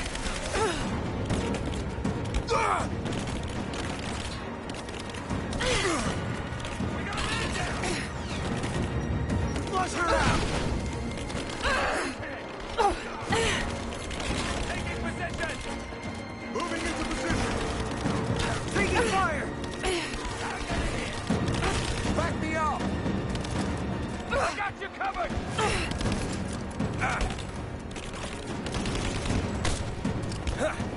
Now he's reloading! I got under fire!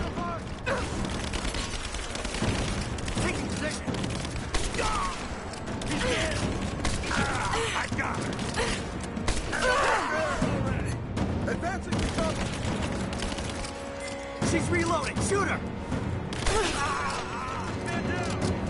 Advancing to cover! Get clear! Moving into position! Throwing a grenade! He's gone! Flush her out!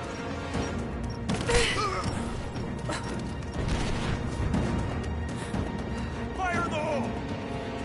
Keep her down! Advancing to cover!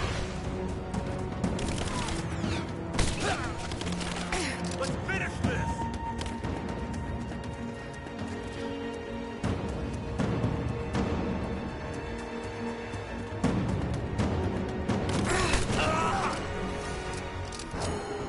Nice. 19 headshots in a row.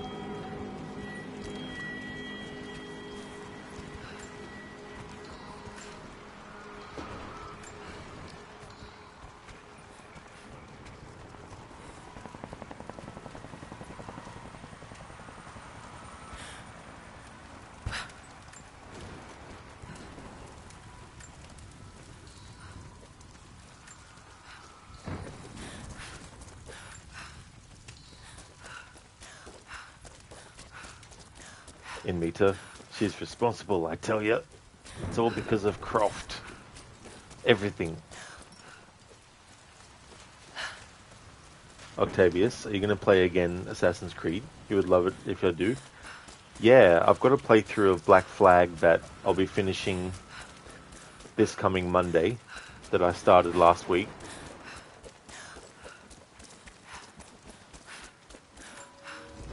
And there'll be plenty of Assassin's Creed on the channel this year because I'll be doing my annual playthroughs.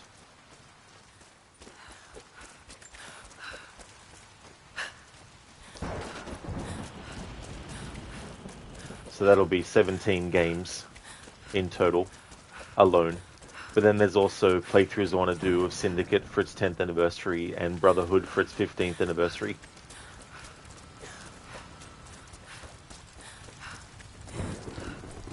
Thanks for the GGs in Mita. Thank you, dude. Wanted to hold off until I got all the headshots. May as well. It got me enough XP to get me another skill point. Octavius, so many anniversaries, you're still unmarried. Yeah, I've been unmarried ever since I was born.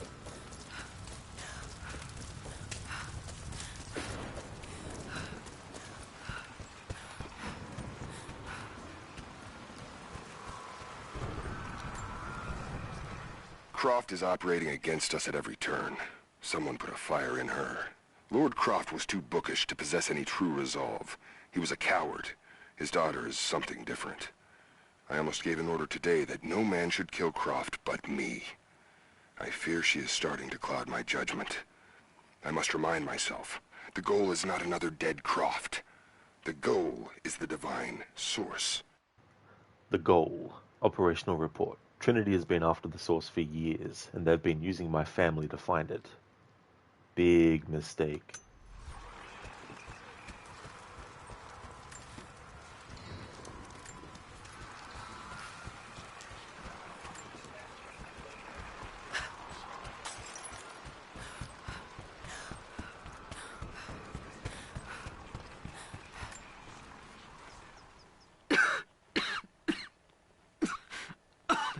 fucking illness. It's ruining my body. Now it threatens my mind as well. I keep drifting off. Getting lost in memories. Lost in thoughts of the day Lord Croft died. How the plan had to shift. How I thought we had failed. And before that, my early days with Trinity. Learning the secret histories of the world, learning that it was our duty to save it. And back farther, to childhood. Constantine and I, with only each other to rely on. And then I ripped myself free, back to the present. I've always done what had to be done, and this time will be no different. Anna, you got it wrong. The name of the movie is Back to the Future, not Back to the Present. Lost in Memories. Research notes. More of Anna's personal journey. Whatever disease she has is starting to affect her mind, but it's not as if she were the very picture of mental stability before. You know, the ironic thing of me making that little joke is that technically, if you were to call the movie Back to the Present, it still actually fits, because from Marty's perspective, 1985 is the present, and he goes back in time to 1955. So he is literally trying to get back to the present. But from the perspective of 1955, 1985 is in the future.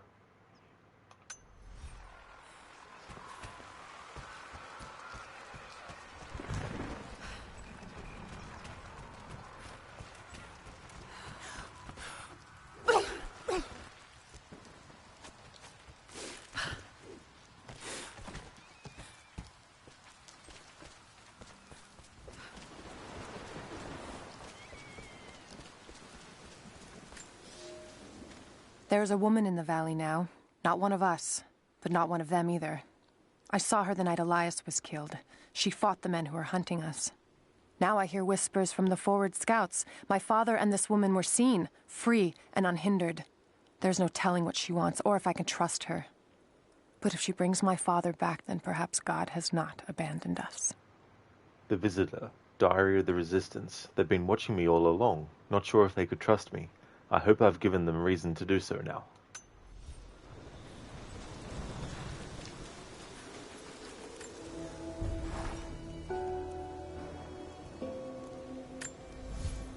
Alright, so I've got 3 skill points. I want to keep 1 at least in the bank for when we get the ability to use the broadhead arrows, because there's a skill that lets you actually dig those arrows into surfaces manually without having to shoot the arrow for it.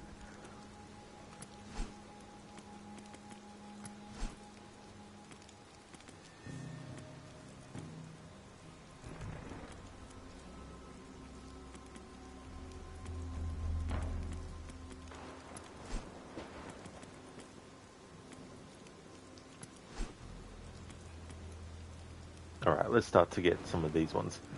Arrow retrieval. Gain a chance at recovering arrows when looting enemies killed with a bow.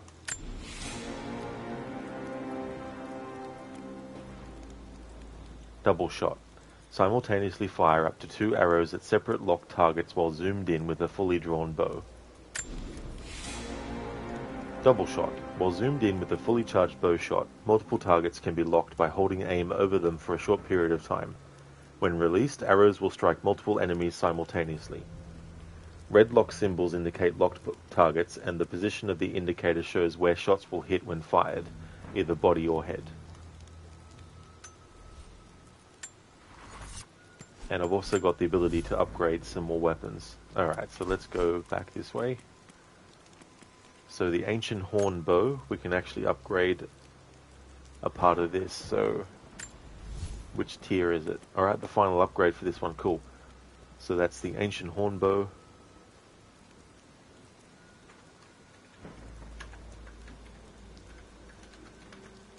That's that one, fully upgraded. Thumb Release. Byzantine-style antler firing release allows for a faster draw and increased shooting speed. Hey Stardust, did someone say upgrade? Very good timing there. Upgraded. Stardust. Welcome. How's your weekend going?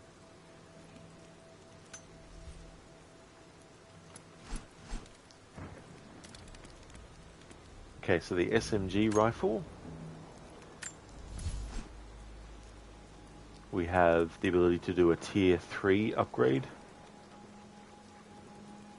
SMG tier 3 upgrade. That's the 13 salvage and 5 tech parts one. Cool.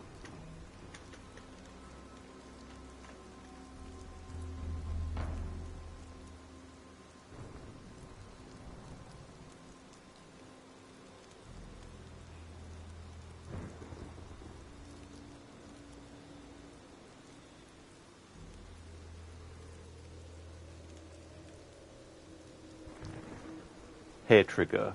High sensitivity trigger modifications increase rate of fire.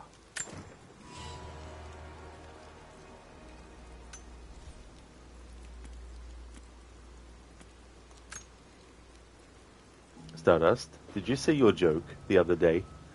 Where was it actually? Was it on Discord or was it somewhere else?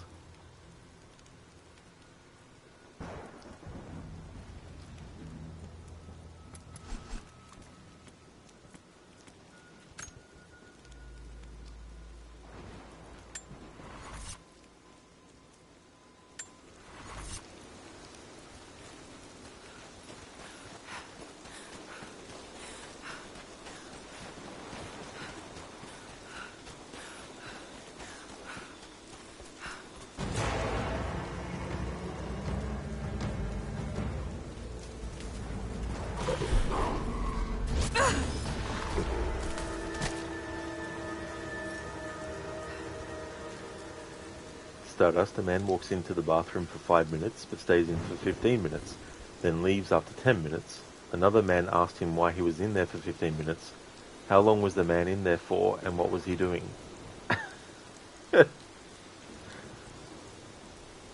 He was stalling for time. Ah. I guess if someone was waiting to get in there and it was all full, then they would be a bit pissed off. He was stalling for time. Nice.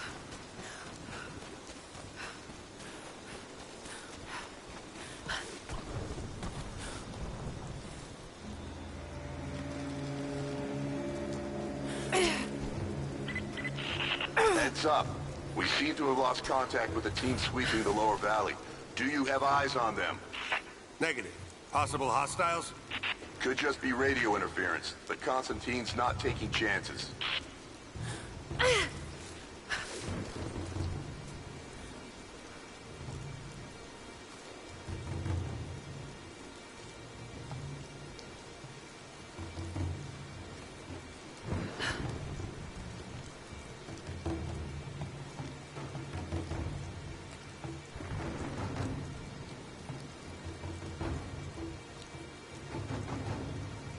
Stardust, 100% Tomb Raider. Why do you torture yourself?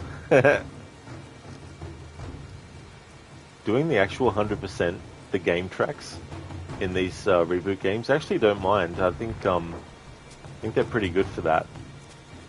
For this playthrough though, I've added the extra stuff on top of getting all the weapons upgraded, which is what is really adding a lot of time onto the playthrough.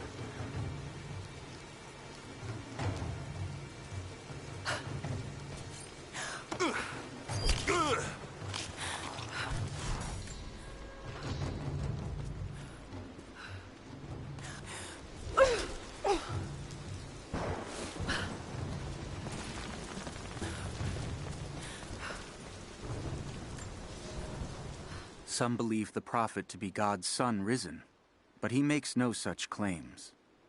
Some praise his actions as miracles, but he rejects such attributions. In his humility, his followers see the truth of his message. We see the change coming. I have shed the trappings of my station and now devote myself fully to the prophet. I spread his word, recruiting others of my station to the cause. But this has enraged the elite and brought the full attention of the church in the West.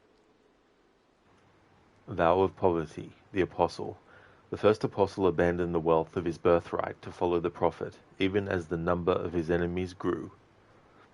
Thanks for redeeming that, Dr. Darling, the Arnie reads. Stardust sounds like a cult. It definitely does. That's true. You want me to read this one, Dr. Darling? No worries at all. Vow of poverty, the apostle.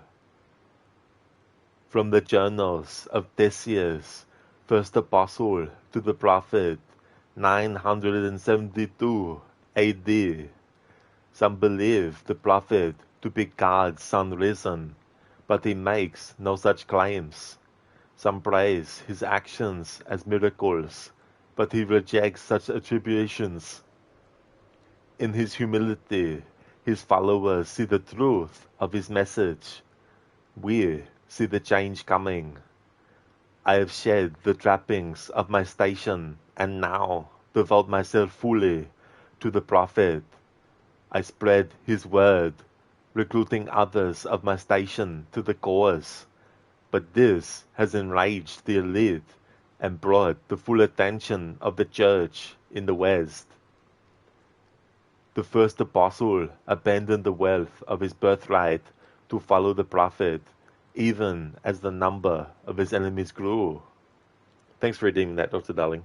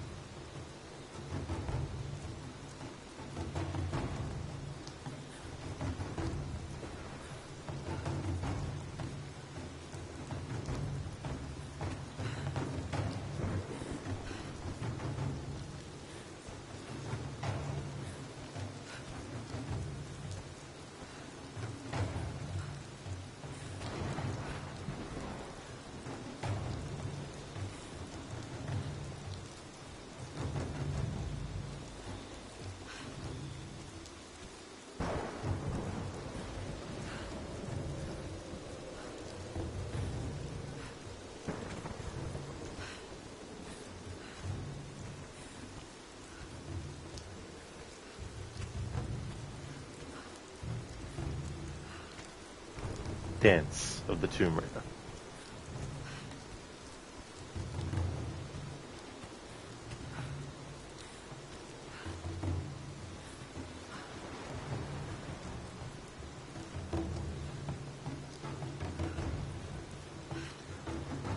Stardust, you guys ever watch Stromedy channel? Speaking of cults that you mentioned before, you said if that was real, why are they stupid enough to go follow people like that to find out if it's real or not? It's like you see a grave, you step in it, you're asking for trouble. Oh yeah. Yeah, that's the thing too. Like the things that the cultist or the cult leader will actually say that gets people drawn in to the point where they put aside any sort of like doubts that they might have and common sense things that pop up in their mind and they think, nah, this person's, I'm going to follow them. It's just sort of like scary how easily some people can just fall in line like that, Absolutely, Stardust, yep. I never thought to make Lara dance while on a precipice like this. Usually I do it in like Assassin's Creed when I have a character perched on something.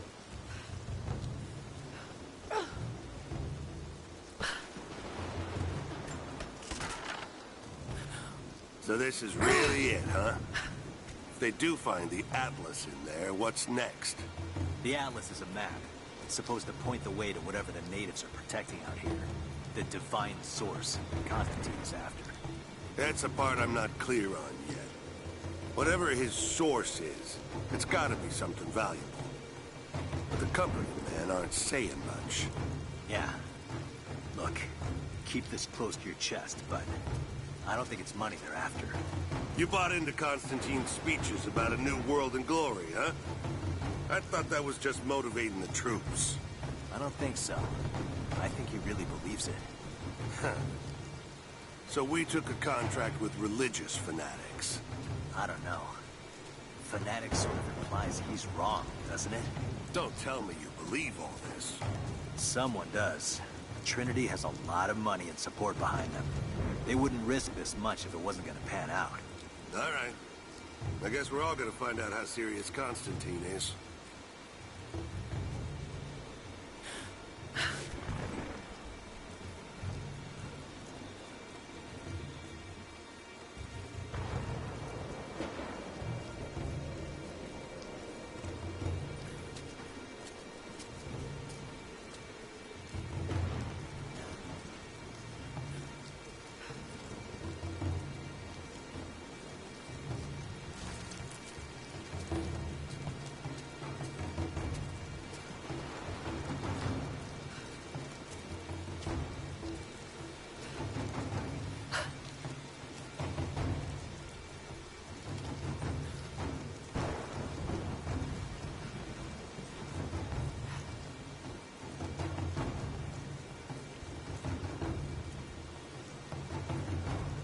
Stardust, divine source. You would laugh if it was just a note about friendship.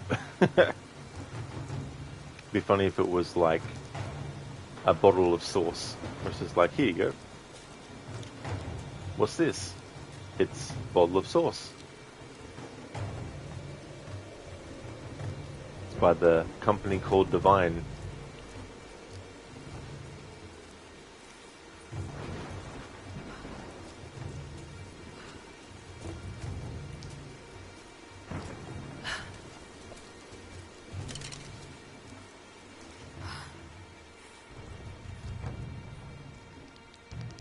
Over there! I see you!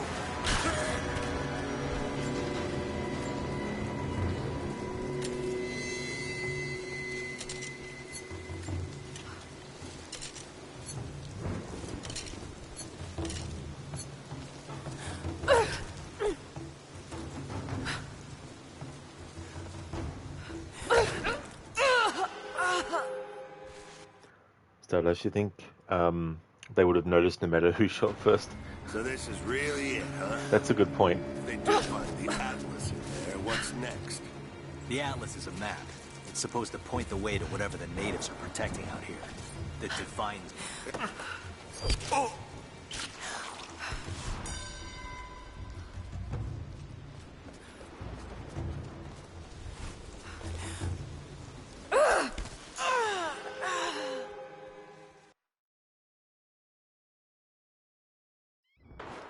So this is really it, huh? If they do find the Atlas in there, what's next? The Atlas is a map. It's supposed to point the way to whatever the natives are protecting out here.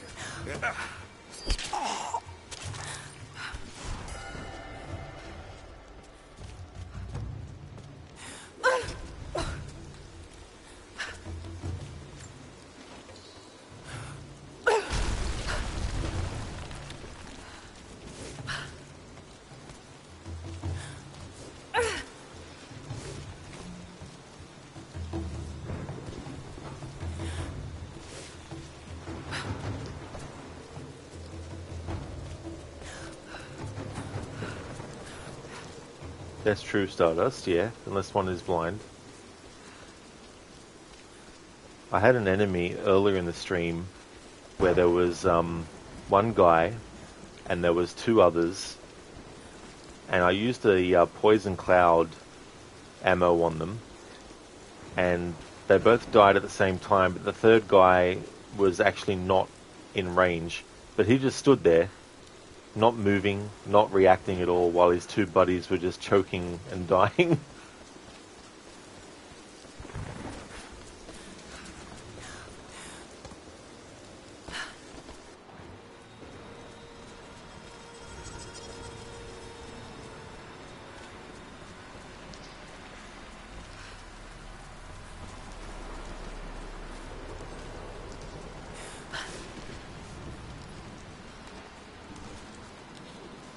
These ruins hide much, Commander. You cannot dig too deep or too fast. The men are trying to be cautious. Cautious? Why? We no longer have time for caution, and I no longer have the patience for it. With all due respect, if all of my men die down there... We are all expendable here, Commander. What matters are results. The stakes are too high.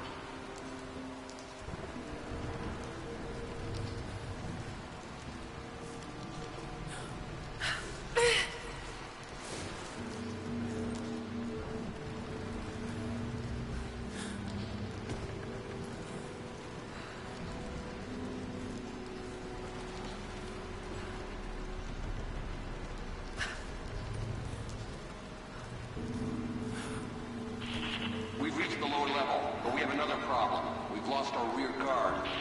Define lost, Commander. No radio contact, no visual contact, just Then gone. proceed without them. That's outside mission protocol, ma'am. It introduces unnecessary Can you risks. achieve your goal without them? Ma'am, I don't think we're alone down here.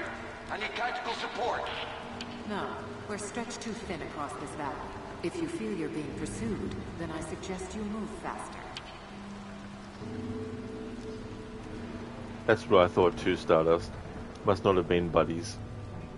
It was just like, maybe if I stand here and pretend that I don't notice that the two colleagues of mine I don't like are dying, maybe the person who actually killed them will leave me alone. But they ended up dying too as well. I just shot them.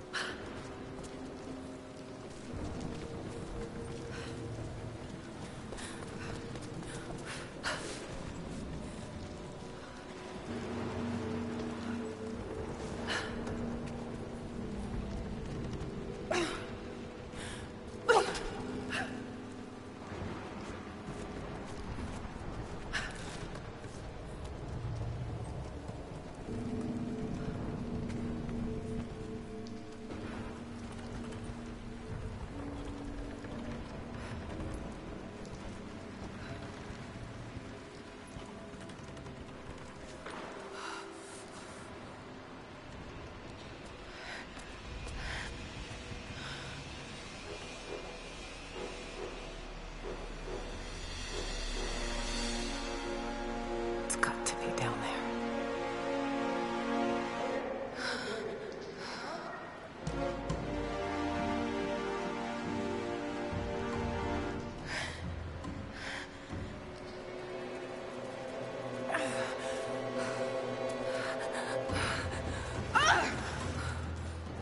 Kill an unarmed woman? That would be cold even for you, Lara. Then again, I know why you haven't pulled that trigger. Shoot me, and my men will cut you down within seconds. It's the one thing they're better at than you. Shut up, Anna. Don't move! You have nowhere to go! Kill her! Now!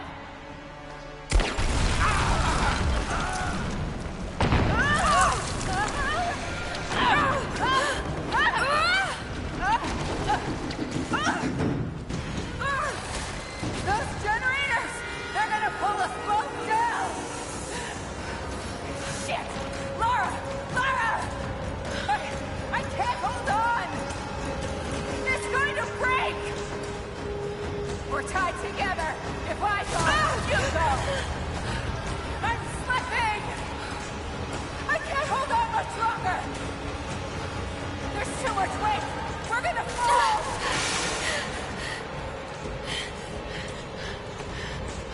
God damn it, Lara! Help me! I can't hold on much longer!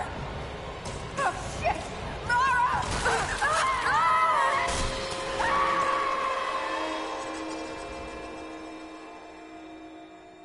There we go. Got the dialogue for that part. Those generators! They're gonna pull us both down! Shit! Lara!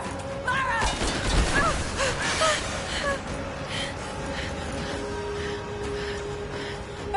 I can't hold on! It's going to break! We're tied together! If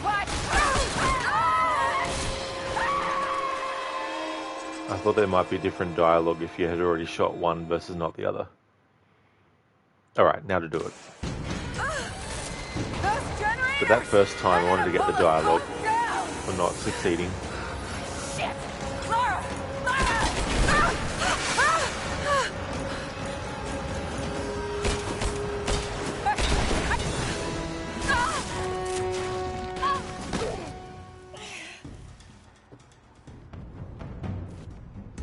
Reconsider my offer, Lara, before it's too late. It was too late the moment you betrayed my family! I'm getting the Atlas, Anna! Something is slaughtering my men down there, Lara.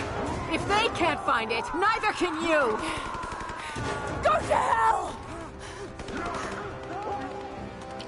Croft is on her way. Kill her and bring me that goddamned Atlas.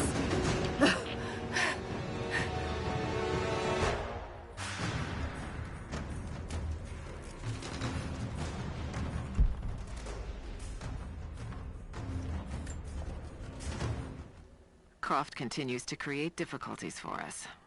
She's rallied the Valley people from their squalid huts and helped lead them to a series of victories.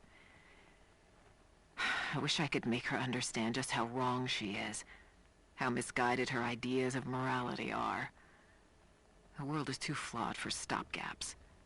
A lone hero cannot rescue it. The idea of revealing the divine source to the world would be laughable if it wasn't so dangerous. Did I think she could be turned to Trinity's side before? Yes. But not anymore. We were close, she and I. There is a bond there, but I think now there is no other choice. She must be broken. And I know she can be broken. I've broken stronger than her. Broken bonds, research notes, a piece of Anna's personal journal. She's given up on trying to turn me to her side. Now she thinks she can break me. Well, come and see, Anna. I'll be waiting. In the cutscene before, when Lara was setting up to shoot the explosive to make the floor blow up and her and Anna fall down, Anna's kind of like, you know, my men are trained to do this, Lara. That's one thing they're better at than you. Never mind the whole slew of people that Lara has, you know, completely obliterated to get to this point and is still alive. You know, never mind that. But it also plays into the idea of how much Anna actually underestimates Lara as well. And you see it in a lot of the notes that Anna made about Lara and all that kind of stuff. You see it in the notes about Lara's therapy sessions that Trinity were, you know, listening in on and recording and all that kind of stuff. And it's all based around thinking that Lara is someone that can't succeed or can have the wool pulled over their eyes very easily. Now, granted, she doesn't know that Anna is part of Trinity until it gets revealed to her. So she didn't find out before that point. But still, Anna underestimates Lara's abilities as well. And so when she's like saying, and I know she can be broken, I've broken stronger than her, it's another example of her hubris in thinking that she's going to be able to defeat Lara. And then there's this part here about, you know, there is a bond there. I think the bond that you had with Lara was completely and utterly broken the moment she found out that you're actually with Trinity.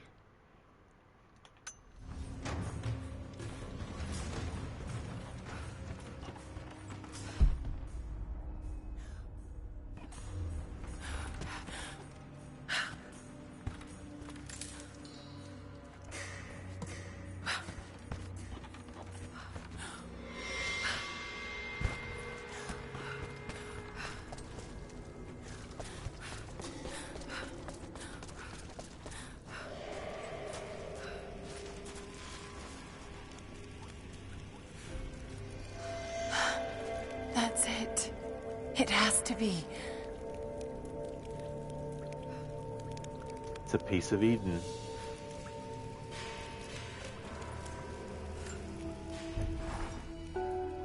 I'm ahead of Anna now, But I don't know what I've gotten myself into here. Something else dwells in the darkness of this place. But I've got to continue. I've come too far. Anna thinks she knows me. And maybe she does on some level, but she doesn't know everything. And as long as she continues to underestimate me, I might still have the upper hand.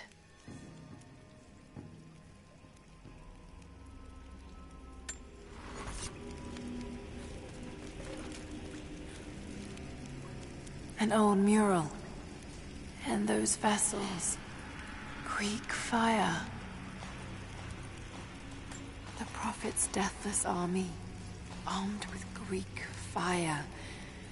They were unstoppable. I think there might be a document about that now.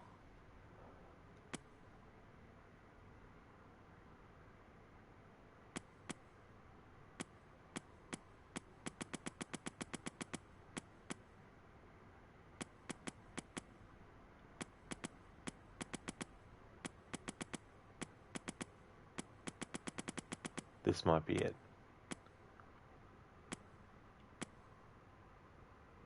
Maybe it's not.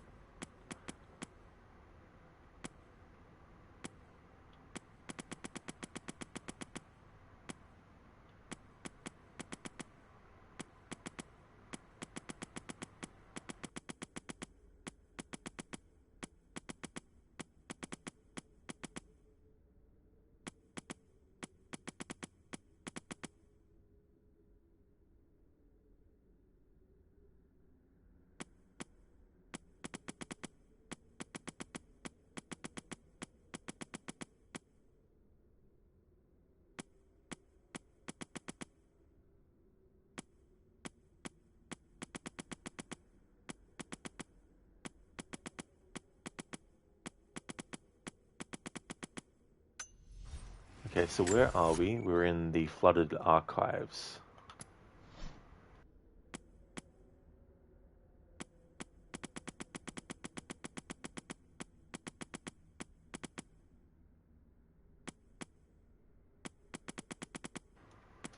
Alright, so if I have a look at my document where I've been keeping track of which one of these I've actually listened to.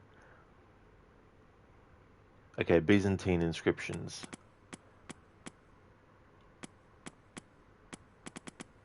Alright, the Long Exodus. I've covered that one. The Rebirth. I've covered that one. Lessons of Loyalty. I've covered that one. Prophet's Arrival. I've covered that one. The Defenders. Okay, so this is the one that we just examined. Because I haven't actually put this down as one that I've listened to. So that's the mural that we just investigated. But this is more information about it.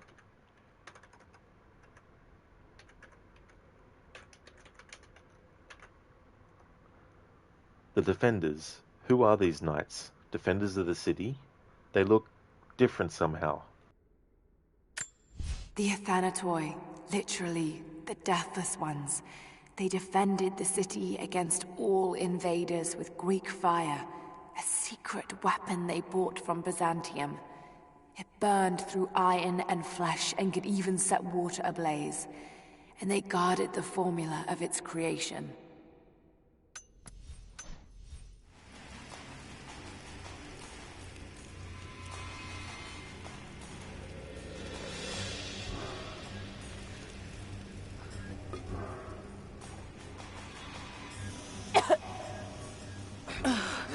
That smell. Oh no. Burned alive.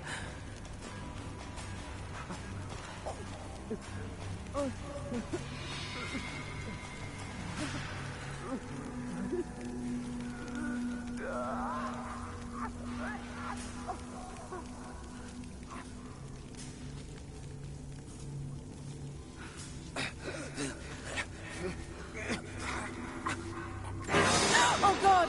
Hurts? Why does... It's not... God... I can't... Why can't I just... I just wanna... Please...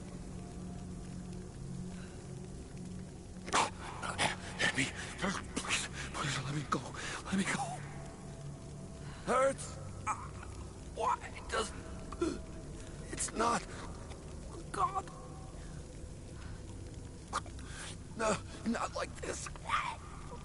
I can't. Not like this. Hurts.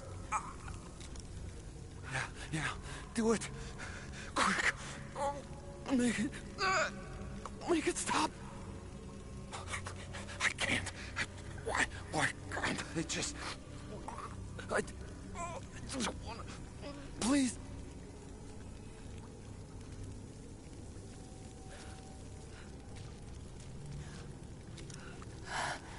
Who could have done this?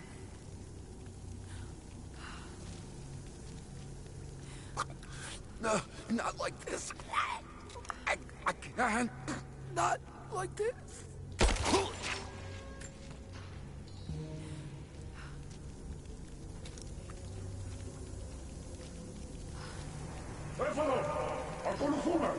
What the hell is that?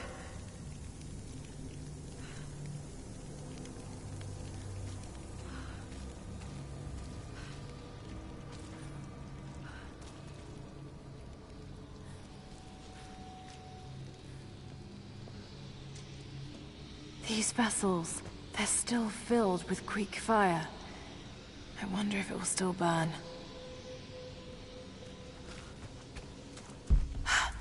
Those vessels are still full. If I could ignite them.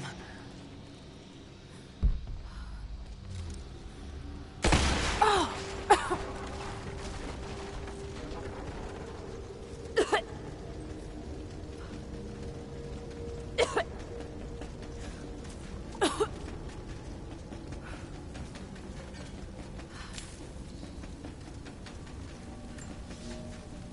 The Church in the West has sent their messengers, self-proclaimed soldiers of God, the Knights of the Order of Trinity. They have come to silence the Prophet, to quell his blasphemy and eradicate our movement. But it is too late now. We will not be silenced. Violence erupts in the Forum on a daily basis. The Prophet knows that we cannot stand against them, so we must leave Constantinople. We will go to the desert to build anew and continue the Prophet's work. Exile, the Apostle. The first Apostle was willing to leave his birthplace and follow the Prophet to the edges of the Empire. From the Journals of Decius, first Apostle to the Prophet, 977 AD.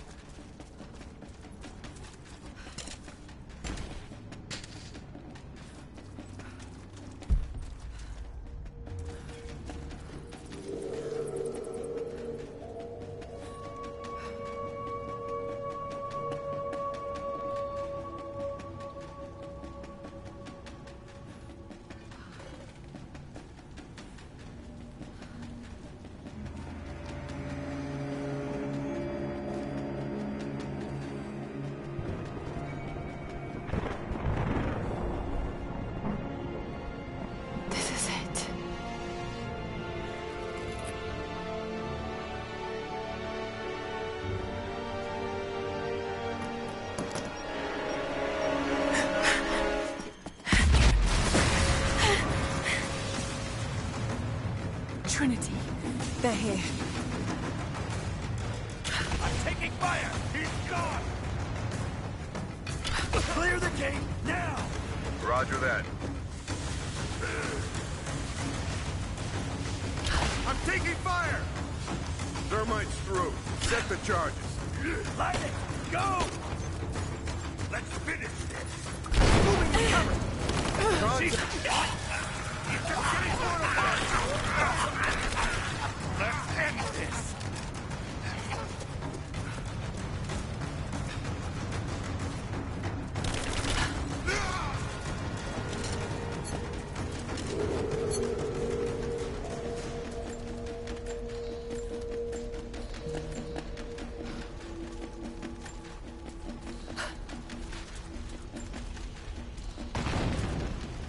I have zero visibility. Someone dropped all of Alpha Team. Has to be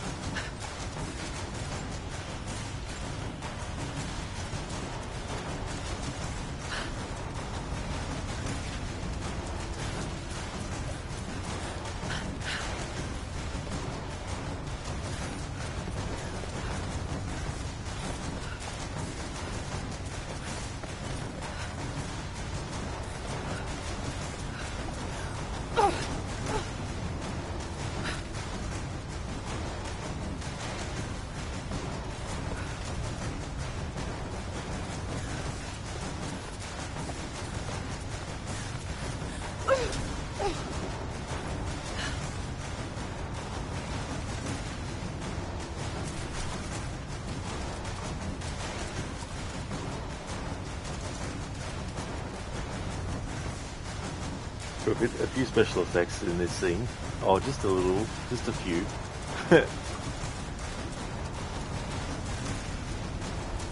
That's one of the things I love about the poison gas cloud is when you have like a whole group of enemies that are basically trapped in a bit of a bottleneck for a little bit, just letting one drop and then watching as they all go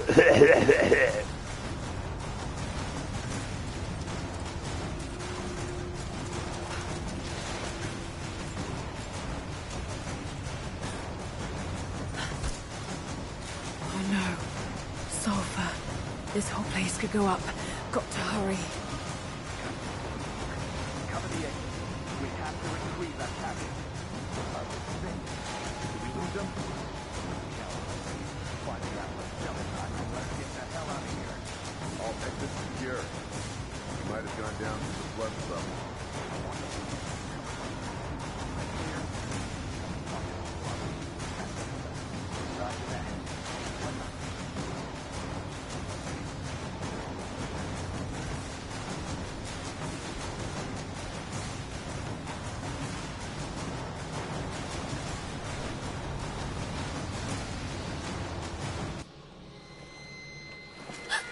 Here, I fucking got her!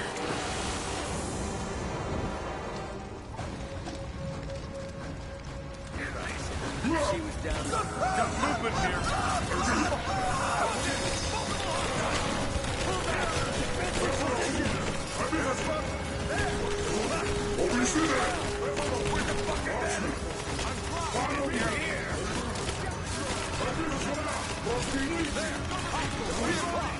Reloading! There's too many of them! They're inside the room! He's dead! Behind!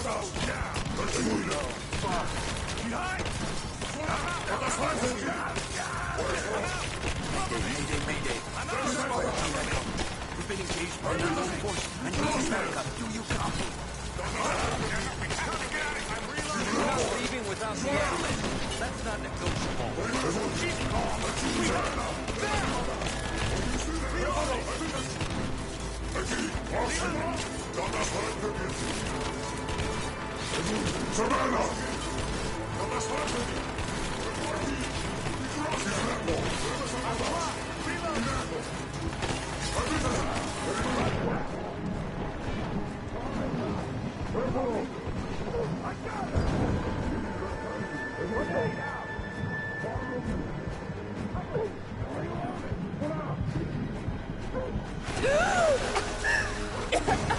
Freeze!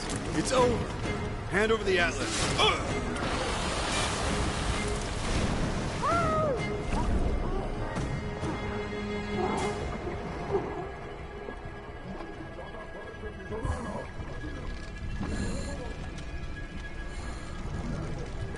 Rebreather. The rebreather allows Lara to stay submerged underwater indefinitely without taking damage.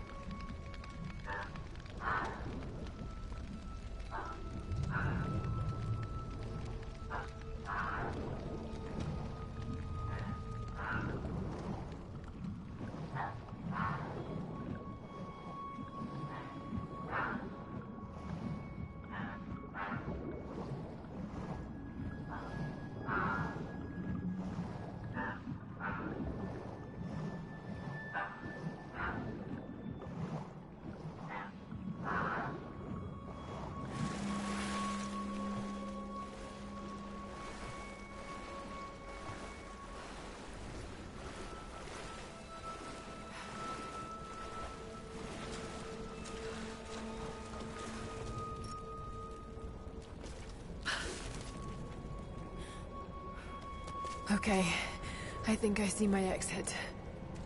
The statue's unstable. Looks like I'll have to use the Greek fire.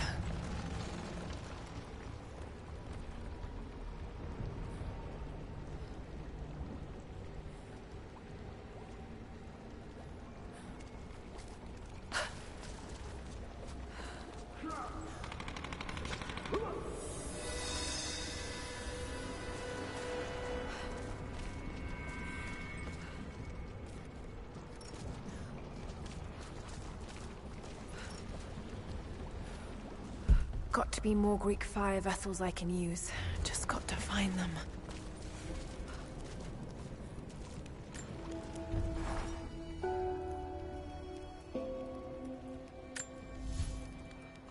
Alright, so I've got 2 skill points. I still want to leave one in the bank for when we get the broadhead arrows, so I can get the upgrade to plant them into the walls without needing to shoot them in. Triple shot. Simultaneously fire up to 3 arrows at separate locked targets while zoomed in with a fully drawn bow.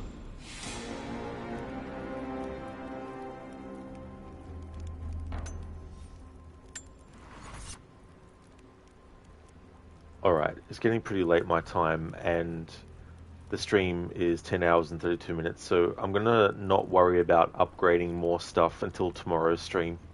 That'll save time.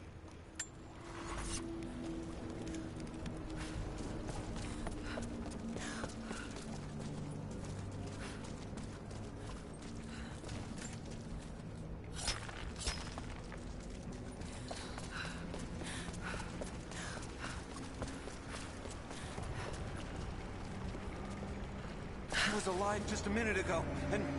Oh, fuck! They could be anywhere! We're trapped in here with them!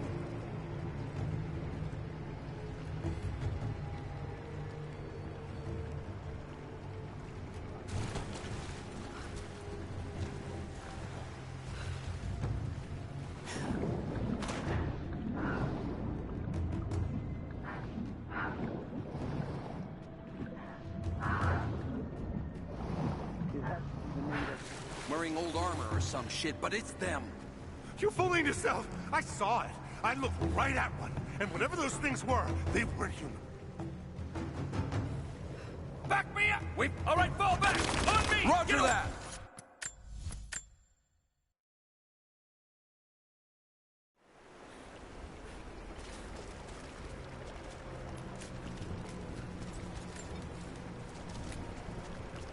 He was alive just a minute ago, and... Oh, fuck! They could be anywhere! We're trapped in here with them! Stow it. Follow protocol and stay alert, and we'll all make it out of here. Keep your eyes open. Those things could come from any direction.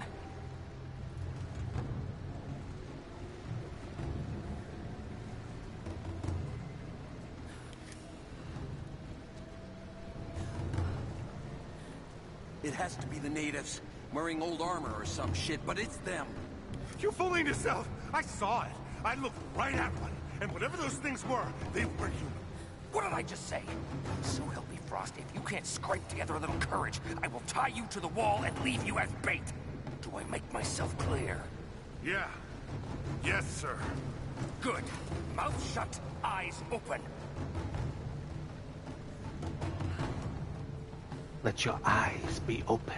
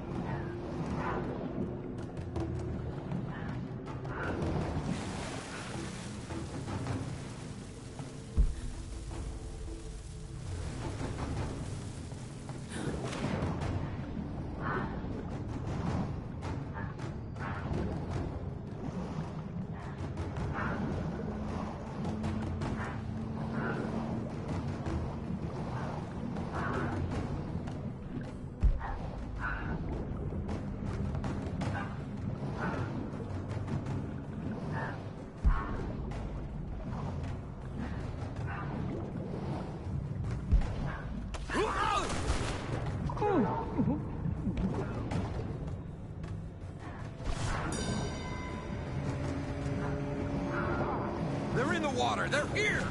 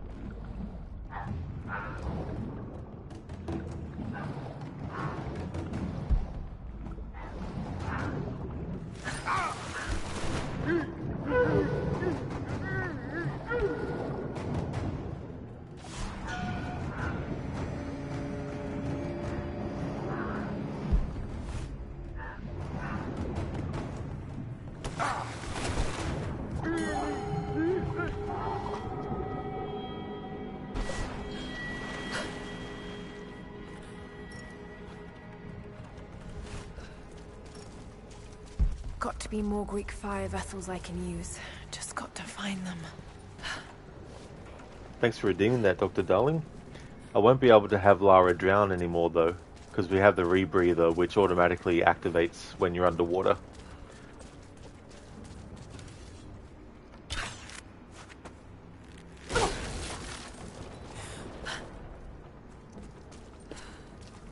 No worries, Dr. Darling. My choice. Cool. More Greek fire vessels. So many of them.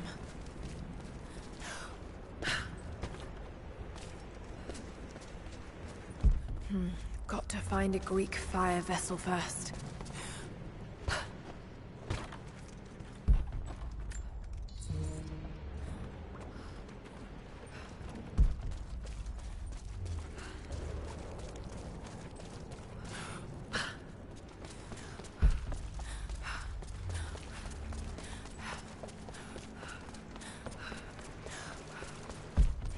Got to find a Greek fire vessel first.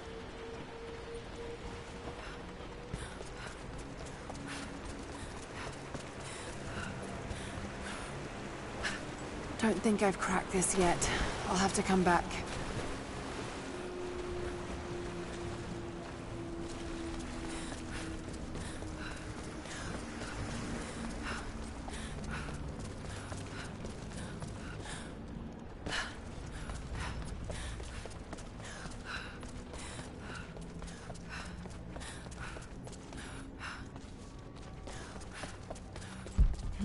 Got to find a Greek fire vessel first.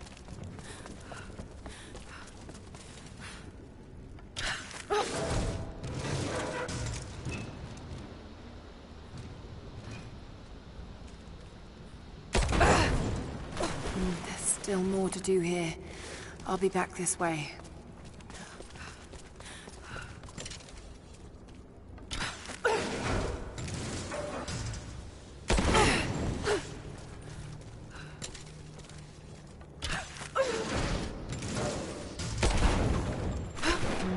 Still more to do here.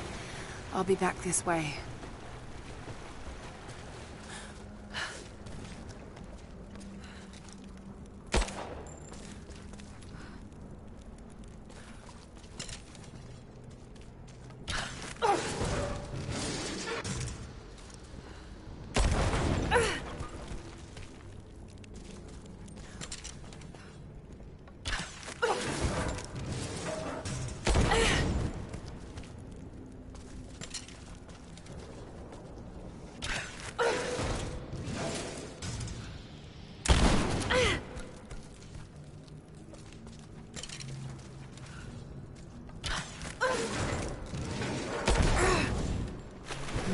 Still more to do here. I'll be back this way.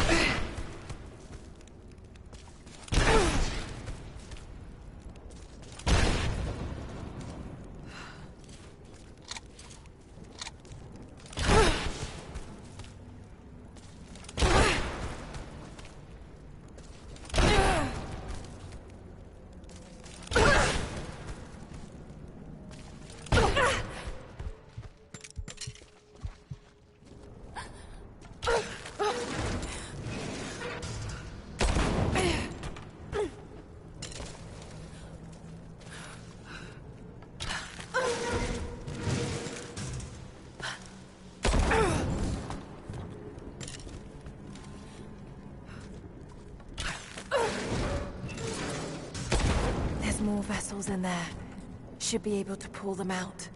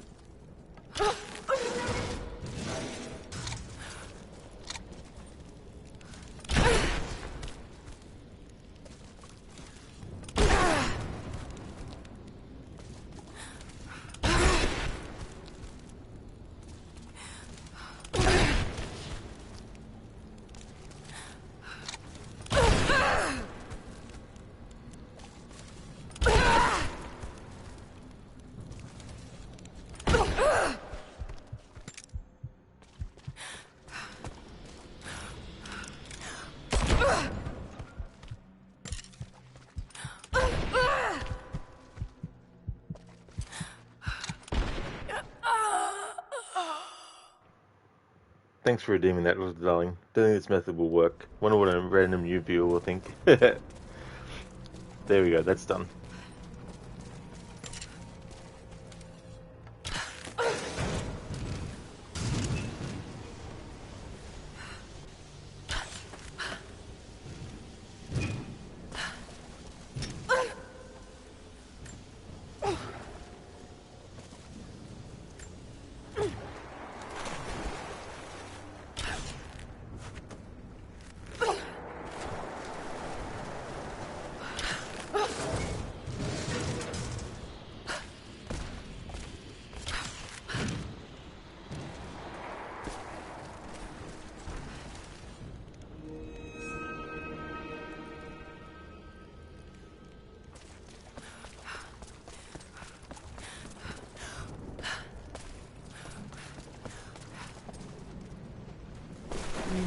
Still more to do here. I'll be back this way.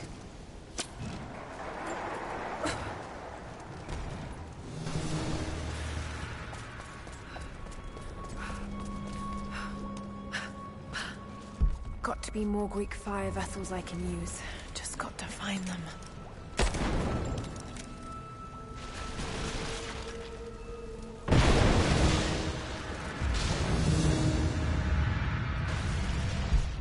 Looks like I'll need another vessel.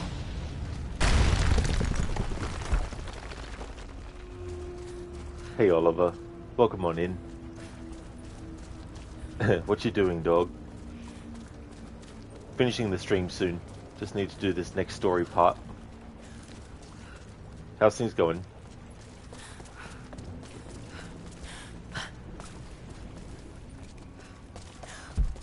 Looks like I'll need another vessel.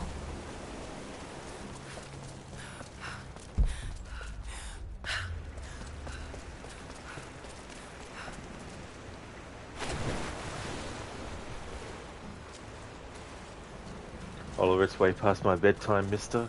No, it's still early yet. It's only 2 a.m. I'll be up until 5 or something. You're at work, you having a break? Well, that's good. I hope you enjoy your break. Hope it's been a pretty good work day for you.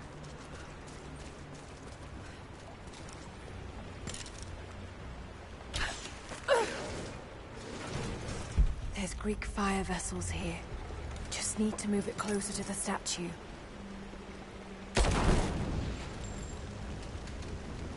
That should clear the way a bit. Nice, Oliver. That's really good. Good to hear that. Got to get it clear of the fire. Maybe I can anchor it somewhere.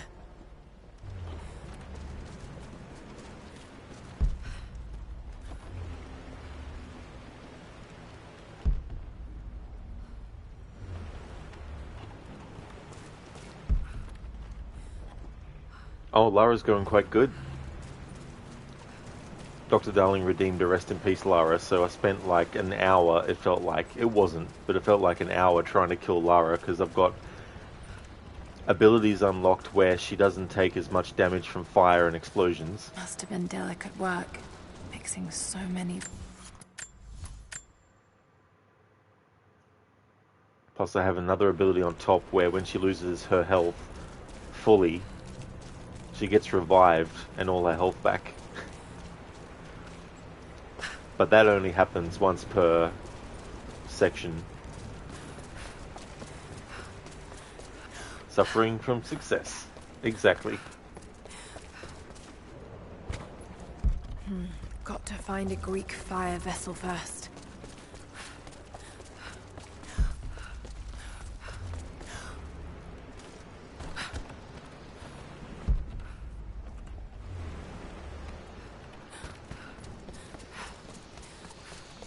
Must have been delicate work, mixing so many volatile components.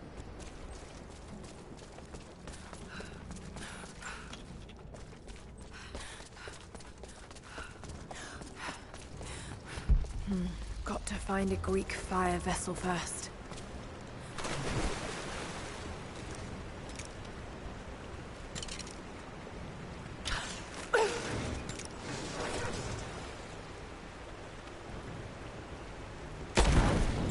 Got to get it clear of the fire. Maybe I can anchor it somewhere.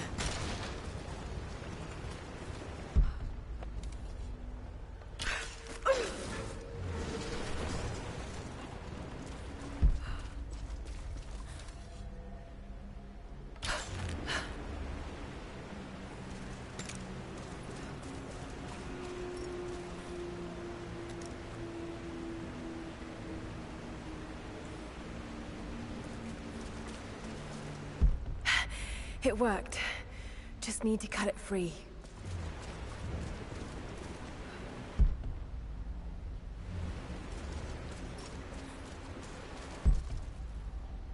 In case anyone's wondering, I keep using the instincts mode because Lara has dialogue when you use it.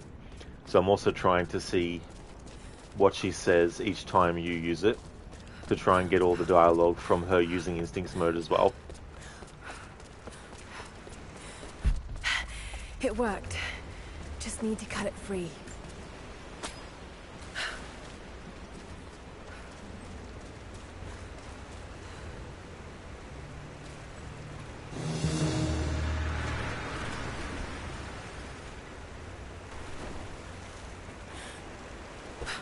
Ancient coins from the Old Kingdom.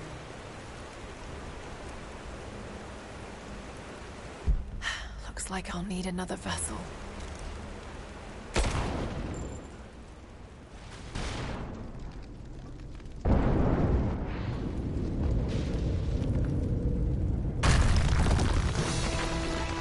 Got to take out the remaining supports. Εκεί! Έχει τον άπαντα!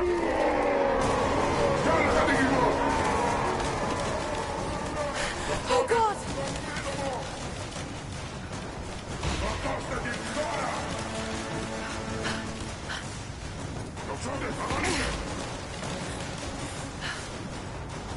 Είναι κοντικό!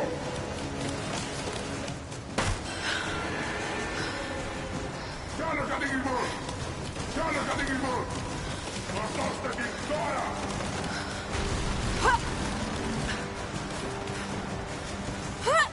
Oh no, no!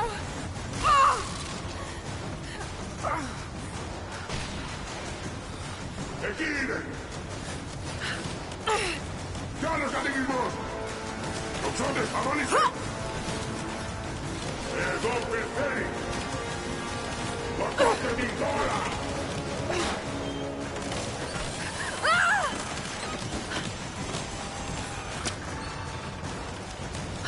Σκοτώστε την τώρα! Almost. Almost.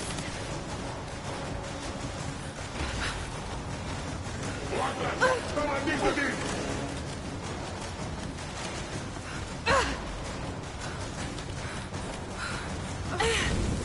Oh shit!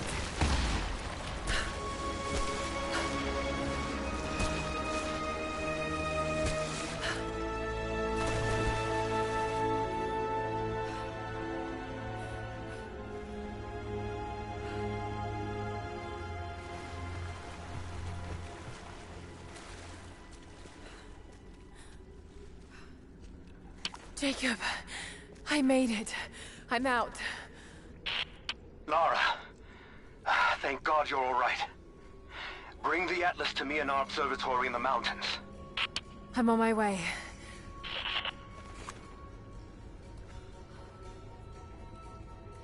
Oliver Borat, great success.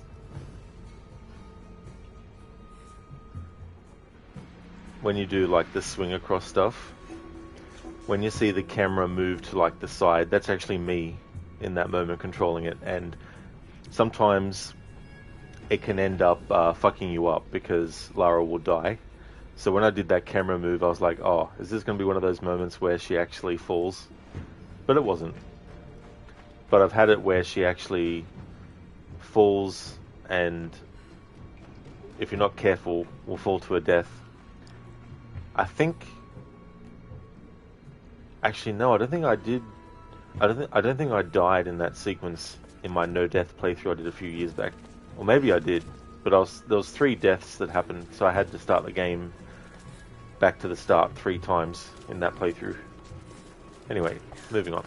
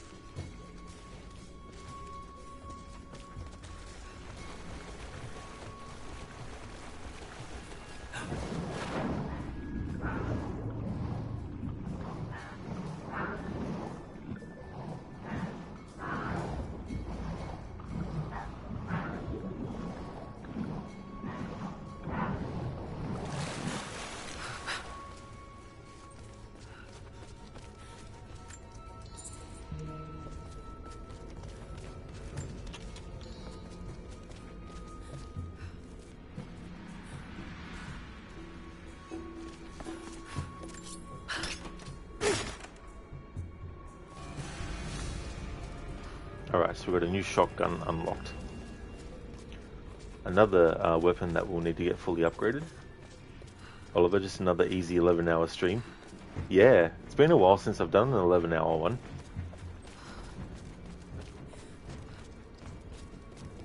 If I do a 13-hour stream, when I export the VOD to YouTube, it actually splits it up. So I like to make sure now that I do less than 13 hours at the most. But probably 11 hours, between 11 hours and 12 and a half, maybe even just 12, is what I would push it to prevent having to have the VOD split in the export. Lara! Lara, are you up there? Jonah, is that you? Little bird! You're alive! I knew it! My God. Jonah, what are you doing here? Where are you? I'm up here in some kind of fortress. You can thank Jacob. His people picked me up half dead out on the tundra. I can't believe you came after me. Is that so hard to believe? I told you I got your back. I couldn't leave you out here alone. I'm on my way up to you now. Don't go anywhere. Hadn't planned on it. Be careful out there.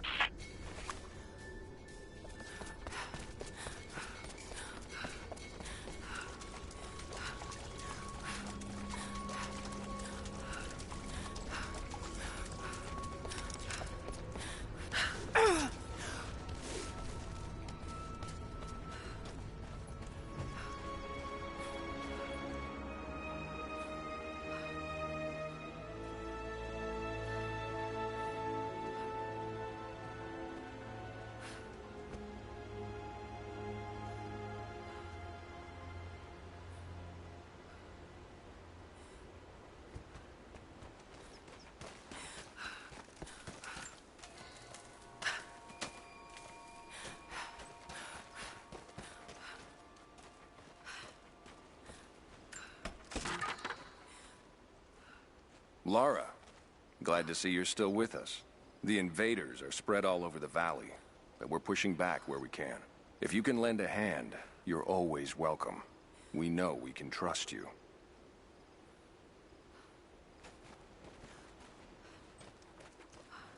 That's all good, Oliver. I hope that the rest of work goes well for you, dude.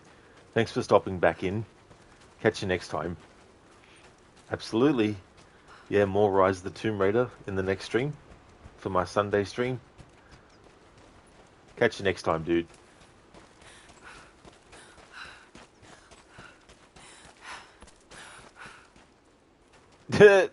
Hugs and kisses, old man. I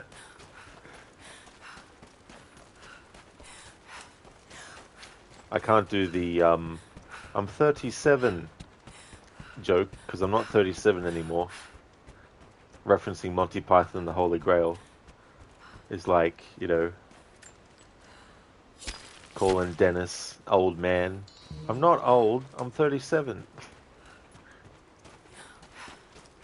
Well, I couldn't have just called you old man. I just couldn't have called you man. I can't remember how it all goes.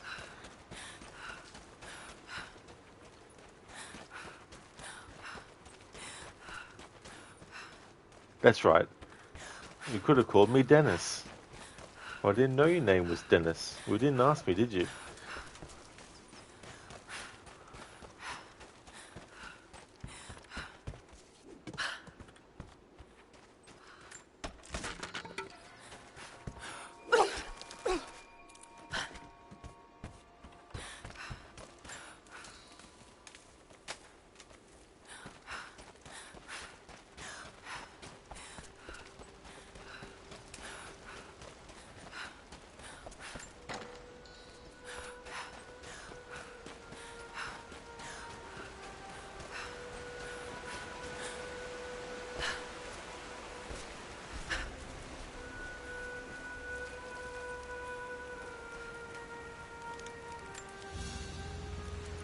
There's Jonah, but it'll be a few more in-game hours before we actually do the next part of the story, because in tomorrow's stream I'm going to be doing some more grinding for resources for upgrading of weapons, and also working on other side stuff. Someone else was attacking Trinity in the darkness beneath the cathedral. Could it be the Deathless Ones Sophia spoke of? And if so, what part do they have to play in all of this? I have so many questions. But for now, I'm just relieved. Jonah's alive. I should have known he'd come looking for me. And thank God Jacob's people found him before he ran afoul of Trinity. I never wanted him to follow me into danger. But I have to admit, I'm happy he's here now.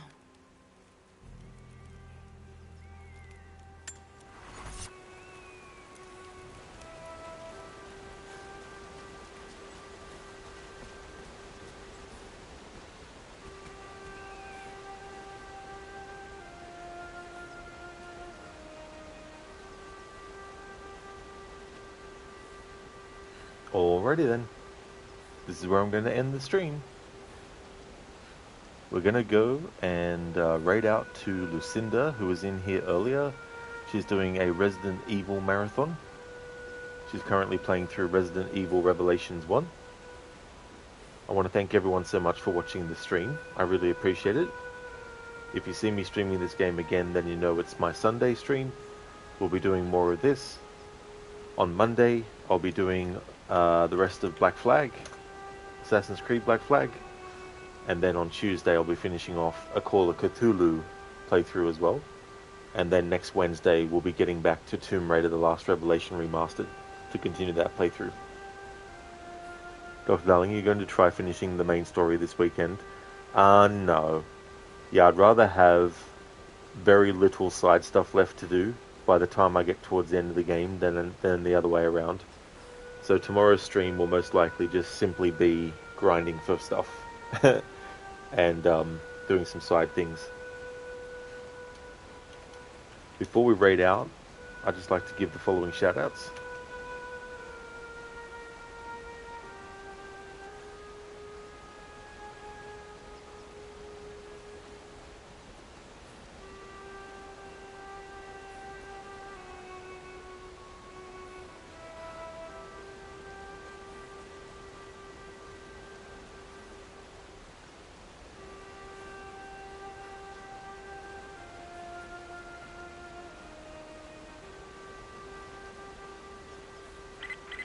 Lara, I'd like to examine the Atlas if you're ready.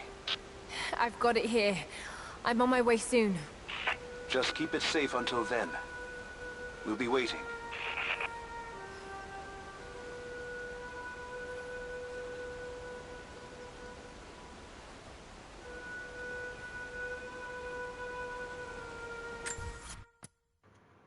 Didn't realize that was going to play. Good thing I wasn't talking over it while it happened. At least I don't think I was.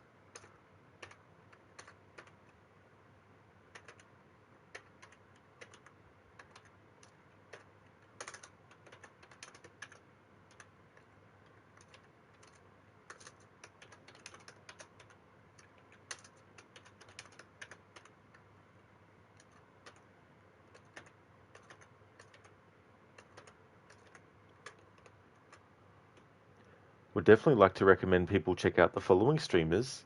Dr. Ronnie, he's doing a playthrough of Ghost of Tsushima. It's his first time playing it. He likes to wear a hat on camera when he's playing different games, and he changes what hat he's wearing depending on the game. Inmita is doing a playthrough for the first time of Uncharted 4, A Thief's End. He's also been doing a playthrough of The Witcher 1 as well. Gizlek has been doing Like a Dragon Pirate Yakuza in Hawaii, which came out recently. He's also doing games like Assassin's Creed Syndicate. Grail Draven has been doing Borderlands 2. He also did Borderlands, the pre-sequel before that, and he's also doing No Man's Sky. Crocodiles is playing through A Plague Tale Innocence. He's doing a historical order run, which means he's doing multiple different games across different franchises and series, and doing them in the order in which the games actually take place in. So he's currently up to A Plague Tale. He's also a fan of Assassin's Creed.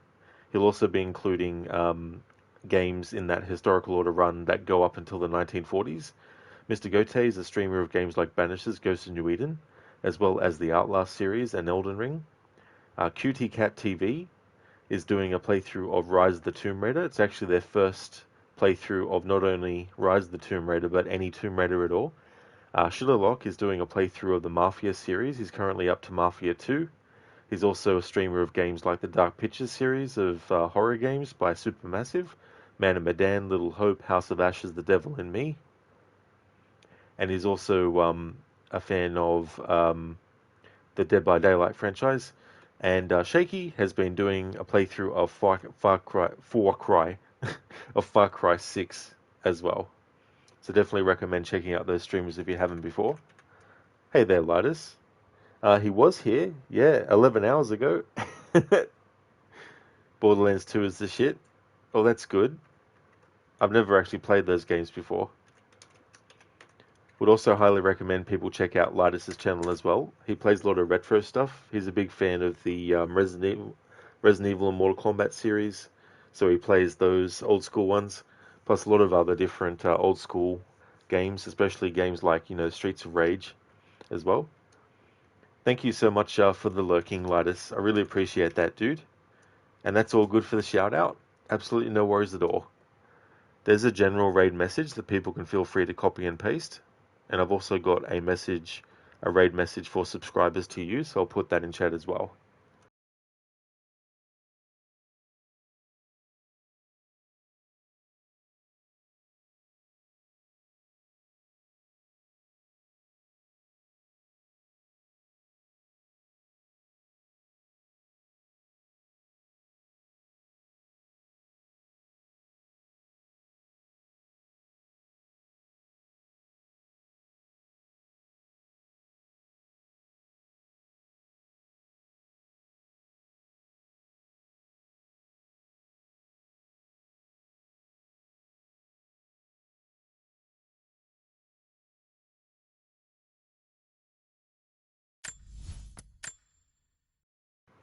Just want to check where the checkpoint is.